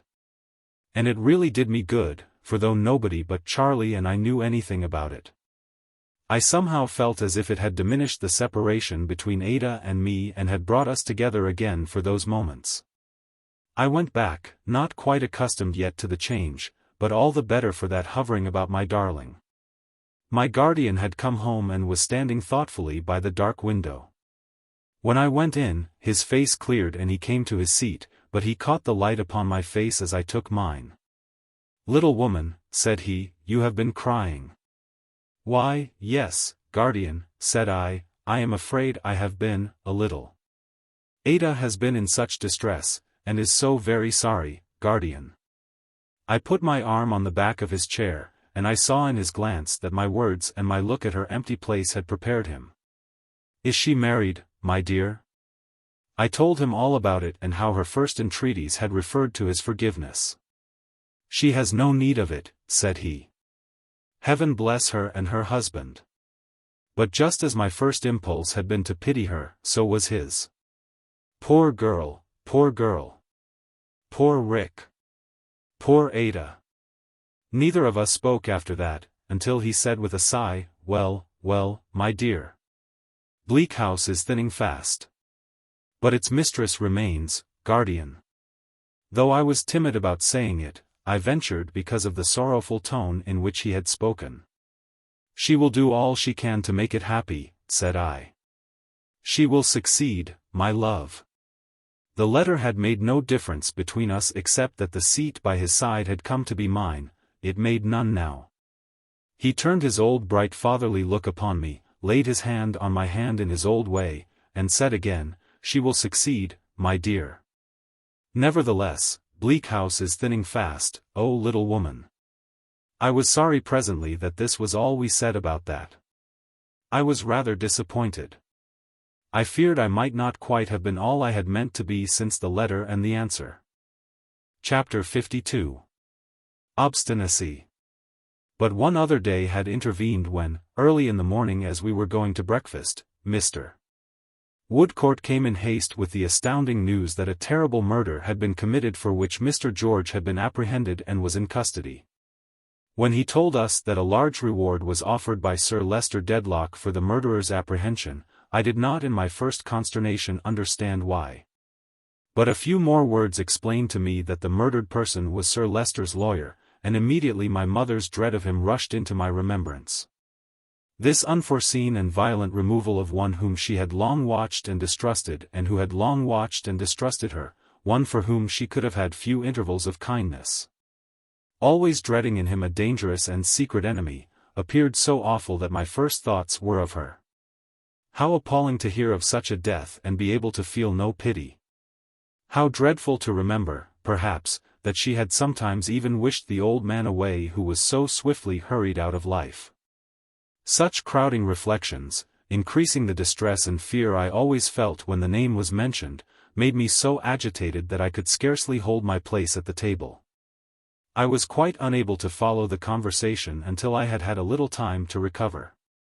But when I came to myself and saw how shocked my guardian was and found that they were earnestly speaking of the suspected man and recalling every favorable impression we had formed of him out of the good we had known of him, my interest and my fears were so strongly aroused in his behalf that I was quite set up again.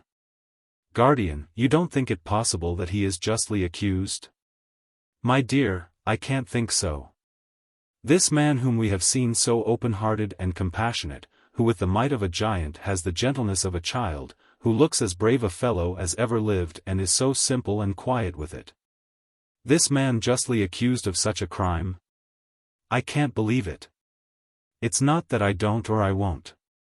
I can't. And I can't," said Mr. Woodcourt. "Still, whatever we believe or know of him, we had better not forget that some appearances are against him. He bore an animosity towards the deceased gentleman. He has openly mentioned it in many places. He is said to have expressed himself violently towards him, and he certainly did about him, to my knowledge. He admits that he was alone on the scene of the murder within a few minutes of its commission. I sincerely believe him to be as innocent of any participation in it as I am, but these are all reasons for suspicion falling upon him." "True," said my guardian. And he added, turning to me, "It would be doing him a very bad service, my dear, to shut our eyes to the truth in any of these respects." I felt, of course, that we must admit, not only to ourselves but to others, the full force of the circumstances against him. Yet I knew withal, I could not help saying, that their weight would not induce us to desert him in his need. "Heaven forbid," returned my guardian. "We will stand by him, as he himself stood by the two poor creatures who are gone." He meant Mr. Gridley and the boy, to both of whom Mr. George had given shelter. Mr. Woodcourt then told us that the trooper's man had been with him before day, after wandering about the streets all night like a distracted creature. That one of the trooper's first anxieties was that we should not suppose him guilty. That he had charged his messenger to represent his perfect innocence with every solemn assurance he could send us. That Mr. Woodcourt had only quieted the man by undertaking to come to our house very early in the morning with these representations. He added that he was now upon his way to see the prisoner himself. My guardian said directly he would go too. Now, besides that I liked the retired soldier very much and that he liked me, I had that secret interest in what had happened which was only known to my guardian. I felt as if it came close and near to me. It seemed to become personally important to myself that the truth should be discovered and that no innocent people should be suspected, for suspicion, once run wild, might run wilder. In a word, I felt as if it were my duty and obligation to go with them. My guardian did not seek to dissuade me, and I went. It was a large prison with many courts and passages so like one another and so uniformly paved that I seemed to gain a new comprehension, as I passed along, of the fondness that solitary prisoners, shut up among the same staring walls from year to year, have had, as I have read, for a weed or a stray blade of grass. In an arched room by himself, like a cellar upstairs, with walls so glaringly white that they made the massive iron window bars and iron-bound door even more profoundly black than they were. We found the trooper standing in a corner. He had been sitting on a bench there and had risen when he heard the locks and bolts turn. When he saw us, he came forward a step with his usual heavy tread, and there stopped and made a slight bow. But as I still advanced, putting out my hand to him, he understood us in a moment. "This is a load off my mind, I do assure you, miss and gentlemen," said he, saluting us with great heartiness and drawing a long breath. "And now I don't so much care how it ends." He scarcely seemed to be the prisoner. What with his coolness and his soldierly bearing, he looked far more like the prison guard. "This is even a rougher place than my gallery to receive a lady in," said Mr. George, "but I know Miss Summerson will make the best of it."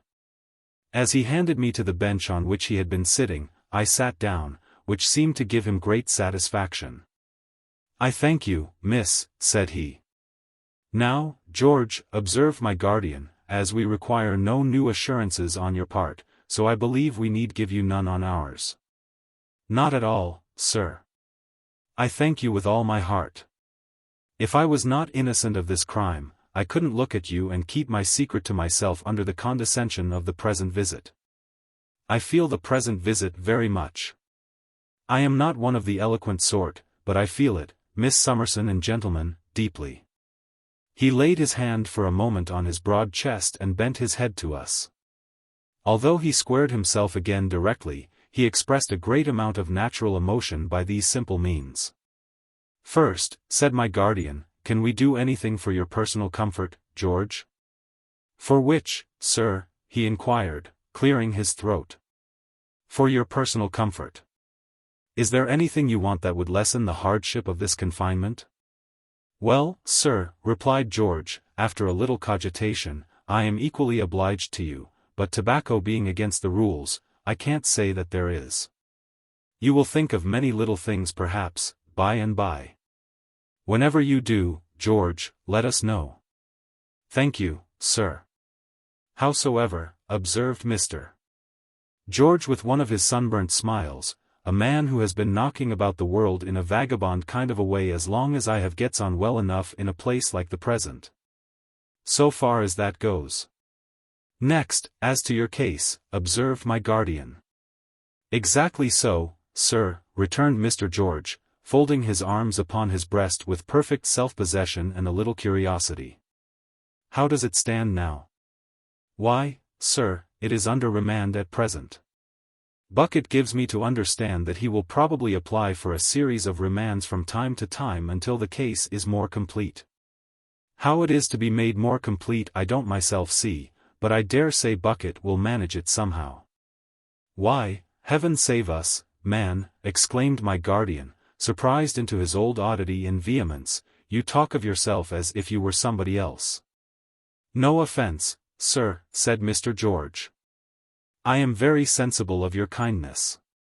But I don't see how an innocent man is to make up his mind to this kind of thing without knocking his head against the walls unless he takes it in that point of view. That is true enough to a certain extent, returned my guardian, softened. But my good fellow, even an innocent man must take ordinary precautions to defend himself. Certainly, sir. And I have done so. I have stated to the magistrates, gentlemen, I am as innocent of this charge as yourselves. What has been stated against me in the way of facts is perfectly true. I know no more about it.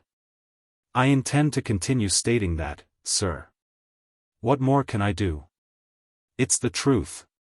But the mere truth won't do, rejoined my guardian. Won't it indeed, sir? Rather a bad lookout for me. Mr. George good-humoredly observed. You must have a lawyer, pursued my guardian. We must engage a good one for you. I ask your pardon, sir, said Mr. George with a step backward. I am equally obliged. But I must decidedly beg to be excused from anything of that sort. You won't have a lawyer? No, sir. Mr. George shook his head in the most emphatic manner. I thank you all the same, sir, but, no lawyer. Why not? I don't take kindly to the breed, said Mr. George. Gridley didn't. And, if you'll excuse my saying so much, should hardly have thought you did yourself, sir. That's equity, my guardian explained, a little at a loss. That's equity, George. Is it, indeed, sir? Returned the trooper in his offhand manner. I am not acquainted with those shades of names myself, but in a general way I object to the breed. Unfolding his arms and changing his position, he stood with one massive hand upon the table and the other on his hip. As complete a picture of a man who was not to be moved from a fixed purpose as ever I saw. It was in vain that we all three talked to him and endeavored to persuade him. He listened with that gentleness which went so well with his bluff bearing, but was evidently no more shaken by our representations that his place of confinement was. Pray think, once more, Mr. George, said I, have you no wish in reference to your case? I certainly could wish it to be tried, miss, he returned, by court-martial, but that is out of the question, as I am well aware. If you will be so good as to favor me with your attention for a couple of minutes, miss, not more, I'll endeavor to explain myself as clearly as I can. He looked at us all three in turn, shook his head a little as if he were adjusting it in the stock and collar of a tight uniform, and after a moment's reflection went on. You see, miss, I have been handcuffed and taken into custody and brought here. I am a marked and disgraced man, and here I am. My shooting gallery is rummaged, high and low, by bucket. Such property as I have, 'tis small, is turned this way and that till it don't know itself, and, as aforesaid, here I am. I don't particular complain of that. Though I am in these present quarters through no immediately preceding fault of mine, I can very well understand that if I hadn't gone into the vagabond way in my youth, this wouldn't have happened. It has happened. Then comes the question how to meet it. He rubbed his swarthy forehead for a moment with a good-humored look and said apologetically, I am such a short-winded talker that I must think a bit. Having thought a bit, he looked up again and resumed. How to meet it. Now, the unfortunate deceased was himself a lawyer and had a pretty tight hold of me. I don't wish to rake up his ashes, but he had, what I should call if he was living, a devil of a tight hold of me. I don't like his trade the better for that.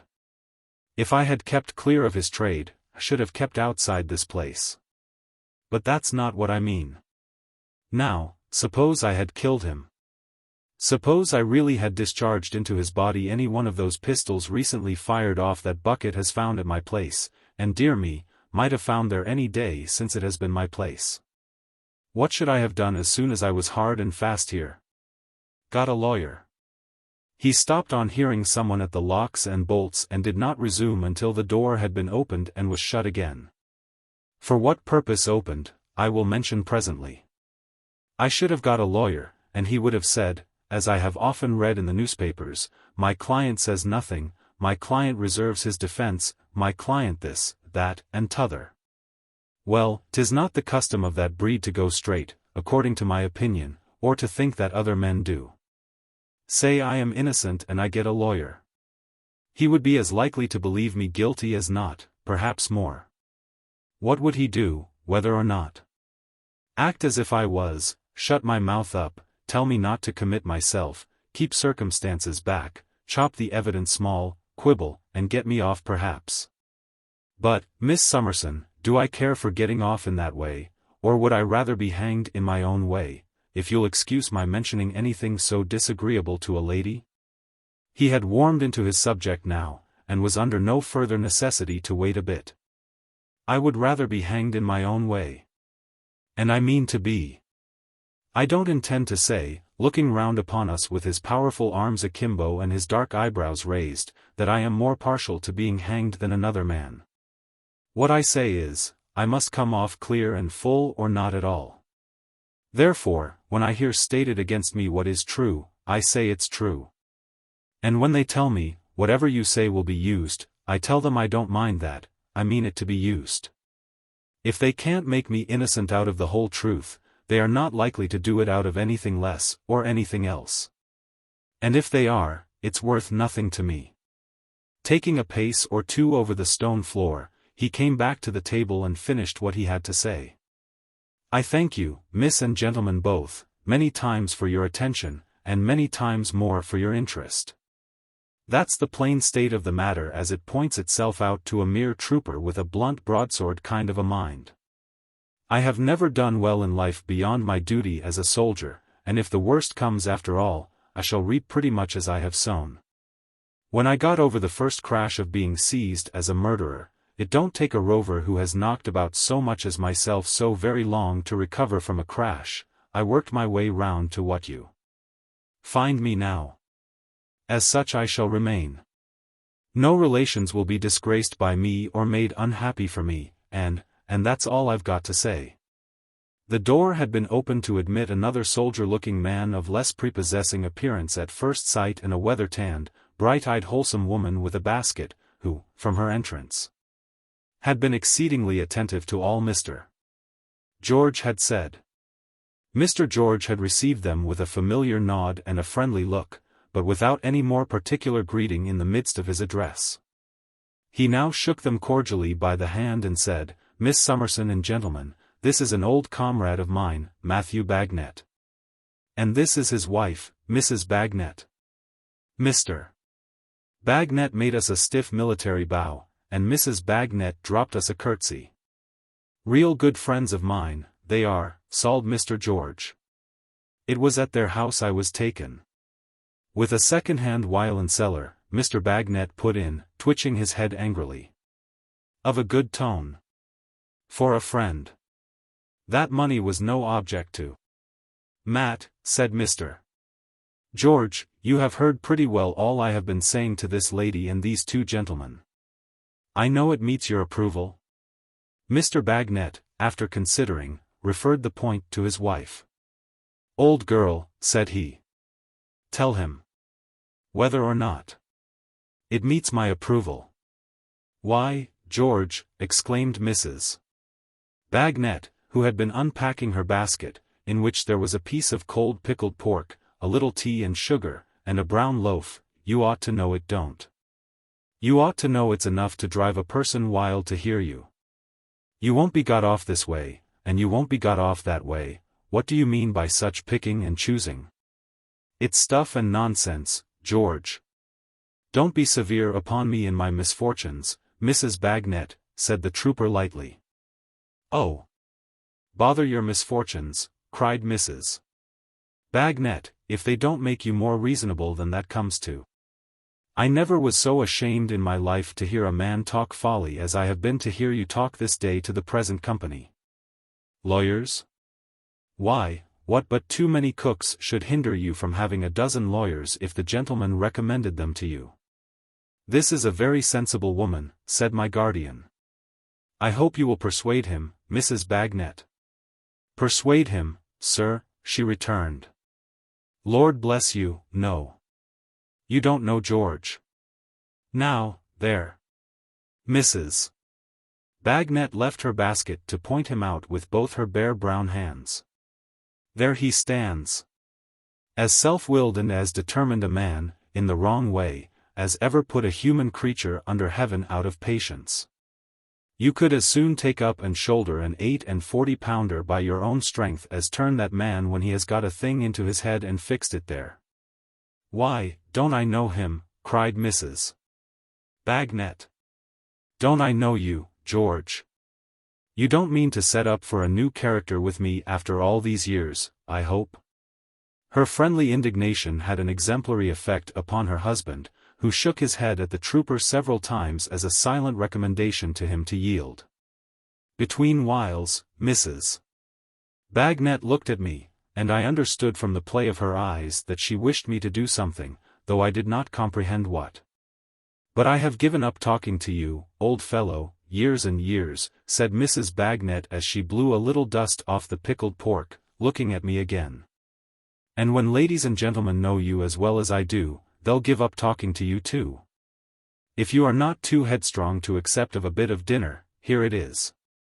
I accept it with many thanks, returned the trooper. Do you though, indeed, said Mrs. Bagnet, continuing to grumble on good-humoredly.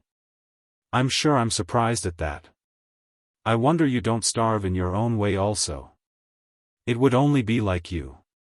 Perhaps you'll set your mind upon that next. Here she again looked at me, and I now perceived from her glances at the door and at me, by turns, that she wished us to retire and to await her following us outside the prison.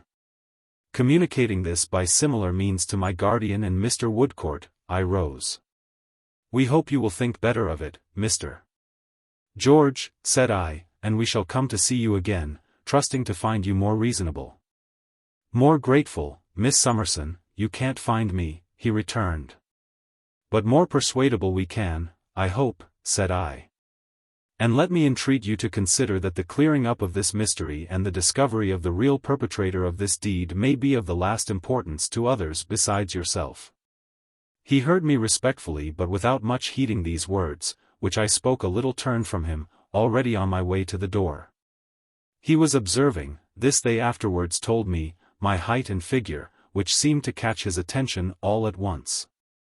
"'Tis curious," said he. "And yet I thought so at the time." My guardian asked him what he meant. "Why, sir," he answered, "when my ill fortune took me to the dead man's staircase on the night of his murder, I saw a shape so like Miss Summerson's go by me in the dark that I had half a mind to speak to it. For an instant I felt such a shudder as I never felt before or since and hope I shall never feel again. It came downstairs as I went up," said the trooper, "and crossed the moonlighted window with a loose black mantle on. I noticed a deep fringe to it. However, it has nothing to do with the present subject, excepting that Miss Summerson looked so like it at the moment that it came into my head. I cannot separate and define the feelings that arose in me after this. It is enough that the vague duty and obligation I had felt upon me from the first of following the investigation was, without my distinctly daring to ask myself any question, increased. And that I was indignantly sure of there being no possibility of a reason for my being afraid. We three went out of the prison and walked up and down at some short distance from the gate, which was in a retired place. We had not waited long when Mr. and Mrs. Bagnet came out too and quickly joined us. There was a tear in each of Mrs. Bagnet's eyes, and her face was flushed and hurried.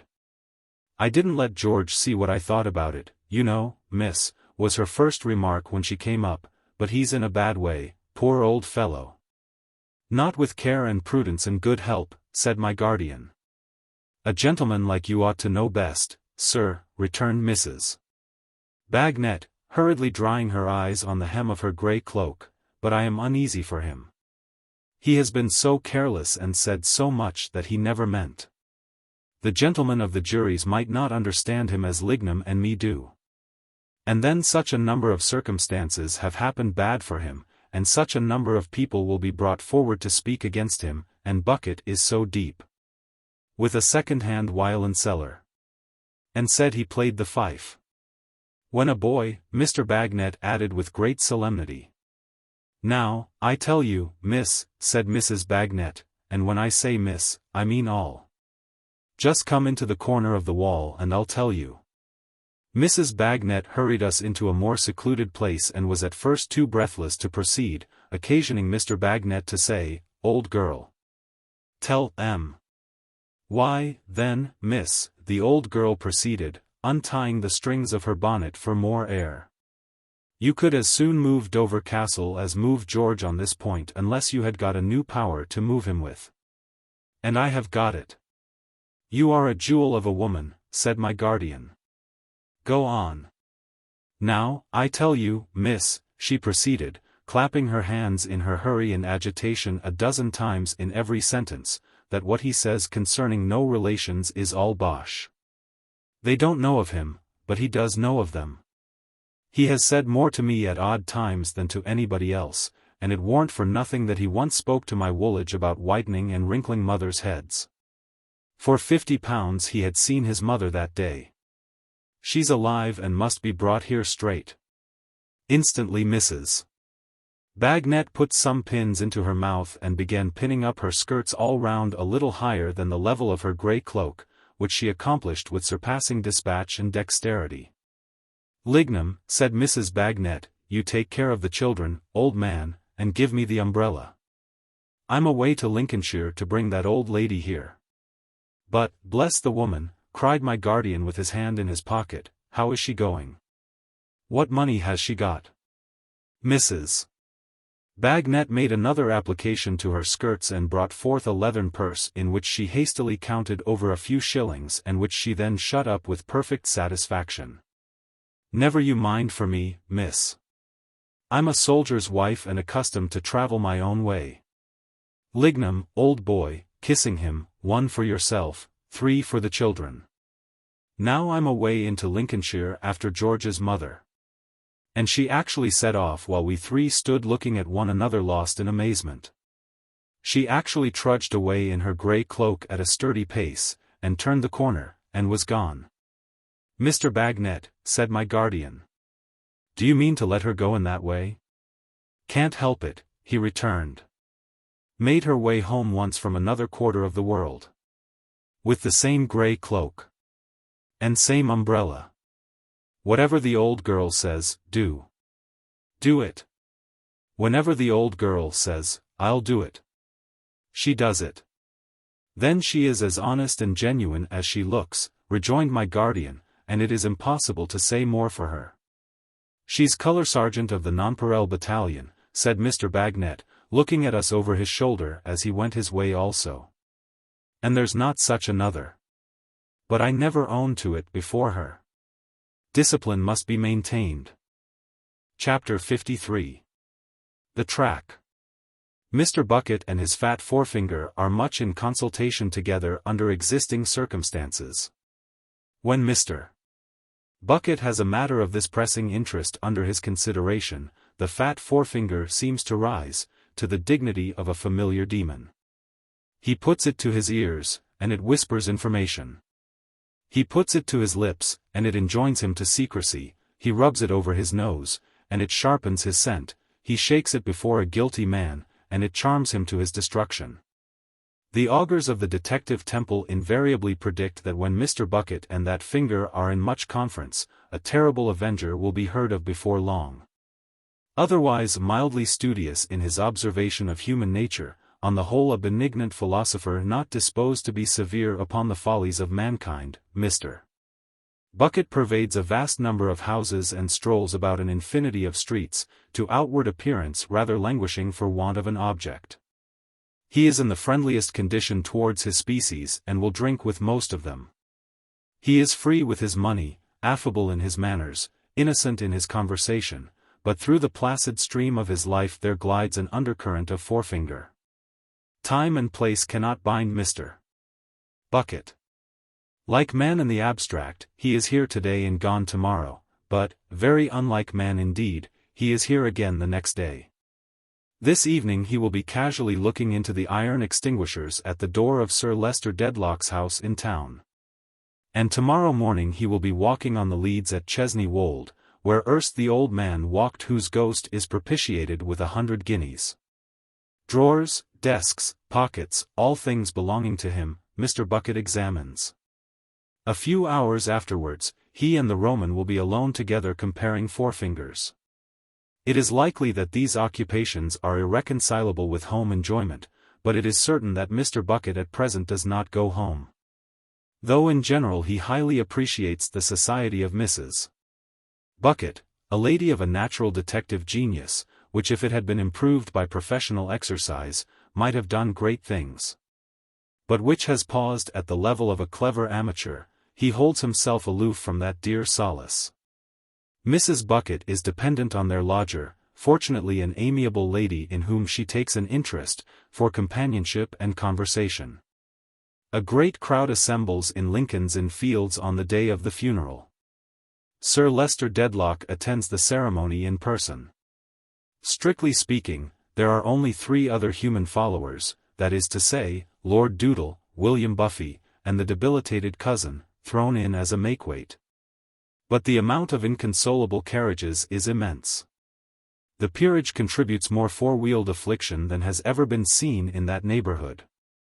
Such is the assemblage of armorial bearings on coach panels that the Herald's College might be supposed to have lost its father and mother at a blow. The Duke of Foodle sends a splendid pile of dust and ashes, with silver wheelboxes, patent axles, all the last improvements, and 3 bereaved worms, 6 feet high, holding on behind. In a bunch of woe. All the state coachmen in London seem plunged into mourning. And if that dead old man of the rusty garb be not beyond a taste in horseflesh, which appears impossible, it must be highly gratified this day. Quiet among the undertakers and the equipages and the calves of so many legs all steeped in grief, Mr. Bucket sits concealed in one of the inconsolable carriages and at his ease surveys the crowd through the lattice blinds. He has a keen eye for a crowd, as for what not. And looking here and there, now from this side of the carriage, now from the other, now up at the house windows, now along the people's heads, nothing escapes him.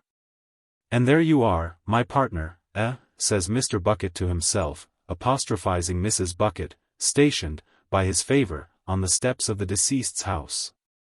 And so you are. And so you are. And very well indeed you are looking, Mrs. Bucket. The procession has not started yet, but is waiting for the cause of its assemblage to be brought out. Mr. Bucket, in the foremost emblazoned carriage, uses his 2 fat forefingers to hold the lattice a hair's breadth open while he looks. And it says a great deal for his attachment, as a husband, that he is still occupied with Mrs. B. There you are, my partner, he murmuringly repeats. And our lodger with you. I'm taking notice of you, Mrs. Bucket. I hope you're all right in your health, my dear. Not another word does Mr. Bucket say, but sits with most attentive eyes until the sack depository of noble secrets is brought down. Where are all those secrets now? Does he keep them yet? Did they fly with him on that sudden journey, and until the procession moves, and Mr. Bucket's view is changed? After which he composes himself for an easy ride and takes note of the fittings of the carriage in case he should ever find such knowledge useful. Contrast enough between Mr. Tulkinghorn shut up in his dark carriage and Mr. Bucket shut up in his. Between the immeasurable track of space beyond the little wound that has thrown the one into the fixed sleep which jolts so heavily over the stones of the streets, and the narrow track of blood which keeps the other in the watchful state expressed in every hair of his head. But it is all one to both, neither is troubled about that. Mr. Bucket sits out the procession in his own easy manner and glides from the carriage when the opportunity he has settled with himself arrives. He makes for Sir Leicester Dedlock's, which is at present a sort of home to him, where he comes and goes as he likes at all hours, where he is always welcome and made much of, where he knows the whole establishment, and walks in an atmosphere of mysterious greatness. No knocking or ringing for Mr. Bucket. He has caused himself to be provided with a key and can pass in at his pleasure. As he is crossing the hall, Mercury informs him, "Here's another letter for you, Mr. Bucket, come by post," and gives it him. "Another one, says Mr. Bucket. If Mercury should chance to be possessed by any lingering curiosity as to Mr. Bucket's letters, that wary person is not the man to gratify it. Mr. Bucket looks at him as if his face were a vista of some miles in length and he were leisurely contemplating the same. "Do you happen to carry a box?" says Mr. Bucket. "Unfortunately Mercury is no snuff-taker." "Could you fetch me a pinch from anywheres?" says Mr. Bucket. "Thankee. It don't matter what it is, I'm not particular as to the kind." "Thankee." Having leisurely helped himself from a canister borrowed from somebody downstairs for the purpose, and having made a considerable show of tasting it, first with one side of his nose and then with the other, Mr. Bucket, with much deliberation, pronounces it of the right sort and goes on, letter in hand. Now although Mr. Bucket walks upstairs to the little library within the larger one with the face of a man who receives some scores of letters every day, it happens that much correspondence is not incidental to his life.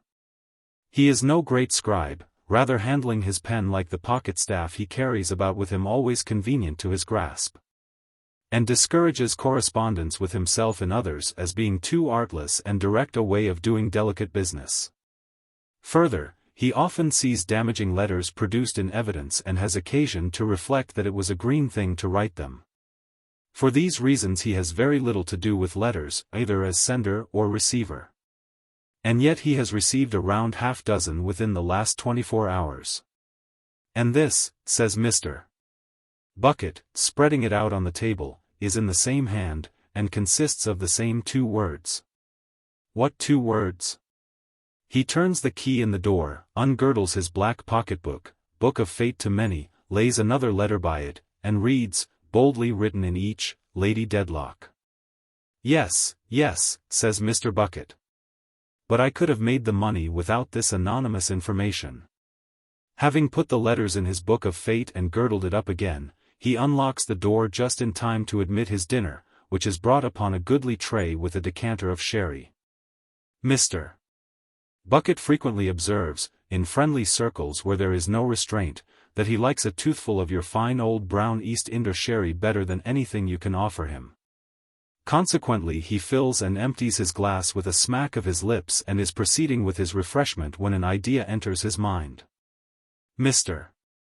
Bucket softly opens the door of communication between that room and the next and looks in. The library is deserted, and the fire is sinking low. Mr. Bucket's eye, after taking a pigeon flight round the room, alights upon a table where letters are usually put as they arrive. Several letters for Sir Leicester are upon it. Mr. Bucket draws near and examines the directions.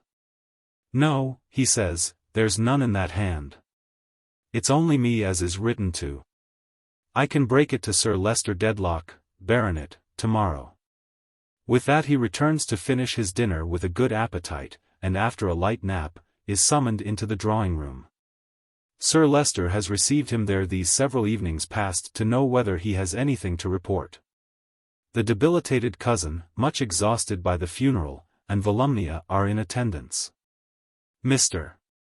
Bucket makes 3 distinctly different bows to these 3 people. A bow of homage to Sir Leicester, a bow of gallantry to Volumnia, and a bow of recognition to the debilitated cousin, to whom it airily says, "You are a swell about town, and you know me. And I know you." Having distributed these little specimens of his tact, Mr. Bucket rubs his hands. "Have you anything new to communicate, officer?" inquires Sir Leicester. "Do you wish to hold any conversation with me in private?" "Why, not tonight, Sir Leicester Dedlock, Baronet. Because my time," pursues Sir Leicester, "is wholly at your disposal with a view to the vindication of the outraged majesty of the law." Mr. Bucket coughs and glances at Volumnia, rouged and necklaced, as though he would respectfully observe, "I do assure you, you're a pretty creetur. I've seen hundreds worse looking at your time of life, I have indeed." The fair Volumnia, not quite unconscious perhaps of the humanizing influence of her charms, pauses in the writing of cocked-hat notes and meditatively adjusts the pearl necklace. Mr. Bucket prices that decoration in his mind and thinks it as likely as not that Volumnia is writing poetry. "If I have not," pursues Sir Leicester, in the most emphatic manner, "adjured you, officer, to exercise your utmost skill in this atrocious case. I particularly desire to take the present opportunity of rectifying any omission I may have made. Let no expense be a consideration. I am prepared to defray all charges. You can incur none in pursuit of the object you have undertaken that I shall hesitate for a moment to bear. Mr. Bucket made Sir Leicester's bow again as a response to this liberality.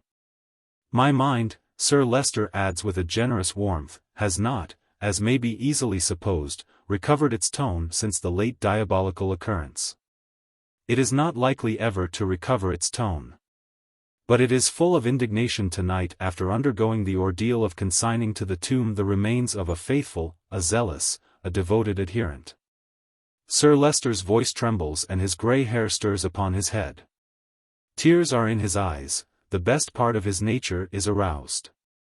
I declare, he says, I solemnly declare that until this crime is discovered and, in the course of justice, punished, I almost feel as if there were a stain upon my name. A gentleman who has devoted a large portion of his life to me, a gentleman who has devoted the last day of his life to me, a gentleman who has constantly sat at my table and slept under my roof, goes from my house to his own, and is struck down within an hour of his leaving my house. I cannot say but that he may have been followed from my house, watched at my house. Even first marked because of his association with my house, which may have suggested his possessing greater wealth and being altogether of greater importance than his own retiring demeanor would have indicated. If I cannot with my means and influence and my position bring all the perpetrators of such a crime to light, I fail in the assertion of my respect for that gentleman's memory and of my fidelity towards one who was ever faithful to me. While he makes this protestation with great emotion and earnestness, looking round the room as if he were addressing an assembly, Mr. Bucket glances at him with an observant gravity in which there might be, but for the audacity of the thought, a touch of compassion. The ceremony of today, continues Sir Leicester, strikingly illustrative of the respect in which my deceased friend, he lays a stress upon the word, for death levels all distinctions, was held by the flower of the land, has, I say, aggravated the shock I have received from this most horrible and audacious crime. If it were my brother who had committed it, I would not spare him. Mr. Bucket looks very grave. Volumnia remarks of the deceased that he was the trustiest and dearest person. You must feel it as a deprivation to you, miss, replies Mr. Bucket soothingly, no doubt. He was calculated to be a deprivation, I'm sure he was. Volumnia gives Mr. Bucket to understand, in reply, that her sensitive mind is fully made up never to get the better of it as long as she lives, that her nerves are unstrung forever, and that she has not the least expectation of ever smiling again. Meanwhile she folds up a cocked hat for that redoubtable old general at Bath, descriptive of her melancholy condition. It gives a start to a delicate female, says Mr. Bucket sympathetically, but it'll wear off. Volumnia wishes of all things to know what is doing. Whether they are going to convict, or whatever it is, that dreadful soldier. Whether he had any accomplices, or whatever the thing is called in the law. And a great deal more to the like artless purpose. Why, you see, miss, returns Mr. Bucket, bringing the finger into persuasive action, and such is his natural gallantry that he had almost said, my dear, it ain't easy to answer those questions at the present moment. Not at the present moment. I've kept myself on this case, Sir Leicester Dedlock, Baronet, whom Mr. Bucket takes into the conversation in right of his importance, morning, noon, and night. But for a glass or two of sherry, I don't think I could have had my mind so much upon the stretch as it has been. I could answer your questions, miss, but duty forbids it. Sir Leicester Dedlock, Baronet, will very soon be made acquainted with all that has been traced. And I hope that he may find it, Mr. Bucket again looks grave, to his satisfaction. The debilitated cousin only hopes some flare'll be executed, Zample. Thinks more interests wanted, get man hanged presentime, than get man place 10,000 a year. Hasn't a doubt, Zample, far better hang wrong flare than no flare. You know life, you know, sir, says Mr. Bucket with a complimentary twinkle of his eye and crook of his finger, and you can confirm what I've mentioned to this lady. You don't want to be told that from information I have received I have gone to work. You're up to what a lady can't be expected to be up to. Lord! Especially in your elevated station of society, miss, says Mr. Bucket, quite reddening at another narrow escape from, my dear. The officer, Volumnia, observes Sir Leicester, is faithful to his duty, and perfectly right. Mr. Bucket murmurs, glad to have the honor of your approbation, Sir Leicester Dedlock, Baronet. In fact, Volumnia, proceeds Sir Leicester, it is not holding up a good model for imitation to ask the officer any such questions as you have put to him. He is the best judge of his own responsibility, he acts upon his responsibility. And it does not become us, who assist in making the laws, to impede or interfere with those who carry them into execution. Or, says Sir Leicester somewhat sternly, for Volumnia was going to cut in before he had rounded his sentence, or who vindicate their outraged majesty. Volumnia with all humility explains that she had not merely the plea of curiosity to urge, in common with the giddy youth of her sex in general, but that she is perfectly dying with regret and interest for the darling man whose loss they all deplore. Very well, Volumnia, returns Sir Leicester. Then you cannot be too discreet. Mr. Bucket takes the opportunity of a pause to be heard again. Sir Leicester Dedlock, Baronet, I have no objections to telling this lady, with your leave and among ourselves, that I look upon the case as pretty well complete. It is a beautiful case, and what little is wanting to complete it, I expect to be able to supply in a few hours. I am very glad indeed to hear it, says Sir Leicester. Highly creditable to you. Sir Leicester Dedlock, Baronet, returns Mr. Bucket very seriously, I hope it may at one and the same time do me credit and prove satisfactory to all. When I depict it as a beautiful case, you see, miss, Mr. Bucket goes on, glancing gravely at Sir Leicester, I mean from my point of view. As considered from other points of view, such cases will always involve more or less unpleasantness. Very strange things comes to our knowledge in families, miss. Bless your heart, what you would think to be phenomenons, quite.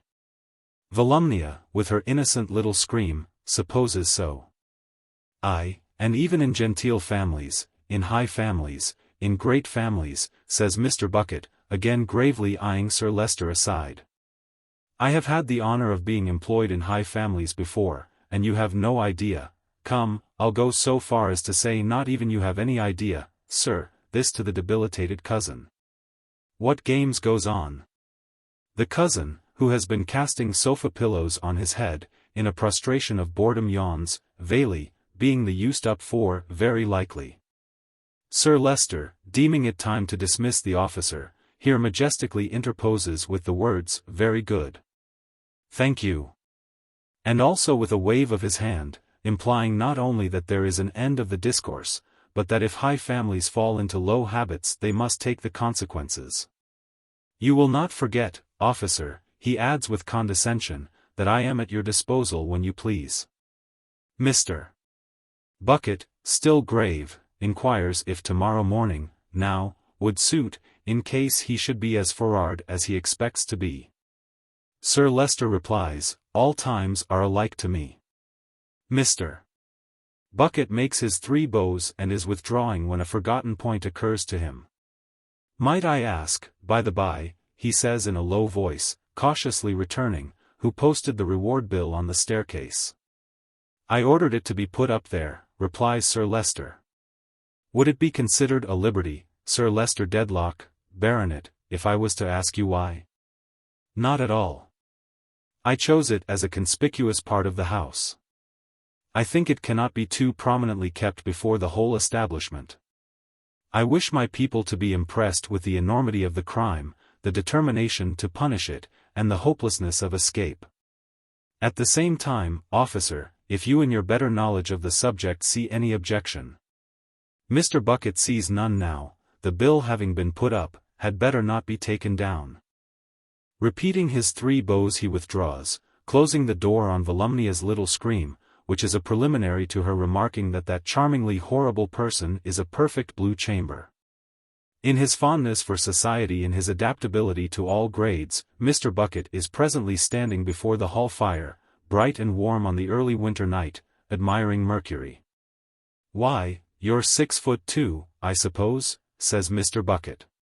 "3", says Mercury. "Are you so much? But then, you see, you're broad in proportion and don't look it. You're not one of the weak-legged ones, you ain't. Was you ever modelled now?" Mr. Bucket asks, conveying the expression of an artist into the turn of his eye and head. "Mercury never was modelled." "Then you ought to be, you know," says Mr. Bucket. "And a friend of mine that you'll hear of one day as a Royal Academy sculptor would stand something handsome to make a drawing of your proportions for the marble. My lady's out, ain't she? Out to dinner. Goes out pretty well every day, don't she?" "Yes. Not to be wondered at," says Mr. Bucket. "Such a fine woman as her, so handsome and so graceful and so elegant, is like a fresh lemon on a dinner table, ornamental wherever she goes. Was your father in the same way of life as yourself? Answer in the negative." "Mine was," says Mr. Bucket. "My father was first a page, then a footman, then a butler, then a steward, then an innkeeper. Lived universally respected, and died lamented. Said with his last breath that he considered service the most honorable part of his career, and so it was. I've a brother in service, and a brother-in-law. My lady a good temper?" Mercury replies, "As good as you can expect." "Ah," says Mr. Bucket. "A little spoilt? A little capricious? Lord! What can you anticipate when they're so handsome as that? And we like 'em all the better for it, don't we?" Mercury, with his hands in the pockets of his bright peach-blossom small clothes, stretches his symmetrical silk legs with the air of a man of gallantry and can't deny it. Come the roll of wheels and a violent ringing at the bell. "Talk of the angels," says Mr. Bucket. "Here she is." The doors are thrown open, and she passes through the hall. Still very pale, she is dressed in slight mourning and wears 2 beautiful bracelets. Either their beauty or the beauty of her arms is particularly attractive to Mr. Bucket. He looks at them with an eager eye and rattles something in his pocket, halfpence perhaps. Noticing him at his distance, she turns an inquiring look on the other Mercury who has brought her home. "Mr. Bucket, my lady." Mr. Bucket makes a leg and comes forward, passing his familiar demon over the region of his mouth. "Are you waiting to see Sir Leicester?" "No, my lady, I've seen him." "Have you anything to say to me?" "Not just at present, my lady." "Have you made any new discoveries?" "A few, my lady." "This is merely in passing." She scarcely makes a stop, and sweeps upstairs alone. Mr. Bucket, moving towards the staircase foot, watches her as she goes up the steps the old man came down to his grave. Past murderous groups of statuary repeated with their shadowy weapons on the wall, past the printed bill, which she looks at going by, out of view. "She's a lovely woman, too, she really is," says Mr. Bucket, coming back to Mercury. "Don't look quite healthy though." "Is not quite healthy," Mercury informs him. "Suffers much from headaches." "Really? That's a pity. Walking, Mr. Bucket would recommend for that." "Well, she tries walking," Mercury rejoins. "Walks sometimes for 2 hours when she has them bad. By night, too." "Are you sure you're quite so much as 6'3", asks Mr. Bucket. "Begging your pardon for interrupting you a moment?" "Not a doubt about it. You're so well put together that I shouldn't have thought it. But the household troops, though considered fine men, are built so straggling." "Walks by night, does she? When it's moonlight, though?" "Oh, yes. When it's moonlight. Of course." "Oh, of course." Conversational and acquiescent on both sides. "I suppose you ain't in the habit of walking yourself," says Mr. Bucket. "Not much time for it, I should say. Besides which, Mercury don't like it. Prefers carriage exercise. To be sure, says Mr. Bucket. That makes a difference. Now I think of it, says Mr. Bucket, warming his hands and looking pleasantly at the blaze, she went out walking the very night of this business. To be sure she did. I let her into the garden over the way. And left her there. Certainly you did. I saw you doing it. I didn't see you, says Mercury. I was rather in a hurry, returns Mr. Bucket, for I was going to visit a aunt of mine that lives at Chelsea, next door but two to the old original Bun House. 90-year-old the old lady is, a single woman, and got a little property. Yes, I chanced to be passing at the time. Let's see. What time might it be? It wasn't 10. 9:30. You're right. So it was. And if I don't deceive myself, my lady was muffled in a loose black mantle, with a deep fringe to it? Of course she was. Of course she was. Mr. Bucket must return to a little work he has to get on with upstairs, but he must shake hands with Mercury in acknowledgment of his agreeable conversation, and will he, this is all he asks, will he, when he has a leisure half-hour, think of bestowing it on that Royal Academy sculptor, for the advantage of both parties? Chapter 54. Springing a Mine. Refreshed by sleep, Mr. Bucket rises betimes in the morning and prepares for a field day. Smartened up by the aid of a clean shirt and a wet hairbrush, with which instrument, on occasions of ceremony, he lubricates such thin locks as remain to him after his life of severe study, Mr. Bucket lays in a breakfast of 2 mutton chops as a foundation to work upon, together with tea, eggs, toast, and marmalade on a corresponding scale. Having much enjoyed these strengthening matters and having held subtle conference with his familiar demon, he confidently instructs Mercury, just to mention quietly to Sir Leicester Dedlock, Baronet, that whenever he's ready for me, I'm ready for him. A gracious message being returned that Sir Leicester will expedite his dressing and join Mr. Bucket in the library within 10 minutes, Mr. Bucket repairs to that apartment and stands before the fire with his finger on his chin, looking at the blazing coals. Thoughtful Mr. Bucket is, as a man may be with weighty work to do, but composed, sure, confident. From the expression of his face he might be a famous whist player for a large stake, say 100 guineas certain, with the game in his hand. But with a high reputation involved in his playing his hand out to the last card in a masterly way. Not in the least anxious or disturbed is Mr. Bucket when Sir Leicester appears, but he eyes the baronet aside as he comes slowly to his easy chair with that observant gravity of yesterday, in which there might have been yesterday. But for the audacity of the idea, a touch of compassion. I am sorry to have kept you waiting, officer, but I am rather later than my usual hour this morning. I am not well. The agitation and the indignation from which I have recently suffered have been too much for me. I am subject to gout. Sir Leicester was going to say indisposition and would have said it to anybody else, but Mr. Bucket palpably knows all about it, and recent circumstances have brought it on. As he takes his seat with some difficulty and with an air of pain, Mr. Bucket draws a little nearer, standing with one of his large hands on the library table. I am not aware, officer, Sir Leicester observes, raising his eyes to his face, whether you wish us to be alone, but that is entirely as you please. If you do, well and good. If not, Miss Dedlock would be interested. Why, Sir Leicester Dedlock, Baronet, returns Mr. Bucket with his head persuasively on one side and his forefinger pendant at one ear like an earring, we can't be too private just at present. You will presently see that we can't be too private. A lady, under the circumstances, and especially in Miss Dedlock's elevated station of society, can't but be agreeable to me, but speaking without a view to myself.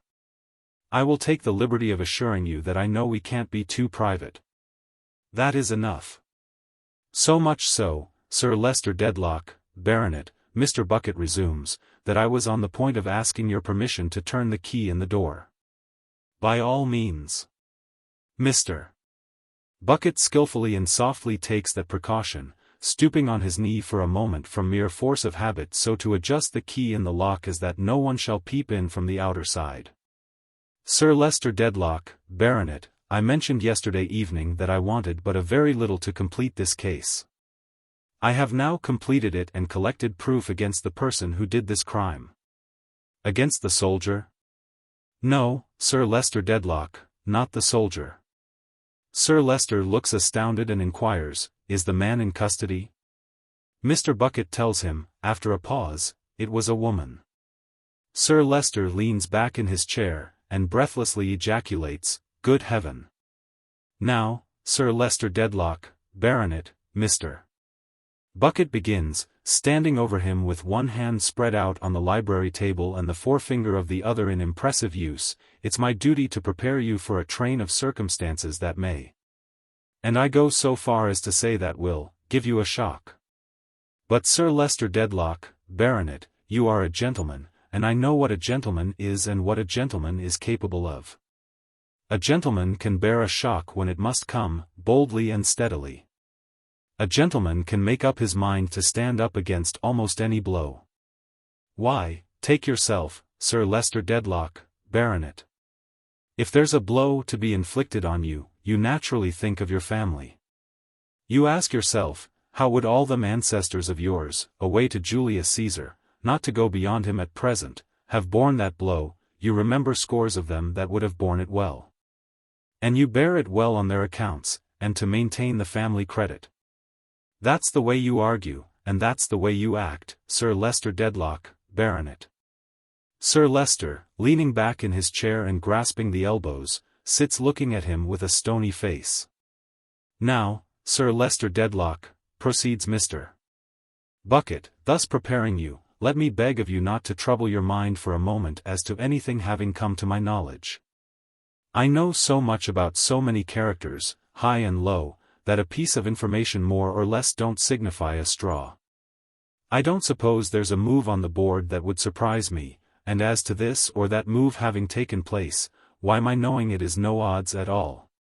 Any possible move whatever, provided it's in a wrong direction, being a probable move according to my experience. Therefore, what I say to you, Sir Leicester Dedlock, Baronet, is, don't you go and let yourself be put out of the way because of my knowing anything of your family affairs.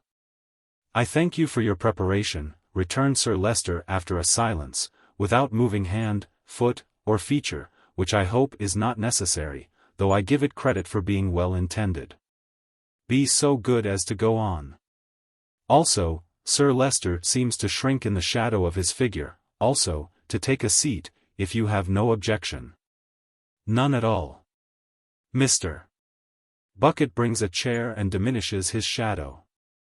Now, Sir Leicester Dedlock, Baronet, with this short preface I come to the point. Lady Dedlock. Sir Leicester raises himself in his seat and stares at him fiercely. Mr. Bucket brings the finger into play as an emollient.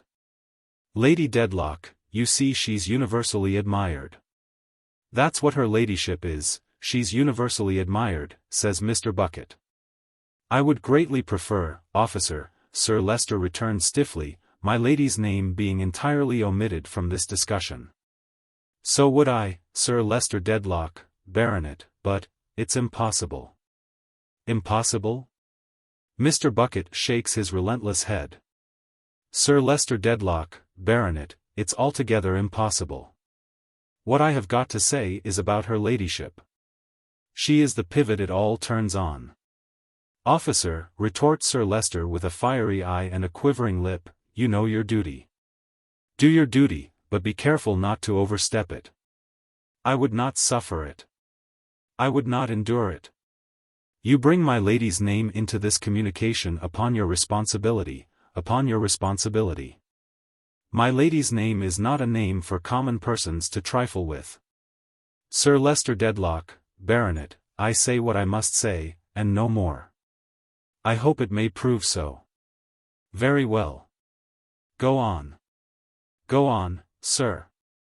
Glancing at the angry eyes which now avoid him and at the angry figure trembling from head to foot, yet striving to be still, Mr. Bucket feels his way with his forefinger and in a low voice proceeds. Sir Leicester Dedlock, Baronet, it becomes my duty to tell you that the deceased Mr. Tulkinghorn long entertained mistrusts and suspicions of Lady Dedlock. If he had dared to breathe them to me, sir, which he never did, would have killed him myself, exclaimed Sir Leicester, striking his hand upon the table. But in the very heat and fury of the act he stops, fixed by the knowing eyes of Mr. Bucket, whose forefinger is slowly going and who, with mingled confidence and patience, shakes his head.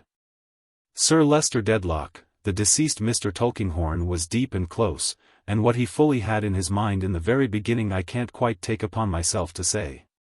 But I know from his lips that he long ago suspected Lady Dedlock of having discovered, through the sight of some handwriting, in this very house, and when you yourself, Sir Leicester Dedlock, were present, the existence, in great poverty, of a certain person who had been her lover before you courted her and who ought to have been her husband. Mr. Bucket stops and deliberately repeats, ought to have been her husband, not a doubt about it. I know from his lips that when that person soon afterwards died, he suspected Lady Dedlock of visiting his wretched lodging in his wretched grave, alone and in secret. I know from my own inquiries and through my eyes and ears that Lady Dedlock did make such visit in the dress of her own maid, for the deceased Mr. Tulkinghorn employed me to reckon up her ladyship, if you'll excuse my making use of the term we commonly employ, and I reckoned her up, so far, completely. I confronted the maid in the chambers in Lincoln's Inn Fields with a witness who had been Lady Dedlock's guide, and there couldn't be the shadow of a doubt that she had worn the young woman's dress. Unknown to her. Sir Leicester Dedlock, Baronet, I did endeavour to pave the way a little towards these unpleasant disclosures yesterday by saying that very strange things happened even in high families sometimes. All this, and more, has happened in your own family, and to and through your own lady. It's my belief that the deceased Mr. Tulkinghorn followed up these inquiries to the hour of his death and that he and Lady Dedlock even had bad blood between them upon the matter that very night.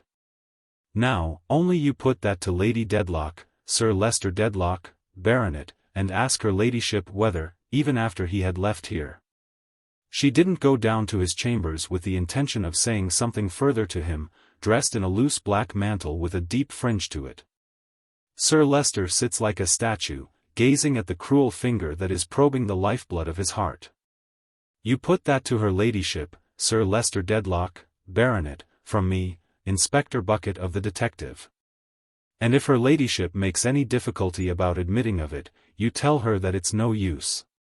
That Inspector Bucket knows it and knows that she passed the soldier as you called him, though he's not in the army now, and knows that she knows she passed him on the staircase.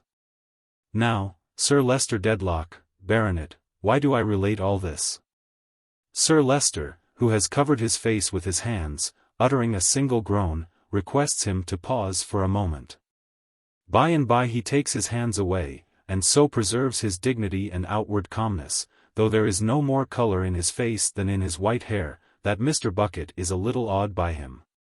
Something frozen and fixed is upon his manner, over and above its usual shell of haughtiness, and Mr. Bucket soon detects an unusual slowness in his speech, with now and then a curious trouble in beginning, which occasions him to utter inarticulate sounds. With such sounds he now breaks silence, soon, however, controlling himself to say that he does not comprehend why a gentleman so faithful and zealous as the late Mr. Tulkinghorn should have communicated to him nothing of this painful, this distressing, this unlooked for, this overwhelming, this incredible intelligence. Again, Sir Leicester Dedlock, Baronet, returns Mr. Bucket, put it to her ladyship to clear that up. Put it to her ladyship, if you think it right, from Inspector Bucket of the detective. You'll find, or I'm much mistaken, that the deceased Mr. Tulkinghorn had the intention of communicating the whole to you as soon as he considered it ripe, and further, that he had given her ladyship so to understand. Why, he might have been going to reveal it the very morning when I examined the body. You don't know what I'm going to say and do 5 minutes from this present time, Sir Leicester Dedlock, Baronet. And supposing I was to be picked off now, you might wonder why I hadn't done it, don't you see? True. Sir Leicester, avoiding, with some trouble those obtrusive sounds, says, "True." At this juncture a considerable noise of voices is heard in the hall. Mr. Bucket, after listening, goes to the library door, softly unlocks and opens it, and listens again. Then he draws in his head and whispers hurriedly but composedly, "Sir Leicester Dedlock, Baronet, this unfortunate family affair has taken air, as I expected it might, the deceased Mr. Tulkinghorn being cut down so sudden. The chance to hush it is to let in these people now in a wrangle with your footmen. Would you mind sitting quiet, on the family account, while I reckon them up? And would you just throw in a nod when I seem to ask you for it?" Sir Leicester indistinctly answers, "Officer. The best you can, and Mr. Bucket, with a nod and a sagacious crook of the forefinger, slips down into the hall, where the voices quickly die away. He is not long in returning. A few paces ahead of Mercury and a brother deity also powdered and in peach-blossomed smalls, who bear between them a chair in which is an incapable old man. Another man and two women come behind. Directing the pitching of the chair in an affable and easy manner, Mr. Bucket dismisses the Mercuries and locks the door again. Sir Leicester looks on at this invasion of the sacred precincts with an icy stare. "Now, perhaps you may know me, ladies and gentlemen," says Mr. Bucket in a confidential voice. "I am Inspector Bucket of the Detective, I am, and this," producing the tip of his convenient little staff from his breast pocket, "is my authority. Now, you wanted to see Sir Leicester Dedlock, Baronet. Well, you do see him, and mind you, it ain't everyone as is admitted to that honor. Your name, old gentleman, is Smallweed. That's what your name is, I know it well." "Well, and you never heard any harm of it," cries Mr. Smallweed in a shrill loud voice. "You don't happen to know why they killed the pig, do you?" retorts Mr. Bucket with a steadfast look, but without loss of temper. "No. Why, they killed him," says Mr. Bucket, "on account of his having so much cheek. Don't you get into the same position, because it isn't worthy of you. You ain't in the habit of conversing with a deaf person, are you?" "Yes," snarls Mr. Smallweed, "my wife's deaf. That accounts for your pitching your voice so high. But as she ain't here, just pitch it an octave or two lower, will you, and I'll not only be obliged to you, but it'll do you more credit," says Mr. Bucket. "This other gentleman is in the preaching line, I think?" "Name of Chadband," Mr. Smallweed puts in, speaking henceforth in a much lower key. "Once had a friend and brother sergeant of the same name," says Mr.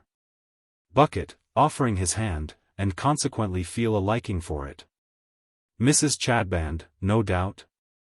And Mrs. Snagsby," Mr. Smallweed introduces. "Husband a law stationer and a friend of my own," says Mr. Bucket. "Love him like a brother. Now, what's up? Do you mean what business have we come upon?" Mr. Smallweed asks, a little dashed by the suddenness of this turn. "Ah. You know what I mean. Let us hear what it's all about in presence of Sir Leicester Dedlock, Baronet. Come." Mr. Smallweed, beckoning Mr. Chadband, takes a moment's counsel with him in a whisper. Mr. Chadband, expressing a considerable amount of oil from the pores of his forehead and the palms of his hands, says aloud, "Yes. You first," and retires to his former place. "I was the client and friend of Mr. Tulkinghorn, Pipe's grandfather Smallweed then, I did business with him. I was useful to him, and he was useful to me. Krook, dead and gone, was my brother-in-law. He was own brother to a brimstone magpie, leastways Mrs. Smallweed. I come into Krook's property. I examined all his papers and all his effects. They was all dug out under my eyes. There was a bundle of letters belonging to a dead and gone lodger as was hid away at the back of a shelf in the side of Lady Jane's bed, his cat's bed. He hid all manner of things away, everywheres. Mr. Tulkinghorn wanted them and got them, but I looked them over first. I'm a man of business, and I took a squint at them.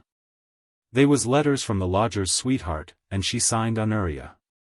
Dear me, that's not a common name, Honoria, is it? There's no lady in this house that signs Honoria, is there? Oh, no, I don't think so. Oh, no, I don't think so. And not in the same hand, perhaps? Oh, no, I don't think so. Here Mr. Smallweed, seized with a fit of coughing in the midst of his triumph, breaks off to ejaculate, "Oh, dear me. Oh, Lord. I'm shaken all to pieces." "Now, when you're ready," says Mr. Bucket after awaiting his recovery, "to come to anything that concerns Sir Leicester Dedlock, Baronet, here the gentleman sits, you know." "Haven't I come to it, Mr. Bucket?" cries Grandfather Smallweed. "Isn't the gentleman concerned yet? Not with Captain Hawdon, and his ever-affectionate Honoria, and their child into the bargain? Come, then, I want to know where those letters are. That concerns me, if it don't concern Sir Leicester Dedlock. I will know where they are. I won't have them disappear so quietly. I handed them over to my friend and solicitor, Mr. Tulkinghorn, not to anybody else." "Why, he paid you for them, you know, and handsome too," says Mr. Bucket. "I don't care for that. I want to know who's got them. And I tell you what we want, what we all here want, Mr. Bucket. We want more painstaking and search-making into this murder. We know where the interest and the motive was, and you have not done enough. If George the Vagabond Dragoon had any hand in it, he was only an accomplice, and was set on. You know what I mean as well as any man. Now I tell you what," says Mr. Bucket, instantaneously altering his manner, coming close to him, and communicating an extraordinary fascination to the forefinger, "I am damned if I am going to have my case spoilt. Or interfered with, or anticipated by so much as half a second of time by any human being in creation. You want more painstaking and search-making. You do?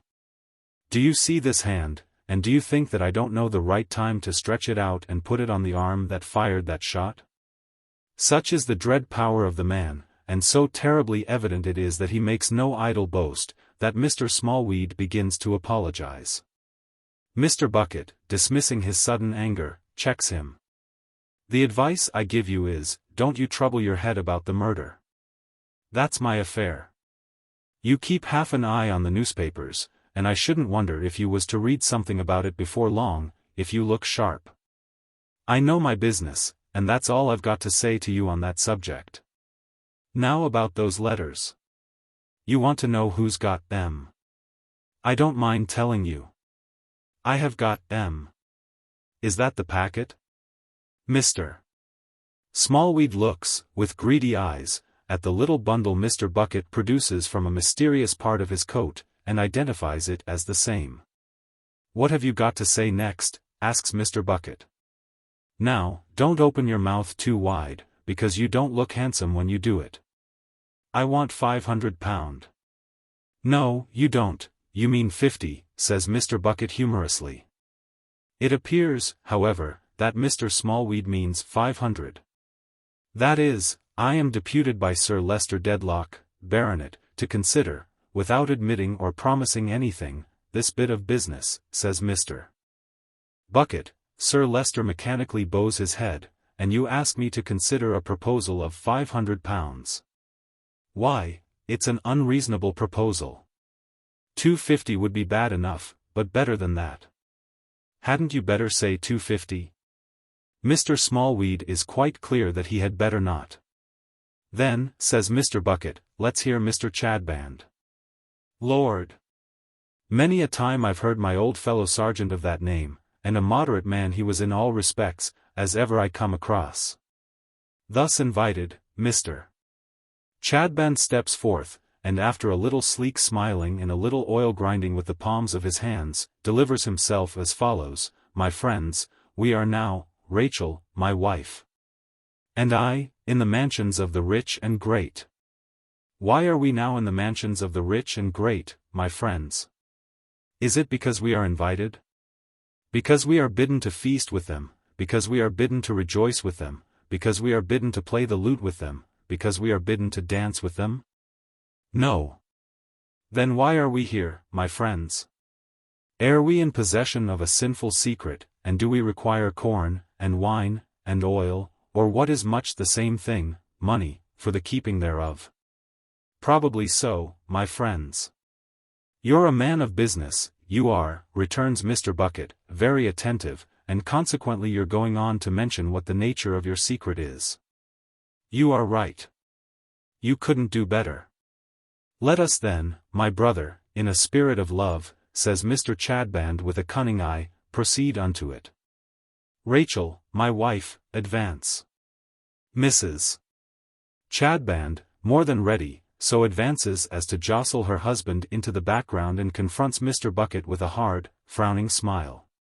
Since you want to know what we know, says she, I'll tell you. I helped to bring up Miss Hawden, her ladyship's daughter. I was in the service of her ladyship's sister, who was very sensitive to the disgrace her ladyship brought upon her, and gave out, even to her ladyship, that the child was dead. She was very nearly so, when she was born. But she's alive, and I know her. With these words, and a laugh, and laying a bitter stress on the word ladyship, Mrs. Chadband folds her arms and looks implacably at Mr. Bucket. I suppose now, returns that officer, you will be expecting a £20 note or a present of about that figure? Mrs.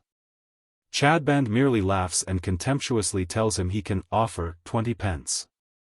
My friend the law stationer's good lady, over there, says Mr. Bucket, luring Mrs. Snagsby forward with the finger. What may your game be, ma'am? Mrs. Snagsby is at first prevented, by tears and lamentations, from stating the nature of her game, but by degrees it confusedly comes to light that she is a woman overwhelmed with injuries and wrongs, whom Mr.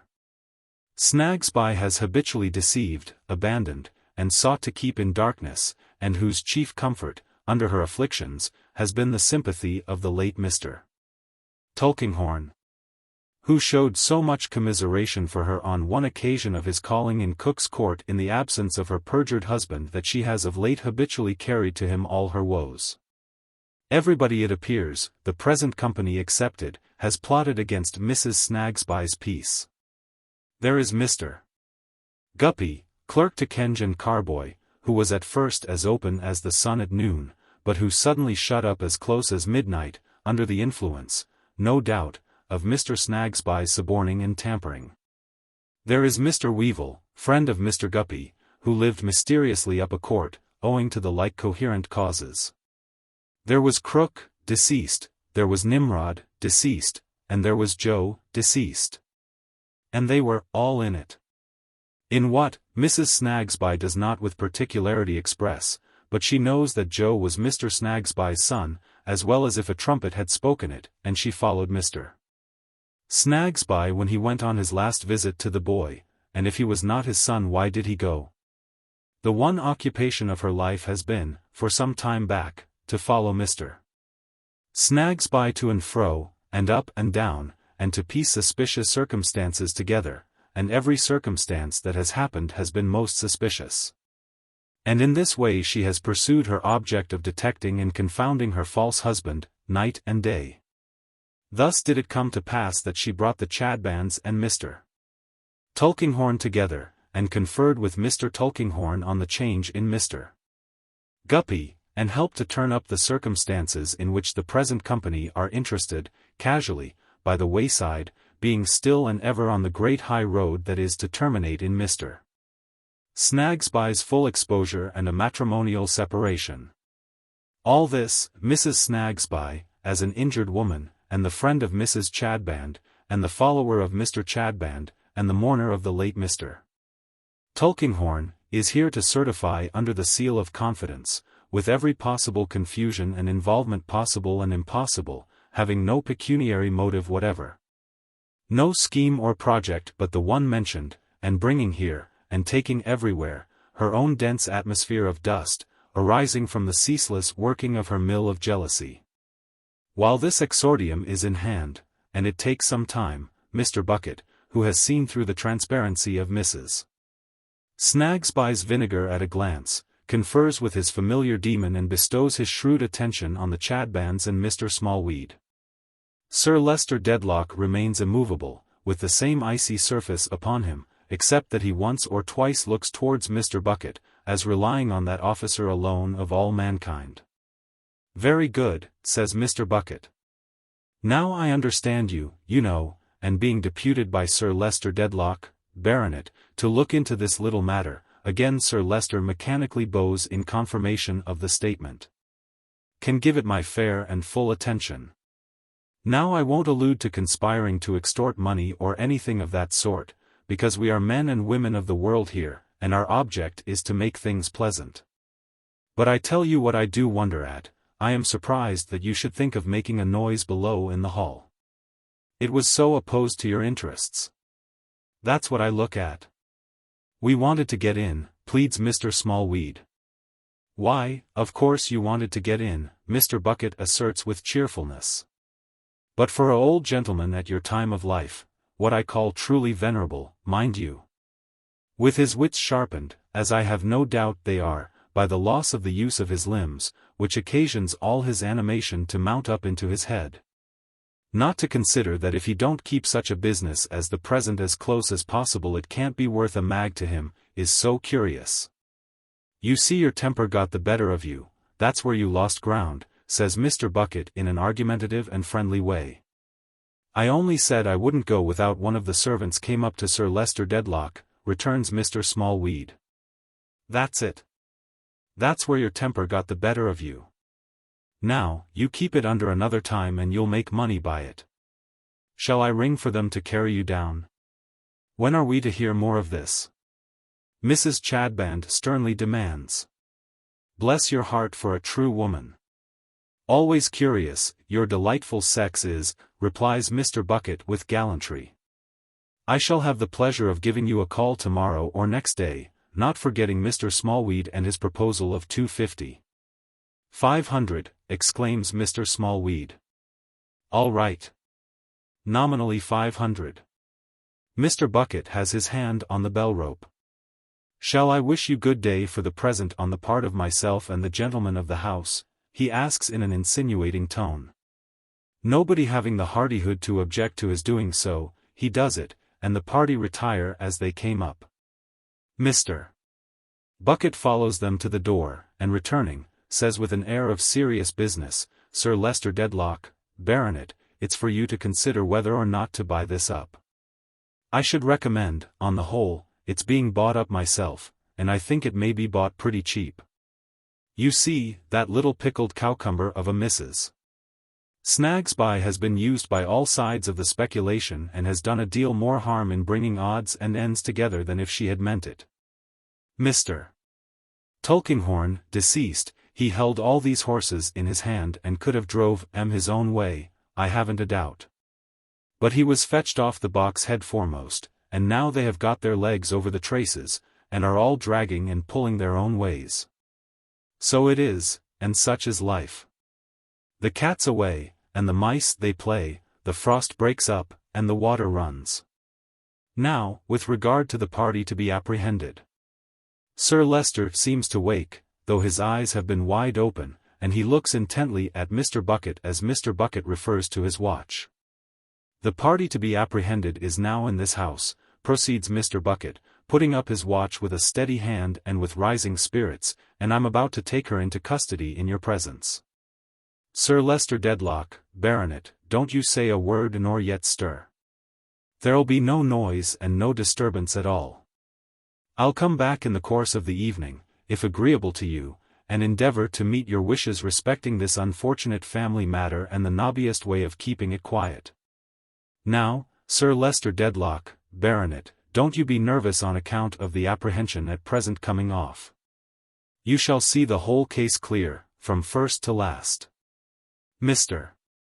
Bucket rings, goes to the door, briefly whispers Mercury, shuts the door, and stands behind it with his arms folded. After a suspense of a minute or two the door slowly opens and a Frenchwoman enters. Mademoiselle Hortense. The moment she is in the room Mr. Bucket claps the door to and puts his back against it. The suddenness of the noise occasions her to turn, and then for the first time she sees Sir Leicester Dedlock in his chair. "I ask you pardon," she mutters hurriedly.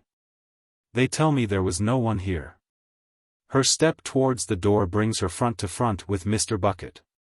Suddenly a spasm shoots across her face and she turns deadly pale. "This is my lodger, Sir Leicester Dedlock," says Mr. Bucket, nodding at her. "This foreign young woman has been my lodger for some weeks back." "What do Sir Leicester care for that, you think, my angel?" returns Mademoiselle in a jocular strain. "Why, my angel," returns Mr. Bucket, "we shall see." Mademoiselle Hortense eyes him with a scowl upon her tight face, which gradually changes into a smile of scorn. "You are very mysterious. Are you drunk?" "Tolerable sober, my angel," returns Mr. Bucket. "I come from arriving at this so detestable house with your wife. Your wife have left me since some minutes. They tell me downstairs that your wife is here. I come here, and your wife is not here. What is the intention of this fool's play, say then?" Mademoiselle demands, with her arms composedly crossed, but with something in her dark cheek beating like a clock. Mr. Bucket merely shakes the finger at her. "Ah, my God, you are an unhappy idiot," cries Mademoiselle with a toss of her head and a laugh. "Leave me to pass downstairs, great pig." With a stamp of her foot and a menace. "Now, Mademoiselle," says Mr. Bucket in a cool determined way, "you go and sit down upon that sophie." "I will not sit down upon nothing," she replies with a shower of nods. "Now, Mademoiselle," repeats Mr. Bucket, making no demonstration except with the finger, "you sit down upon that sophie." "Why?"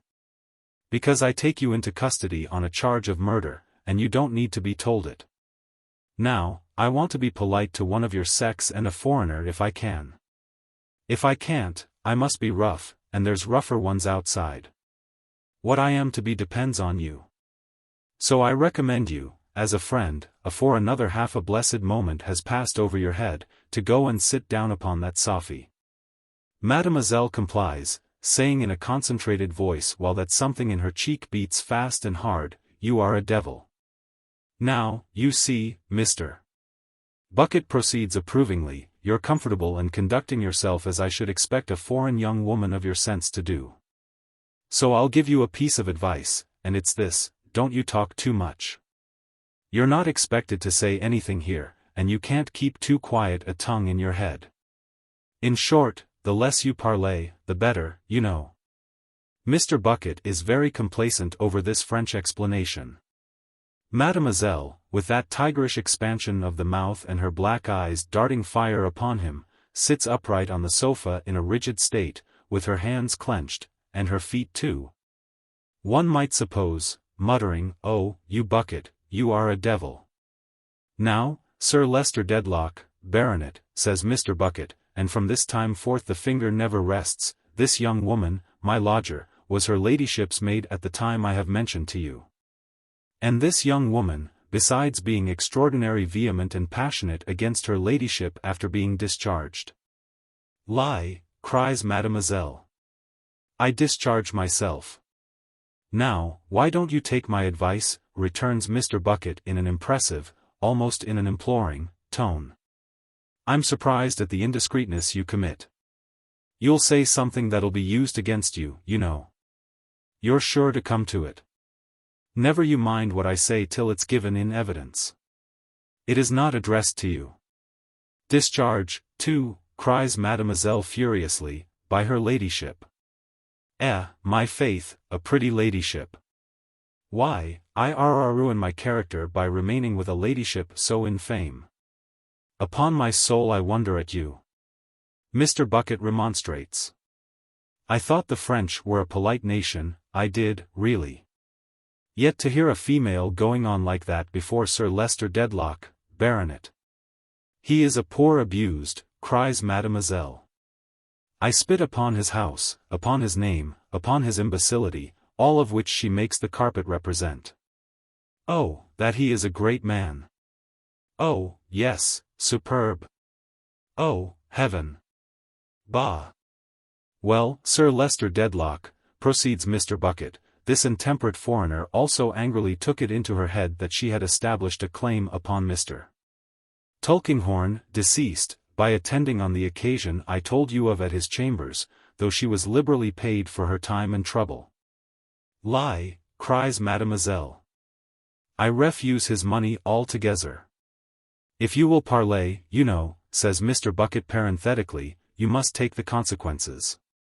Now, whether she became my lodger, Sir Leicester Dedlock, with any deliberate intention then of doing this deed and blinding me, I give no opinion on. But she lived in my house in that capacity at the time that she was hovering about the chambers of the deceased Mr. Tulkinghorn with a view to a wrangle, and likewise persecuting and half frightening the life out of an unfortunate stationer. Lie, cries Mademoiselle. All lie. The murder was committed, Sir Leicester Dedlock, Baronet, and you know under what circumstances. Now, I beg of you to follow me close with your attention for a minute or two. I was sent for, and the case was entrusted to me. I examined the place, and the body, and the papers, and everything. From information I received, from a clerk in the same house, I took George into custody as having been seen hanging about there on the night, and at very nigh the time of the murder. Also as having been overheard in high words with the deceased on former occasions, even threatening him, as the witness made out. If you ask me, Sir Leicester Dedlock, whether from the first I believed George to be the murderer, I tell you candidly no, but he might be, notwithstanding. And there was enough against him to make it my duty to take him and get him kept under remand. Now, observe. As Mr. Bucket bends forward in some excitement, for him, and inaugurates what he is going to say with one ghostly beat of his forefinger in the air. Mademoiselle Hortense fixes her black eyes upon him with a dark frown and sets her dry lips closely and firmly together. I went home, Sir Leicester Dedlock, Baronet, at night and found this young woman having supper with my wife, Mrs. Bucket. She had made a mighty show of being fond of Mrs. Bucket from her first offering herself as our lodger, but that night she made more than ever, in fact, overdid it. Likewise she overdid her respect, and all that, for the lamented memory of the deceased Mr. Tulkinghorn. By the living Lord it flashed upon me, as I sat opposite to her at the table and saw her with a knife in her hand, that she had done it. Mademoiselle is hardly audible in straining through her teeth and lips the words, "You are a devil." Now where, pursues Mr. Bucket, had she been on the night of the murder? She had been to the theatre. She really was there, I have since found, both before the deed and after it. I knew I had an artful customer to deal with and that proof would be very difficult. And I laid a trap for her, such a trap as I never laid yet, and such a venture as I never made yet. I worked it out in my mind while I was talking to her at supper. When I went upstairs to bed, our house being small and this young woman's ears sharp, I stuffed the sheet into Mrs. Bucket's mouth that she shouldn't say a word of surprise and told her all about it. My dear, don't you give your mind to that again, or I shall link your feet together at the ankles. Mr. Bucket, breaking off, has made a noiseless descent upon Mademoiselle and laid his heavy hand upon her shoulder. What is the matter with you now? She asks him. Don't you think any more, returns Mr. Bucket with admonitory finger, of throwing yourself out of window. That's what's the matter with me. Come. Just take my arm. You needn't get up. I'll sit down by you. Now take my arm, will you? I'm a married man, you know, you're acquainted with my wife. Just take my arm. Vainly endeavoring to moisten those dry lips, with a painful sound she struggles with herself and complies. Now we're all right again. Sir Leicester Dedlock, Baronet, this case could never have been the case it is but for Mrs. Bucket, who is a woman in 50,000, in 150,000. To throw this young woman off her guard, I have never set foot in our house since, though I've communicated with Mrs. Bucket in the baker's loaves and in the milk as often as required. My whispered words to Mrs. Bucket when she had the sheet in her mouth were, "My dear, can you throw her off continually with natural accounts of my suspicions against George, and this, and that, and t'other? Can you do without rest and keep watch upon her night and day? Can you undertake to say, she shall do nothing without my knowledge, she shall be my prisoner without suspecting it, she shall no more escape from me than from death, and her life shall be my life, and her soul my soul, till I have got her, if she did this murder? Mrs. Bucket says to me, as well as she could speak on account of the sheet, Bucket, I can. And she has acted up to it glorious. Lies. Mademoiselle interposes. All lies, my friend. Sir Leicester Dedlock, Baronet, how did my calculations come out under these circumstances? When I calculated that this impetuous young woman would overdo it in new directions, was I wrong or right? I was right. What does she try to do? Don't let it give you a turn. To throw the murder on her ladyship. Sir Leicester rises from his chair and staggers down again. And she got encouragement in it from hearing that I was always here, which was done a purpose. Now, open that pocketbook of mine, Sir Leicester Dedlock, if I may take the liberty of throwing it towards you, and look at the letters sent to me, each with the 2 words, Lady Dedlock, in it. Open the one directed to yourself, which I stopped this very morning, and read the 3 words, Lady Dedlock, murderess, in it. These letters have been falling about like a shower of ladybirds. What do you say now to Mrs. Bucket, from her spy place having seen them all written by this young woman?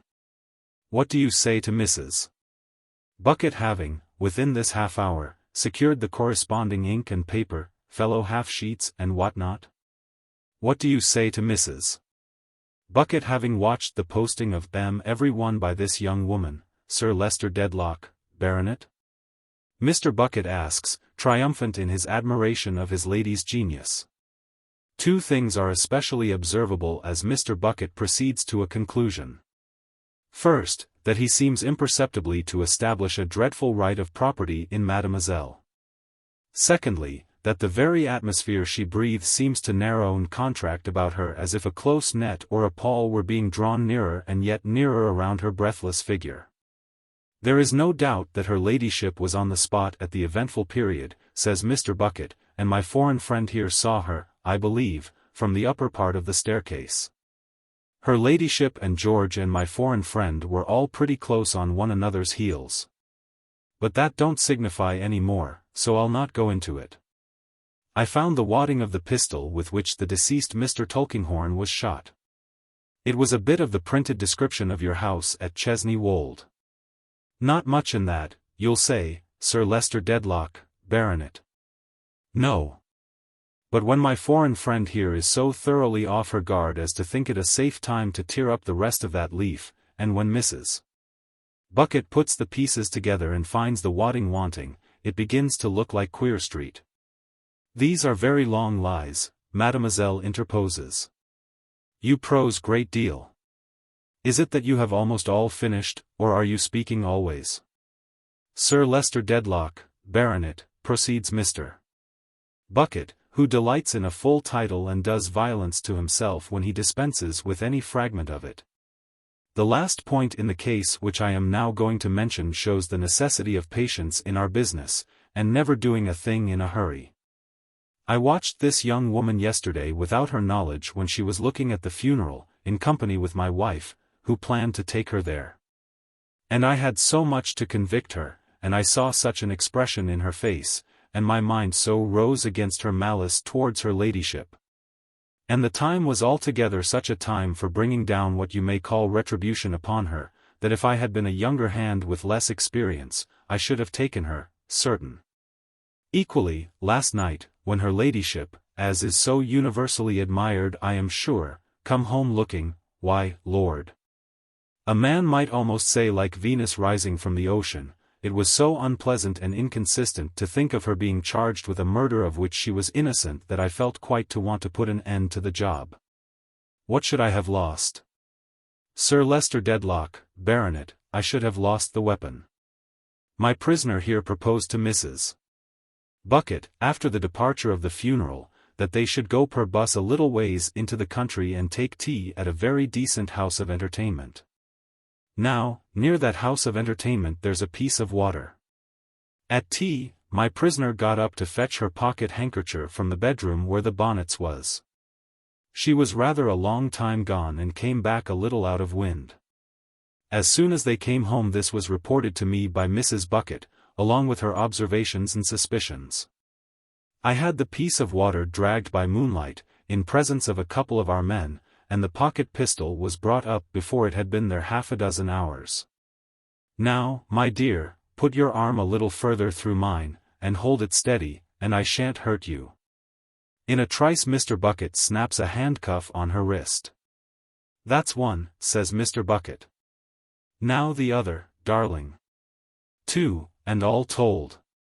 He rises, she rises too. Where, she asks him, darkening her large eyes until their drooping lids almost conceal them, and yet they stare, where is your false, your treacherous, and cursed wife?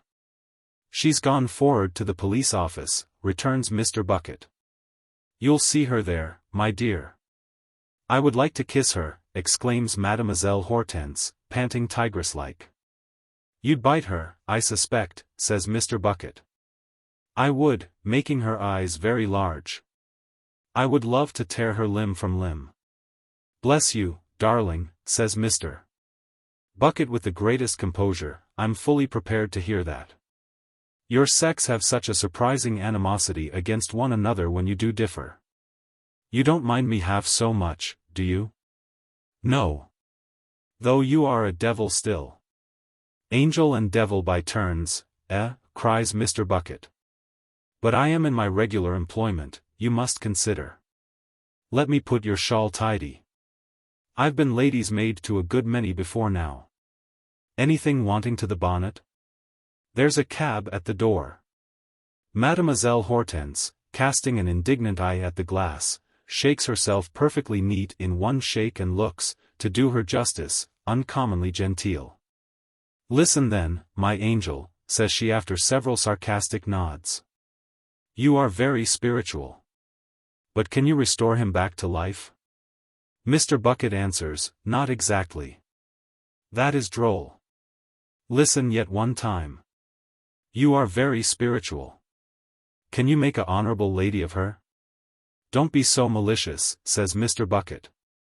Or a haughty gentleman of him? Cries Mademoiselle, referring to Sir Leicester with ineffable disdain. Oh, then regard him.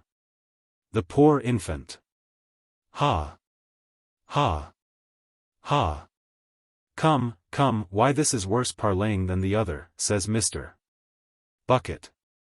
Come along. You cannot do these things. Then you can do as you please with me. It is but the death, it is all the same. Let us go, my angel. Adieu, you old man, grey. I pity you, and I depise you. With these last words she snaps her teeth together as if her mouth closed with a spring. It is impossible to describe how Mr.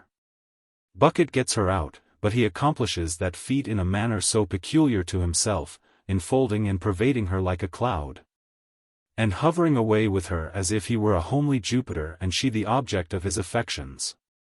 Sir Leicester, left alone, remains in the same attitude, as though he were still listening and his attention were still occupied. At length he gazes round the empty room, and finding it deserted, rises unsteadily to his feet, pushes back his chair, and walks a few steps, supporting himself by the table. Then he stops, and with more of those inarticulate sounds, lifts up his eyes and seems to stare at something. Heaven knows what he sees. The green woods of Chesney Wold, the noble house, the pictures of his forefathers, strangers defacing them, officers of police coarsely handling his most precious heirlooms. Thousands of fingers pointing at him, thousands of faces sneering at him. But if such shadows flit before him to his bewilderment, there is one other shadow which he can name with something like distinctness even yet and to which alone he addresses his tearing of his white hair and his extended arms. It is she in association with whom, saving that she has been for years a main fibre of the root of his dignity and pride, he has never had a selfish thought. It is she whom he has loved, admired, honored, and set up for the world to respect. It is she who, at the core of all the constrained formalities and conventionalities of his life, has been a stock of living tenderness and love. Susceptible as nothing else is of being struck with the agony he feels. He sees her, almost to the exclusion of himself, and cannot bear to look upon her cast down from the high place she has graced so well. And even to the point of his sinking on the ground, oblivious of his suffering, he can yet pronounce her name with something like distinctness in the midst of those intrusive sounds. And in a tone of mourning and compassion rather than reproach. Chapter 55. Flight. Inspector Bucket of the detective has not yet struck his great blow, as just now chronicled, but is yet refreshing himself with sleep preparatory to his field day.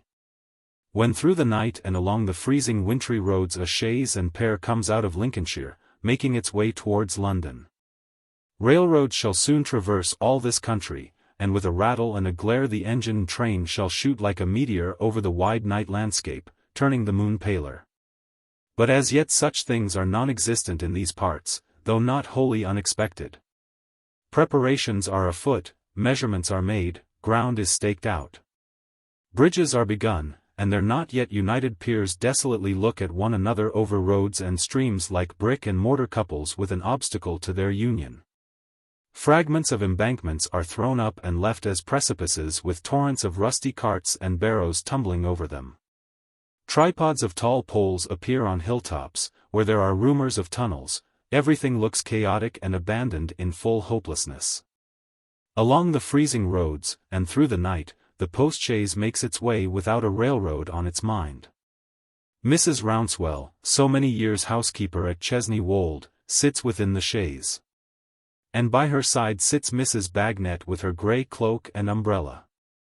The old girl would prefer the bar in front, as being exposed to the weather and a primitive sort of perch more in accordance with her usual course of travelling, but Mrs. Rouncewell is too thoughtful of her comfort to admit of her proposing it. The old lady cannot make enough of the old girl. She sits, in her stately manner, holding her hand, and regardless of its roughness, puts it often to her lips. "You are a mother, my dear soul," says she many times, "and you found out my George's mother." "Why, George," returns Mrs. Bagnet, "was always free with me, ma'am, and when he said at our house to my Woolwich that of all the things my Woolwich could have to think of when he grew to be a man, the comfortablest would be that he had never brought a sorrowful line into his mother's face or turned a hair of her head grey, then I felt sure, from his way, that something fresh had brought his own mother into his mind. I had often known him say to me, in past times, that he had behaved bad to her." "Never, my dear," returns Mrs. Rouncewell, bursting into tears. "My blessing on him, never. He was always fond of me, and loving to me, was my George. But he had a bold spirit, and he ran a little wild and went for a soldier. And I know he waited at first, in letting us know about himself, till he should rise to be an officer. And when he didn't rise, I know he considered himself beneath us, and wouldn't be a disgrace to us. For he had a lion heart, had my George, always from a baby." The old lady's hands stray about her as of yore, while she recalls, all in a tremble, what a likely lad, what a fine lad, what a gay good-humoured clever lad he was. How they all took to him down at Chesney Wold, how Sir Leicester took to him when he was a young gentleman, how the dogs took to him. How even the people who had been angry with him forgave him the moment he was gone, poor boy. And now to see him after all, and in a prison too. And the broad stomacher heaves, and the quaint upright old-fashioned figure bends under its load of affectionate distress. Mrs. Bagnet, with the instinctive skill of a good warm heart, leaves the old housekeeper to her emotions for a little while, not without passing the back of her hand across her own motherly eyes, and presently chirps up in her cheery manner. "So I says to George when I goes to call him in to tea," he pretended to be smoking his pipe outside, "what ails you this afternoon, George, for gracious sake? I have seen all sorts, and I have seen you pretty often in season and out of season, abroad and at home, and I never see you so melancholy penitent. Why, Mrs. Bagnet, says George, it's because I am melancholy and penitent both, this afternoon, that you see me so. What have you done, old fellow? I says. Why, Mrs. Bagnet, says George, shaking his head, what I have done has been done this many a long year, and is best not tried to be undone now. If I ever get to heaven it won't be for being a good son to a widowed mother, I say no more. Now, ma'am, when George says to me that it's best not tried to be undone now, I have my thoughts as I have often had before. And I draw it out of George how he comes to have such things on him that afternoon. Then George tells me that he has seen by chance, at the lawyer's office, a fine old lady that has brought his mother planed before him. And he runs on about that old lady till he quite forgets himself and paints her picture to me as she used to be, years upon years back. So I says to George when he has done, who is this old lady he has seen? And George tells me it's Mrs. Rouncewell, housekeeper for more than half a century to the Dedlock family down at Chesney Wold in Lincolnshire. George has frequently told me before that he's a Lincolnshire man, and I says to my old Lignum that night, Lignum, that's his mother for £45. All this Mrs. Bagnet now relates for the 20th time at least within the last 4 hours. Trilling it out like a kind of bird, with a pretty high note, that it may be audible to the old lady above the hum of the wheels. Bless you, and thank you, says Mrs. Rouncewell. Bless you, and thank you, my worthy soul. Dear heart, cries Mrs. Bagnet in the most natural manner. No thanks to me, I am sure. Thanks to yourself, ma'am, for being so ready to pay, And mind once more, ma'am. What you had best do on finding George to be your own son is to make him, for your sake, have every sort of help to put himself in the right and clear himself of a charge of which he is as innocent as you or me. It won't do to have truth and justice on his side. He must have law and lawyers, exclaims the old girl, apparently persuaded that the latter form a separate establishment and have dissolved partnership with truth and justice for ever and a day. He shall have, says Mrs. Rouncewell, all the help that can be got for him in the world, my dear. I will spend all I have, and thankfully, to procure it. Sir Leicester will do his best, the whole family will do their best. I know something, my dear. And will make my own appeal, as his mother parted from him all these years, and finding him in a jail at last.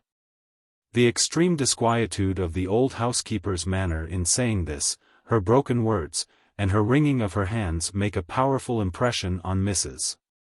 Bagnet and would astonish her but that she refers them all to her sorrow for her son's condition. And yet Mrs. Bagnet wonders too why Mrs. Rouncewell should murmur so distractedly, my lady, my lady, my lady, over and over again. The frosty night wears away, and the dawn breaks, and the postchaise comes rolling on through the early mist like the ghost of a chaise departed. It has plenty of spectral company in ghosts of trees and hedges, slowly vanishing and giving place to the realities of day.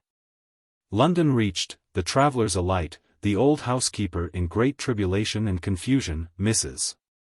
Bagnet quite fresh and collected, as she would be if her next point, with no new equipage and outfit, were the Cape of Good Hope, the Island of Ascension, Hong Kong, or any other military station. But when they set out for the prison where the trooper is confined, the old lady has managed to draw about her, with her lavender-colored dress, much of the staid calmness which is its usual accompaniment.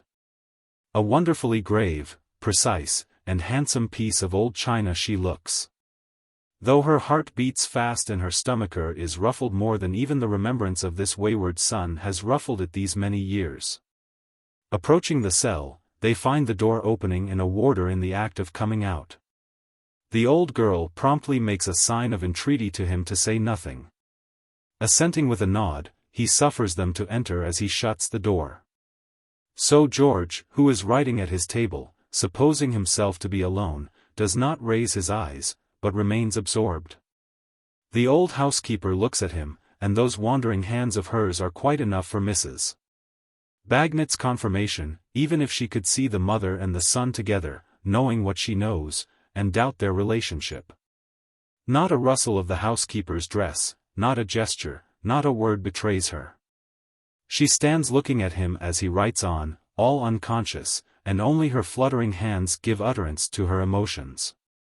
But they are very eloquent, very, very eloquent. Mrs.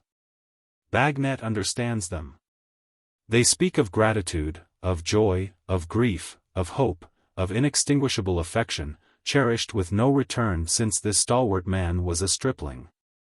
Of a better son loved less, and this son loved so fondly and so proudly, and they speak in such touching language that Mrs. Bagnet's eyes brim up with tears and they run glistening down her sun-brown face. George Rouncewell. Oh, my dear child, turn and look at me. The trooper starts up, clasps his mother round the neck, and falls down on his knees before her. Whether in a late repentance, whether in the first association that comes back upon him, he puts his hands together as a child does when it says its prayers, and raising them towards her breast, bows down his head, and cries.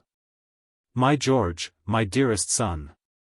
Always my favorite, and my favorite still, where have you been these cruel years and years? Grown such a man too, grown such a fine strong man. Grown so like what I knew he must be, if it pleased God he was alive.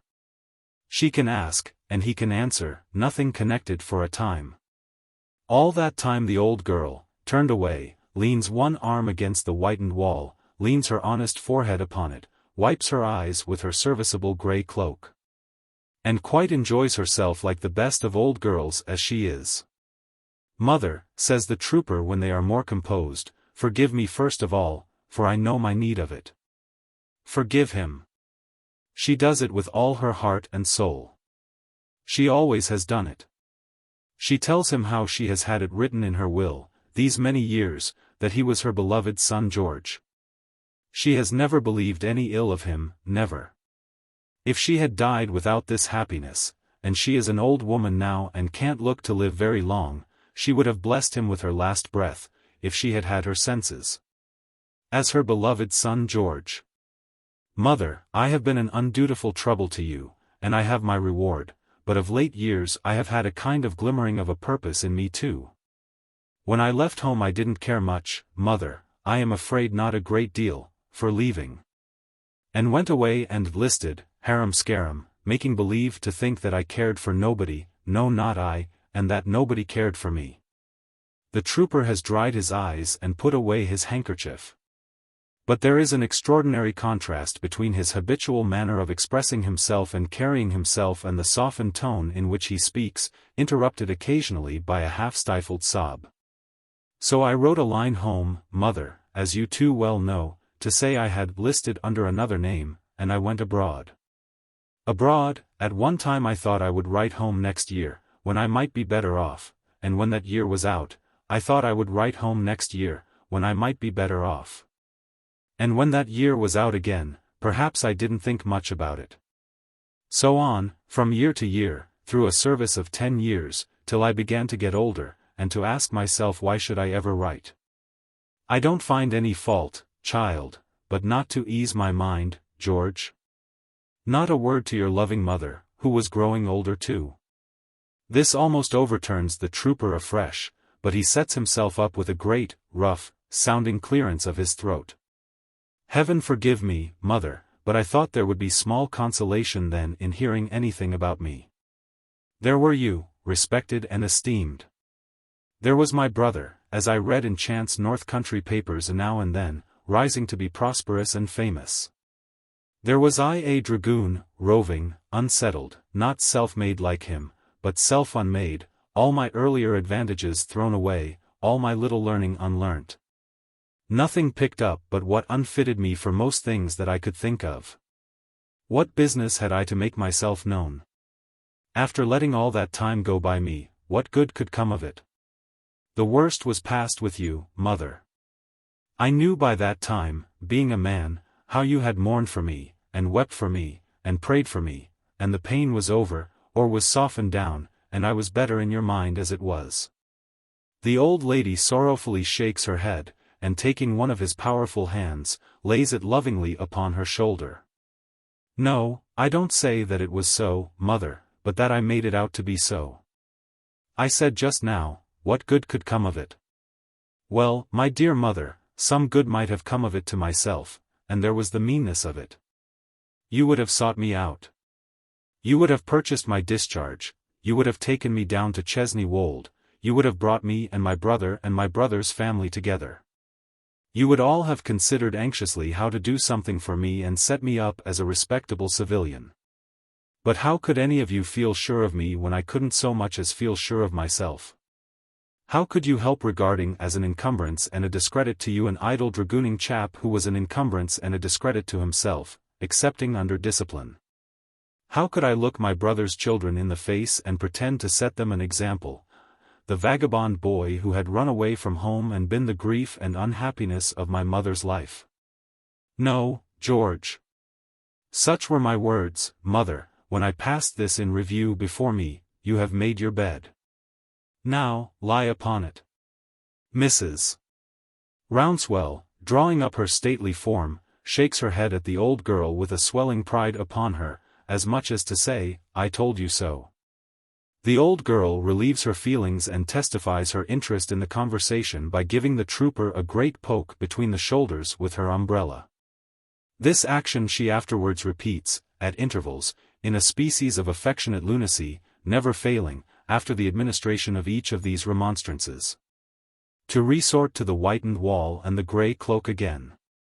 This was the way I brought myself to think, mother, that my best amends was to lie upon that bed I had made, and die upon it.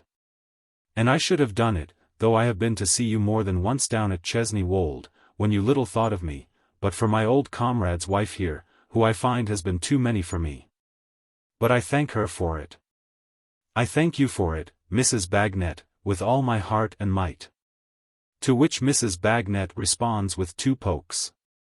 And now the old lady impresses upon her son George, her own dear recovered boy, her joy and pride, the light of her eyes, the happy close of her life, and every fond name she can think of. That he must be governed by the best advice obtainable by money and influence, that he must yield up his case to the greatest lawyers that can be got. That he must act in this serious plight as he shall be advised to act and must not be self-willed, however right. But must promise to think only of his poor old mother's anxiety and suffering until he is released, or he will break her heart. Mother, 'tis little enough to consent to, returns the trooper, stopping her with a kiss. Tell me what I shall do, and I'll make a late beginning and do it. Mrs. Bagnet, you'll take care of my mother, I know. A very hard poke from the old girl's umbrella. If you'll bring her acquainted with Mr. Jarndyce and Miss Summerson, she will find them of her way of thinking, and they will give her the best advice and assistance. And, George, says the old lady, we must send with all haste for your brother. He is a sensible sound man as they tell me, out in the world beyond Chesney Wold, my dear, though I don't know much of it myself, and will be of great service. Mother, returns the trooper, is it too soon to ask a favor? Surely not, my dear. Then grant me this one great favor. Don't let my brother know. Not know what, my dear? Not know of me. In fact, mother, I can't bear it, I can't make up my mind to it. He has proved himself so different from me and has done so much to raise himself while I've been soldiering that I haven't brass enough in my composition to see him in this place and under this charge. How could a man like him be expected to have any pleasure in such a discovery? It's impossible. No, keep my secret from him, mother. Do me a greater kindness than I deserve and keep my secret from my brother, of all men. But not always, dear George. Why, mother, perhaps not for good and all, though I may come to ask that too, but keep it now, I do entreat you. If it's ever broke to him that his rip of a brother has turned up, I could wish, says the trooper, shaking his head very doubtfully, to break it myself and be governed as to advancing or retreating by the way in which he seems to take it. As he evidently has a rooted feeling on this point, and as the depth of it is recognized in Mrs. Bagnet's face, his mother yields her implicit assent to what he asks. For this he thanks her kindly. In all other respects, my dear mother, I'll be as tractable and obedient as you can wish, on this one alone, I stand out. So now I am ready even for the lawyers. I have been drawing up, he glances at his writing on the table, an exact account of what I knew of the deceased and how I came to be involved in this unfortunate affair. It's entered, plain and regular, like an orderly book, not a word in it but what's wanted for the facts. I did intend to read it, straight on end, whensoever I was called upon to say anything in my defense. I hope I may be let to do it still. But I have no longer a will of my own in this case, and whatever is said or done, I give my promise not to have any. Matters being brought to this so far satisfactory pass, and time being on the wane, Mrs. Bagnet proposes a departure. Again and again the old lady hangs upon her son's neck, and again the trooper holds her to his broad chest. Where are you going to take my mother, Mrs. Bagnet? I am going to the town house, my dear, the family house. I have some business there that must be looked to directly, Mrs. Rouncewell answers. Will you see my mother safe there in a coach, Mrs. Bagnet? But of course I know you will. Why should I ask it? Why indeed, Mrs. Bagnet expresses with the umbrella. Take her, my old friend, and take my gratitude along with you.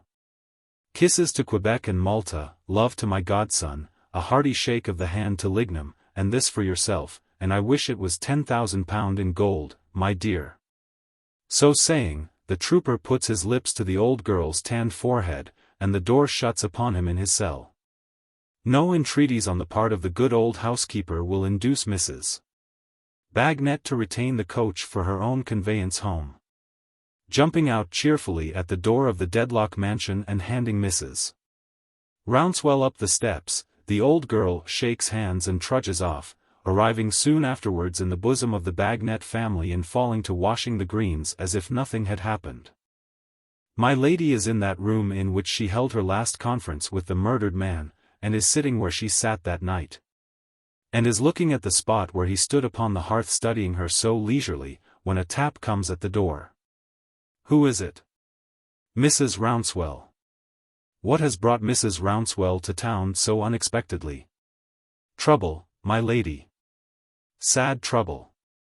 Oh, my lady, may I beg a word with you? What new occurrence is it that makes this tranquil old woman tremble so?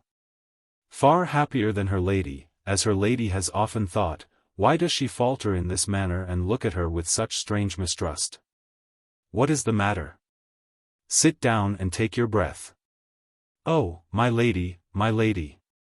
I have found my son, my youngest, who went away for a soldier so long ago. And he is in prison. For debt? Oh, no, my lady, I would have paid any debt, and joyful. For what is he in prison then? Charged with a murder, my lady, of which he is as innocent as I am. Accused of the murder of Mr. Tulkinghorn. What does she mean by this look and this imploring gesture? Why does she come so close? What is the letter that she holds?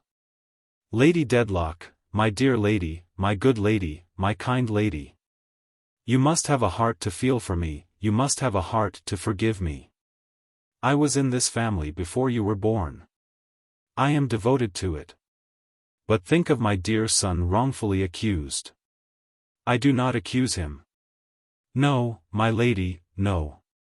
But others do, and he is in prison and in danger.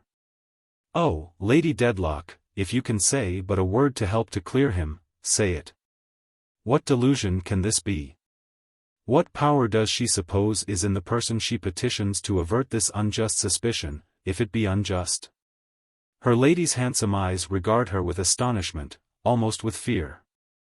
My lady, I came away last night from Chesney Wold to find my son in my old age, and the step upon the Ghost's Walk was so constant and so solemn that I never heard the like in all these years.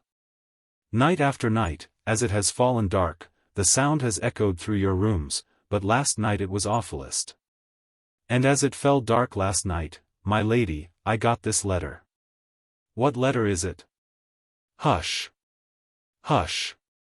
The housekeeper looks round and answers in a frightened whisper, My lady, I have not breathed a word of it, I don't believe what's written in it, I know it can't be true. I am sure and certain that it is not true. But my son is in danger, and you must have a heart to pity me. If you know of anything that is not known to others, if you have any suspicion, if you have any clue at all, and any reason for keeping it in your own breast, oh, my dear lady, think of me. And conquer that reason, and let it be known. This is the most I consider possible. I know you are not a hard lady, but you go your own way always without help, and you are not familiar with your friends. And all who admire you, and all do, as a beautiful and elegant lady, know you to be one far away from themselves who can't be approached close. My lady, you may have some proud or angry reasons for disdaining to utter something that you know. If so, pray, oh, pray, think of a faithful servant whose whole life has been passed in this family which she dearly loves, and relent, and help to clear my son. My lady, my good lady, the old housekeeper pleads with genuine simplicity, I am so humble in my place and you are by nature so high and distant that you may not think what I feel for my child. But I feel so much that I have come here to make so bold as to beg and pray you not to be scornful of us if you can do us any right or justice at this fearful time. Lady Dedlock raises her without one word, until she takes the letter from her hand. Am I to read this?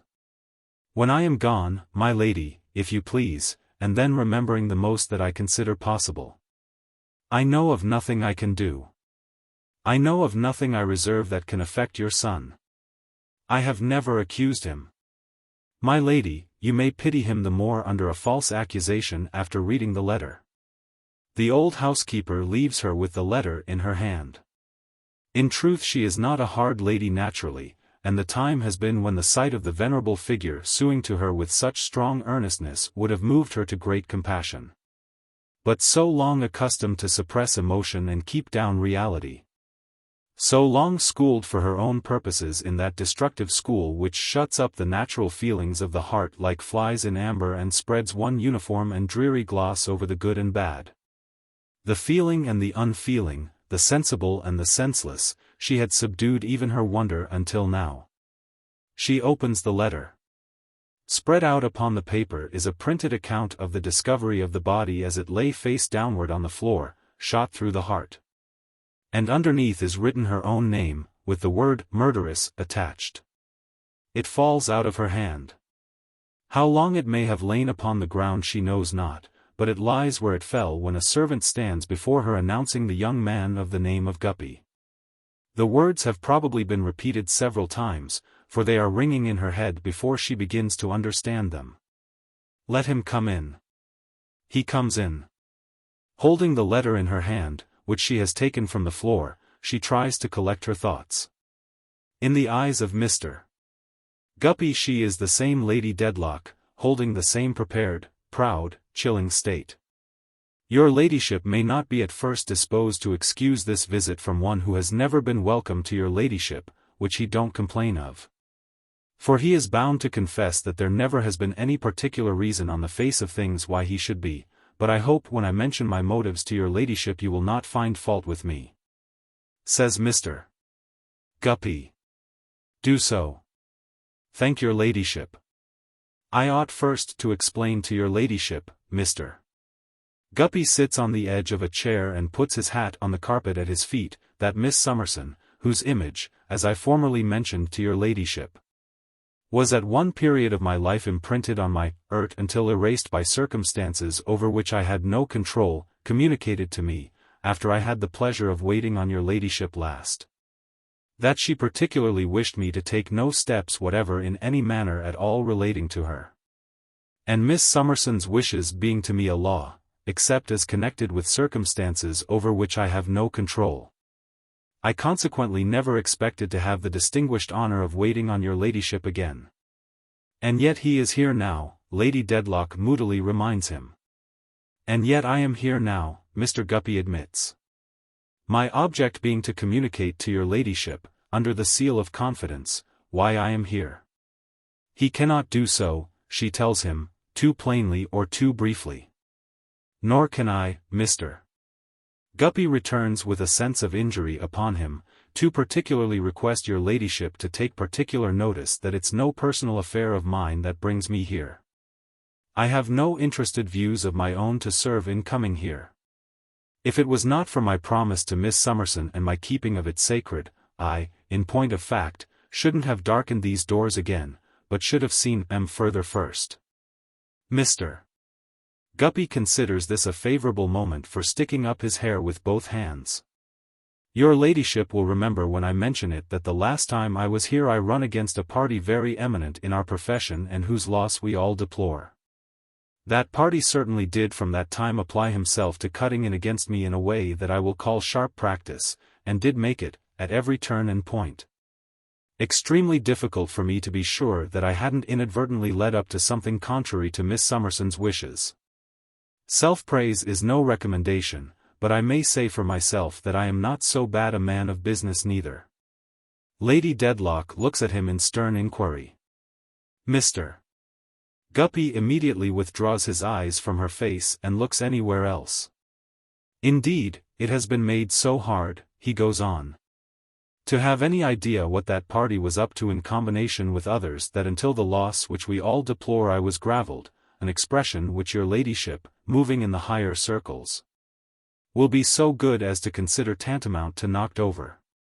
Small likewise, a name by which I refer to another party.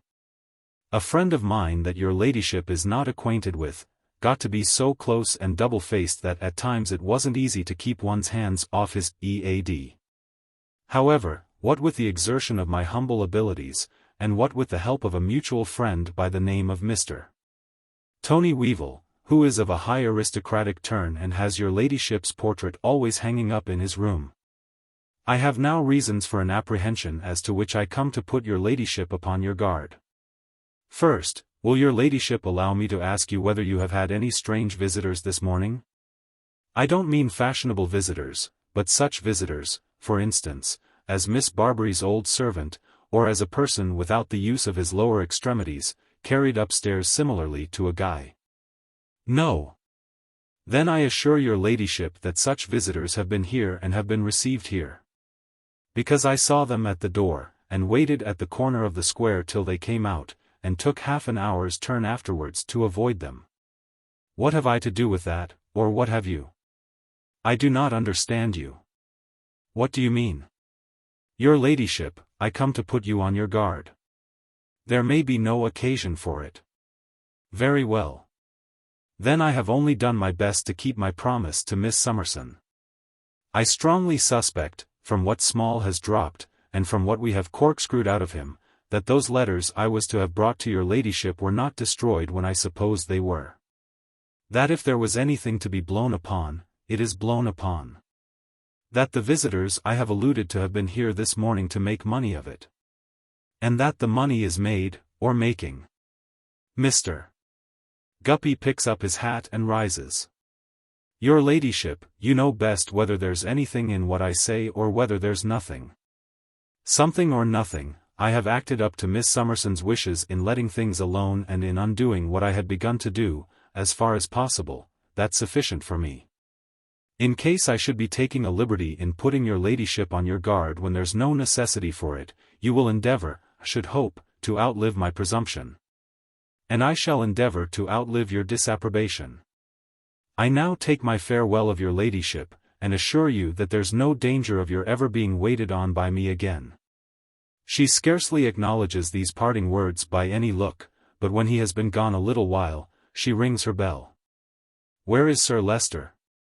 Mercury reports that he is at present shut up in the library alone. Has Sir Leicester had any visitors this morning? Several, on business. Mercury proceeds to a description of them, which has been anticipated by Mr. Guppy. Enough, he may go. So. All is broken down. Her name is in these many mouths, her husband knows his wrongs, her shame will be published, may be spreading while she thinks about it, and in addition to the thunderbolts so long foreseen by her, so unforeseen by him, she is denounced by an invisible accuser as the murderess of her enemy. Her enemy he was, and she has often, often, often wished him dead. Her enemy he is, even in his grave. This dreadful accusation comes upon her like a new torment at his lifeless hand. And when she recalls how she was secretly at his door that night, and how she may be represented to have sent her favorite girl away so soon before merely to release herself from observation, she shudders as if the hangman's hands were at her neck. She has thrown herself upon the floor and lies with her hair all wildly scattered and her face buried in the cushions of a couch. She rises up, hurries to and fro, flings herself down again, and rocks and moans. The horror that is upon her is unutterable. If she really were the murderess, it could hardly be, for the moment, more intense. For as her murderous perspective, before the doing of the deed, however subtle the precautions for its commission, would have been closed up by a gigantic dilatation of the hateful figure, preventing her from seeing any consequences beyond it. And as those consequences would have rushed in an unimagined flood, the moment the figure was laid low, which always happens when a murder is done. So, now she sees that when he used to be on the watch before her, and she used to think, if some mortal stroke would but fall on this old man and take him from my way. It was but wishing that all he held against her in his hand might be flung to the winds and chance-sown in many places. So, too, with the wicked relief she has felt in his death. What was his death but the keystone of a gloomy arch removed, and now the arch begins to fall in 1,000 fragments, each crushing and mangling piecemeal. Thus, a terrible impression steals upon and overshadows her that from this pursuer, living or dead, obdurate and imperturbable before her in his well-remembered shape, or not more obdurate and imperturbable in his coffin bed, there is no escape but in death. Hunted, she flies. The complication of her shame, her dread, remorse, and misery, overwhelms her at its height. And even her strength of self-reliance is overturned and whirled away like a leaf before a mighty wind. She hurriedly addresses these lines to her husband, seals, and leaves them on her table. If I am sought for, or accused of, his murder, believe that I am wholly innocent. Believe no other good of me, for I am innocent of nothing else that you have heard, or will hear, laid to my charge. He prepared me, on that fatal night, for his disclosure of my guilt to you. After he had left me, I went out on pretense of walking in the garden where I sometimes walk. But really to follow him and make one last petition that he would not protract the dreadful suspense on which I have been racked by him, you do not know how long. But would mercifully strike next morning. I found his house dark and silent. I rang twice at his door, but there was no reply, and I came home. I have no home left. I will encumber you no more. May you, in your just resentment, be able to forget the unworthy woman on whom you have wasted a most generous devotion, who avoids you only with a deeper shame than that with which she hurries from herself, and who writes this last adieu. She veils and dresses quickly, leaves all her jewels and her money, listens, goes downstairs at a moment when the hall is empty, opens and shuts the great door. Flutters away in the shrill frosty wind. Chapter 56. Pursuit. Impassive, as behoves its high breeding, the Dedlock town-house stares at the other houses in the street of dismal grandeur and gives no outward sign of anything going wrong within.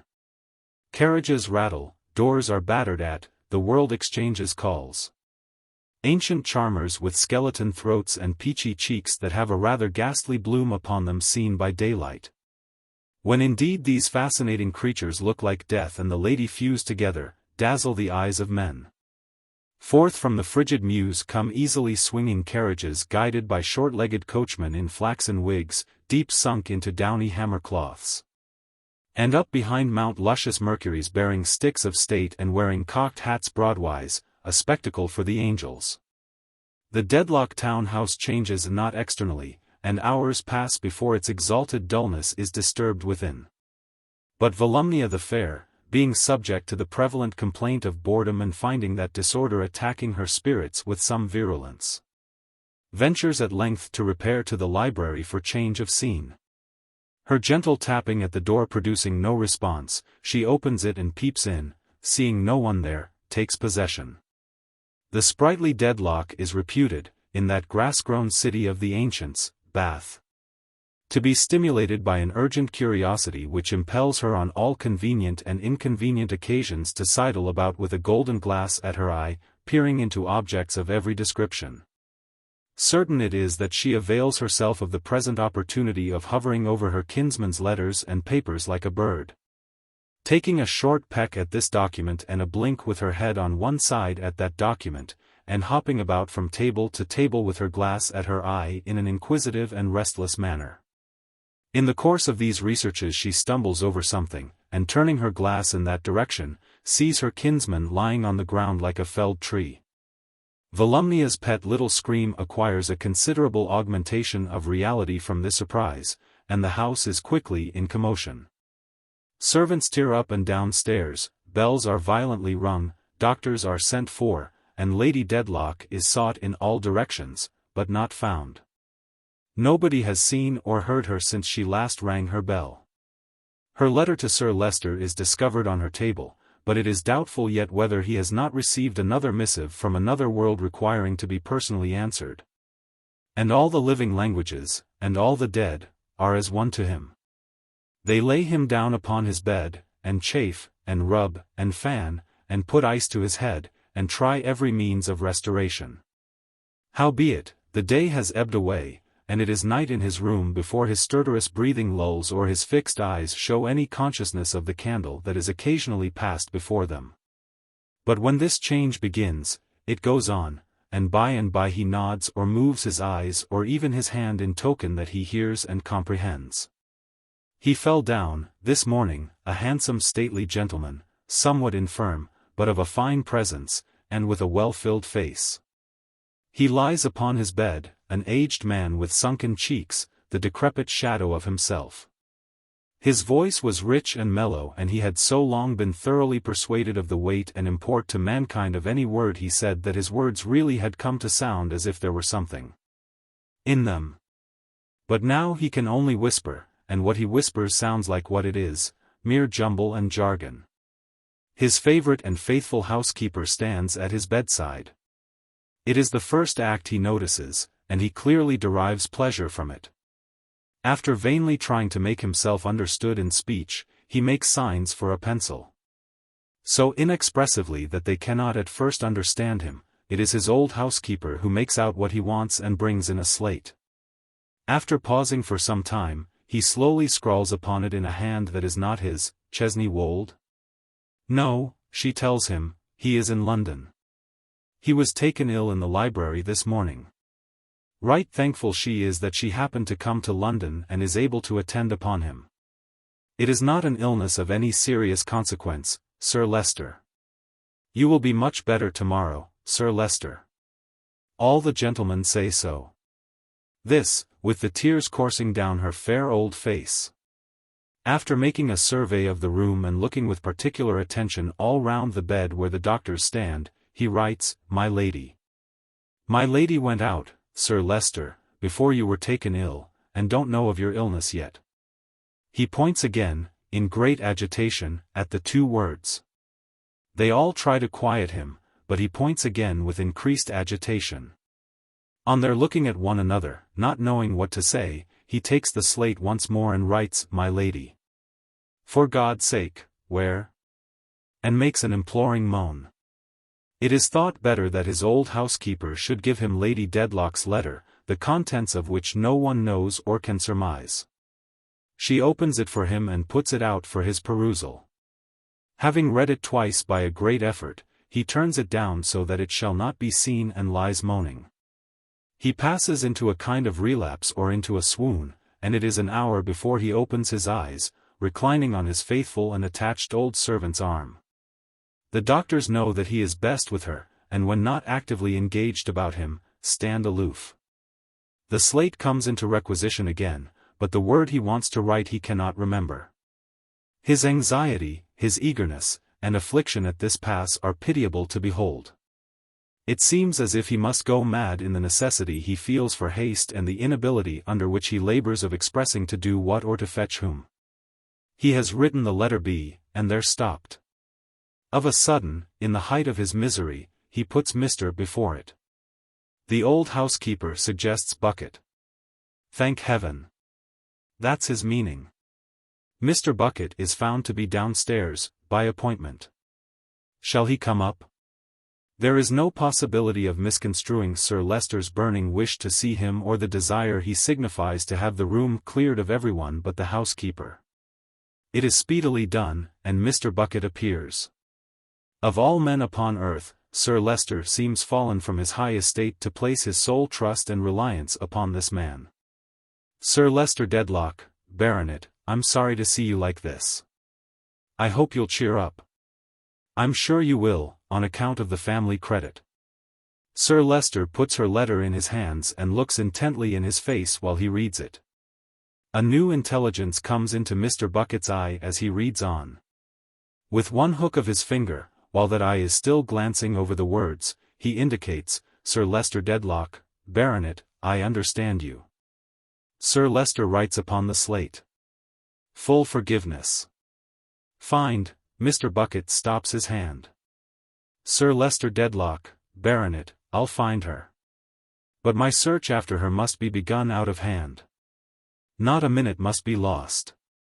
With the quickness of thought, he follows Sir Leicester Dedlock's look towards a little box upon a table. Bring it here, Sir Leicester Dedlock, Baronet. Certainly. Open it with one of these here keys? Certainly. The littlest key? To be sure. Take the notes out? So I will. Count 'em. That's soon done. 20 and 30's 50, and 20's 70, and 50's 120, and 40's 160. Take 'em for expenses? That I'll do, and render an account of course. Don't spare money? No, I won't. The velocity and certainty of Mr. Bucket's interpretation on all these heads is little short of miraculous. Mrs. Rouncewell, who holds the light, is giddy with the swiftness of his eyes and hands as he starts up, furnished for his journey. You're George's mother, old lady. That's about what you are, I believe, says Mr. Bucket aside, with his hat already on and buttoning his coat. Yes, sir, I am his distressed mother. So I thought, according to what he mentioned to me just now. Well, then, I'll tell you something. You needn't be distressed no more. Your son's all right. Now, don't you begin crying, because what you've got to do is to take care of Sir Leicester Dedlock, Baronet, and you won't do that by crying. As to your son, he's all right, I tell you. And he sends his loving duty, and hoping you're the same. He's discharged honorable, that's about what he is. With no more imputation on his character than there is on yours, and yours is a tidy one, I'll bet £1. You may trust me, for I took your son. He conducted himself in a game way, too, on that occasion. And he's a fine-made man, and you're a fine-made old lady, and you're a mother and son, the pair of you, as might be showed for models in a caravan. Sir Leicester Dedlock, Baronet, what you've trusted to me I'll go through with. Don't you be afraid of my turning out of my way, right or left, or taking a sleep, or a wash, or a shave till I have found what I go in search of. Say everything as is kind and forgiving on your part. Sir Leicester Dedlock, Baronet, I will. And I wish you better, and these family affairs smoothed over, as, Lord, many other family affairs equally has been, and equally will be, to the end of time. With this peroration, Mr.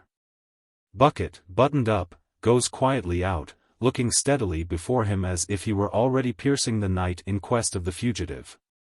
His first step is to take himself to Lady Dedlock's rooms and look all over them for any trifling indication that may help him. The rooms are in darkness now, and to see Mr. Bucket with a wax light in his hand, holding it above his head and taking a sharp mental inventory of the many delicate objects so curiously at variance with himself, would be to see a sight, which nobody does see, as he is particular to lock himself in. "A spicy boudoir, this," says Mr. Bucket, who feels in a manner furbished up in his French by the blow of the morning. "Must have cost a sight of money. Rum articles to cut away from, these. She must have been hard put to it." Opening and shutting table drawers and looking into caskets and jewel cases, he sees the reflection of himself in various mirrors, and moralizes thereon. "One might suppose I was moving in the fashionable circles and getting myself up for Almack's," says Mr. Bucket. "I begin to think I must be a swell in the Guards without knowing it." Ever looking about, he has opened a dainty little chest in an inner drawer. His great hand, turning over some gloves which it can scarcely feel, they are so light and soft within it, comes upon a white handkerchief. "Hum. Let's have a look at you," says Mr. Bucket, putting down the light. "What should you be kept by yourself for? What's your motive? Are you her ladyship's property, or somebody else's? You've got a mark upon you somewheres or another, I suppose." He finds it as he speaks, Esther Summerson. "Oh," says Mr. Bucket, pausing, with his finger at his ear. "Come, I'll take you." He completes his observations as quietly and carefully as he has carried them on, leaves everything else precisely as he found it, glides away after some 5 minutes in all, and passes into the street. With a glance upward at the dimly lighted windows of Sir Leicester's room, he sets off, full swing, to the nearest coach stand, picks out the horse for his money, and directs to be driven to the shooting gallery. Mr. Bucket does not claim to be a scientific judge of horses, but he lays out a little money on the principal events in that line, and generally sums up his knowledge of the subject in the remark that when he sees a horse as can go, he knows him. His knowledge is not at fault in the present instance. Clattering over the stones at a dangerous pace, yet thoughtfully bringing his keen eyes to bear on every slinking creature whom he passes in the midnight streets, and even on the lights in upper windows where people are going or gone to bed, and on all the turnings that he rattles by, and alike on the heavy sky, and on the earth where the snow lies thin, for something may present itself to assist him. Anywhere, he dashes to his destination at such a speed that when he stops the horse half smothers him in a cloud of steam. Unbear him half a moment to freshen him up, and I'll be back. He runs up the long wooden entry and finds the trooper smoking his pipe. "I thought I should, George, after what you have gone through, my lad. I haven't a word to spare. Now, honor. All to save a woman. Miss Summerson that was here when Gridley died, that was the name, I know, all right. Where does she live?" The trooper has just come from there and gives him the address, near Oxford Street. "You won't repent it, George. Good night." He is off again, with an impression of having seen Phil sitting by the frosty fire staring at him open-mouthed, and gallops away again, and gets out in a cloud of steam again. Mr. Jarndyce, the only person up in the house, is just going to bed, rises from his book on hearing the rapid ringing at the bell, and comes down to the door in his dressing-gown. "Don't be alarmed, sir." In a moment his visitor is confidential with him in the hall, has shut the door, and stands with his hand upon the lock. "I've had the pleasure of seeing you before. Inspector Bucket. Look at that handkerchief, sir, Miss Esther Summerson's. Found it myself put away in a drawer of Lady Dedlock's, quarter of an hour ago. Not a moment to lose. Matter of life or death. You know Lady Dedlock?" "Yes.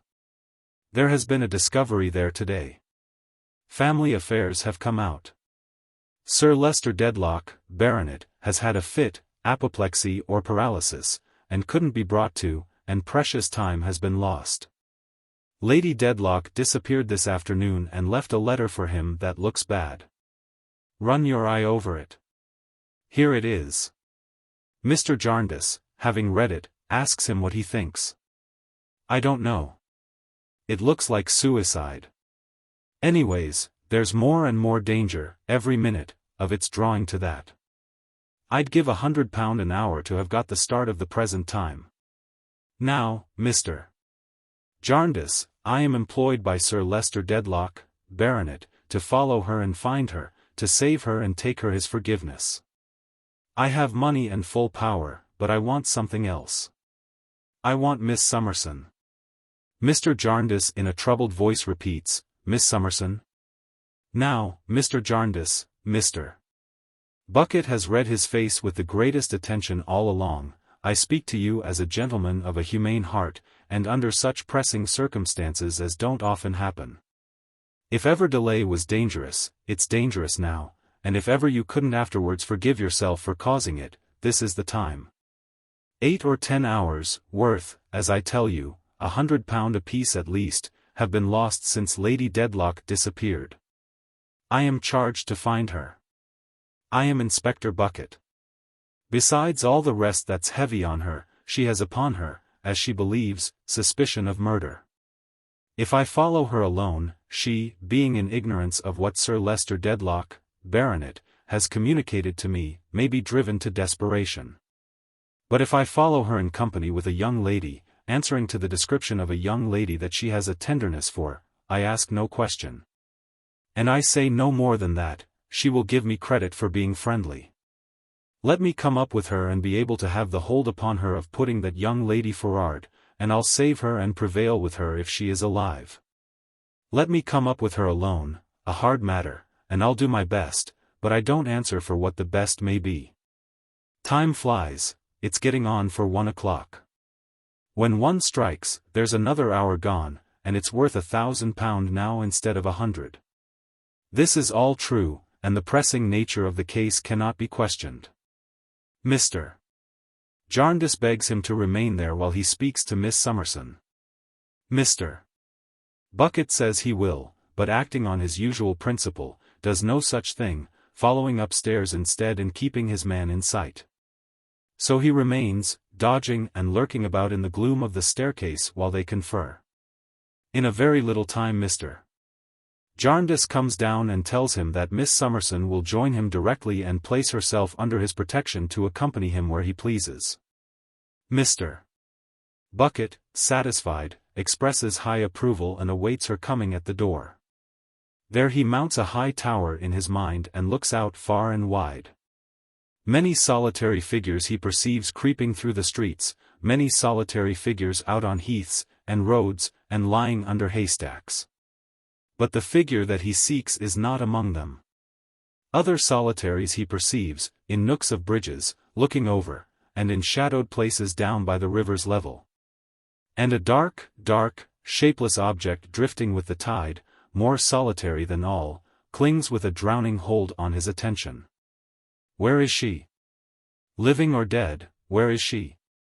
If, as he folds the handkerchief and carefully puts it up, it were able with an enchanted power to bring before him the place where she found it and the night landscape near the cottage where it covered the little child, would he descry her there? On the waste where the brick kilns are burning with a pale blue flare, where the straw roofs of the wretched huts in which the bricks are made are being scattered by the wind. Where the clay and water are hard frozen and the mill in which the gaunt blind horse goes round all day looks like an instrument of human torture, traversing this deserted, blighted spot there is a lonely figure with the sad world to itself, pelted by the snow and driven by the wind, and cast out, it would seem, from all companionship. It is the figure of a woman, too, but it is miserably dressed, and no such clothes ever came through the hall and out at the great door of the Dedlock mansion. Chapter 57. Esther's Narrative. I had gone to bed and fallen asleep when my guardian knocked at the door of my room and begged me to get up directly. On my hurrying to speak to him and learn what had happened, he told me, after a word or two of preparation, that there had been a discovery at Sir Leicester Dedlock's. That my mother had fled, that a person was now at our door who was empowered to convey to her the fullest assurances of affectionate protection and forgiveness if he could possibly find her. And that I was sought for to accompany him in the hope that my entreaties might prevail upon her if his failed. Something to this general purpose I made out, but I was thrown into such a tumult of alarm, and hurry and distress, that in spite of every effort I could make to subdue my agitation, I did not seem to myself fully to recover my right mind until hours had passed. But I dressed and wrapped up expeditiously without waking Charlie or anyone and went down to Mr. Bucket, who was the person entrusted with the secret. In taking me to him my guardian told me this, and also explained how it was that he had come to think of me. Mr. Bucket, in a low voice, by the light of my guardian's candle, read to me in the hall a letter that my mother had left upon her table. And I suppose within 10 minutes of my having been aroused I was sitting beside him, rolling swiftly through the streets. His manner was very keen, and yet considerate when he explained to me that a great deal might depend on my being able to answer, without confusion, a few questions that he wished to ask me. These were, chiefly, whether I had had much communication with my mother, to whom he only referred as Lady Dedlock, when and where I had spoken with her last, and how she had become possessed of my handkerchief. When I had satisfied him on these points, he asked me particularly to consider, taking time to think, whether within my knowledge there was anyone, no matter where, in whom she might be at all likely to confide under circumstances of the last necessity. I could think of no one but my guardian. But by and by I mentioned Mr. Boythorn. He came into my mind as connected with his old chivalrous manner of mentioning my mother's name and with what my guardian had informed me of his engagement to her sister and his unconscious connection with her unhappy story. My companion had stopped the driver while we held this conversation, that we might the better hear each other.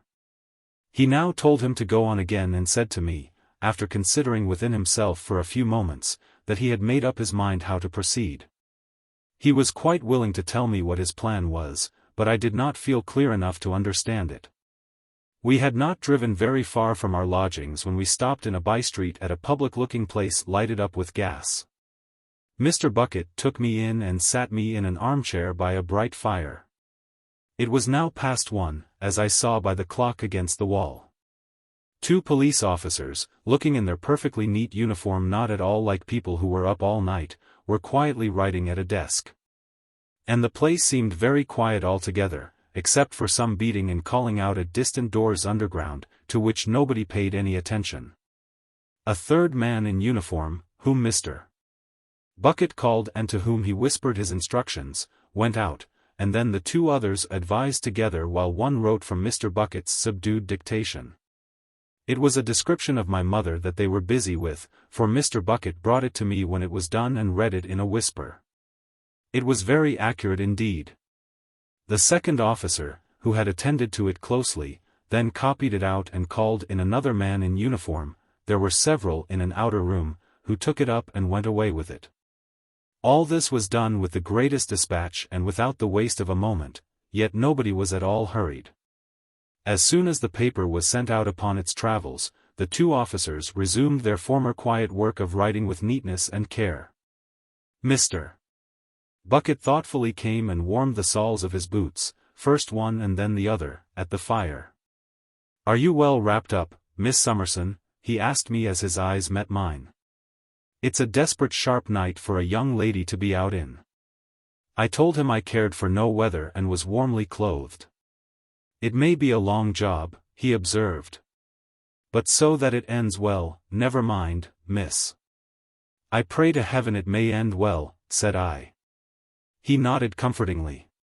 "You see, whatever you do, don't you go and fret yourself.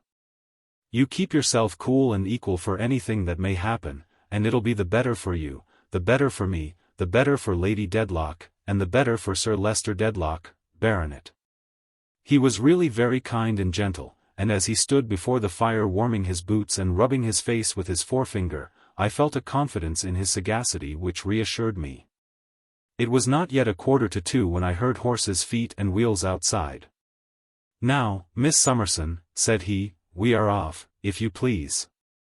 He gave me his arm, and the 2 officers courteously bowed me out, and we found at the door a phaeton or barouche with a postilion and post-horses. Mr. Bucket handed me in and took his own seat on the box. The man in uniform whom he had sent to fetch this equipage then handed him up a dark lantern at his request, and when he had given a few directions to the driver, we rattled away. I was far from sure that I was not in a dream. We rattled with great rapidity through such a labyrinth of streets that I soon lost all idea where we were, except that we had crossed and recrossed the river, and still seemed to be traversing a low-lying, waterside, dense neighborhood of narrow thoroughfares checkered by docks and basins, high piles of warehouses, swing bridges, and masts of ships. At length we stopped at the corner of a little slimy turning, which the wind from the river, rushing up it, did not purify. And I saw my companion, by the light of his lantern, in conference with several men who looked like a mixture of police and sailors. Against the mouldering wall by which they stood, there was a bill, on which I could discern the words, "Found drowned." And this and an inscription about drags possessed me with the awful suspicion shadowed forth in our visit to that place. I had no need to remind myself that I was not there by the indulgence of any feeling of mine to increase the difficulties of the search, or to lessen its hopes, or enhance its delays. I remained quiet, but what I suffered in that dreadful spot I never can forget. And still it was like the horror of a dream. A man yet dark and muddy, in long swollen sodden boots and a hat like them, was called out of a boat and whispered with Mr. Bucket, who went away with him down some slippery steps, as if to look at something secret that he had to show. They came back, wiping their hands upon their coats, after turning over something wet. But thank God it was not what I feared. After some further conference, Mr. Bucket, whom everybody seemed to know and defer to, went in with the others at a door and left me in the carriage, while the driver walked up and down by his horses to warm himself. The tide was coming in, as I judged from the sound it made, and I could hear it break at the end of the alley with a little rush towards me. It never did so, and I thought it did so, hundreds of times, in what can have been at the most a quarter of an hour. And probably was less, but the thought shuddered through me that it would cast my mother at the horse's feet. Mr. Bucket came out again, exhorting the others to be vigilant, darkened his lantern, and once more took his seat. "Don't you be alarmed, Miss Summerson, on account of our coming down here," he said, turning to me. "I only want to have everything in train and to know that it is in train by looking after it myself. Get on, my lad." We appeared to retrace the way we had come. Not that I had taken note of any particular objects in my perturbed state of mind, but judging from the general character of the streets. We called at another office or station for a minute and crossed the river again. During the whole of this time, and during the whole search, my companion, wrapped up on the box, never relaxed in his vigilance a single moment. But when we crossed the bridge he seemed, if possible, to be more on the alert than before. He stood up to look over the parapet, he alighted and went back after a shadowy female figure that flitted past us.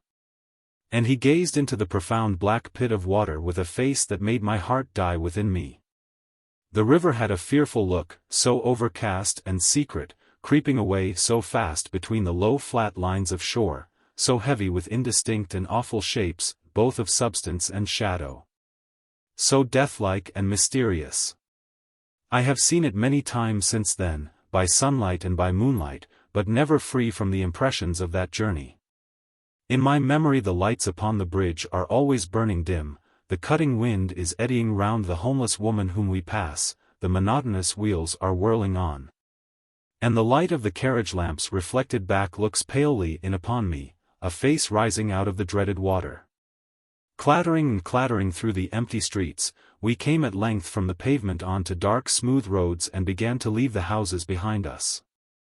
After a while I recognized the familiar way to St. Albans. At Barnet fresh horses were ready for us, and we changed and went on. It was very cold indeed, and the open country was white with snow, though none was falling then. "An old acquaintance of yours, this road, Miss Summerson," said Mr. Bucket cheerfully. "Yes," I returned. "Have you gathered any intelligence?" "None that can be quite depended on as yet," he answered, "but it's early times as yet." He had gone into every late or early public house where there was a light, they were not a few at that time. The road being then much frequented by drovers, and had got down to talk to the turnpike keepers. I had heard him ordering drink, and chinking money, and making himself agreeable and merry everywhere. But whenever he took his seat upon the box again, his face resumed its watchful steady look, and he always said to the driver in the same business tone, "Get on, my lad."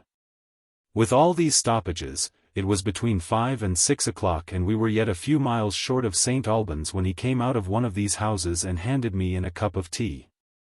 "Drink it, Miss Summerson, it'll do you good. You're beginning to get more yourself now, ain't you?" I thanked him and said I hoped so. "You was what you may call stunned at first," he returned.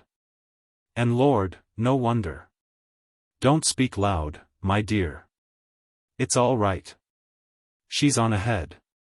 I don't know what joyful exclamation I made or was going to make, but he put up his finger and I stopped myself. "Passed through here on foot this evening about 8 or 9. I heard of her first at the Archway toll, over at Highgate, but couldn't make quite sure. Traced her all along, on and off. Picked her up at one place, and dropped her at another, but she's before us now, safe. Take hold of this cup and saucer, ostler. Now, if you wasn't brought up to the butter trade, look out and see if you can catch half a crown in your t'other hand. 1, 2, 3, and there you are. Now, my lad, try a gallop." We were soon in St. Albans and alighted a little before day, when I was just beginning to arrange and comprehend the occurrences of the night and really to believe that they were not a dream. Leaving the carriage at the posting-house and ordering fresh horses to be ready, my companion gave me his arm, and we went towards home. "As this is your regular abode, Miss Summerson, you see," he observed, "I should like to know whether you've been asked for by any stranger answering the description, or whether Mr. Jarndyce has. I don't much expect it, but it might be." As we ascended the hill, he looked about him with a sharp eye. The day was now breaking, and reminded me that I had come down it one night, as I had reason for remembering. With my little servant and poor Joe, whom he called Tuffy. I wondered how he knew that. "When you passed a man upon the road, just yonder, you know," said Mr. Bucket. Yes, I remembered that too, very well. "That was me," said Mr. Bucket. Seeing my surprise, he went on, "I drove down in a gig that afternoon to look after that boy. You might have heard my wheels when you came out to look after him yourself, for I was aware of you and your little maid going up when I was walking the horse down. Making an inquiry or two about him in the town, I soon heard what company he was in and was coming among the brick fields to look for him when I observed you bringing him home here." "Had he committed any crime?" I asked. "None was charged against him," said Mr. Bucket, coolly lifting off his hat, "but I suppose he wasn't over particular." "No.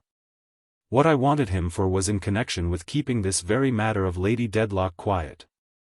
He had been making his tongue more free than welcome as to a small accidental service he had been paid for by the deceased Mr. Tulkinghorn.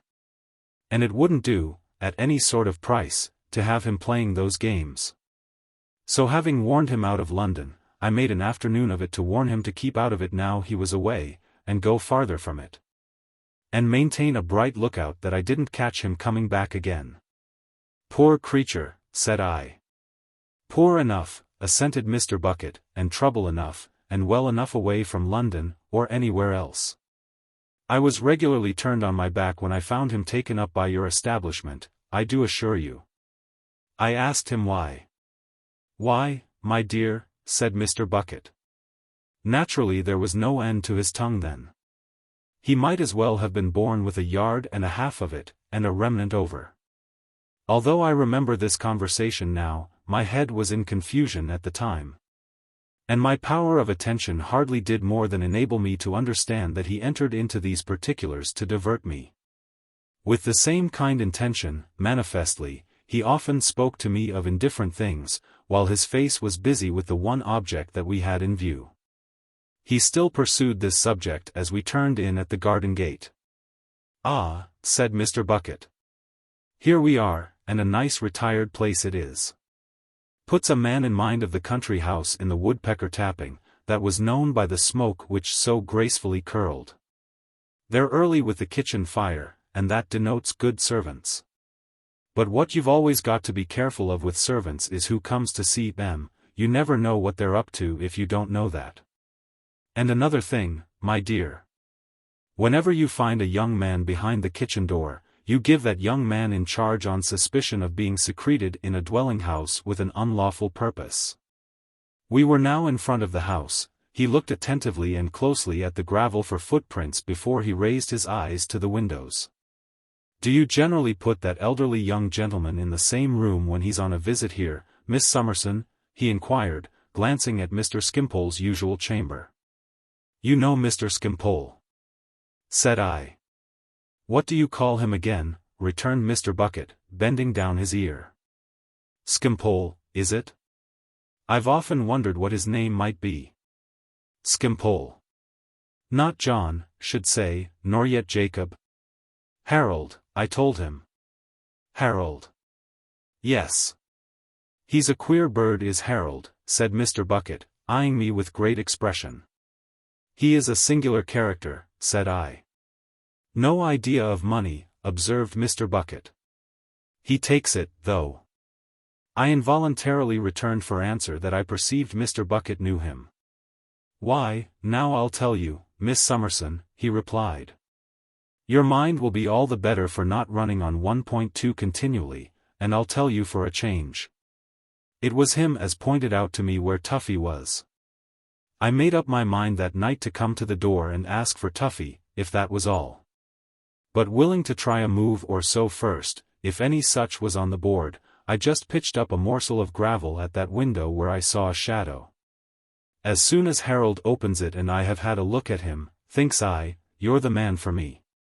So I smoothed him down a bit about not wanting to disturb the family after they was gone to bed and about its being a thing to be regretted that charitable young ladies should harbor vagrants. And then, when I pretty well understood his ways, I said I should consider a fipenote well bestowed if I could relieve the premises of Tuffy without causing any noise or trouble. Then says he, lifting up his eyebrows in the gayest way, "It's no use mentioning a fipenote to me, my friend, because I'm a mere child in such matters and have no idea of money." Of course I understood what his taking it so easy meant, and being now quite sure he was the man for me, I wrapped the note round a little stone and threw it up to him. Well, he laughs and beams, and looks as innocent as you like, and says, "But I don't know the value of these things. What am I to do with this?" "Spend it, sir," says I. "But I shall be taken in," he says, "they won't give me the right change, I shall lose it, it's no use to me." Lord, you never saw such a face as he carried it with. Of course he told me where to find Tuffy, and I found him. I regarded this as very treacherous on the part of Mr. Skimpole towards my guardian and as passing the usual bounds of his childish innocence. "Bounds, my dear?" returned Mr. Bucket. "Bounds? Now, Miss Summerson, I'll give you a piece of advice that your husband will find useful when you're happily married and have got a family about you. Whenever a person says to you that they are as innocent as can be in all concerning money, look well after your own money, for they are dead certain to collar it if they can. Whenever a person proclaims to you, in worldly matters I'm a child, you consider that that person is only a crying off from being held accountable and that you have got that person's number. And it's number 1. Now, I am not a poetical man myself, except in a vocal way when it goes round a company, but I'm a practical one, and that's my experience. So's this rule. Fast and loose in one thing, fast and loose in everything. I never knew it fail. No more will you. Nor no one. With which caution to the unwary, my dear, I take the liberty of pulling this here bell, and so go back to our business." I believe it had not been for a moment out of his mind, any more than it had been out of my mind, or out of his face. The whole household were amazed to see me, without any notice, at that time in the morning, and so accompanied, and their surprise was not diminished by my inquiries. No one, however, had been there. It could not be doubted that this was the truth. "Then, Miss Summerson," said my companion, "we can't be too soon at the cottage where those brickmakers are to be found. Most inquiries there I leave to you, if you'll be so good as to make them. The naturalist way is the best way, and the naturalist way is your own way." We set off again immediately. On arriving at the cottage, we found it shut up and apparently deserted. But one of the neighbors who knew me and who came out when I was trying to make someone here informed me that the two women and their husbands now lived together in another house, made of loose rough bricks, which stood on the margin of the piece of ground where the kilns were and where the long rows of bricks were drying. We lost no time in repairing to this place, which was within a few hundred yards, and as the door stood ajar, I pushed it open. There were only 3 of them sitting at breakfast, the child lying asleep on a bed in the corner. It was Jenny, the mother of the dead child, who was absent. The other woman rose on seeing me. And the men, though they were, as usual, sulky and silent, each gave me a morose nod of recognition. A look passed between them when Mr. Bucket followed me in, and I was surprised to see that the woman evidently knew him. I had asked leave to enter, of course. Liz, the only name by which I knew her, rose to give me her own chair, but I sat down on a stool near the fire, and Mr. Bucket took a corner of the bedstead. Now that I had to speak and was among people with whom I was not familiar, I became conscious of being hurried and giddy. It was very difficult to begin, and I could not help bursting into tears. "Liz," said I have come a long way in the night and through the snow to inquire after a lady who has been here, you know, Mr. Bucket struck in, addressing the whole group with a composed propitiatory face. "That's the lady the young lady means. The lady that was here last night, you know." "And who told you as there was anybody here?" inquired Jenny's husband, who had made a surly stop in his eating to listen and now measured him with his eye. "A person of the name of Michael Jackson, with a blue velveteen waistcoat with a double row of mother-of-pearl buttons," Mr. Bucket immediately answered. "He had as good mind his own business, whoever he is," growled the man. "He's out of employment, I believe," said Mr. Bucket apologetically for Michael Jackson, "and so gets talking." The woman had not resumed her chair, but stood faltering with her hand upon its broken back, looking at me. I thought she would have spoken to me privately if she had dared. She was still in this attitude of uncertainty when her husband, who was eating with a lump of bread and fat in one hand and his clasp knife in the other, struck the handle of his knife violently on the table and told her with an oath to mind her own business at any rate and sit down. "I should like to have seen Jenny very much," said I, "for I am sure she would have told me all she could about this lady, whom I am very anxious indeed, you cannot think how anxious, to overtake." "Will Jenny be here soon? Where is she?" The woman had a great desire to answer, but the man, with another oath, openly kicked at her foot with his heavy boot.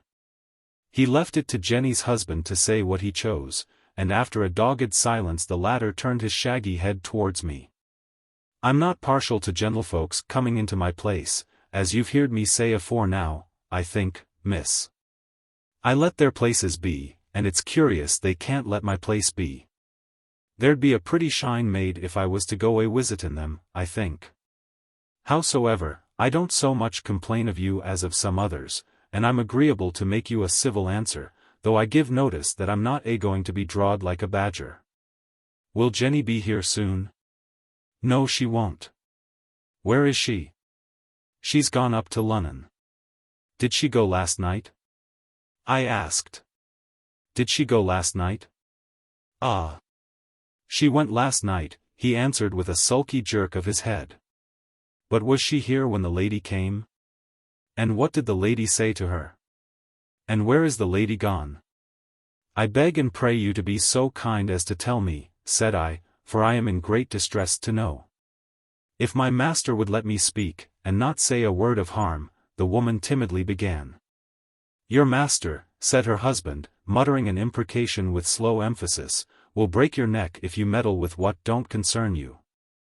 After another silence, the husband of the absent woman, turning to me again, answered me with his usual grumbling unwillingness. "Was Jenny here when the lady come?" "Yes, she was here when the lady come." "What did the lady say to her?" "Well, I'll tell you what the lady said to her. She said, 'You remember me as come one time to talk to you about the young lady as had been a visiting of you? You remember me as give you somethink handsome for a handkercher what she had left? Ah, she remembered. So we all did. Well, then, was that young lady up at the house now? No, she warn't up at the house now. Well, then, looky here. The lady was upon a journey all alone, strange as we might think it, and could she rest herself where you're a set-ten for a hour or so? Yes, she could, and so she did. Then she went. It might be at 20 minutes past 11, and it might be at 20 minutes past 12, we ain't got no watches here to know the time by, nor yet clocks. Where did she go? I don't know where she goed. She went one way, and Jenny went another, one went right to Lunnon, and t'other went right from it. That's all about it. Ask this man. He heard it all, and see it all. He knows. The other man repeated, that's all about it. Was the lady crying? I inquired. Devil a bit, returned the first man. Her shoes was the worse, and her clothes was the worse, but she warn't, not as I see. The woman sat with her arms crossed and her eyes upon the ground. Her husband had turned his seat a little so as to face her and kept his hammer-like hand upon the table as if it were in readiness to execute his threat if she disobeyed him. I hope you will not object to my asking your wife, said I, how the lady looked. Come, then, he gruffly cried to her. You hear what she says. Cut it short and tell her. Bad, replied the woman. Pale and exhausted. Very bad. Did she speak much? Not much, but her voice was hoarse. She answered, looking all the while at her husband for leave. Was she faint? Said I. Did she eat or drink here? Go on, said the husband in answer to her look. Tell her and cut it short. She had a little water, miss, and Jenny fetched her some bread and tea. But she hardly touched it. And when she went from here, I was proceeding, when Jenny's husband impatiently took me up. When she went from here, she went right away nor'ard by the high road. Ask on the road if you doubt me, and see if it warn't so. Now, there's the end. That's all about it. I glanced at my companion, and finding that he had already risen and was ready to depart, thanked them for what they had told me, and took my leave. The woman looked full at Mr. Bucket as he went out, and he looked full at her. Now, Miss Summerson, he said to me as we walked quickly away. They've got her ladyship's watch among 'em. That's a positive fact. You saw it? I exclaimed. Just as good as saw it, he returned. Else why should he talk about his 20 minutes past, and about his having no watch to tell the time by? 20 minutes. He don't usually cut his time so fine as that. If he comes to half hours, it's as much as he does. Now, you see, either her ladyship gave him that watch or he took it. I think she gave it him. Now, what should she give it him for? What should she give it him for? He repeated this question to himself several times as we hurried on, appearing to balance between a variety of answers that arose in his mind. If time could be spared, said Mr. Bucket, which is the only thing that can't be spared in this case, I might get it out of that woman, but it's too doubtful a chance to trust to under present circumstances. They are up to keeping a close eye upon her, and any fool knows that a poor creetur like her, beaten and kicked and scarred and bruised from head to foot, will stand by the husband that ill-uses her through thick and thin. There's something kept back. It's a pity but what we had seen the other woman. I regretted it exceedingly, for she was very grateful, and I felt sure would have resisted no entreaty of mine. It's possible, Miss Summerson, said Mr. Bucket, pondering on it, that her ladyship sent her up to London with some word for you, and it's possible that her husband got the watch to let her go. It don't come out altogether so plain as to please me, but it's on the cards. Now, I don't take kindly to laying out the money of Sir Leicester Dedlock, Baronet, on these roughs, and I don't see my way to the usefulness of it at present. No. So far our road, Miss Summerson, is for'ard, straight ahead, and keeping everything quiet. We called at home once more that I might send a hasty note to my guardian, and then we hurried back to where we had left the carriage. The horses were brought out as soon as we were seen coming, and we were on the road again in a few minutes. It had set in snowing at daybreak, and it now snowed hard. The air was so thick with the darkness of the day and the density of the fall that we could see but a very little way in any direction. Although it was extremely cold, the snow was but partially frozen, and it churned, with a sound as if it were a beach of small shells, under the hoofs of the horses into mire and water. They sometimes slipped and floundered for a mile together, and we were obliged to come to a standstill to rest them. One horse fell 3 times in this first stage, and trembled so and was so shaken that the driver had to dismount from his saddle and lead him at last. I could eat nothing and could not sleep, and I grew so nervous under those delays and the slow pace at which we traveled that I had an unreasonable desire upon me to get out and walk. Yielding to my companion's better sense, however, I remained where I was. All this time, kept fresh by a certain enjoyment of the work in which he was engaged, he was up and down at every house we came to, addressing people whom he had never beheld before as old acquaintances, running in to warm himself at every fire he saw, talking and drinking and shaking hands at every bar and tap. Friendly with every wagoner, wheelwright, blacksmith, and toll-taker, yet never seeming to lose time, and always mounting to the box again with his watchful, steady face and his businesslike, "Get on, my lad." When we were changing horses the next time, he came from the stable-yard, with the wet snow encrusted upon him and dropping off him, plashing and crashing through it to his wet knees as he had been doing frequently since we left St. Albans, and spoke to me at the carriage side. "Keep up your spirits. It's certainly true that she came on here, Miss Summerson. There's not a doubt of the dress by this time, and the dress has been seen here." "Still on foot?" said I. "Still on foot. I think the gentleman you mentioned must be the point she's aiming at, and yet I don't like his living down in her own part of the country neither." "I know so little," said I. "There may be someone else nearer here, of whom I never heard." "That's true. But whatever you do, don't you fall a-crying, my dear, and don't you worry yourself no more than you can help. Get on, my lad." The sleet fell all that day unceasingly, a thick mist came on early, and it never rose or lightened for a moment. Such roads I had never seen. I sometimes feared we had missed the way and got into the ploughed grounds or the marshes. If I ever thought of the time I had been out, it presented itself as an indefinite period of great duration, and I seemed, in a strange way, never to have been free from the anxiety under which I then labored. As we advanced, I began to feel misgivings that my companion lost confidence. He was the same as before with all the roadside people, but he looked graver when he sat by himself on the box.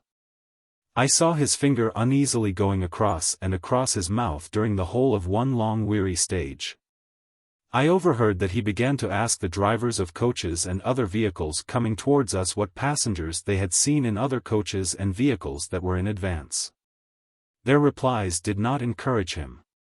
He always gave me a reassuring beck of his finger and lift of his eyelid as he got upon the box again, but he seemed perplexed now when he said, "Get on, my lad." At last, when we were changing, he told me that he had lost the track of the dress so long that he began to be surprised. It was nothing, he said, to lose such a track for one while, and to take it up for another while, and so on, but it had disappeared here in an unaccountable manner, and we had not come upon it since. This corroborated the apprehensions I had formed, when he began to look at direction posts, and to leave the carriage at cross roads for a quarter of an hour at a time while he explored them. But I was not to be downhearted, he told me, for it was as likely as not that the next stage might set us right again.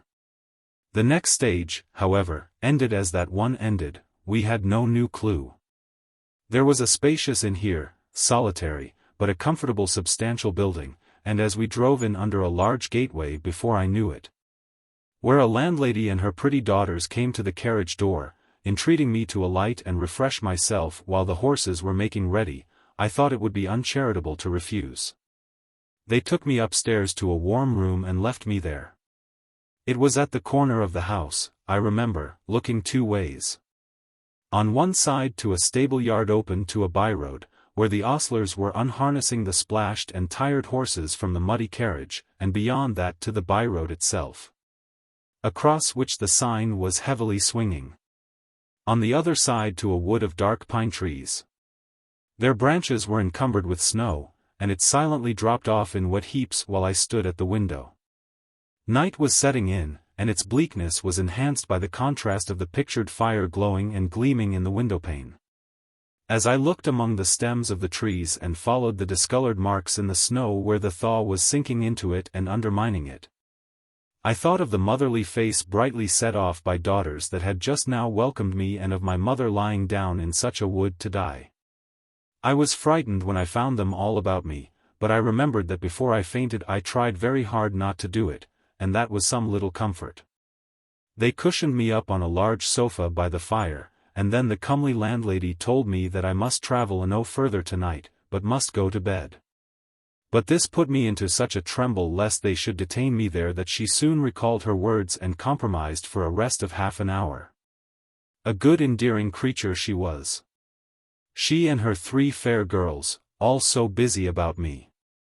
I was to take hot soup and broiled fowl, while Mr. Bucket dried himself and dined elsewhere.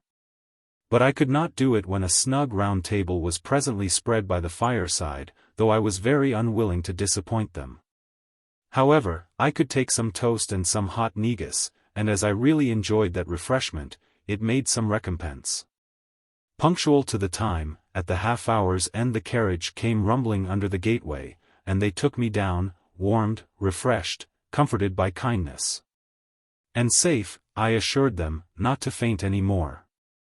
After I had got in and had taken a grateful leave of them all, the youngest daughter, a blooming girl of 19, who was to be the first married, they had told me, got upon the carriage step, reached in, and kissed me. I have never seen her, from that hour, but I think of her to this hour as my friend. The transparent windows with the fire and light, looking so bright and warm from the cold darkness out of doors, were soon gone, and again we were crushing and churning the loose snow. We went on with toil enough, but the dismal roads were not much worse than they had been, and the stage was only 9 miles.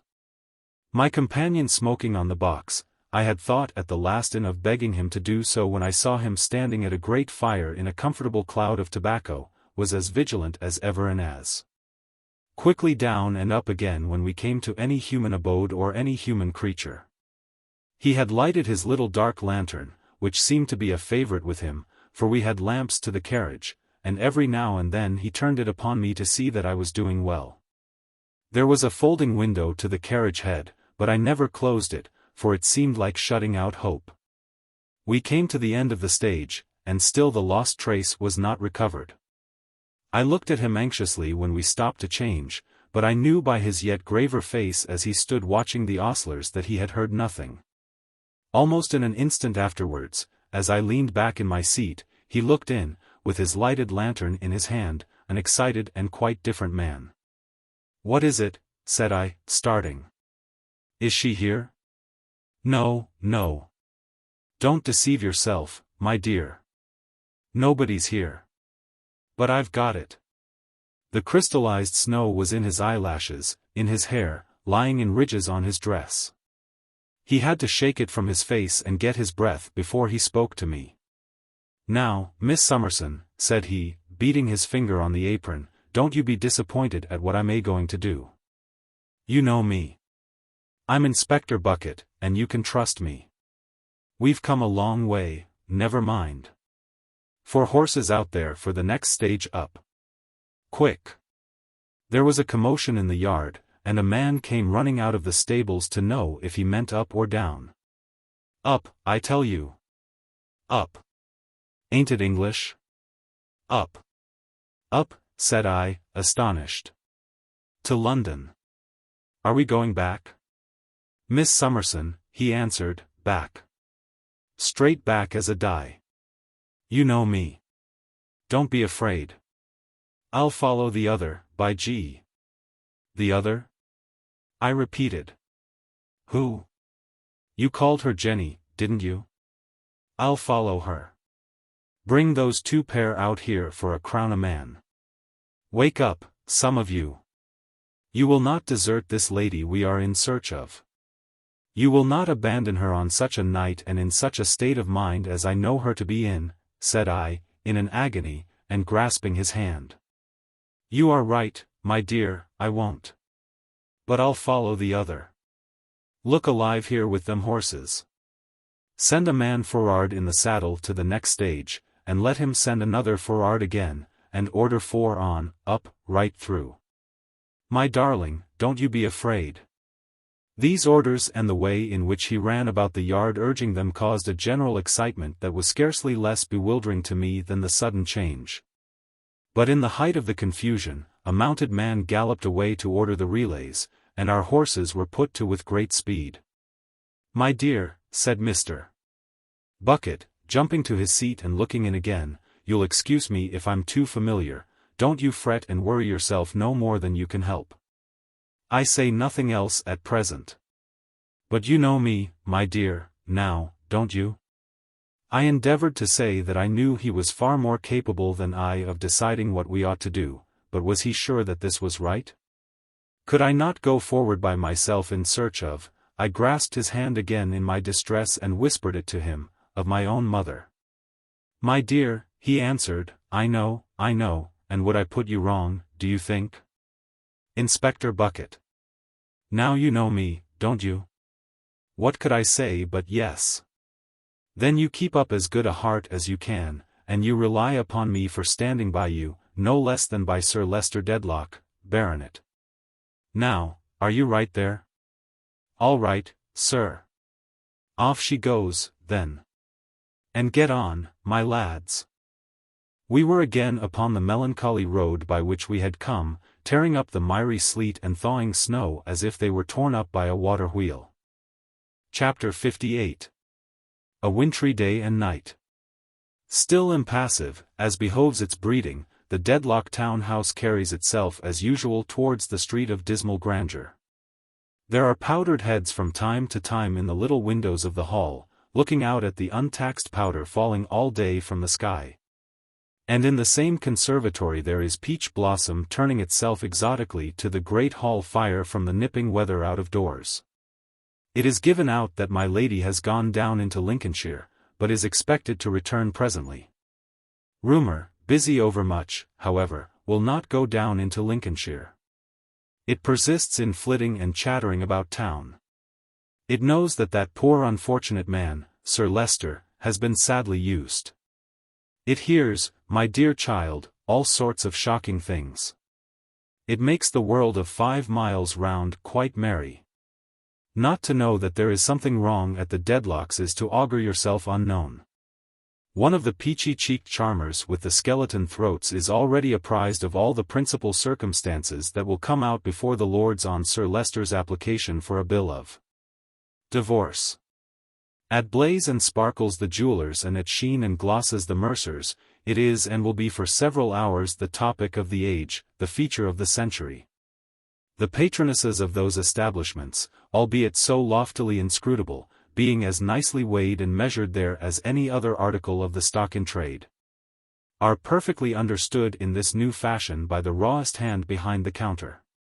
Our people, Mr. Jones, said Blaze and Sparkle to the hand in question on engaging him, our people, sir, are sheep, mere sheep. Where 2 or 3 marked ones go, all the rest follow. Keep those 2 or 3 in your eye, Mr. Jones, and you have the flock. So, likewise, Sheen and Gloss to their Jones, in reference to knowing where to have the fashionable people and how to bring what they, Sheen and Gloss, choose into fashion. On similar unerring principles, Mr. Slattery the librarian, and indeed the great farmer of gorgeous sheep, admits this very day, why yes, sir, there certainly are reports concerning Lady Dedlock. Very current indeed among my high connection, sir. You see, my high connection must talk about something, sir, and it's only to get a subject into vogue with 1 or 2 ladies I could name to make it go down with the whole. Just what I should have done with those ladies, sir, in the case of any novelty you had left to me to bring in. They have done of themselves in this case through knowing Lady Dedlock and being perhaps a little innocently jealous of her too, sir. You'll find, sir, that this topic will be very popular among my high connection. If it had been a speculation, sir, it would have brought money. And when I say so, you may trust to my being right, sir, for I have made it my business to study my high connection and to be able to wind it up like a clock, sir. Thus rumour thrives in the capital, and will not go down into Lincolnshire. By 5:30, post-meridian, Horse Guards time, it has even elicited a new remark from the Honourable Mr. Stables, which bids fair to outshine the old one, on which he has so long rested his colloquial reputation. This sparkling sally is to the effect that although he always knew she was the best-groomed woman in the stud, he had no idea she was a bolter. It is immensely received in turf circles. At feasts and festivals also, in firmaments she has often graced, and among constellations she outshone, but yesterday, she is still the prevalent subject. What is it? Who is it? When was it? Where was it? How was it? She is discussed by her dear friends with all the genteelest slang in vogue, with the last new word, the last new manner, the last new drawl, and the perfection of polite indifference. A remarkable feature of the theme is that it is found to be so inspiring that several people come out upon it who never came out before, positively say things. William Buffy carries one of these smartnesses from the place where he dines down to the house, where the whip for his party hands it about with his snuff-box to keep men together who want to be off. With such effect that the speaker, who has had it privately insinuated into his own ear under the corner of his wig, cries, "Order at the bar," 3 times without making an impression. And not the least amazing circumstance connected with her being vaguely the town talk is that people hovering on the confines of Mr. Slattery's high connection, people who know nothing and ever did know nothing about her, think it essential to their reputation to pretend that she is their topic too. And to retail her at second hand with the last new word and the last new manner, and the last new drawl, and the last new polite indifference, and all the rest of it. All at second hand but considered equal to new in inferior systems and to fainter stars. If there be any man of letters, art, or science among these little dealers, how noble in him to support the feeble sisters on such majestic crutches. So goes the wintry day outside the Dedlock mansion. How within it? Sir Leicester, lying in his bed, can speak a little, though with difficulty and indistinctness. He is enjoined to silence and to rest, and they have given him some opiate to lull his pain, for his old enemy is very hard with him. He is never asleep, though sometimes he seems to fall into a dull waking doze. He caused his bedstead to be moved out nearer to the window when he heard it was such inclement weather, and his head to be so adjusted that he could see the driving snow and sleet. He watches it as it falls, throughout the whole wintry day. Upon the least noise in the house, which is kept hushed, his hand is at the pencil. The old housekeeper, sitting by him, knows what he would write and whispers, "No, he has not come back yet, Sir Leicester. It was late last night when he went. He has been but a little time gone yet." He withdraws his hand and falls to looking at the sleet and snow again until they seem, by being long looked at, to fall so thick and fast that he is obliged to close his eyes for a minute on the giddy whirl of white flakes and icy blots. He began to look at them as soon as it was light. The day is not yet far spent when he conceives it to be necessary that her rooms should be prepared for her. It is very cold and wet. Let there be good fires. Let them know that she is expected. Please see to it yourself. He writes to this purpose on his slate, and Mrs. Rouncewell with a heavy heart obeys. "For I dread, George," the old lady says to her son, who waits below to keep her company when she has a little leisure, "I dread, my dear, that my lady will never more set foot within these walls." That's a bad presentiment, mother. Nor yet within the walls of Chesney Wold, my dear. That's worse. But why, mother? When I saw my lady yesterday, George, she looked to me, and I may say at me too, as if the step on the Ghost's Walk had almost walked her down. Come, come. You alarm yourself with old story fears, mother. No I don't, my dear. No I don't. It's going on for 60 years that I have been in this family, and I never had any fears for it before. But it's breaking up, my dear, the great old Dedlock family is breaking up. I hope not, mother. I am thankful I have lived long enough to be with Sir Leicester in this illness and trouble. For I know I am not too old nor too useless to be a welcomer sight to him than anybody else in my place would be. But the step on the ghost's walk will walk my lady down, George, it has been many a day behind her, and now it will pass her and go on. Well, mother dear, I say again, I hope not. Ah, so do I, George, the old lady returns, shaking her head and parting her folded hands. But if my fears come true, and he has to know it, who will tell him? Are these her rooms? These are my lady's rooms, just as she left them. Why, now, says the trooper, glancing round him and speaking in a lower voice, I begin to understand how you come to think as you do think, mother.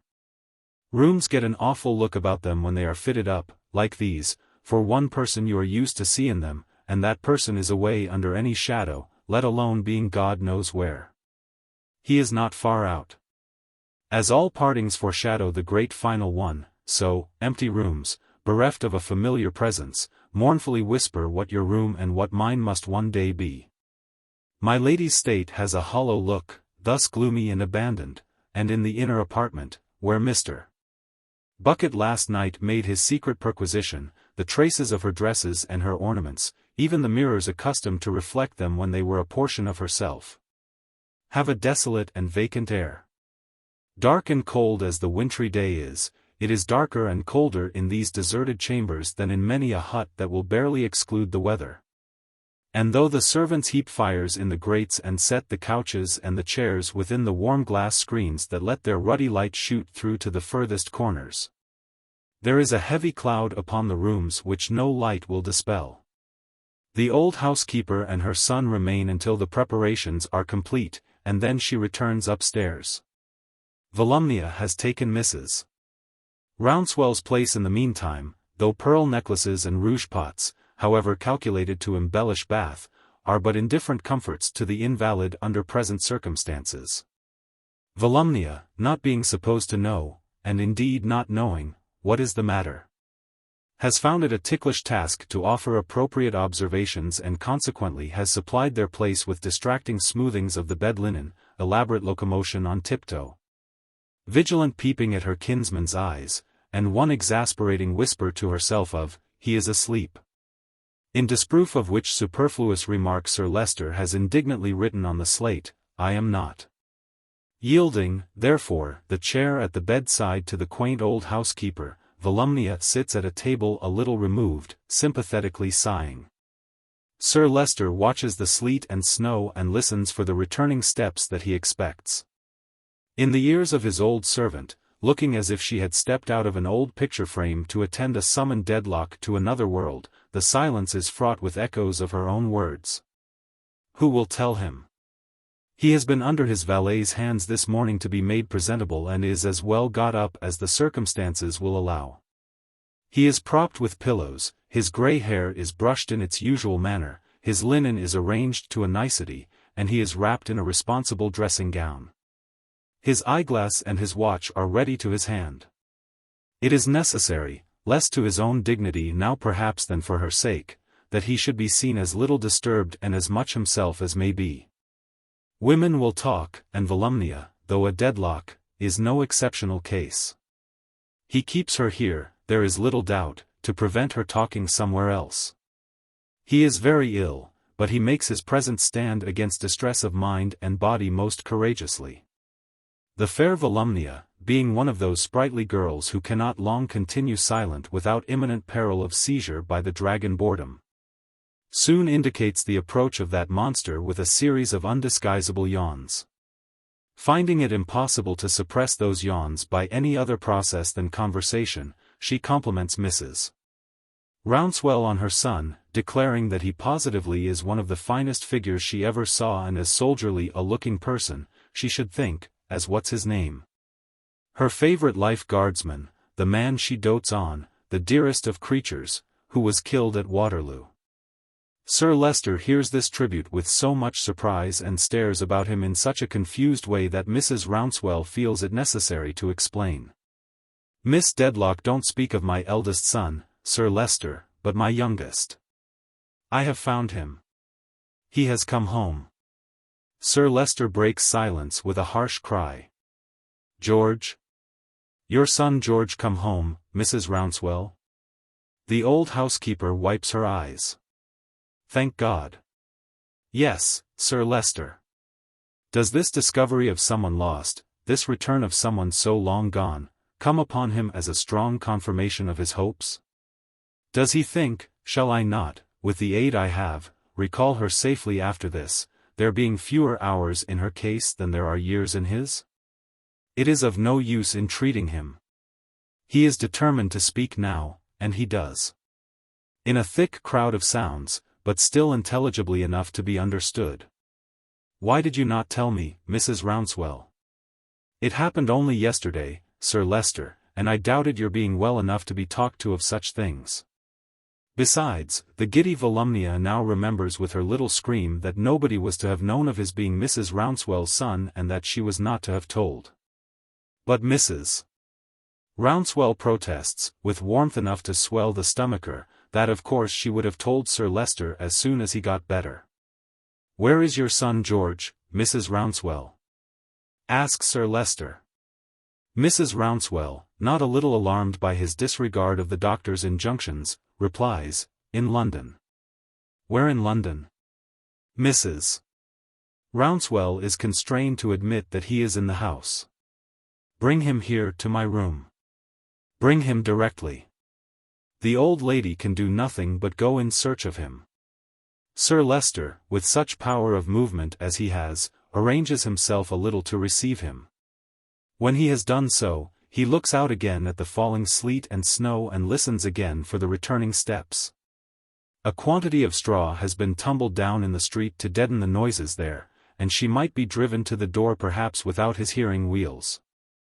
He is lying thus, apparently forgetful of his newer and minor surprise, when the housekeeper returns, accompanied by her trooper son. Mr. George approaches softly to the bedside, makes his bow, squares his chest, and stands, with his face flushed, very heartily ashamed of himself. Good heaven, and it is really George Rouncewell! Exclaims Sir Leicester. Do you remember me, George? The trooper needs to look at him and to separate this sound from that sound before he knows what he has said, but doing this and being a little helped by his mother, he replies. I must have a very bad memory, indeed, Sir Leicester, if I failed to remember you. When I look at you, George Rouncewell, Sir Leicester observes with difficulty, I see something of a boy at Chesney Wold, I remember well, very well. He looks at the trooper until tears come into his eyes, and then he looks at the sleet and snow again. I ask your pardon, Sir Leicester, says the trooper, but would you accept of my arms to raise you up? You would lie easier, Sir Leicester, if you would allow me to move you. If you please, George Rouncewell, if you will be so good. The trooper takes him in his arms like a child, lightly raises him, and turns him with his face more towards the window. Thank you. You have your mother's gentleness, returned Sir Leicester, and your own strength. Thank you. He signs to him with his hand not to go away. George quietly remains at the bedside, waiting to be spoken to. Why did you wish for secrecy? It takes Sir Leicester some time to ask this. Truly I am not much to boast of, Sir Leicester, and I should still, Sir Leicester. If you was not so indisposed, which I hope you will not be long, should still hope for the favor of being allowed to remain unknown in general. That involves explanations not very hard to be guessed at, not very well timed here, and not very creditable to myself. However opinions may differ on a variety of subjects, I should think it would be universally agreed, Sir Leicester, that I am not much to boast of. You have been a soldier, observes Sir Leicester, and a faithful one. George makes his military bow.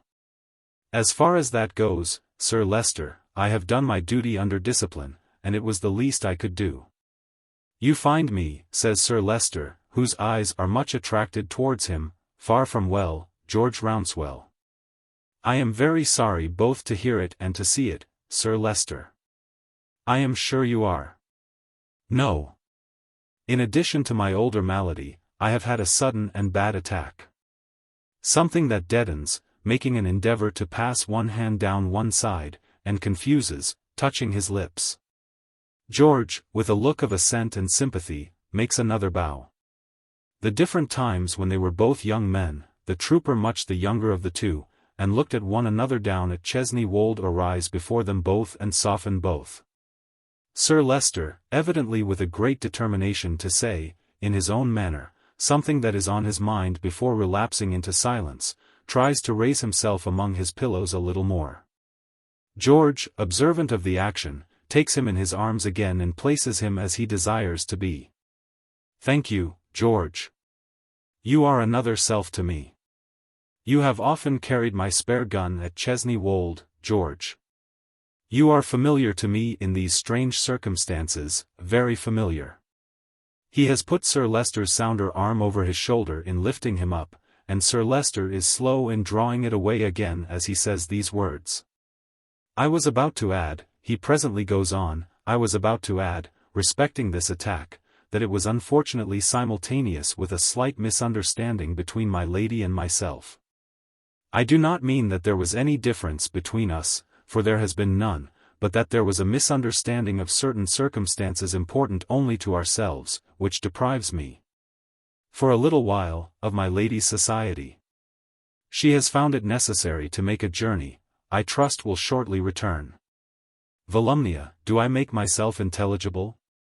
The words are not quite under my command in the manner of pronouncing them. Volumnia understands him perfectly, and in truth he delivers himself with far greater plainness than could have been supposed possible a minute ago. The effort by which he does so is written in the anxious and laboring expression of his face. Nothing but the strength of his purpose enables him to make it. Therefore, Volumnia, I desire to say in your presence, and in the presence of my old retainer and friend, Mrs. Rouncewell, whose truth and fidelity no one can question, and in the presence of her son George, who comes back like a familiar recollection of my youth in the home of my ancestors at Chesney Wold, in case I should relapse, in case I should not recover, in case I should lose both my speech and the power of writing, though I hope for better things. The old housekeeper weeping silently. Volumnia in the greatest agitation, with the freshest bloom on her cheeks, the trooper with his arms folded and his head a little bent, respectfully attentive. Therefore I desire to say, and to call you all to witness, beginning, Volumnia, with yourself, most solemnly, that I am on unaltered terms with Lady Dedlock. That I assert no cause whatever of complaint against her. That I have ever had the strongest affection for her, and that I retain it undiminished. Say this to herself, and to everyone. If you ever say less than this, you will be guilty of deliberate falsehood to me. Volumnia tremblingly protests that she will observe his injunctions to the letter. My lady is too high in position, too handsome, too accomplished, too superior in most respects to the best of those by whom she is surrounded, not to have her enemies and traducers, I dare say. Let it be known to them, as I make it known to you, that being of sound mind, memory, and understanding, I revoke no disposition I have made in her favor. I abridge nothing I have ever bestowed upon her. I am on unaltered terms with her, and I recall, having the full power to do it if I were so disposed, as you see, no act I have done for her advantage and happiness. His formal array of words might have at any other time, as it has often had, something ludicrous in it, but at this time it is serious and affecting. His noble earnestness, his fidelity, his gallant shielding of her, his generous conquest of his own wrong and his own pride for her sake, are simply honorable, manly, and true. Nothing less worthy can be seen through the luster of such qualities in the commonest mechanic, nothing less worthy can be seen in the best-born gentleman. In such a light both aspire alike, both rise alike, both children of the dust shine equally. Overpowered by his exertions, he lays his head back on his pillows and closes his eyes for not more than a minute. When he again resumes his watching of the weather and his attention to the muffled sounds. In the rendering of those little services, and in the manner of their acceptance, the trooper has become installed as necessary to him. Nothing has been said, but it is quite understood. He falls a step or two backward to be out of sight and mounts guard a little behind his mother's chair. The day is now beginning to decline. The mist and the sleet into which the snow has all resolved itself are darker, and the blaze begins to tell more vividly upon the room walls and furniture. The gloom augments. The bright gas springs up in the streets. And the pertinacious oil lamps which yet hold their ground there, with their source of life half frozen and half thawed, twinkle gaspingly like fiery fish out of water, as they are. The world, which has been rumbling over the straw and pulling at the bell, to inquire, begins to go home, begins to dress, to dine, to discuss its dear friend with all the last new modes. As already mentioned. Now does Sir Leicester become worse, restless, uneasy, and in great pain. Volumnia, lighting a candle, with a predestined aptitude for doing something objectionable, is bidden to put it out again, for it is not yet dark enough. Yet it is very dark too, as dark as it will be all night. By and by she tries again. No. Put it out. It is not dark enough yet. His old housekeeper is the first to understand that he is striving to uphold the fiction with himself that it is not growing late. Dear Sir Leicester, my honoured master, she softly whispers, I must, for your own good, and my duty, take the freedom of begging and praying that you will not lie here in the lone darkness watching and waiting and dragging through the time. Let me draw the curtains, and light the candles, and make things more comfortable about you. The church clocks will strike the hours just the same, Sir Leicester, and the night will pass away just the same. My lady will come back, just the same. I know it, Mrs. Rouncewell, but I am weak, and he has been so long gone. Not so very long, Sir Leicester. Not 24 hours yet. But that is a long time. Oh, it is a long time. He says it with a groan that wrings her heart. She knows that this is not a period for bringing the rough light upon him, she thinks his tears too sacred to be seen, even by her.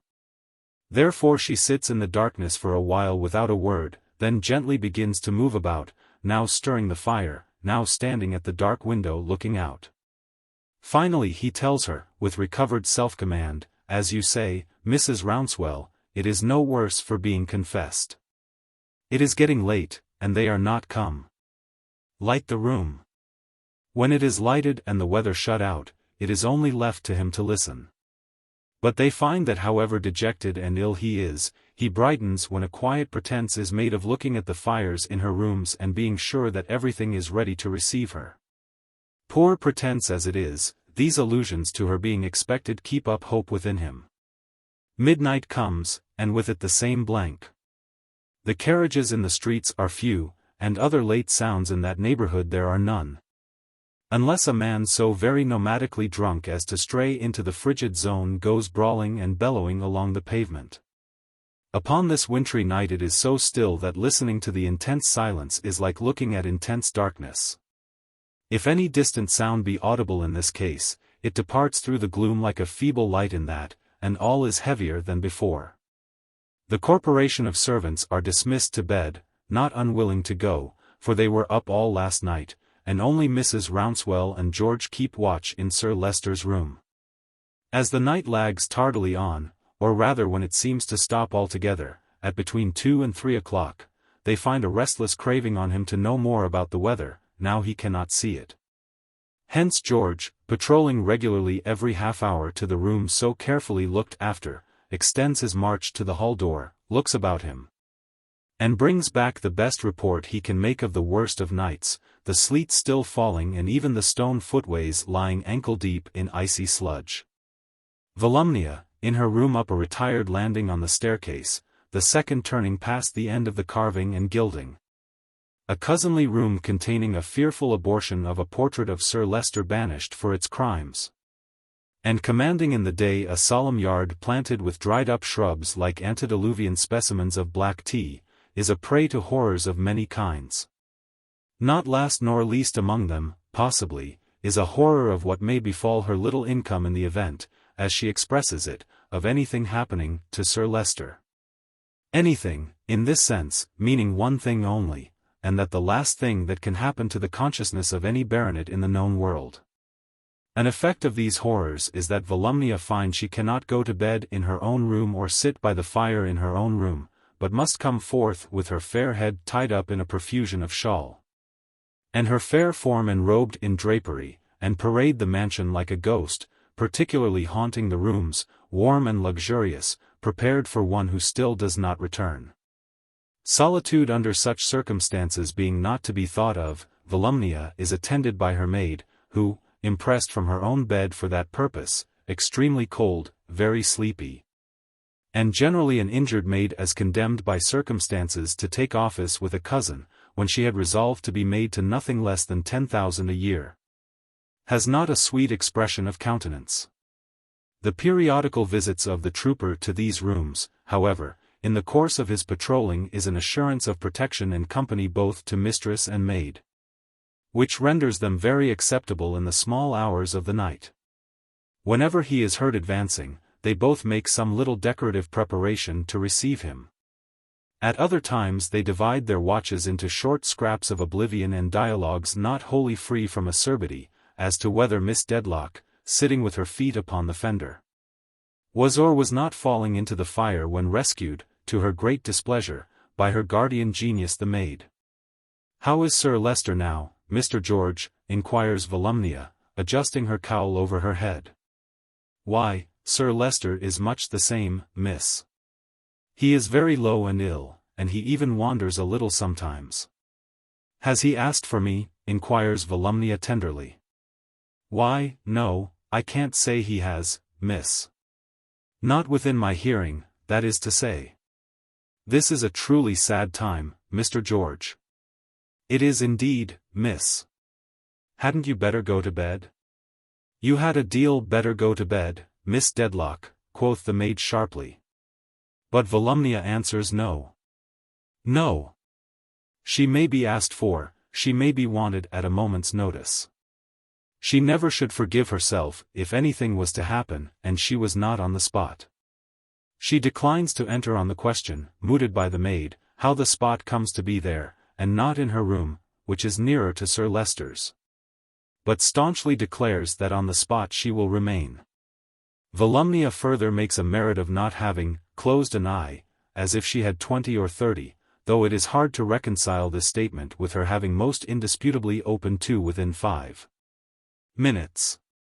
But when it comes to 4 o'clock, and still the same blank, Volumnia's constancy begins to fail her, or rather it begins to strengthen.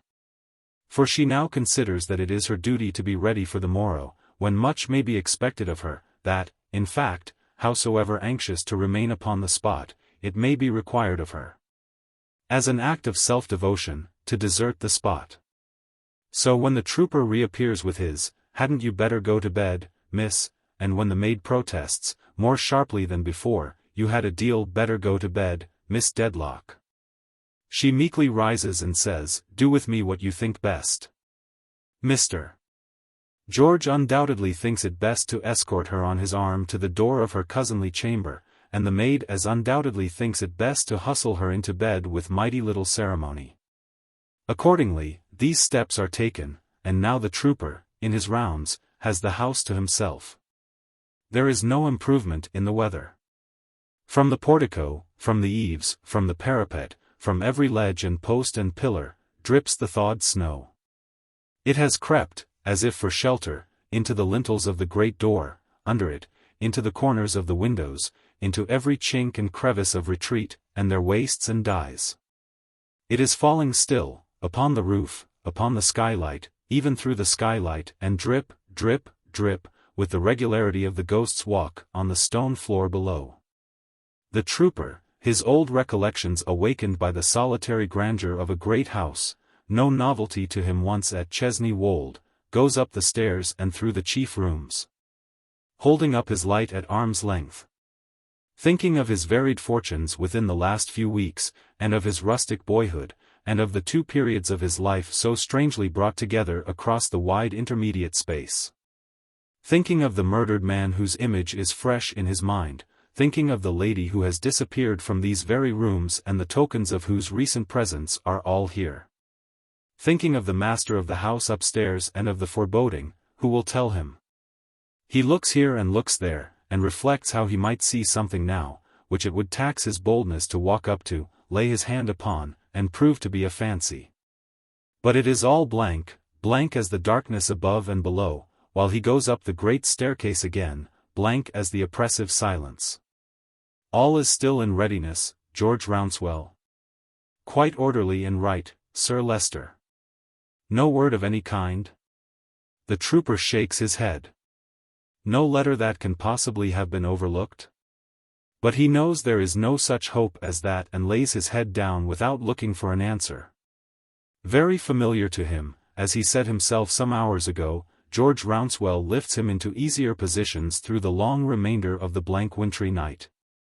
And equally familiar with his unexpressed wish, extinguishes the light and undraws the curtains at the first late break of day. The day comes like a phantom. Cold, colorless, and vague, it sends a warning streak before it of a death-like hue, as if it cried out, "Look what I am bringing you who watch there." Who will tell him?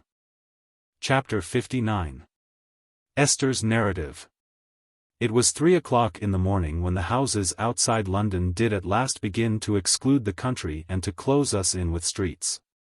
We had made our way along roads in a far worse condition than when we had traversed them by daylight, both the fall and the thaw having lasted ever since. But the energy of my companion never slackened. It had only been, as I thought, of less assistance than the horses in getting us on, and it had often aided them. They had stopped exhausted halfway up hills, they had been driven through streams of turbulent water, they had slipped down and become entangled with the harness. But he and his little lantern had been always ready, and when the mishap was set right, I had never heard any variation in his cool, "Get on, my lads." The steadiness and confidence with which he had directed our journey back I could not account for. Never wavering, he never even stopped to make an inquiry until we were within a few miles of London. A very few words, here and there, were then enough for him.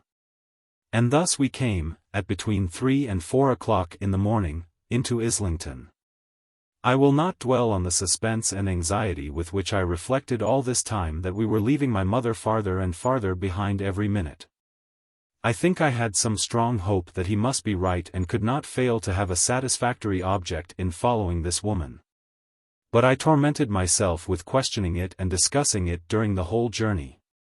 What was to ensue when we found her and what could compensate us for this loss of time were questions also that I could not possibly dismiss. My mind was quite tortured by long dwelling on such reflections when we stopped. We stopped in a high street where there was a coach stand. My companion paid our 2 drivers, who were as completely covered with splashes as if they had been dragged along the roads like the carriage itself. And giving them some brief direction where to take it, lifted me out of it and into a hackney coach he had chosen from the rest. "Why, my dear," he said as he did this. "How wet you are!" I had not been conscious of it. But the melted snow had found its way into the carriage, and I had got out 2 or 3 times when a fallen horse was plunging and had to be got up, and the wet had penetrated my dress. I assured him it was no matter, but the driver, who knew him, would not be dissuaded by me from running down the street to his stable, whence he brought an armful of clean dry straw. They shook it out and strewed it well about me, and I found it warm and comfortable. "Now, my dear," said Mr. Bucket, with his head in at the window after I was shut up. "We're going to mark this person down. It may take a little time, but you don't mind that. You're pretty sure that I've got a motive. Ain't you?" I little thought what it was, little thought in how short a time I should understand it better, but I assured him that I had confidence in him. "So you may have, my dear," he returned. "And I tell you what. If you only repose half as much confidence in me as I repose in you after what I've experienced of you, that'll do. Lord! You're no trouble at all. I never see a young woman in any station of society, and I've seen many elevated ones too, conduct herself like you have conducted yourself since you was called out of your bed. You're a pattern, you know, that's what you are, said Mr. Bucket warmly, you're a pattern. I told him I was very glad, as indeed I was, to have been no hindrance to him, and that I hoped I should be none now. My dear, he returned, when a young lady is as mild as she's game, and as game as she's mild, that's all I ask, and more than I expect. She then becomes a queen, and that's about what you are yourself. With these encouraging words, they really were encouraging to me under those lonely and anxious circumstances, he got upon the box, and we once more drove away. Where we drove I neither knew then nor have ever known since, but we appeared to seek out the narrowest and worst streets in London. Whenever I saw him directing the driver, I was prepared for our descending into a deeper complication of such streets, and we never failed to do so. Sometimes we emerged upon a wider thoroughfare or came to a larger building than the generality, well lighted. Then we stopped at offices like those we had visited when we began our journey, and I saw him in consultation with others. Sometimes he would get down by an archway or at a street corner and mysteriously show the light of his little lantern. This would attract similar lights from various dark quarters, like so many insects, and a fresh consultation would be held. By degrees we appeared to contract our search within narrower and easier limits. Single police officers on duty could now tell Mr. Bucket what he wanted to know and point to him where to go. At last we stopped for a rather long conversation between him and one of these men, which I supposed to be satisfactory from his manner of nodding from time to time. When it was finished he came to me looking very busy and very attentive. "Now, Miss Summerson," he said to me, "you won't be alarmed whatever comes off, I know. It's not necessary for me to give you any further caution than to tell you that we have marked this person down and that you may be of use to me before I know it myself. I don't like to ask such a thing, my dear, but would you walk a little way?" Of course I got out directly and took his arm. "It ain't so easy to keep your feet," said Mr. Bucket, "but take time." Although I looked about me confusedly and hurriedly as we crossed the street, I thought I knew the place. "Are we in Holborn?" I asked him. "Yes," said Mr. Bucket. "Do you know this turning? It looks like Chancery Lane." "And was christened so, my dear," said Mr. Bucket. We turned down it, and as we went shuffling through the sleet, I heard the clock strike 5:30. We passed on in silence and as quickly as we could with such a foothold, when someone coming towards us on the narrow pavement, wrapped in a cloak, stopped and stood aside to give me room. In the same moment I heard an exclamation of wonder and my own name from Mr. Woodcourt. I knew his voice very well. It was so unexpected and so, I don't know what to call it, whether pleasant or painful, to come upon it after my feverish wandering journey, and in the midst of the night, that I could not keep back the tears from my eyes. It was like hearing his voice in a strange country. "My dear Miss Summerson, that you should be out at this hour, and in such weather." He had heard from my guardian of my having been called away on some uncommon business and said so to dispense with any explanation. I told him that we had but just left a coach and were going, but then I was obliged to look at my companion. "Why, you see, Mr. Woodcourt," he had caught the name from me, "we are going at present into the next street." Inspector Bucket. Mr. Woodcourt, disregarding my remonstrances, had hurriedly taken off his cloak and was putting it about me. "That's a good move, too," said Mr. Bucket, assisting, "a very good move." "May I go with you?" said Mr. Woodcourt. I don't know whether to me or to my companion. "Why, Lord," exclaimed Mr. Bucket, taking the answer on himself. "Of course you may." It was all said in a moment, and they took me between them, wrapped in the cloak. "I have just left Richard," said Mr. Woodcourt. "I have been sitting with him since 10 o'clock last night. Oh, dear me, he is ill." "No, no, believe me, not ill, but not quite well. He was depressed and faint, you know he gets so worried and so worn sometimes, and Ada sent to me of course." And when I came home I found her note and came straight here. Well. Richard revived so much after a little while, and Ada was so happy and so convinced of its being my doing, though God knows I had little enough to do with it, that I remained with him until he had been fast asleep some hours. As fast asleep as she is now, I hope. His friendly and familiar way of speaking of them, his unaffected devotion to them, the grateful confidence with which I knew he had inspired my darling, and the comfort he was to her. Could I separate all this from his promise to me? How thankless I must have been if it had not recalled the words he said to me when he was so moved by the change in my appearance: I will accept him as a trust, and it shall be a sacred one. We now turned into another narrow street. Mr. Woodcourt, said Mr. Bucket, who had eyed him closely as we came along, our business takes us to a law stationer's here, a certain Mr. Snagsby's. What, you know him, do you? He was so quick that he saw it in an instant. Yes, I know a little of him and have called upon him at this place. Indeed, sir, said Mr. Bucket. Then you will be so good as to let me leave Miss Summerson with you for a moment while I go and have half a word with him? The last police officer with whom he had conferred was standing silently behind us. I was not aware of it until he struck in on my saying I heard someone crying. Don't be alarmed, miss, he returned. It's Snagsby's servant. Why, you see, said Mr. Bucket, the girl's subject to fits, and has bad upon her tonight. A most contrary circumstance it is, for I want certain information out of that girl, and she must be brought to reason somehow. At all events, they wouldn't be up yet if it wasn't for her, Mr. Bucket, said the other man. She's been at it pretty well all night, sir.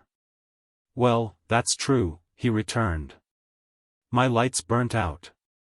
Show yours a moment. All this passed in a whisper a door or two from the house in which I could faintly hear crying and moaning. In the little round of light produced for the purpose, Mr. Bucket went up to the door and knocked. The door was opened after he had knocked twice, and he went in, leaving us standing in the street. Miss Summerson, said Mr. Woodcourt, if without obtruding myself on your confidence I may remain near you, pray let me do so. You are truly kind, I answered. I need wish to keep no secret of my own from you. If I keep any, it is another's. I quite understand. Trust me, I will remain near you only so long as I can fully respect it. I trust implicitly to you, I said. I know and deeply feel how sacredly you keep your promise. After a short time the little round of light shone out again, and Mr. Bucket advanced towards us in it with his earnest face. Please to come in, Miss Summerson, he said, and sit down by the fire. Mr. Woodcourt, from information I have received I understand you are a medical man. Would you look to this girl and see if anything can be done to bring her round? She has a letter somewhere that I particularly want. It's not in her box, and I think it must be about her. But she is so twisted and clenched up that she is difficult to handle without hurting. We all three went into the house together. Although it was cold and raw, it smelt close too from being up all night. In the passage behind the door stood a scared, sorrowful-looking little man in a grey coat who seemed to have a naturally polite manner and spoke meekly. Downstairs, if you please, Mr. Bucket, said he. The lady will excuse the front kitchen, we use it as our workaday sitting room. The back is Guster's bedroom, and in it she's carrying on, poor thing, to a frightful extent. We went downstairs, followed by Mr. Snagsby, as I soon found the little man to be. In the front kitchen, sitting by the fire, was Mrs. Snagsby, with very red eyes and a very severe expression of face. My little woman, said Mr. Snagsby, entering behind us, to wave, not to put too fine a point upon it, my dear, hostilities for one single moment in the course of this prolonged night, here is Inspector Bucket, Mr. Woodcourt, and a lady. She looked very much astonished, as she had reason for doing, and looked particularly hard at me. My little woman, said Mr. Snagsby, sitting down in the remotest corner by the door, as if he were taking a liberty, "it is not unlikely that you may inquire of me why Inspector Bucket, Mr. Woodcourt, and a lady call upon us in Cook's Court, Cursitor Street, at the present hour. I don't know. I have not the least idea. If I was to be informed, I should despair of understanding, and I'd rather not be told." He appeared so miserable, sitting with his head upon his hand, and I appeared so unwelcome, that I was going to offer an apology when Mr. Bucket took the matter on himself. "Now, Mr. Snagsby," said he, "the best thing you can do is to go along with Mr. Woodcourt to look after your Guster." "My Guster, Mr. Bucket," cried Mr. Snagsby. "Go on, sir, go on. I shall be charged with that next." "And to hold the candle," pursued Mr. Bucket without correcting himself, "or hold her, or make yourself useful in any way you're asked. Which there's not a man alive more ready to do, for you're a man of urbanity and suavity, you know, and you've got the sort of heart that can feel for another. Mr. Woodcourt, would you be so good as see to her, and if you can get that letter from her, to let me have it as soon as ever you can?" As they went out, Mr. Bucket made me sit down in a corner by the fire and take off my wet shoes, which he turned up to dry upon the fender, talking all the time. "Don't you be at all put out, miss, by the want of a hospitable look from Mrs. Snagsby there, because she's under a mistake altogether. She'll find that out sooner than will be agreeable to a lady of her generally correct manner of forming her thoughts, because I'm going to explain it to her." Here, standing on the hearth with his wet hat and shawls in his hand, himself a pile of wet, he turned to Mrs. Snagsby. "Now, the first thing that I say to you, as a married woman possessing what you may call charms, you know, believe me, if all those endearing, and cetera, you're well acquainted with the song. Because it's in vain for you to tell me that you and good society are strangers, charms, attractions, mind you, that ought to give you confidence in yourself, is, that you've done it." Mrs. Snagsby looked rather alarmed, relented a little and faltered, "What did Mr. Bucket mean? What does Mr. Bucket mean?" He repeated, and I saw by his face that all the time he talked he was listening for the discovery of the letter, to my own great agitation, for I knew then how important it must be. "I'll tell you what he means, ma'am. Go and see Othello acted. That's the tragedy for you." Mrs. Snagsby consciously asked why. "Why?" said Mr. Bucket. "Because you'll come to that if you don't look out. Why, at the very moment while I speak, I know what your mind's not wholly free from respecting this young lady. But shall I tell you who this young lady is? Now, come, you're what I call an intellectual woman, with your soul too large for your body, if you come to that, and chafing it, and you know me, and you recollect where you saw me last. And what was talked of in that circle. Don't you? Yes. Very well. This young lady is that young lady." Mrs. Snagsby appeared to understand the reference better than I did at the time. "And Tuffy, him as you call Joe, was mixed up in the same business, and no other, and the lawwriter that you know of was mixed up in the same business, and no other. And your husband, with no more knowledge of it than your great-grandfather, was mixed up, by Mr. Tulkinghorn, deceased, his best customer, in the same business, and no other. And the whole biling of people was mixed up in the same business, and no other. And yet a married woman, possessing your attractions, shuts her eyes, and sparklers too, and goes and runs her delicate-formed head against a wall. Why, I am ashamed of you. I expected Mr. Woodcourt might have got it by this time." Mrs. Snagsby shook her head and put her handkerchief to her eyes. "Is that all?" said Mr. Bucket excitedly. "No. See what happens. Another person mixed up in that business and no other, a person in a wretched state, comes here tonight and is seen speaking to your maidservant. And between her and your maidservant there passes a paper that I would give £100 for, down. What do? You hide and you watch and you pounce upon that maidservant, knowing what she's subject to and what a little thing will bring him on, in that surprising manner and with that severity that. By the Lord, she goes off and keeps off, when a life may be hanging upon that girl's words." He so thoroughly meant what he said now that I involuntarily clasped my hands and felt the room turning away from me. But it stopped. Mr. Woodcourt came in, put a paper into his hand, and went away again.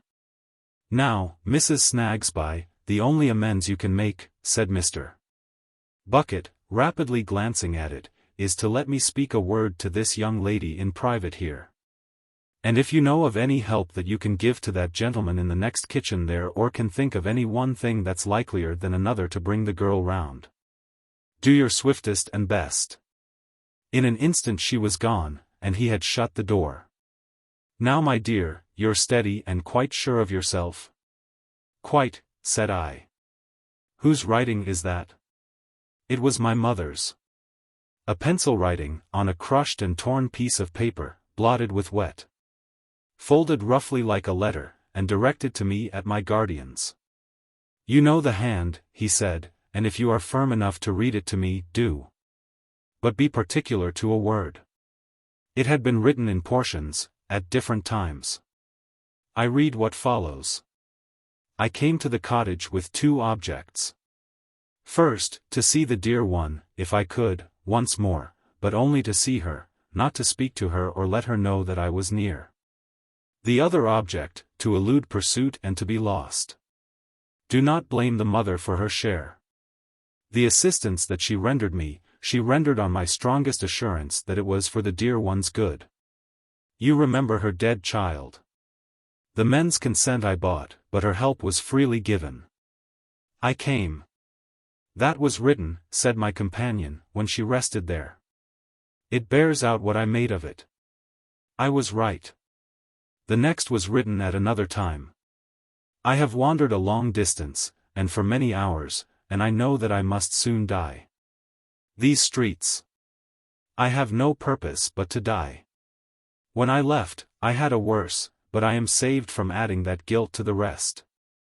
Cold, wet, and fatigue are sufficient causes for my being found dead, but I shall die of others, though I suffer from these.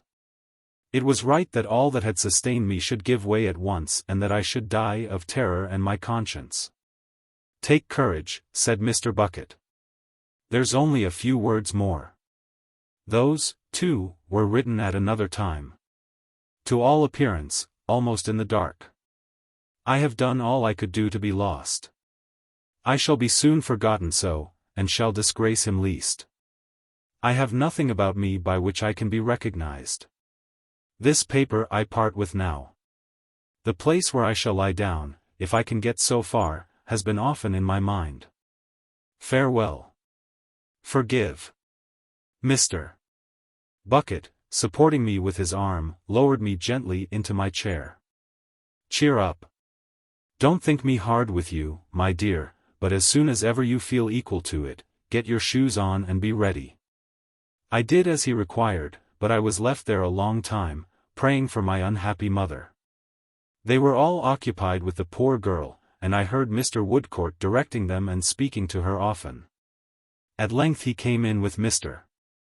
Bucket and said that as it was important to address her gently, he thought it best that I should ask her for whatever information we desired to obtain. There was no doubt that she could now reply to questions if she were soothed and not alarmed. The questions, Mr. Bucket said, were how she came by the letter, what passed between her and the person who gave her the letter, and where the person went. Holding my mind as steadily as I could to these points, I went into the next room with them. Mr. Woodcourt would have remained outside, but at my solicitation went in with us. The poor girl was sitting on the floor where they had laid her down. They stood around her, though at a little distance, that she might have air.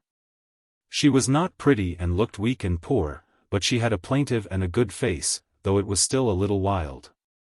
I kneeled on the ground beside her and put her poor head upon my shoulder, whereupon she drew her arm round my neck and burst into tears. "My poor girl," said I, laying my face against her forehead, for indeed I was crying too, and trembling, "it seems cruel to trouble you now.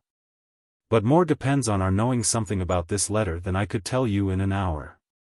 She began piteously declaring that she didn't mean any harm, Mrs. Snagsby. We are all sure of that, said I, but pray tell me how you got it. Yes, dear lady, I will, and tell you true. I'll tell true, indeed, Mrs. Snagsby. I am sure of that, said I, and how was it? I had been out on an errand, dear lady, long after it was dark, quite late, and when I came home, I found a common-looking person, all wet and muddy, looking up at our house. When she saw me coming in at the door, she called me back and said did I live here? And I said yes, and she said she knew only 1 or 2 places about here, but had lost her way and couldn't find them. Oh, what shall I do, what shall I do? They won't believe me. She didn't say any harm to me, and I didn't say any harm to her, indeed, Mrs. Snagsby. It was necessary for her mistress to comfort her, which she did, I must say, with a good deal of contrition, before she could be got beyond this. She could not find those places, said I. No, cried the girl, shaking her head. No, couldn't find them. And she was so faint, and lame, and miserable, oh so wretched, that if you had seen her, Mr. Snagsby, you'd have given her half a crown, I know. Well, Guster, my girl, said he, at first not knowing what to say. I hope I should. And yet she was so well spoken, said the girl, looking at me with wide open eyes, that it made a person's heart bleed. And so she said to me, did I know the way to the burying ground? And I asked her which burying ground. And she said, the poor burying ground. And so I told her I had been a poor child myself, and it was according to parishes. But she said she meant a poor burying ground and not very far from here, where there was an archway, and a step, and an iron gate. As I watched her face and soothed her to go on, I saw that Mr. Bucket received this with a look which I could not separate from one of alarm. Oh, dear, dear, cried the girl, pressing her hair back with her hands. What shall I do, what shall I do? She meant the burying ground where the man was buried that took the sleeping stuff, that you came home and told us of, Mr. Snagsby, that frightened me so, Mrs. Snagsby. Oh, I am frightened again. Hold me. You are so much better now, Sald, I pray tell me more. Yes I will, yes I will.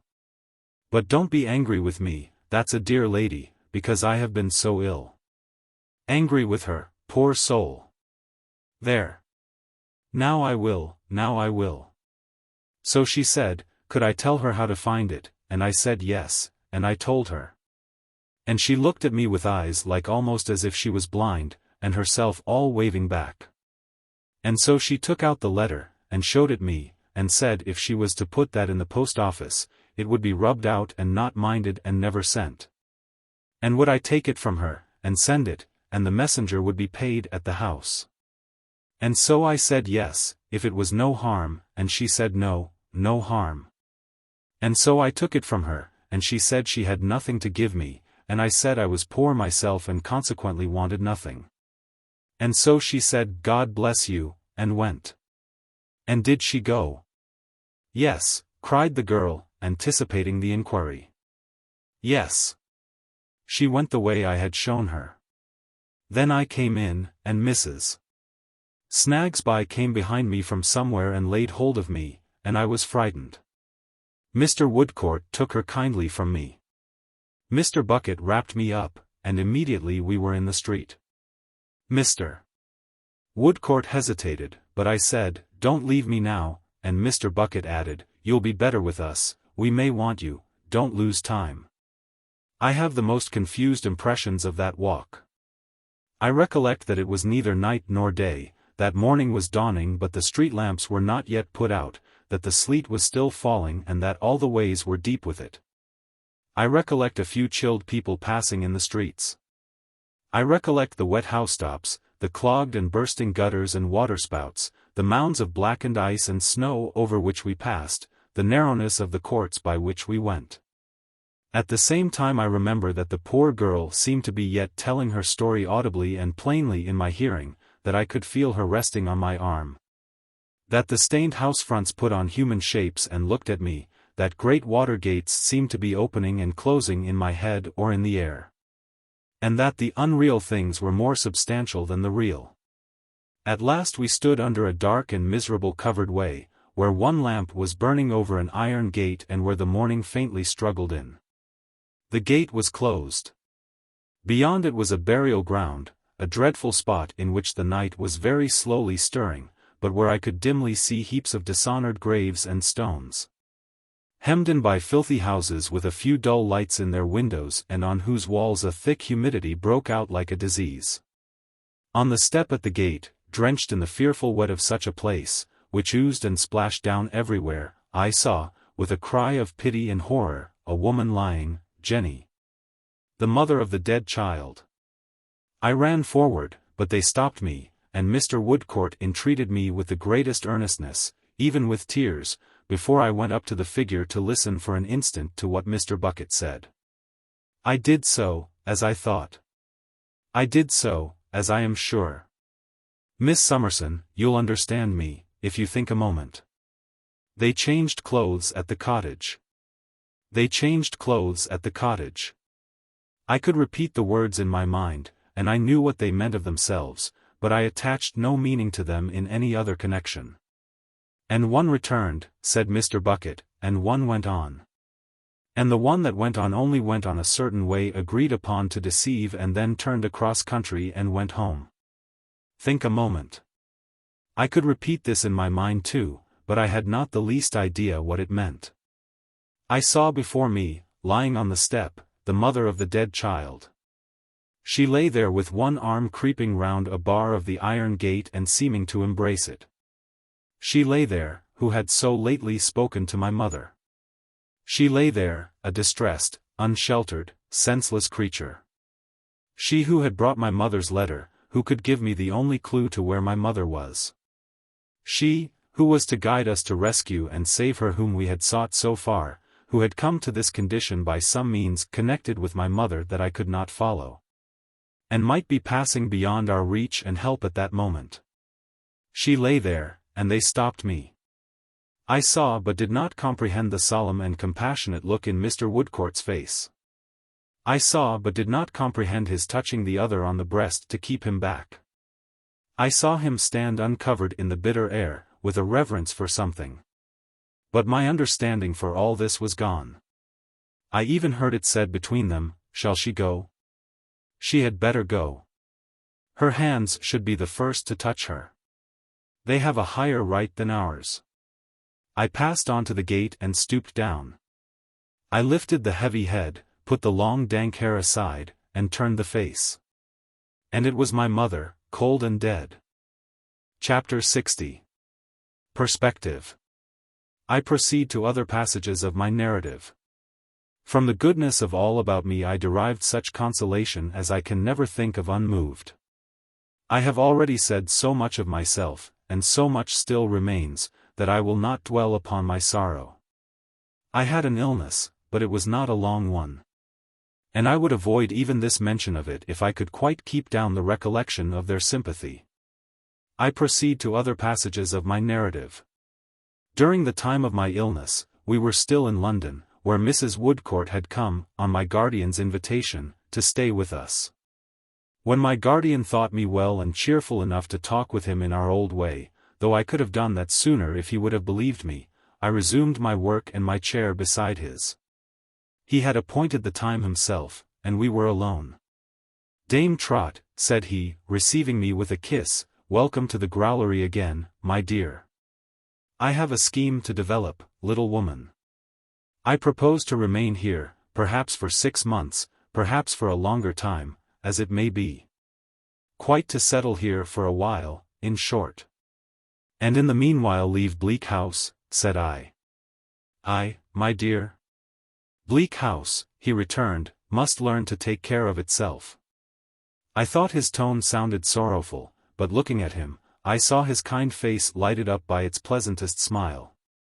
"Bleak House," he repeated, and his tone did not sound sorrowful, I found, "must learn to take care of itself." It is a long way from Ada, my dear, and Ada stands much in need of you. It's like you, guardian, said I, to have been taking that into consideration for a happy surprise to both of us. Not so disinterested either, my dear, if you mean to extol me for that virtue, since if you were generally on the road, you could be seldom with me. And besides, I wish to hear as much and as often of Ada as I can in this condition of estrangement from poor Rick. Not of her alone, but of him too, poor fellow. Have you seen Mr. Woodcourt, this morning, guardian? I see Mr. Woodcourt every morning, Dame Durden. Does he still say the same of Richard? Just the same. He knows of no direct bodily illness that he has. On the contrary, he believes that he has none. Yet he is not easy about him, who can be? My dear girl had been to see us lately every day, sometimes twice in a day. But we had foreseen, all along, that this would only last until I was quite myself. We knew full well that her fervent heart was as full of affection and gratitude towards her cousin John as it had ever been, and we acquitted Richard of laying any injunctions upon her to stay away. But we knew on the other hand that she felt it a part of her duty to him to be sparing of her visits at our house. My guardian's delicacy had soon perceived this and had tried to convey to her that he thought she was right. Dear, unfortunate, mistaken Richard, said I, when will he awake from his delusion? He is not in the way to do so now, my dear, replied my guardian. The more he suffers, the more averse he will be to me, having made me the principal representative of the great occasion of his suffering. I could not help adding, so unreasonably. Ah, Dame Trot, returned my guardian, what shall we find reasonable in Jarndyce and Jarndyce? Unreason and injustice at the top, unreason and injustice at the heart and at the bottom, unreason and injustice from beginning to end, if it ever has an end, how should poor Rick, always hovering near it, pluck reason out of it? He no more gathers grapes from thorns or figs from thistles than older men did in old times. His gentleness and consideration for Richard whenever we spoke of him touched me so that I was always silent on this subject very soon. I suppose the Lord Chancellor, and the Vice-Chancellors, and the whole Chancery battery of great guns would be infinitely astonished by such unreason and injustice in one of their suitors. Pursued my guardian. When those learned gentlemen begin to raise moss roses from the powder they sow in their wigs, I shall begin to be astonished too. He checked himself in glancing towards the window to look where the wind was and leaned on the back of my chair instead. Well, little woman. To go on, my dear. This rock we must leave to time, chance, and hopeful circumstance. We must not shipwreck Ada upon it. She cannot afford, and he cannot afford, the remotest chance of another separation from a friend. Therefore I have particularly begged of Woodcourt, and I now particularly beg of you, my dear, not to move this subject with Rick. Let it rest. Next week, next month, next year, sooner or later, he will see me with clearer eyes. I can wait. But I had already discussed it with him, I confessed, and so, I thought, had Mr. Woodcourt. So he tells me, returned my guardian. Very good. He has made his protest, and Dame Durden has made hers, and there is nothing more to be said about it. Now I come to Mrs. Woodcourt. How do you like her, my dear? In answer to this question, which was oddly abrupt, I said I liked her very much and thought she was more agreeable than she used to be. I think so too, said my guardian. Less pedigree? Not so much of Morgan A.P., what's his name? That was what I meant, I acknowledged, though he was a very harmless person, even when we had had more of him. Still, upon the whole, he is as well in his native mountains, said my guardian. I agree with you. Then, little woman, can I do better for a time than retain Mrs. Woodcourt here? No. And yet. My guardian looked at me, waiting for what I had to say. I had nothing to say. At least I had nothing in my mind that I could say. I had an undefined impression that it might have been better if we had had some other inmate, but I could hardly have explained why even to myself. Or, if to myself, certainly not to anybody else. You see, said my guardian, our neighborhood is in Woodcourt's way, and he can come here to see her as often as he likes, which is agreeable to them both. And she is familiar to us and fond of you. Yes. That was undeniable. I had nothing to say against it. I could not have suggested a better arrangement, but I was not quite easy in my mind. Esther, why not? Esther, think. It is a very good plan indeed, dear guardian, and we could not do better. Sure, little woman? Quite sure. I had had a moment's time to think, since I had urged that duty on myself, and I was quite sure. Good, said my guardian. It shall be done. Carried unanimously. Carried unanimously, I repeated, going on with my work. It was a cover for his book table that I happened to be ornamenting. It had been laid by on the night preceding my sad journey and never resumed. I showed it to him now, and he admired it highly. After I had explained the pattern to him and all the great effects that were to come out by and by, I thought I would go back to our last theme. You said, dear guardian, when we spoke of Mr. Woodcourt before Ada left us, that you thought he would give a long trial to another country. Have you been advising him since? Yes, little woman, pretty often. Has he decided to do so? I rather think not. Some other prospect has opened to him, perhaps, said I. Why, yes, perhaps, returned my guardian, beginning his answer in a very deliberate manner. About half a year hence or so, there is a medical attendant for the poor to be appointed at a certain place in Yorkshire. It is a thriving place, pleasantly situated, streams and streets, town and country, mill and moor, and seems to present an opening for such a man. I mean a man whose hopes and aims may sometimes lie, as most men sometimes do, I dare say, above the ordinary level. But to whom the ordinary level will be high enough after all if it should prove to be a way of usefulness and good service leading to no other.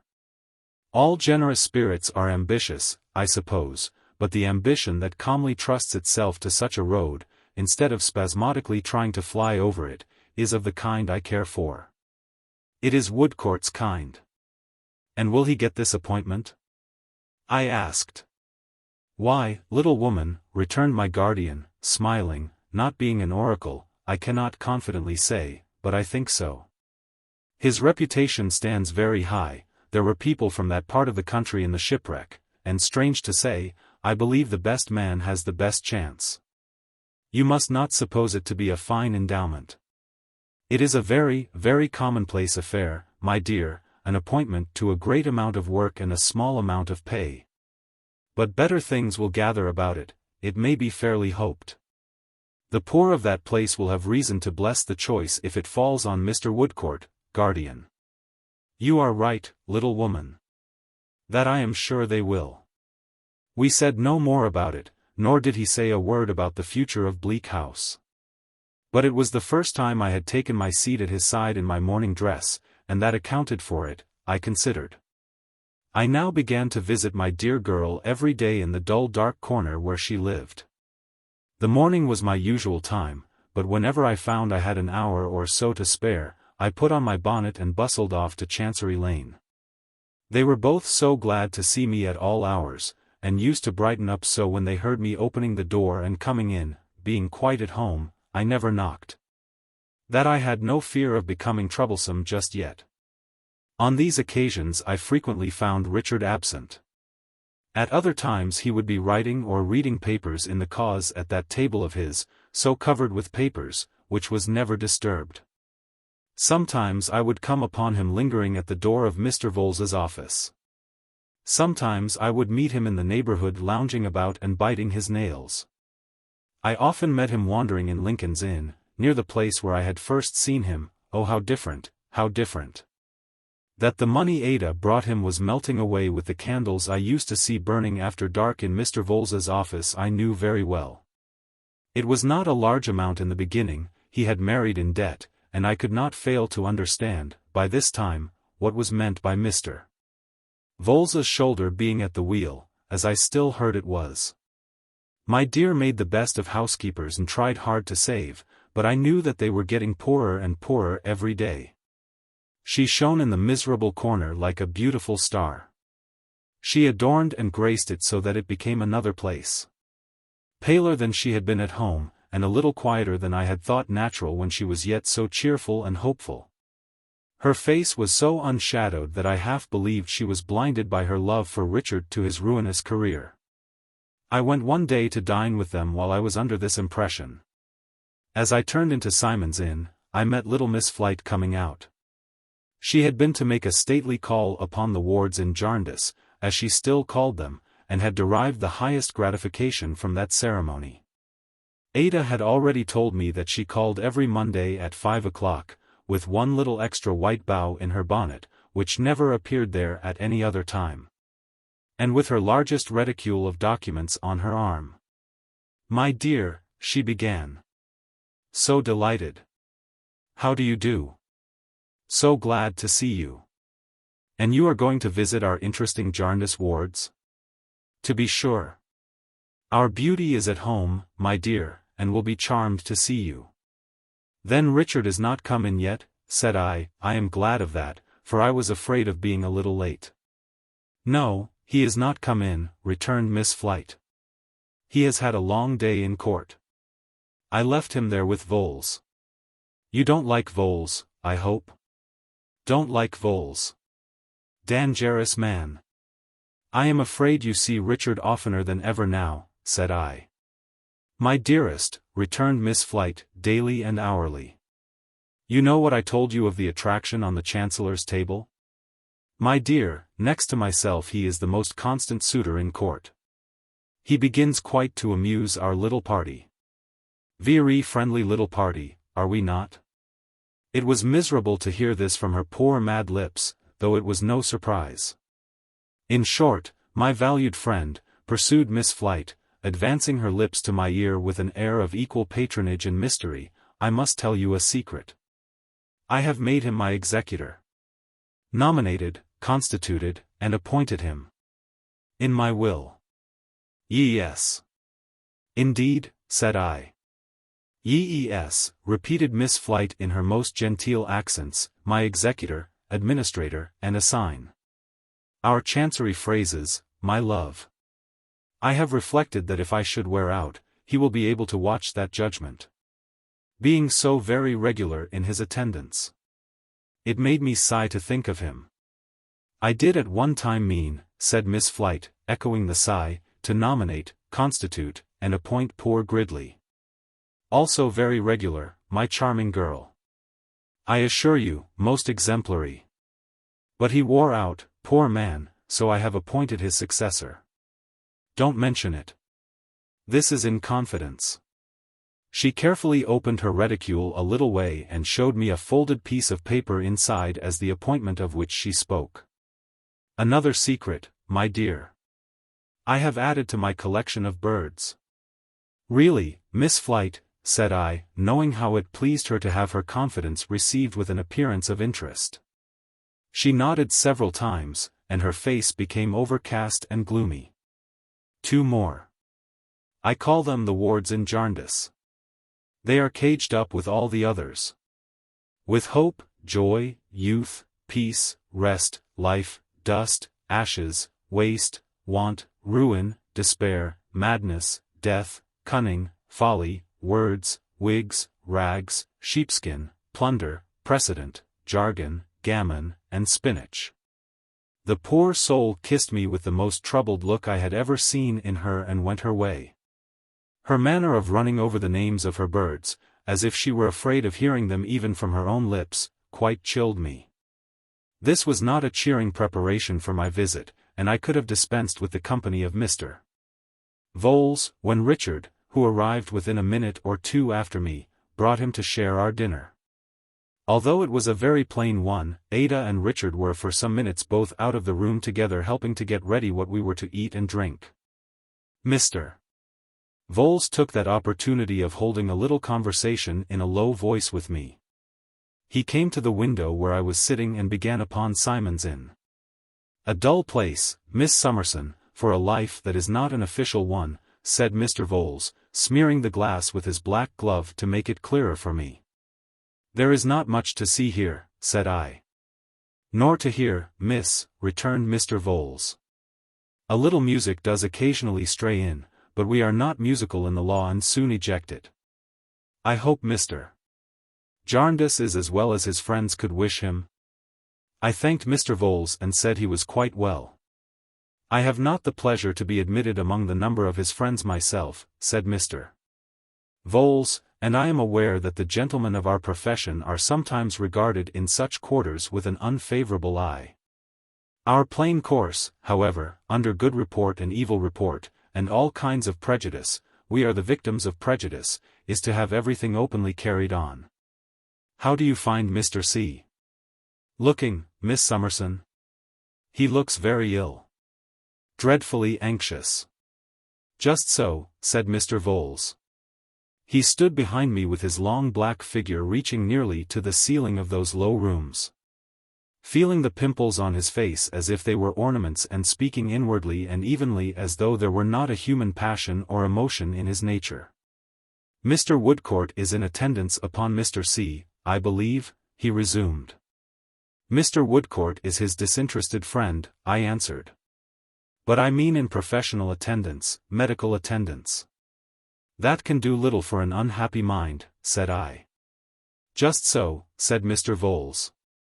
So slow, so eager, so bloodless and gaunt, I felt as if Richard were wasting away beneath the eyes of this adviser and there were something of the vampire in him. "Miss Summerson," said Mr. Vholes, very slowly rubbing his gloved hands, as if, to his cold sense of touch, they were much the same in black kid or out of it, this was an ill-advised marriage of Mr. C.'s. I begged he would excuse me from discussing it. They had been engaged when they were both very young, I told him, a little indignantly, and when the prospect before them was much fairer and brighter. When Richard had not yielded himself to the unhappy influence which now darkened his life. "Just so," assented Mr. Vholes again. "Still, with a view to everything being openly carried on, I will, with your permission, Miss Summerson, observe to you that I consider this a very ill-advised marriage indeed. I owe the opinion not only to Mr. C.'s connections, against whom I should naturally wish to protect myself, but also to my own reputation, dear to myself as a professional man aiming to keep respectable. Dear to my 3 girls at home, for whom I am striving to realize some little independence, dear, I will even say, to my aged father, whom it is my privilege to support. It would become a very different marriage, a much happier and better marriage, another marriage altogether, Mr. Vholes," said I, "if Richard were persuaded to turn his back on the fatal pursuit in which you are engaged with him." Mr. Vholes, with a noiseless cough, or rather gasp, into one of his black gloves, inclined his head as if he did not wholly dispute even that. "Miss Summerson," he said, "it may be so. And I freely admit that the young lady who has taken Mr. C.'s name upon herself in so ill-advised a manner, you will I am sure not quarrel with me for throwing out that remark again, as a duty I owe to Mr. C.'s connections, is a highly genteel young lady. Business has prevented me from mixing much with general society in any but a professional character, still I trust one am competent to perceive that she is a highly genteel young lady. As to beauty, I am not a judge of that myself, and I never did give much attention to it from a boy, but I dare say the young lady is equally eligible in that point of view. She is considered so, I have heard, among the clerks in the inn, and it is a point more in their way than in mine. In reference to Mr. C.'s pursuit of his interests." "Oh. His interests, Mr. Vholes." "Pardon me," returned Mr. Vholes, going on in exactly the same inward and dispassionate manner. "Mr. C. takes certain interests under certain wills disputed in the suit. It is a term we use. In reference to Mr. C.'s pursuit of his interests, I mentioned to you, Miss Summerson, the first time I had the pleasure of seeing you, in my desire that everything should be openly carried on, I used those words. For I happened afterwards to note them in my diary, which is producible at any time. I mentioned to you that Mr. C. had laid down the principle of watching his own interests, and that when a client of mine laid down a principle which was not of an immoral, that is to say, unlawful, nature, it devolved upon me to carry it out. I have carried it out, I do carry it out. But I will not smooth things over to any connection of Mr. C.'s on any account. As open as I was to Mr. Jarndyce, I am to you. I regard it in the light of a professional duty to be so, though it can be charged to no one. I openly say, unpalatable as it may be, that I consider Mr. C.'s affairs in a very bad way, that I consider Mr. C. himself in a very bad way, and that I regard this as an exceedingly ill-advised marriage. Am I here, sir? Yes, I thank you, I am here, Mr. C. And enjoying the pleasure of some agreeable conversation with Miss Summerson, for which I have to thank you very much, sir. He broke off thus in answer to Richard, who addressed him as he came into the room. By this time I too well understood Mr. Vholes's scrupulous way of saving himself and his respectability not to feel that our worst fears did but keep pace with his client's progress.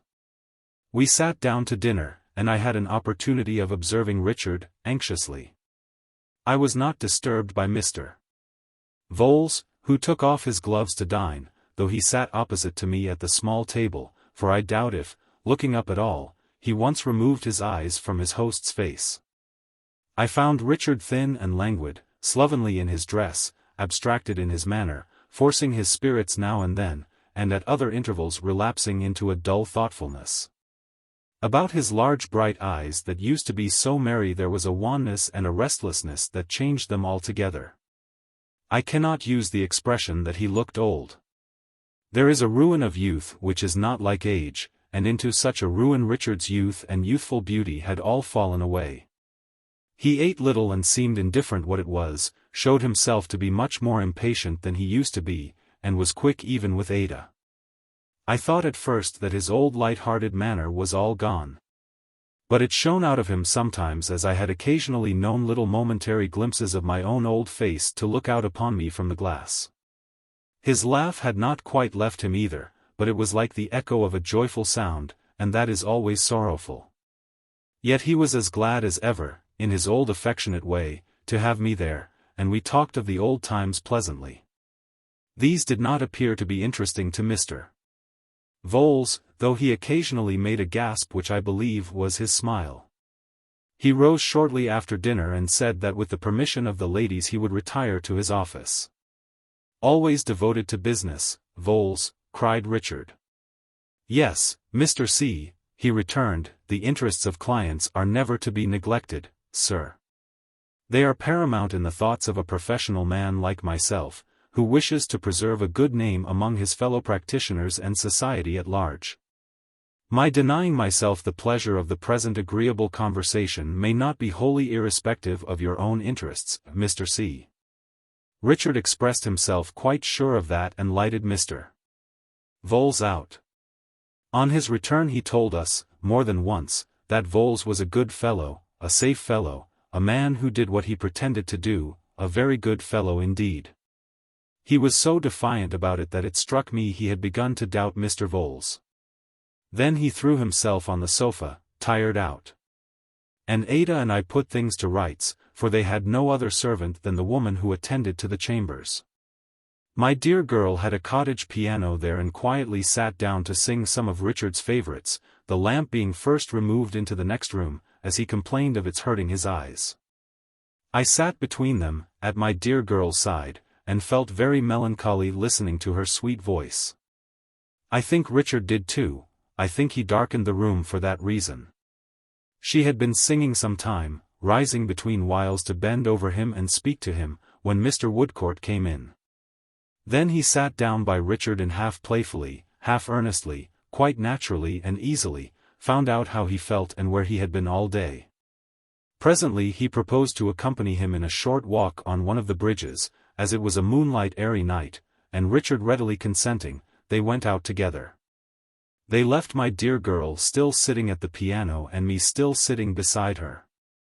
When they were gone out, I drew my arm round her waist. She put her left hand in mine, I was sitting on that side, but kept her right upon the keys, going over and over them without striking any note. "Esther, my dearest," she said, breaking silence, "Richard is never so well and I am never so easy about him as when he is with Alan Woodcourt. We have to thank you for that." I pointed out to my darling how this could scarcely be, because Mr. Woodcourt had come to her cousin John's house and had known us all there, and because he had always liked Richard, and Richard had always liked him, and so forth. "All true," said Ada, "but that he is such a devoted friend to us we owe to you." I thought it best to let my dear girl have her way and to say no more about it. So I said as much. I said it lightly, because I felt her trembling. "Esther, my dearest, I want to be a good wife, a very, very good wife indeed. You shall teach me." "I teach." I said no more, for I noticed the hand that was fluttering over the keys, and I knew that it was not I who ought to speak, that it was she who had something to say to me. When I married Richard I was not insensible to what was before him. I had been perfectly happy for a long time with you, and I had never known any trouble or anxiety, so loved and cared for, but I understood the danger he was in, dear Esther. I know, my darling. When we were married I had some little hope that I might be able to convince him of his mistake. That he might come to regard it in a new way as my husband and not pursue it all the more desperately for my sake, as he does. But if I had not had that hope, would have married him just the same, Esther. Just the same. In the momentary firmness of the hand that was never still, a firmness inspired by the utterance of these last words, and dying away with them, I saw the confirmation of her earnest tones. "You are not to think, my dearest Esther, that I fail to see what you see and fear what you fear. No one can understand him better than I do. The greatest wisdom that ever lived in the world could scarcely know Richard better than my love does." She spoke so modestly and softly and her trembling hand expressed such agitation as it moved to and fro upon the silent notes. "My dear, dear girl. I see him at his worst every day. I watch him in his sleep. I know every change of his face. But when I married Richard I was quite determined, Esther, if heaven would help me, never to show him that I grieved for what he did and so to make him more unhappy. I want him, when he comes home, to find no trouble in my face. I want him, when he looks at me, to see what he loved in me. I married him to do this, and this supports me." I felt her trembling more. I waited for what was yet to come, and I now thought I began to know what it was. "And something else supports me, Esther." She stopped a minute. Stopped speaking only. Her hand was still in motion. "I look forward a little while, and I don't know what great aid may come to me. When Richard turns his eyes upon me then, there may be something lying on my breast more eloquent than I have been, with greater power than mine to show him his true course and win him back." Her hand stopped now. She clasped me in her arms, and I clasped her in mine. "If that little creature should fail too, Esther, I still look forward. I look forward a long while, through years and years, and think that then, when I am growing old, or when I am dead perhaps, a beautiful woman, his daughter, happily married, may be proud of him and a blessing to him.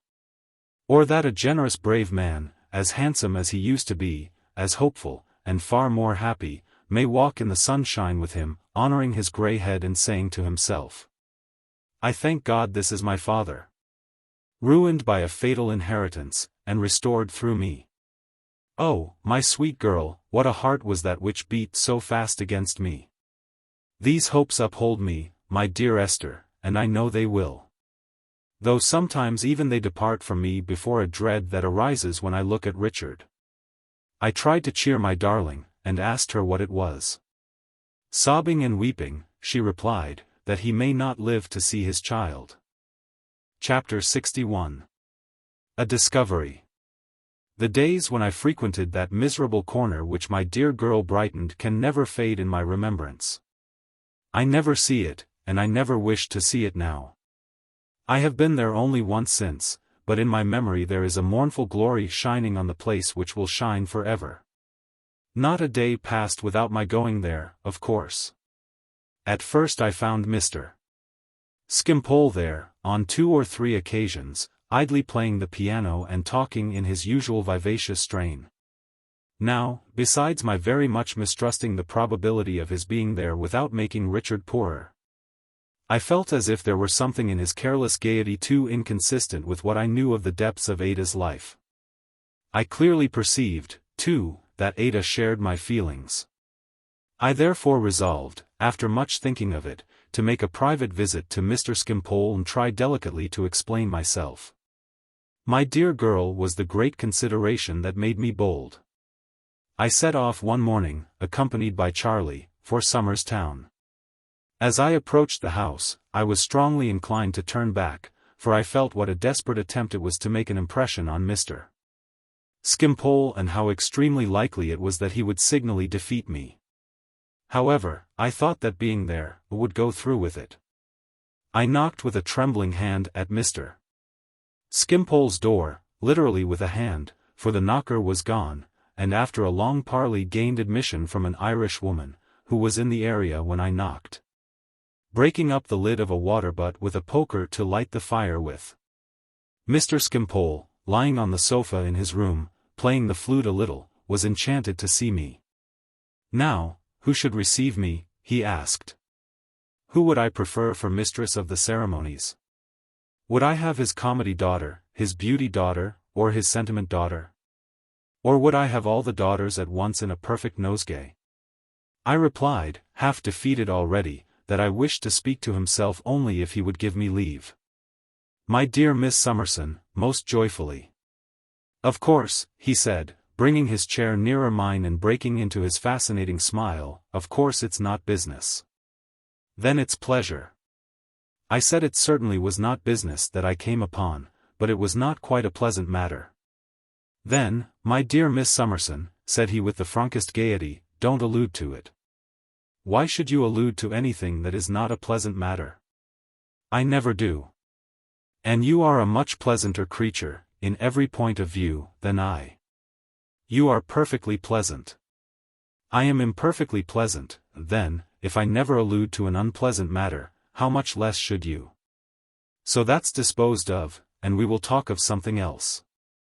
Although I was embarrassed, I took courage to intimate that I still wished to pursue the subject. I should think it a mistake, said Mr. Skimpole with his airy laugh, if I thought Miss Summerson capable of making one.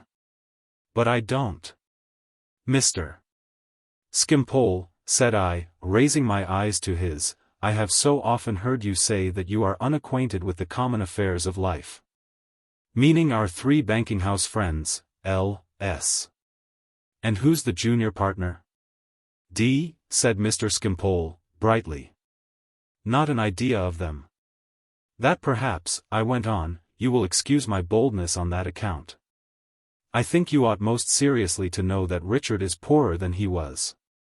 Dear me, said Mr. Skimpole. So am I, they tell me. And in very embarrassed circumstances. Parallel case, exactly, said Mr. Skimpole with a delighted countenance. This at present naturally causes Ada much secret anxiety, and as I think she is less anxious when no claims are made upon her by visitors. And as Richard has one uneasiness always heavy on his mind. It has occurred to me to take the liberty of saying that, if you would, not. I was coming to the point with great difficulty when he took me by both hands and with a radiant face and in the liveliest way anticipated it. Not go there? Certainly not, my dear Miss Summerson, most assuredly not. Why should I go there? When I go anywhere, I go for pleasure. I don't go anywhere for pain, because I was made for pleasure. Pain comes to me when it wants me. Now, I have had very little pleasure at our dear Richard's lately, and your practical sagacity demonstrates why. Our young friends, losing the youthful poetry which was once so captivating in them, begin to think, this is a man who wants pounds. So I always want pounds. Not for myself, but because tradespeople always want them of me. Next, our young friends begin to think, becoming mercenary, this is the man who had pounds, who borrowed them, which I did.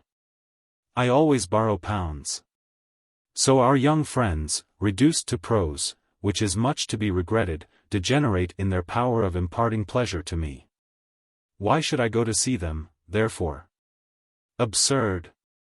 Through the beaming smile with which he regarded me as he reasoned thus, there now broke forth a look of disinterested benevolence quite astonishing.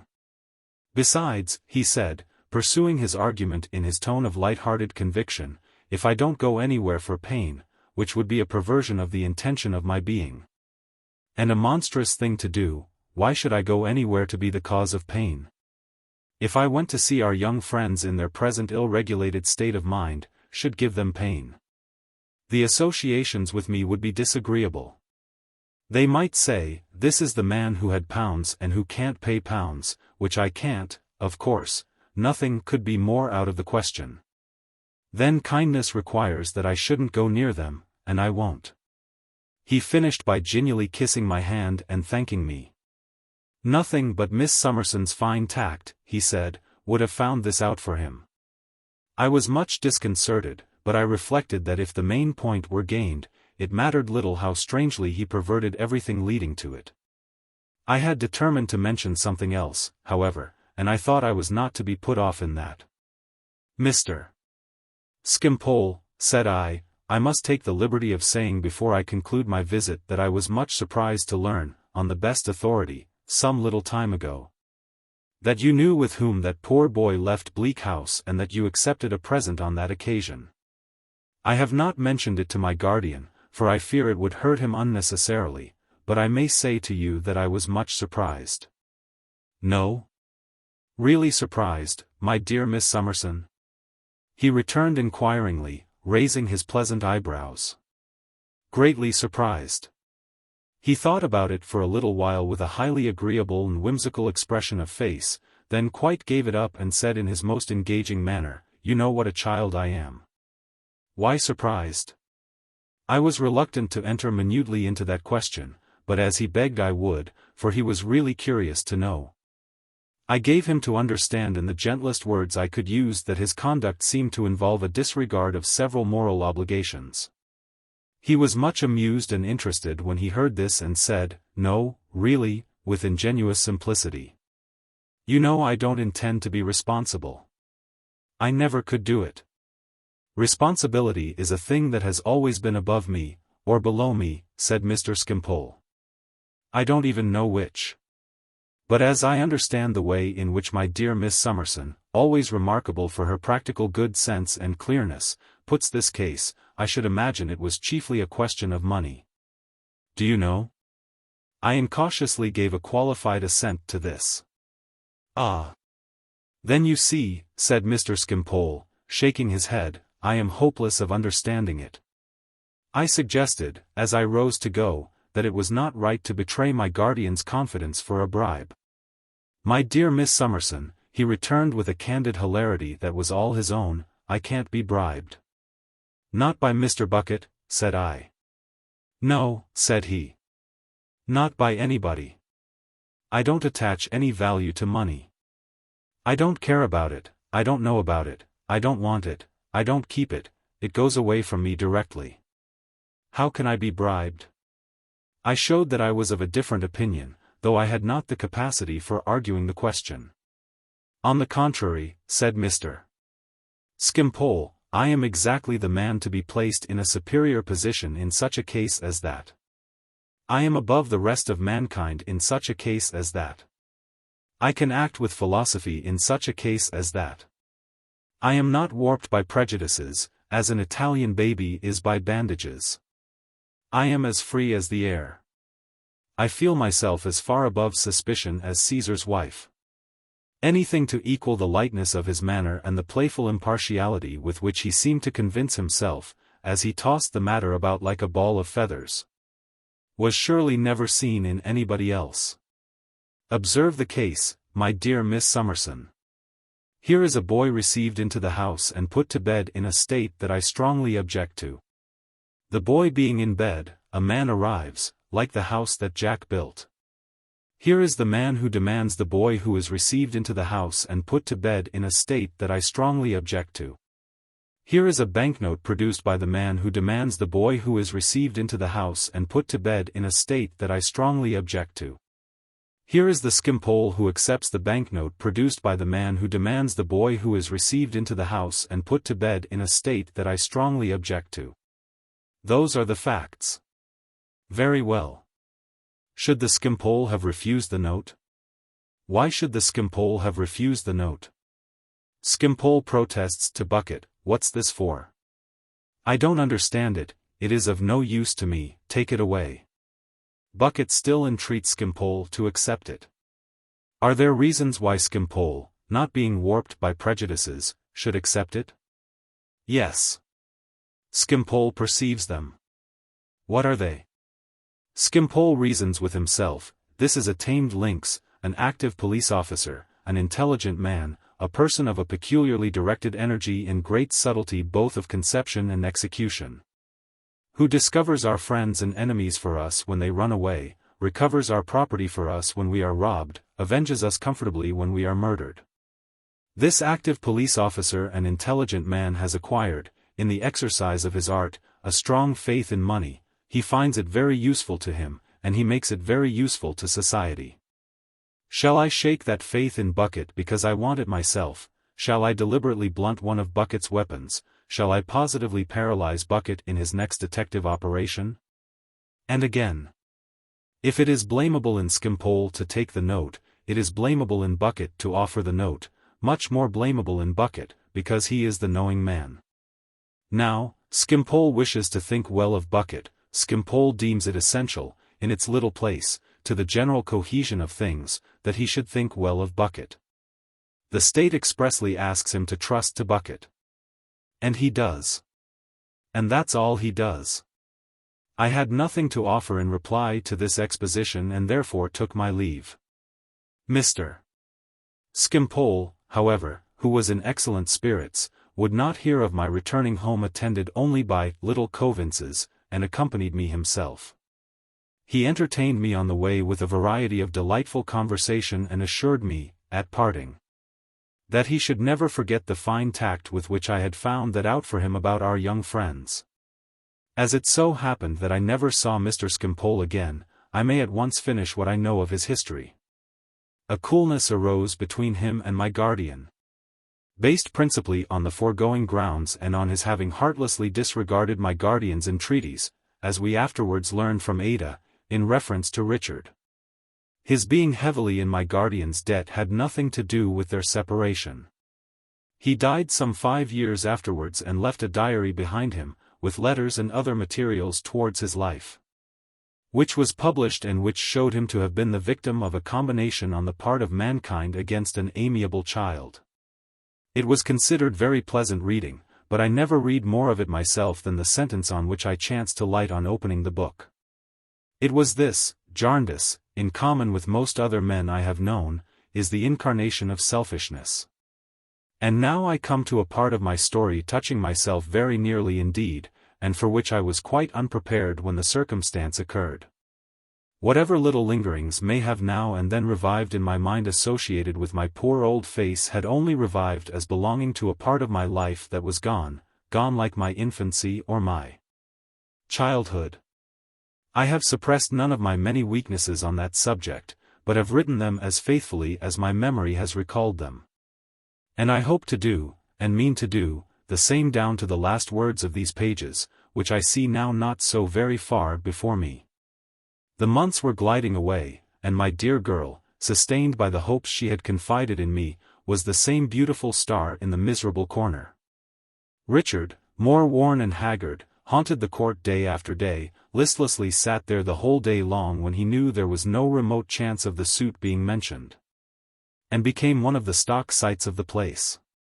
I wonder whether any of the gentlemen remembered him as he was when he first went there. So completely was he absorbed in his fixed idea that he used to avow in his cheerful moments that he should never have breathed the fresh air now but for Woodcourt. It was only Mr. Woodcourt who could occasionally divert his attention for a few hours at a time and rouse him, even when he sunk into a lethargy of mind and body that alarmed us greatly, and the returns of which became more frequent as the months went on. My dear girl was right in saying that he only pursued his errors the more desperately for her sake. I have no doubt that his desire to retrieve what he had lost was rendered the more intense by his grief for his young wife, and became like the madness of a gamester. I was there, as I have mentioned, at all hours. When I was there at night, I generally went home with Charlie in a coach. Sometimes my guardian would meet me in the neighborhood, and we would walk home together.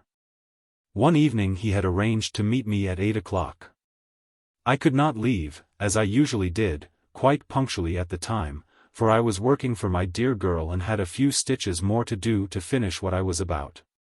But it was within a few minutes of the hour when I bundled up my little work-basket, gave my darling my last kiss for the night, and hurried downstairs. Mr. Woodcourt went with me, as it was dusk. When we came to the usual place of meeting, it was close by, and Mr. Woodcourt had often accompanied me before. My guardian was not there. We waited half an hour, walking up and down, but there were no signs of him. We agreed that he was either prevented from coming or that he had come and gone away, and Mr. Woodcourt proposed to walk home with me. It was the first walk we had ever taken together, except that very short one to the usual place of meeting. We spoke of Richard and Ada the whole way. I did not thank him in words for what he had done, my appreciation of it had risen above all words then, but I hoped he might not be without some understanding of what I felt so strongly.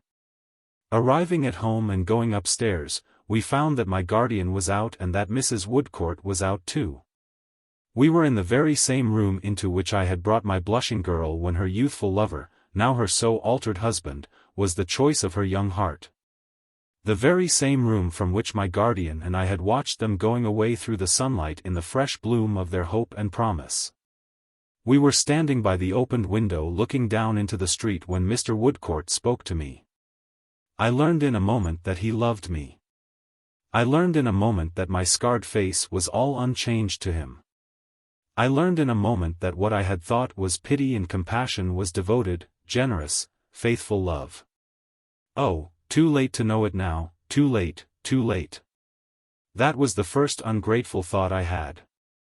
Too late. When I returned, he told me, when I came back, no richer than when I went away, and found you newly risen from a sick bed. Yet so inspired by sweet consideration for others and so free from a selfish thought. Oh, Mr. Woodcourt, forbear, forbear. I entreated him. I do not deserve your high praise. I had many selfish thoughts at that time, many. Heaven knows, beloved of my life, said he, that my praise is not a lover's praise, but the truth. You do not know what all around you see in Esther Summerson, how many hearts she touches and awakens, what sacred admiration and what love she wins. Oh, Mr. Woodcourt, cried I, it is a great thing to win love, it is a great thing to win love. I am proud of it, and honored by it. And the hearing of it causes me to shed these tears of mingled joy and sorrow, joy that I have won it, sorrow that I have not deserved it better, but I am not free to think of yours. I said it with a stronger heart, for when he praised me thus and when I heard his voice thrill with his belief that what he said was true, I aspired to be more worthy of it. It was not too late for that. Although I close this unforeseen page in my life tonight, I could be worthier of it all through my life. And it was a comfort to me, and an impulse to me, and I felt a dignity rise up within me that was derived from him when I thought so. He broke the silence. I should poorly show the trust that I have in the dear one who will evermore be as dear to me as now, and the deep earnestness with which he said it at once strengthened me and made me weep, if, after her assurance that she is not free to think of my love, I urged it. Dear Esther, let me only tell you that the fond idea of you which I took abroad was exalted to the heavens when I came home. I have always hoped, in the first hour when I seemed to stand in any ray of good fortune, to tell you this. I have always feared that I should tell it you in vain. My hopes and fears are both fulfilled tonight. I distress you. I have said enough. Something seemed to pass into my place that was like the angel he thought me, and I felt so sorrowful for the loss he had sustained. I wished to help him in his trouble, as I had wished to do when he showed that first commiseration for me. "Dear Mr. Woodcourt," said I, "before we part tonight, something is left for me to say. I never could say it as I wish, I never shall, but I had to think again of being more deserving of his love and his affliction before I could go on. I am deeply sensible of your generosity, and I shall treasure its remembrance to my dying hour. I know full well how changed I am, I know you are not unacquainted with my history, and I know what a noble love that is which is so faithful. What you have said to me could have affected me so much from no other lips, for there are none that could give it such a value to me. It shall not be lost. It shall make me better." He covered his eyes with his hand and turned away his head. How could I ever be worthy of those tears? If, in the unchanged intercourse we shall have together, in tending Richard and Ada, and I hope in many happier scenes of life, you ever find anything in me which you can honestly think is better than it used to be, believe that it will have sprung up from tonight and that I shall owe it to you. And never believe, dear Mr. Woodcourt, never believe that I forget this night or that while my heart beats it can be insensible to the pride and joy of having been beloved by you. He took my hand and kissed it. He was like himself again, and I felt still more encouraged. "I am induced by what you said just now," said I, "to hope that you have succeeded in your endeavor." "I have," he answered. "With such help from Mr. Jarndyce as you who know him so well can imagine him to have rendered me, I have succeeded." "Heaven bless him for it," said I, giving him my hand. "And heaven bless you in all you do." "I shall do it better for the wish," he answered, "it will make me enter on these new duties as on another sacred trust from you." "Ah! Richard!" I exclaimed involuntarily, "what will he do when you are gone?" "I am not required to go yet, I would not desert him, dear Miss Summerson, even if I were. One other thing I felt it needful to touch upon before he left me. I knew that I should not be worthier of the love I could not take if I reserved it. "Mr. Woodcourt," said I, "you will be glad to know from my lips before I say good night that in the future, which is clear and bright before me, I am most happy, most fortunate. Have nothing to regret or desire." It was indeed a glad hearing to him, he replied.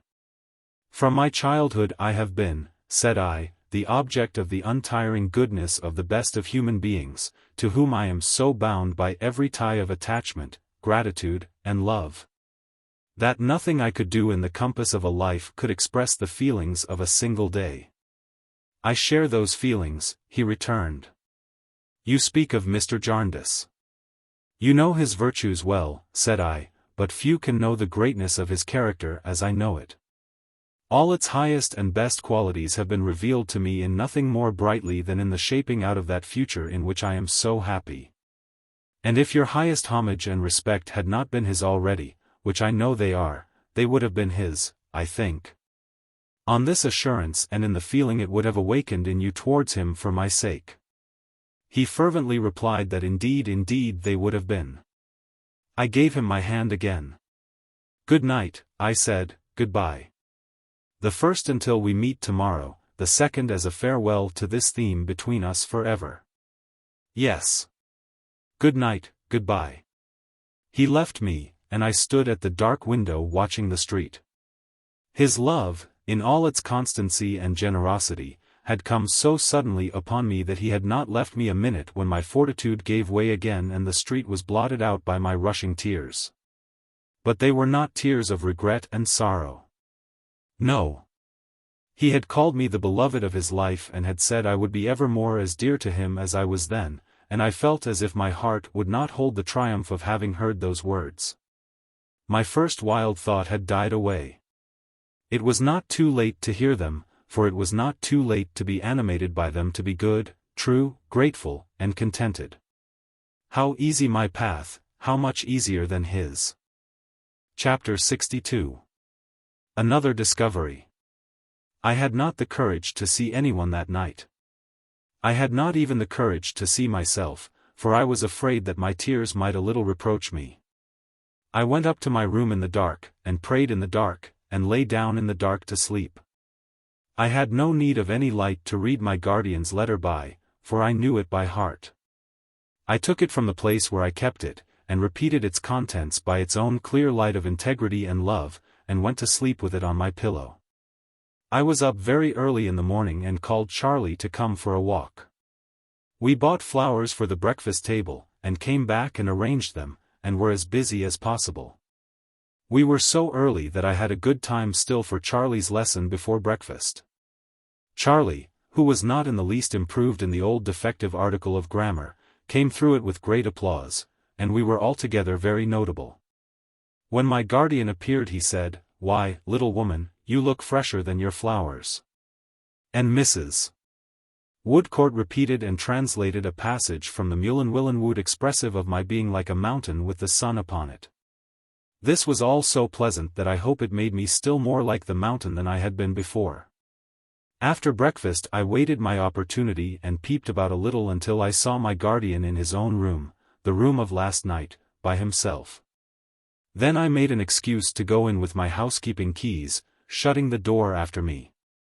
"Well, Dame Durden," said my guardian, the post had brought him several letters, and he was writing. "You want money?" "No, indeed, I have plenty in hand." "There never was such a Dame Durden," said my guardian, "for making money last." He had laid down his pen and leaned back in his chair looking at me. I have often spoken of his bright face, but I thought I had never seen it look so bright and good. There was a high happiness upon it which made me think, he has been doing some great kindness this morning. "There never was," said my guardian, musing as he smiled upon me, "such a Dame Durden for making money last." He had never yet altered his old manner. I loved it and him so much that when I now went up to him and took my usual chair, which was always put at his side, for sometimes I read to him, and sometimes I talked to him, and sometimes I silently worked by him, I hardly liked to disturb it by laying my hand on his breast. But I found I did not disturb it at all. "Dear guardian," said I want to speak to you. "Have I been remiss in anything?" "Remiss in anything, my dear? Have I not been what I have meant to be since I brought the answer to your letter, guardian? You have been everything I could desire, my love." "I am very glad indeed to hear that," I returned. "You know, you said to me, was this the mistress of Bleak House?" And I said, "Yes." "Yes," said my guardian, nodding his head. He had put his arm about me as if there were something to protect me from and looked in my face, smiling. "Since then," said I, "we have never spoken on the subject except once."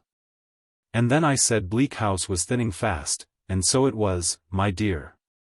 And I said, I timidly reminded him, but its mistress remained. He still held me in the same protecting manner and with the same bright goodness in his face. "Dear guardian," said I know how you have felt all that has happened, and how considerate you have been. As so much time has passed, and as you spoke only this morning of my being so well again, perhaps you expect me to renew the subject. Perhaps I ought to do so. I will be the mistress of Bleak House when you please. See," he returned gaily, "what a sympathy there must be between us. I have had nothing else, poor Rick excepted, it's a large exception, in my mind.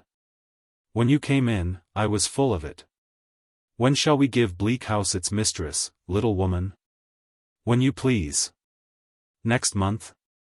"Next month, dear guardian. The day on which I take the happiest and best step of my life, the day on which I shall be a man more exulting and more enviable than any other man in the world, the day on which I give Bleak House its little mistress, shall be next month then," said my guardian. I put my arms round his neck and kissed him just as I had done on the day when I brought my answer. A servant came to the door to announce Mr. Bucket, which was quite unnecessary, for Mr. Bucket was already looking in over the servant's shoulder. "Mr. Jarndyce and Miss Summerson," said he, rather out of breath, "with all apologies for intruding." Will you allow me to order up a person that's on the stairs and that objects to being left there in case of becoming the subject of observations in his absence? Thank you. Be so good as chair that their member in this direction, will you? Said Mr. Bucket, beckoning over the banisters. This singular request produced an old man in a black skullcap, unable to walk, who was carried up by a couple of bearers and deposited in the room near the door. Mr. Bucket immediately got rid of the bearers, mysteriously shut the door, and bolted it. Now you see, Mr. Jarndyce, he then began, putting down his hat and opening his subject with a flourish of his well-remembered finger, you know me, and Miss Summerson knows me. This gentleman likewise knows me, and his name is Smallweed. The discounting line is his line principally, and he's what you may call a dealer in bills. That's about what you are, you know, ain't you? Said Mr. Bucket, stopping a little to address the gentleman in question, who was exceedingly suspicious of him. He seemed about to dispute this designation of himself when he was seized with a violent fit of coughing.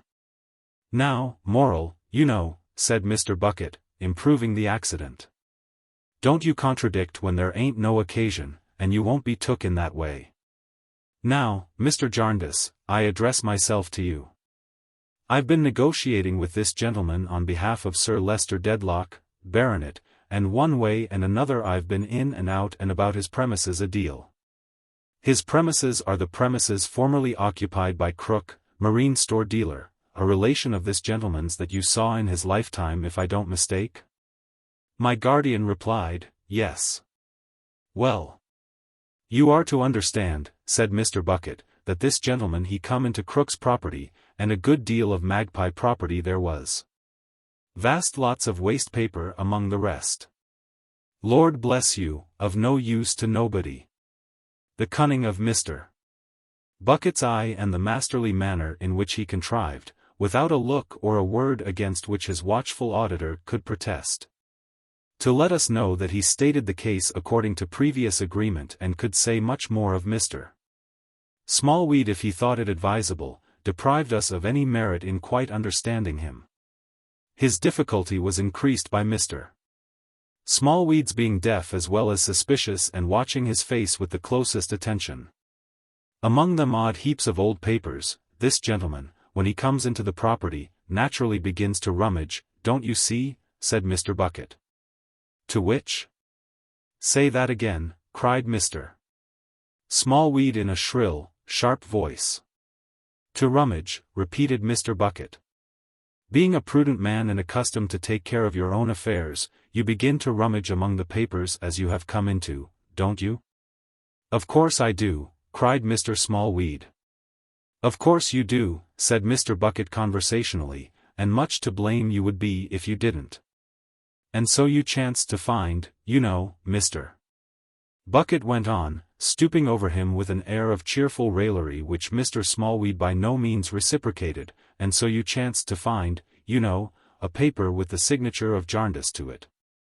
Don't you? Mr. Smallweed glanced with a troubled eye at us and grudgingly nodded assent. And coming to look at that paper at your full leisure and convenience, all in good time, for you're not curious to read it, and why should you be, what do you find it to be but a will, you see? That's the drollery of it, said Mr. Bucket with the same lively air of recalling a joke for the enjoyment of Mr. Smallweed, who still had the same crestfallen appearance of not enjoying it at all. What do you find it to be but a will? I don't know that it's good as a will or as anything else, snarled Mr. Smallweed. Mr. Bucket eyed the old man for a moment. He had slipped and shrunk down in his chair into a mere bundle, as if he were much disposed to pounce upon him.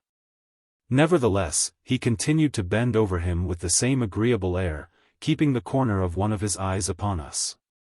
Notwithstanding which, said Mr. Bucket, you get a little doubtful and uncomfortable in your mind about it, having a very tender mind of your own. What do you say I have got of my own? Asked Mr. Smallweed with his hand to his ear. A very tender mind. Ho! Well, go on, said Mr. Smallweed. And as you've heard a good deal mentioned regarding a celebrated chancery will case of the same name, and as you know what a card Krook was for buying all manner of old pieces of furniture. And books, and papers, and what not, and never liking to part with and always going to teach himself to read, you begin to think, and you never was more correct in your born days, ecod. If I don't look about me, I may get into trouble regarding this will. Now, mind how you put it, Bucket, cried the old man anxiously with his hand at his ear. Speak up, none of your brimstone tricks. Pick me up, I want to hear better. Oh, Lord, I am shaken to bits. Mr. Bucket had certainly picked him up at a dart. However, as soon as he could be heard through Mr. Smallweed's coughing and his vicious ejaculations of, "Oh, my bones. Oh, dear. I've no breath in my body. I'm worse than the chattering, clattering, brimstone pig at home." Mr. Bucket proceeded in the same convivial manner as before. So, as I happen to be in the habit of coming about your premises, you take me into your confidence, don't you? I think it would be impossible to make an admission with more ill will and a worse grace than Mr. Smallweed displayed when he admitted this, rendering it perfectly evident that Mr. Bucket was the very last person he would have thought of taking into his confidence if he could by any possibility have kept him out of it. And I go into the business with you, very pleasant we are over it. And I confirm you in your well-founded fears that you will get yourself into a most precious line if you don't come out with that there will, said Mr. Bucket emphatically. And accordingly you arrange with me that it shall be delivered up to this present Mr. Jarndyce, on no conditions. If it should prove to be valuable, you trusting yourself to him for your reward. That's about where it is, ain't it? That's what was agreed, Mr. Smallweed assented with the same bad grace. In consequence of which, said Mr. Bucket, dismissing his agreeable manner all at once and becoming strictly businesslike, you've got that will upon your person at the present time. And the only thing that remains for you to do is just to out with it. Having given us one glance out of the watching corner of his eye, and having given his nose one triumphant rub with his forefinger, Mr. Bucket stood with his eyes fastened on his confidential friend and his hand stretched forth ready to take the paper and present it to my guardian. It was not produced without much reluctance and many declarations on the part of Mr. Smallweed that he was a poor industrious man and that he left it to Mr. Jarndyce's honor not to let him lose by his honesty. Little by little he very slowly took from a breast pocket a stained, discolored paper which was much singed upon the outside and a little burnt at the edges, as if it had long ago been thrown upon a fire and hastily snatched off again.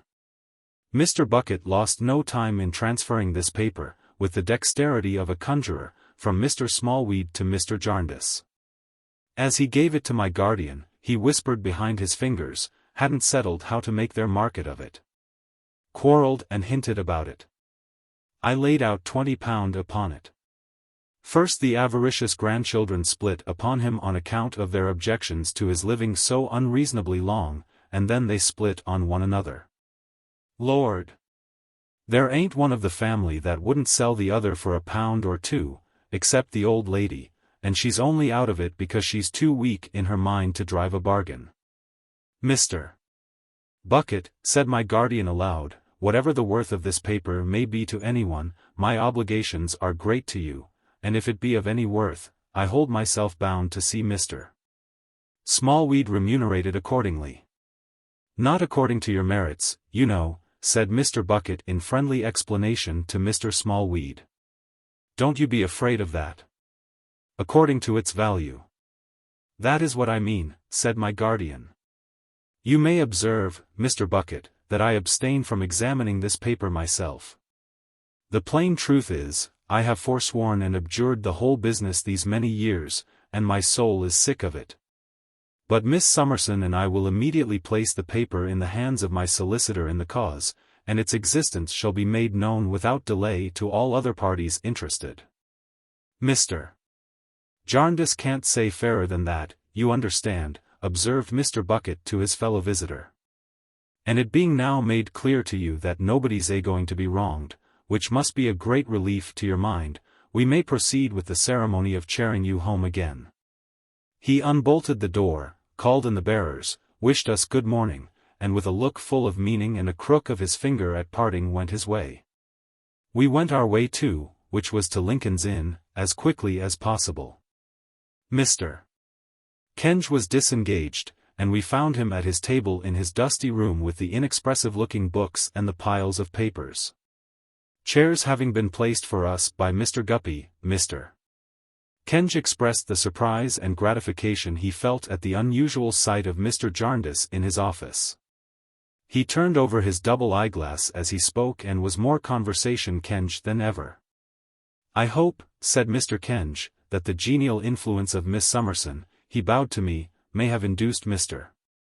Jarndyce," he bowed to him, "to forego some little of his animosity towards a cause and towards a court which are, shall I say, which take their place in the stately vista of the pillars of our profession." "I am inclined to think," returned my guardian, "that Miss Summerson has seen too much of the effects of the court and the cause to exert any influence in their favor. Nevertheless, they are a part of the occasion of my being here. Mr. Kenge, before I lay this paper on your desk and have done with it, let me tell you how it has come into my hands." He did so shortly and distinctly. "It could not, sir," said Mr. Kenge, "have been stated more plainly and to the purpose if it had been a case at law." "Did you ever know English law, or equity either, plain and to the purpose?" said my guardian. "Oh, fie," said Mr. Kenge. At first he had not seemed to attach much importance to the paper, but when he saw it he appeared more interested, and when he had opened and read a little of it through his eyeglass, he became amazed. "Mr. Jarndyce," he said, looking off it, "you have perused this?" "Not I," returned my guardian. "But, my dear sir," said Mr. Kenge, "it is a will of later date than any in the suit. It appears to be all in the testator's handwriting. It is duly executed and attested. And even if intended to be cancelled, as might possibly be supposed to be denoted by these marks of fire, it is not cancelled. Here it is, a perfect instrument." "Well," said my guardian, "what is that to me?" "Mr. Guppy," cried Mr. Kenge, raising his voice. "I beg your pardon, Mr. Jarndyce." "Sir." "Mr. Voles of Simon's Inn. My compliments. Jarndyce and Jarndyce. Glad to speak with him." Mr. Guppy disappeared. "You ask me what is this to you, Mr. Jarndyce? If you had perused this document, you would have seen that it reduces your interest considerably, though still leaving it a very handsome one, said Mr. Kenge, waving his hand persuasively and blandly. "You would further have seen that the interests of Mr. Richard Carstone and of Miss Ada Clare, now Mrs. Richard Carstone, are very materially advanced by it." "Kenge," said my guardian, "if all the flourishing wealth that the suit brought into this vile court of chancery could fall to my two young cousins, I should be well contented. But do you ask me to believe that any good is to come of Jarndyce and Jarndyce? Oh, really, Mr. Jarndyce. Prejudice, prejudice. My dear sir, this is a very great country, a very great country. Its system of equity is a very great system, a very great system. Really, really." My guardian said no more, and Mr. Voles arrived. He was modestly impressed by Mr. Kenge's professional eminence. "How do you do, Mr. Voles? Will you be so good as to take a chair here by me and look over this paper?" Mr. Voles did as he was asked and seemed to read it every word. He was not excited by it, but he was not excited by anything. When he had well examined it, he retired with Mr. Kenge into a window, and shading his mouth with his black glove, spoke to him at some length. I was not surprised to observe Mr. Kenge inclined to dispute what he said before he had said much, for I knew that no two people ever did agree about anything in Jarndyce and Jarndyce. But he seemed to get the better of Mr. Kenge too in a conversation that sounded as if it were almost composed of the words, Receiver General, Accountant General, Report, Estate, and Costs. When they had finished, they came back to Mr. Kenge's table and spoke aloud. "Well, but this is a very remarkable document, Mr. Voles," said Mr. Kenge. Mr. Vholes said, very much so. And a very important document, Mr. Vholes, said Mr. Kenge. Again Mr. Vholes said, very much so. And as you say, Mr. Vholes, when the cause is in the paper next term, this document will be an unexpected and interesting feature in it, said Mr. Kenge, looking loftily at my guardian. Mr. Vholes was gratified, as a smaller practitioner striving to keep respectable, to be confirmed in any opinion of his own by such an authority. And when, asked my guardian, rising after a pause, during which Mr. Kenge had rattled his money and Mr. Vholes had picked his pimples, when is next term? Next term, Mr. Jarndyce, will be next month, said Mr. Kenge. Of course we shall at once proceed to do what is necessary with this document and to collect the necessary evidence concerning it. And of course you will receive our usual notification of the cause being in the paper. To which I shall pay, of course, my usual attention. Still bent, my dear sir, said Mr. Kenge, showing us through the outer office to the door, still bent, even with your enlarged mind, on echoing a popular prejudice? We are a prosperous community, Mr. Jarndyce, a very prosperous community. We are a great country, Mr. Jarndyce, we are a very great country. This is a great system, Mr. Jarndyce, and would you wish a great country to have a little system? Now, really, really. He said this at the stair-head, gently moving his right hand as if it were a silver trowel with which to spread the cement of his words on the structure of the system and consolidate it for 1,000 ages. Chapter 63. Steel and Iron. George's shooting gallery is to let, and the stock is sold off. And George himself is at Chesney Wold attending on Sir Leicester in his rides and riding very near his bridle rein because of the uncertain hand with which he guides his horse. But not today is George so occupied. He is journeying today into the iron country farther north to look about him. As he comes into the iron country farther north, such fresh green woods as those of Chesney Wold are left behind.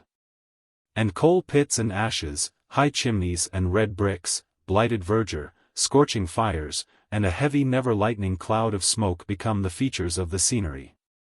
Among such objects rides the trooper, looking about him and always looking for something he has come to find. At last, on the black canal bridge of a busy town, with a clang of iron in it, and more fires and more smoke than he has seen yet, the trooper, swart with the dust of the coal roads, checks his horse and asks a workman does he know the name of Rouncewell thereabouts. Why, master, quoth the workman, do I know my own name? 'Tis so well known here, is it, comrade? Asks the trooper. Rouncewell's? Ah. You're right. And where might it be now? Asks the trooper with a glance before him. The bank, the factory, or the house, the workman wants to know. Rouncewell's is so great apparently, mutters the trooper, stroking his chin, that I have as good as half a mind to go back again. Why, I don't know which I want. Should I find Mr. Rouncewell at the factory, do you think? 'Tain't easy to say where you'd find him. At this time of the day you might find either him or his son there, if he's in town. But his contracts take him away. And which is the factory? Why, he sees those chimneys, the tallest ones. Yes, he sees them. Well, let him keep his eye on those chimneys, going on as straight as ever he can, and presently he'll see down a turning on the left, shut in by a great brick wall which forms one side of the street. That's Rouncewell's. The trooper thanks his informant and rides slowly on, looking about him.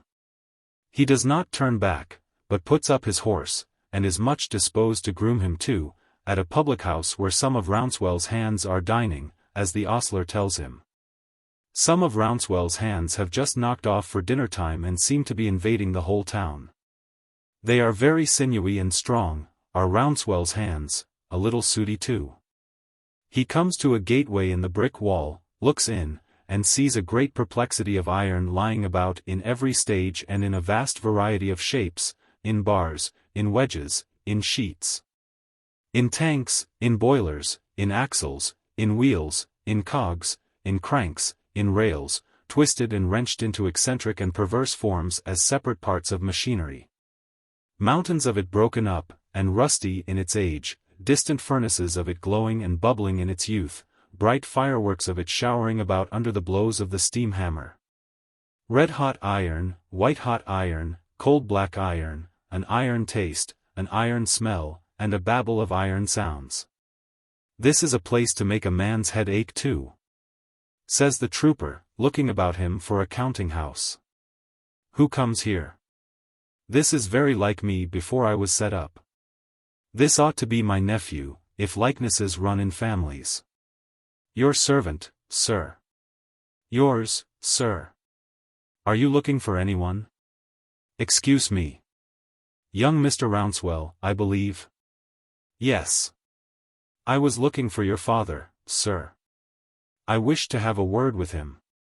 The young man, telling him he is fortunate in his choice of a time, for his father is there, leads the way to the office where he is to be found. "Very like me before I was set up, devilish like me," thinks the trooper as he follows. They come to a building in the yard with an office on an upper floor. At sight of the gentleman in the office, Mr. George turns very red. "What name shall I say to my father?" asks the young man. George, full of the idea of iron, in desperation answers, "Steel," and is so presented. He is left alone with the gentleman in the office, who sits at a table with account books before him and some sheets of paper blotted with hosts of figures and drawings of cunning shapes. It is a bare office, with bare windows, looking on the iron view below. Tumbled together on the table are some pieces of iron, purposely broken to be tested at various periods of their service, in various capacities. There is iron dust on everything. And the smoke is seen through the windows rolling heavily out of the tall chimneys to mingle with the smoke from a vaporous Babylon of other chimneys. "I am at your service, Mr. Steele," says the gentleman when his visitor has taken a rusty chair. "Well, Mr. Rouncewell," George replies, leaning forward with his left arm on his knee and his hat in his hand, and very chary of meeting his brother's eye. "I am not without my expectations that in the present visit I may prove to be more free than welcome. I have served as a dragoon in my day, and a comrade of mine that I was once rather partial to was, if I don't deceive myself, a brother of yours. I believe you had a brother who gave his family some trouble, and ran away, and never did any good but in keeping away?" "Are you quite sure," returns the ironmaster in an altered voice, "that your name is Steele?" The trooper falters and looks at him.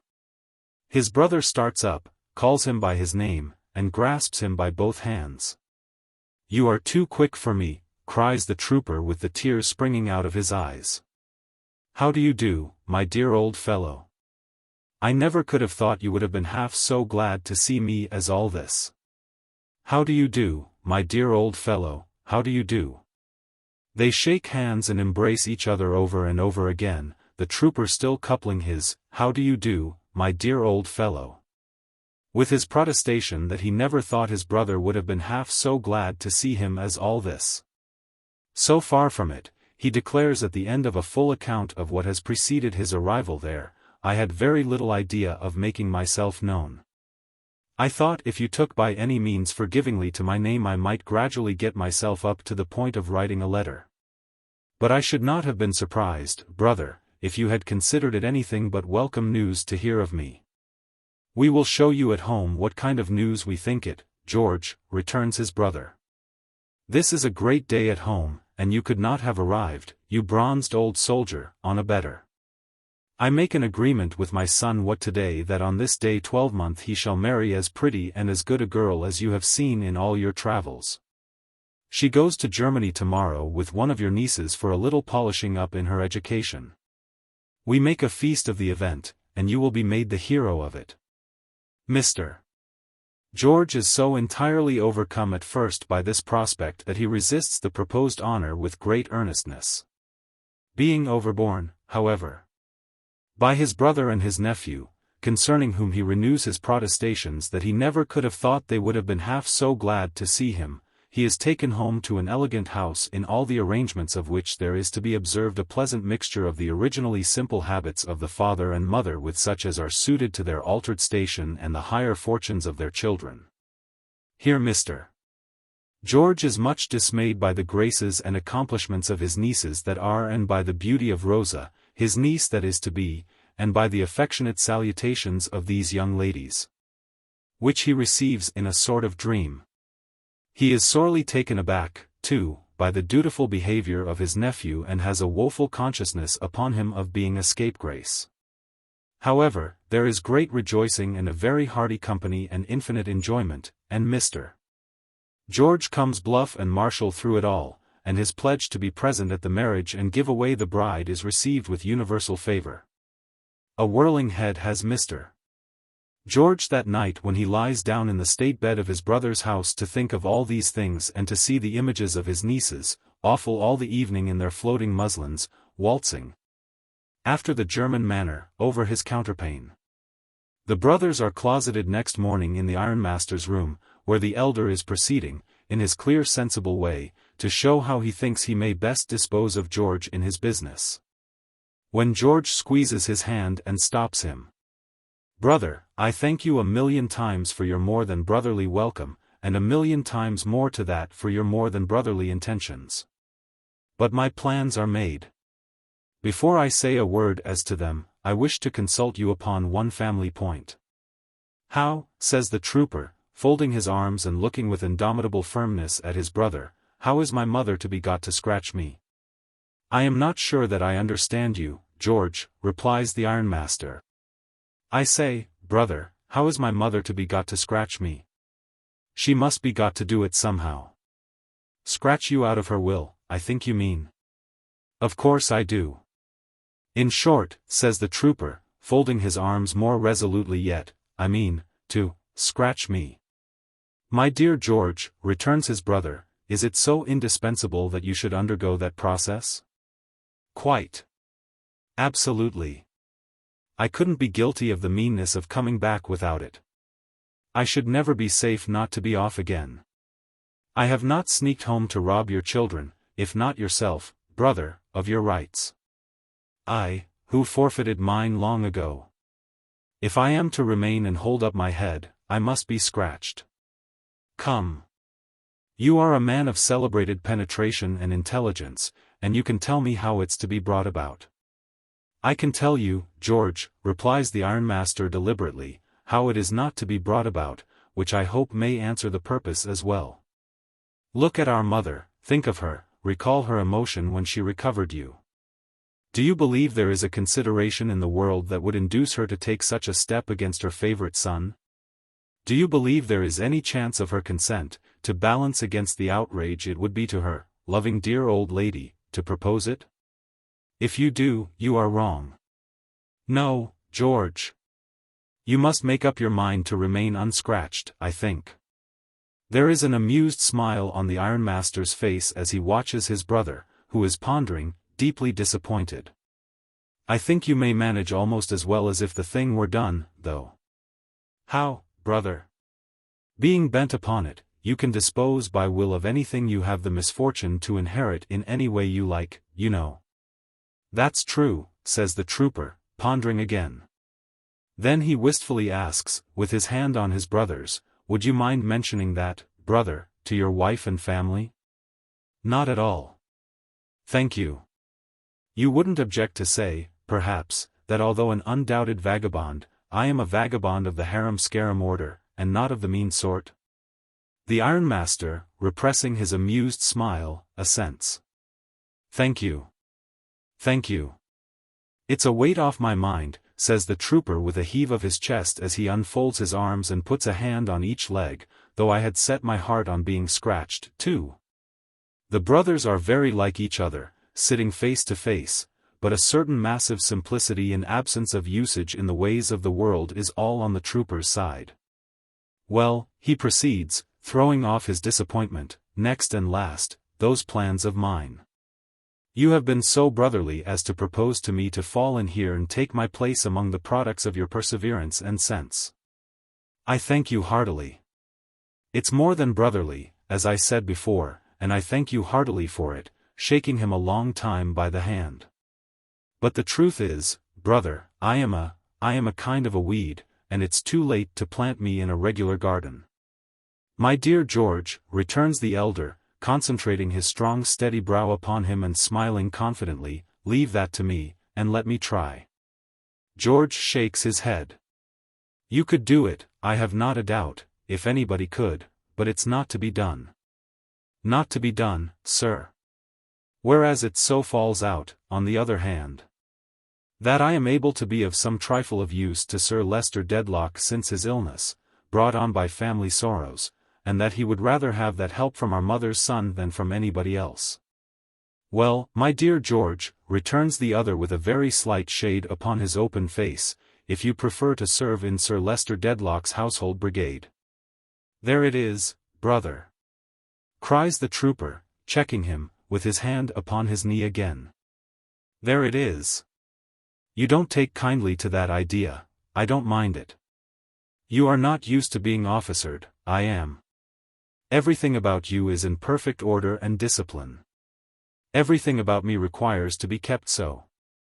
We are not accustomed to carry things with the same hand or to look at them from the same point.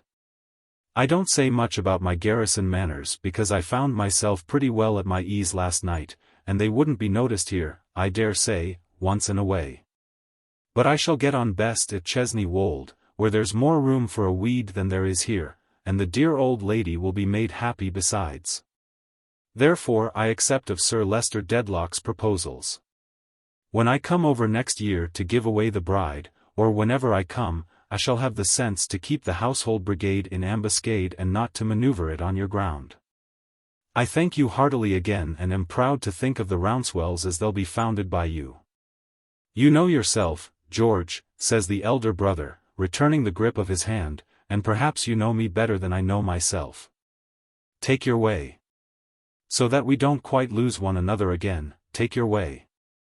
"No fear of that," returns the trooper. "Now, before I turn my horse's head homewards, brother, I will ask you, if you'll be so good, to look over a letter for me. I brought it with me to send from these parts, as Chesney Wold might be a painful name just now to the person it's written to. I am not much accustomed to correspondence myself, and I am particular respecting this present letter because I want it to be both straightforward and delicate." Herewith he hands a letter, closely written in somewhat pale ink but in a neat round hand, to the ironmaster, who reads as follows. "Miss Esther Summerson. A communication having been made to me by Inspector Bucket of a letter to myself being found among the papers of a certain person. I take the liberty to make known to you that it was but a few lines of instruction from abroad, when, where, and how to deliver an enclosed letter to a young and beautiful lady, then unmarried, in England. I duly observed the same. I further take the liberty to make known to you that it was got from me as a proof of handwriting only and that otherwise I would not have given it up, as appearing to be the most harmless in my possession, without being previously shot through the heart. I further take the liberty to mention that if I could have supposed a certain unfortunate gentleman to have been in existence, I never could and never would have rested until I had discovered his retreat and shared my last farthing with him, as my duty and my inclination would have equally been. But he was, officially, reported drowned, and assuredly went over the side of a transport ship at night in an Irish harbour within a few hours of her arrival from the West Indies. As I have myself heard both from officers and men on board, and know to have been, officially, confirmed. I further take the liberty to state that in my humble quality as one of the rank and file, I am, and shall ever continue to be, your thoroughly devoted and admiring servant, and that I esteem the qualities you possess above all others far beyond the limits of the present dispatch. I have the honor to be, George. A little formal, observes the elder brother, refolding it with a puzzled face. But nothing that might not be sent to a pattern young lady? Asks the younger. Nothing at all. Therefore it is sealed and deposited for posting among the iron correspondence of the day. This done, Mr. George takes a hearty farewell of the family party and prepares to saddle and mount. His brother, however, unwilling to part with him so soon, proposes to ride with him in a light open carriage to the place where he will bait for the night, and there remain with him until morning. A servant riding for so much of the journey on the thoroughbred old grey from Chesney Wold. The offer, being gladly accepted, is followed by a pleasant ride, a pleasant dinner, and a pleasant breakfast, all in brotherly communion. Then they once more shake hands long and heartily and part, the ironmaster turning his face to the smoke and fires, and the trooper to the green country. Early in the afternoon the subdued sound of his heavy military trot is heard on the turf in the avenue as he rides on with imaginary clank and jingle of accoutrements under the old elm trees. Chapter 64. Esther's Narrative. Soon after I had that conversation with my guardian, he put a sealed paper in my hand one morning and said, "This is for next month, my dear." I found in it £200. I now began very quietly to make such preparations as I thought were necessary. Regulating my purchases by my guardian's taste, which I knew very well of course, I arranged my wardrobe to please him and hoped I should be highly successful. I did it all so quietly because I was not quite free from my old apprehension that Ada would be rather sorry and because my guardian was so quiet himself. I had no doubt that under all the circumstances we should be married in the most private and simple manner. Perhaps I should only have to say to Ada, "Would you like to come and see me married tomorrow, my pet?" Perhaps our wedding might even be as unpretending as her own, and I might not find it necessary to say anything about it until it was over. I thought that if I were to choose, I would like this best. The only exception I made was Mrs. Woodcourt. I told her that I was going to be married to my guardian and that we had been engaged some time. She highly approved. She could never do enough for me and was remarkably softened now in comparison with what she had been when we first knew her.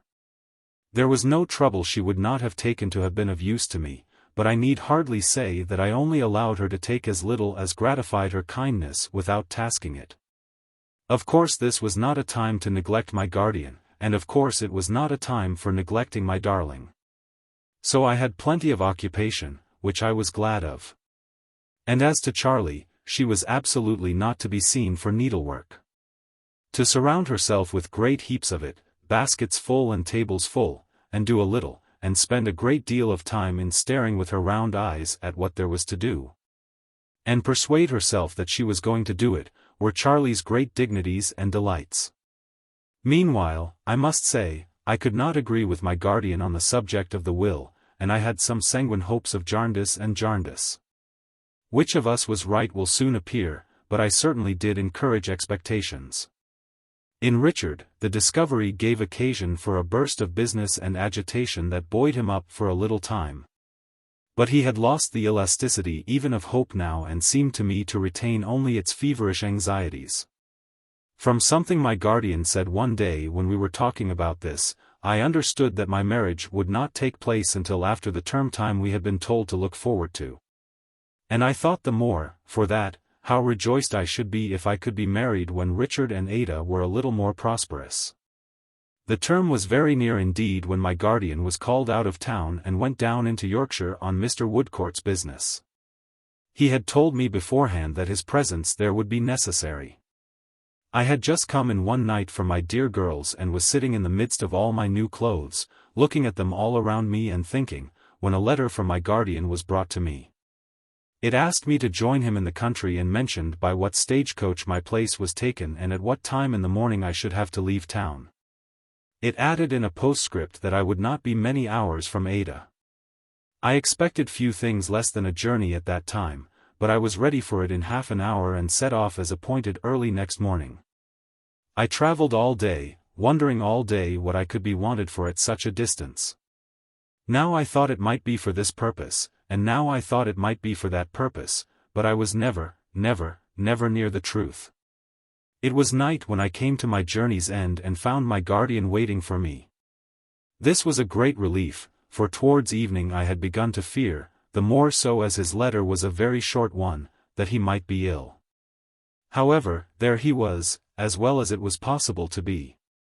And when I saw his genial face again at its brightest and best, I said to myself, he has been doing some other great kindness.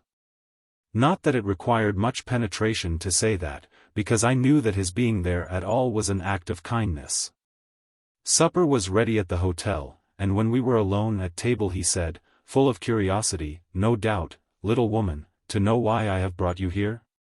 "Well, guardian," said I, without thinking myself a Fatima or you a blue beard, "I am a little curious about it." "Then to ensure your night's rest, my love," he returned gaily, "I won't wait until tomorrow to tell you. I have very much wished to express to Woodcourt, somehow, my sense of his humanity to poor unfortunate Joe, his inestimable services to my young cousins, and his value to us all. When it was decided that he should settle here, it came into my head that I might ask his acceptance of some unpretending and suitable little place to lay his own head in. I therefore caused such a place to be looked out for, and such a place was found on very easy terms, and I have been touching it up for him and making it habitable. However, when I walked over it the day before yesterday and it was reported ready, I found that I was not housekeeper enough to know whether things were all as they ought to be. So I sent off for the best little housekeeper that could possibly be got to come and give me her advice and opinion. And here she is, said my guardian, laughing and crying both together. Because he was so dear, so good, so admirable. I tried to tell him what I thought of him, but I could not articulate a word. Tut, tut, said my guardian. You make too much of it, little woman. Why, how you sob, Dame Durden, how you sob. It is with exquisite pleasure, guardian, with a heart full of thanks. Well, well, said he. I am delighted that you approve. I thought you would. I meant it as a pleasant surprise for the little mistress of Bleak House. I kissed him and dried my eyes. I know now, said I have seen this in your face a long while. No. Have you really, my dear, said he. What a Dame Durden it is to read a face. He was so quaintly cheerful that I could not long be otherwise, and was almost ashamed of having been otherwise at all. When I went to bed, I cried. I am bound to confess that I cried, but I hope it was with pleasure, though I am not quite sure it was with pleasure. I repeated every word of the letter twice over. A most beautiful summer morning succeeded, and after breakfast we went out arm in arm to see the house of which I was to give my mighty housekeeping opinion. We entered a flower garden by a gate in a side wall, of which he had the key. And the first thing I saw was that the beds and flowers were all laid out according to the manner of my beds and flowers at home. You see, my dear, observed my guardian, standing still with a delighted face to watch my looks, knowing there could be no better plan, I borrowed yours. We went on by a pretty little orchard, where the cherries were nestling among the green leaves and the shadows of the apple trees were sporting on the grass, to the house itself, a cottage. Quite a rustic cottage of dolls' rooms.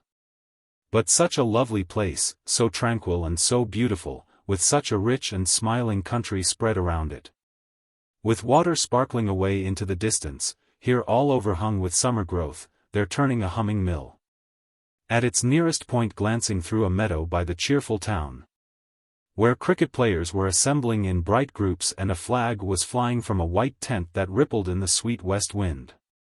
And still, as we went through the pretty rooms, out at the little rustic veranda doors, and underneath the tiny wooden colonnades garlanded with woodbine, jasmine, and honeysuckle, I saw in the papering on the walls, in the colors of the furniture, in the arrangement of all the pretty objects, my little tastes and fancies. My little methods and inventions which they used to laugh at while they praised them, my odd ways everywhere. I could not say enough in admiration of what was all so beautiful, but one secret doubt arose in my mind when I saw this. I thought, oh, would he be the happier for it? Would it not have been better for his peace that I should not have been so brought before him? Because although I was not what he thought me, still he loved me very dearly, and it might remind him mournfully of what he believed he had lost. I did not wish him to forget me, perhaps he might not have done so, without these aids to his memory, but my way was easier than his. And I could have reconciled myself even to that so that he had been the happier for it. And now, little woman, said my guardian, whom I had never seen so proud and joyful as in showing me these things and watching my appreciation of them, now, last of all. For the name of this house. What is it called, dear guardian? My child, said he, come and see. He took me to the porch, which he had hitherto avoided, and said, pausing before we went out, my dear child, don't you guess the name? No, said I. We went out of the porch and he showed me written over it, Bleak House. He led me to a seat among the leaves close by, and sitting down beside me and taking my hand in his, spoke to me thus, my darling girl, in what there has been between us, I have, I hope, been really solicitous for your happiness. When I wrote you the letter to which you brought the answer, smiling as he referred to it, I had my own too much in view, but I had yours too. Whether, under different circumstances, I might ever have renewed the old dream I sometimes dreamed when you were very young, of making you my wife one day, I need not ask myself. I did renew it, and I wrote my letter, and you brought your answer. You are following what I say, my child? I was cold, and I trembled violently, but not a word he uttered was lost. As I sat looking fixedly at him and the sun's rays descended, softly shining through the leaves upon his bare head, I felt as if the brightness on him must be like the brightness of the angels. Hear me, my love, but do not speak. It is for me to speak now. When it was that I began to doubt whether what I had done would really make you happy is no matter. Woodcourt came home, and I soon had no doubt at all. I clasped him round the neck and hung my head upon his breast and wept. Lie lightly, confidently here, my child, said he, pressing me gently to him. I am your guardian and your father now. Rest confidently here. Soothingly, like the gentle rustling of the leaves. And genially, like the ripening weather, and radiantly and beneficently, like the sunshine, he went on. Understand me, my dear girl. I had no doubt of your being contented and happy with me, being so dutiful and so devoted, but I saw with whom you would be happier. That I penetrated his secret when Dame Durden was blind to it is no wonder, for I knew the good that could never change in her better far than she did. Well, I have long been in Alan Woodcourt's confidence, although he was not, until yesterday, a few hours before you came here, in mine. But I would not have my Esther's bright example lost. I would not have a jot of my dear girl's virtues unobserved and unhonored. I would not have her admitted on sufferance into the line of Morgan ap Carrig, no, not for the weight in gold of all the mountains in Wales. He stopped to kiss me on the forehead, and I sobbed and wept afresh. For I felt as if I could not bear the painful delight of his praise. Hush, little woman. Don't cry, this is to be a day of joy. I have looked forward to it, he said exultingly, for months on months. A few words more, Dame Trot, and I have said my say. Determined not to throw away one atom of my Esther's worth, I took Mrs. Woodcourt into a separate confidence. Now, madam, said I clearly perceive, and indeed I know, to boot, that your son loves my ward. I am further very sure that my ward loves your son, but will sacrifice her love to a sense of duty and affection, and will sacrifice it so completely, so entirely, so religiously, that you should never suspect it though you watched her night and day. Then I told her all our story, ours, yours and mine. Now, madam, said I, come you, knowing this, and live with us. Come you, and see my child from hour to hour. Set what you see against her pedigree, which is this, and this, for I scorn to mince it, and tell me what is the true legitimacy when you shall have quite made up your mind on that subject. Why, honor to her old Welsh blood, my dear, cried my guardian with enthusiasm, I believe the heart it animates beats no less warmly, no less admiringly, no less lovingly towards Dame Durden than my own. He tenderly raised my head, and as I clung to him, kissed me in his old fatherly way again and again. What a light, now, on the protecting manner I had thought about. One more last word. When Alan Woodcourt spoke to you, my dear, he spoke with my knowledge and consent, but I gave him no encouragement, not I, for these surprises were my great reward. And I was too miserly to part with a scrap of it. He was to come and tell me all that passed, and he did. I have no more to say. My dearest, Alan Woodcourt stood beside your father when he lay dead, stood beside your mother. This is Bleak House. This day I give this house its little mistress, and before God, it is the brightest day in all my life. He rose and raised me with him. We were no longer alone. My husband, I have called him by that name full 7 happy years now, stood at my side. Alan, said my guardian, take from me a willing gift, the best wife that ever man had. What more can I say for you than that I know you deserve her? Take with her the little home she brings you. You know what she will make it, Alan, you know what she has made its namesake. Let me share its felicity sometimes, and what do I sacrifice? Nothing, nothing. He kissed me once again, and now the tears were in his eyes as he said more softly, Esther, my dearest, after so many years, there is a kind of parting in this too. I know that my mistake has caused you some distress. Forgive your old guardian, in restoring him to his old place in your affections, and blot it out of your memory. Alan, take my dear. He moved away from under the green roof of leaves, and stopping in the sunlight outside and turning cheerfully towards us, said, I shall be found about here somewhere. It's a west wind, little woman, due west.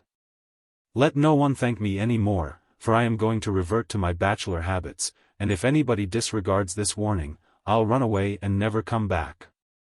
What happiness was ours that day, what joy, what rest, what hope, what gratitude, what bliss. We were to be married before the month was out, but when we were to come and take possession of our own house was to depend on Richard and Ada. We all 3 went home together next day. As soon as we arrived in town, Alan went straight to see Richard and to carry our joyful news to him and my darling. Late as it was, I meant to go to her for a few minutes before lying down to sleep, but I went home with my guardian first to make his tea for him and to occupy the old chair by his side. For I did not like to think of its being empty so soon. When we came home we found that a young man had called 3 times in the course of that one day to see me, and that having been told on the occasion of his 3rd call that I was not expected to return before 10 o'clock at night. He had left word that he would call about then. He had left his card 3 times. Mr. Guppy.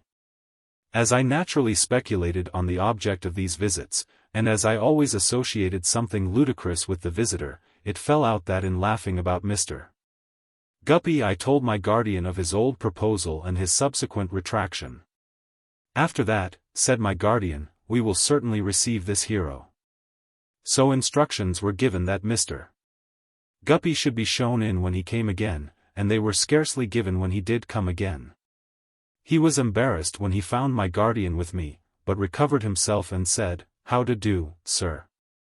How do you do, sir, returned my guardian.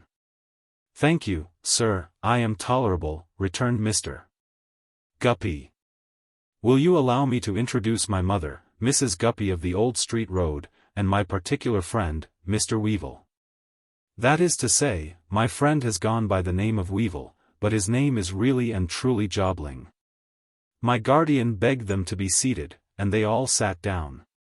Tony, said Mr. Guppy to his friend after an awkward silence.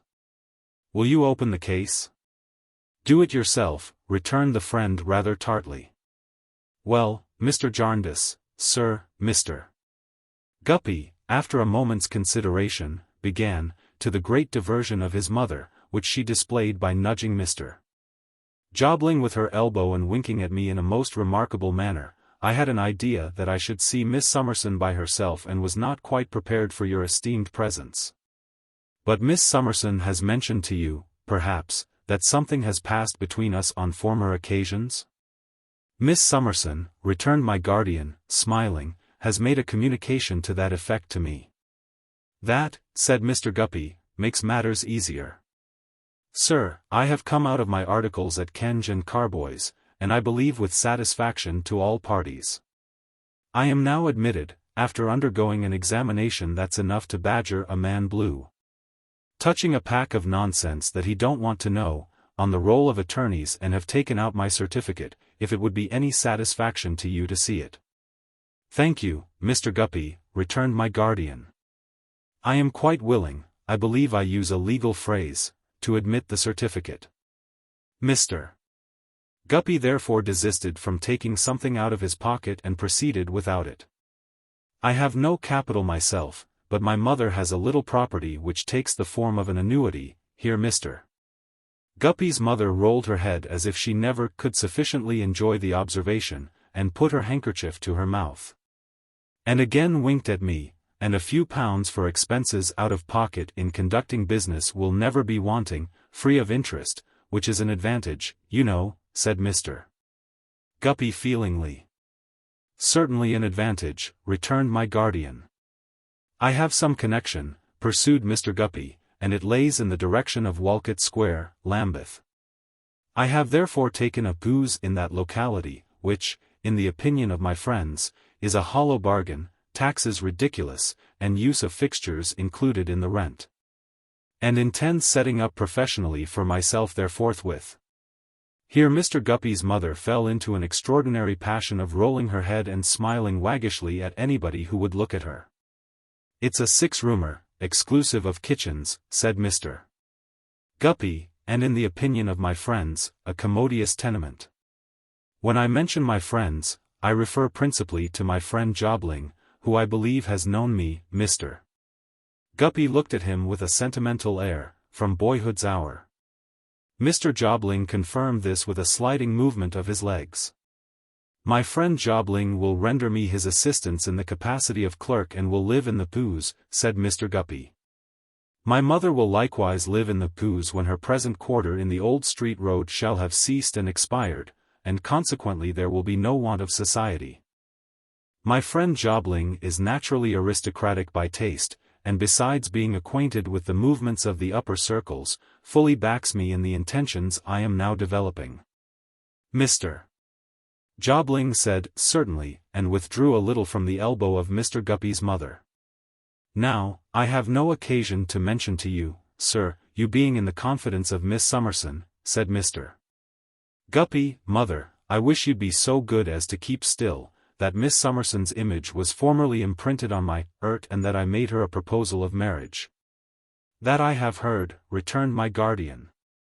Circumstances, pursued Mr. Guppy, over which I had no control, but quite the contrary, weakened the impression of that image for a time.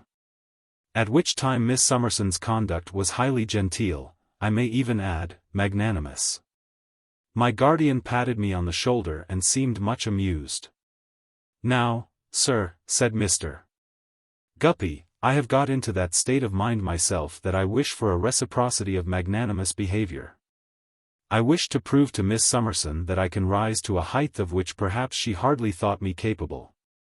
I find that the image which I did suppose had been eradicated from my heart is not eradicated.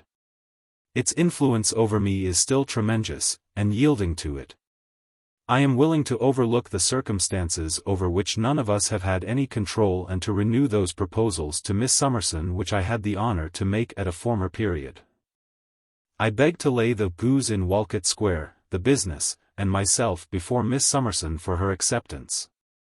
Very magnanimous indeed, sir, observed my guardian. Well, sir, replied Mr. Guppy with candor, my wish is to be magnanimous. I do not consider that in making this offer to Miss Summerson I am by any means throwing myself away, neither is that the opinion of my friends. Still, there are circumstances which I submit may be taken into account as a set-off against any little drawbacks of mine, and so a fair and equitable balance arrived at. I take upon myself, sir, said my guardian, laughing as he rang the bell, to reply to your proposals on behalf of Miss Summerson. She is very sensible of your handsome intentions, and wishes you good evening, and wishes you well. Oh, said Mr. Guppy with a blank look. Is that tantamount, sir, to acceptance, or rejection, or consideration? To decided rejection, if you please, returned my guardian. Mr. Guppy looked incredulously at his friend, and at his mother, who suddenly turned very angry, and at the floor, and at the ceiling. "Indeed?" said he. "Then, Jobling, if you was the friend you represent yourself, I should think you might hand my mother out of the gangway instead of allowing her to remain where she ain't wanted." But Mrs. Guppy positively refused to come out of the gangway. She wouldn't hear of it. "Why, get along with you," said she to my guardian. "What do you mean? Ain't my son good enough for you? You ought to be ashamed of yourself. Get out with you." "My good lady," returned my guardian, "it is hardly reasonable to ask me to get out of my own room." "I don't care for that," said Mrs. Guppy. "Get out with you. If we ain't good enough for you, go and procure somebody that is good enough. Go along and find M." I was quite unprepared for the rapid manner in which Mrs. Guppy's power of jocularity merged into a power of taking the profoundest offense. "Go along and find somebody that's good enough for you," repeated Mrs. Guppy. "Get out." Nothing seemed to astonish Mr. Guppy's mother so much and to make her so very indignant as our not getting out. "Why don't you get out?" said Mrs. Guppy. "What are you stopping here for?" "Mother," interposed her son, always getting before her and pushing her back with one shoulder as she sidled at my guardian, "will you hold your tongue?" "No, William," she returned, "I won't. Not unless he gets out, I won't." However, Mr. Guppy and Mr. Jobling together closed on Mr. Guppy's mother, who began to be quite abusive, and took her, very much against her will, downstairs, her voice rising a stair higher every time her figure got a stair lower, and insisting that we should immediately go and find somebody who was good enough for us, and above all things that we should get out.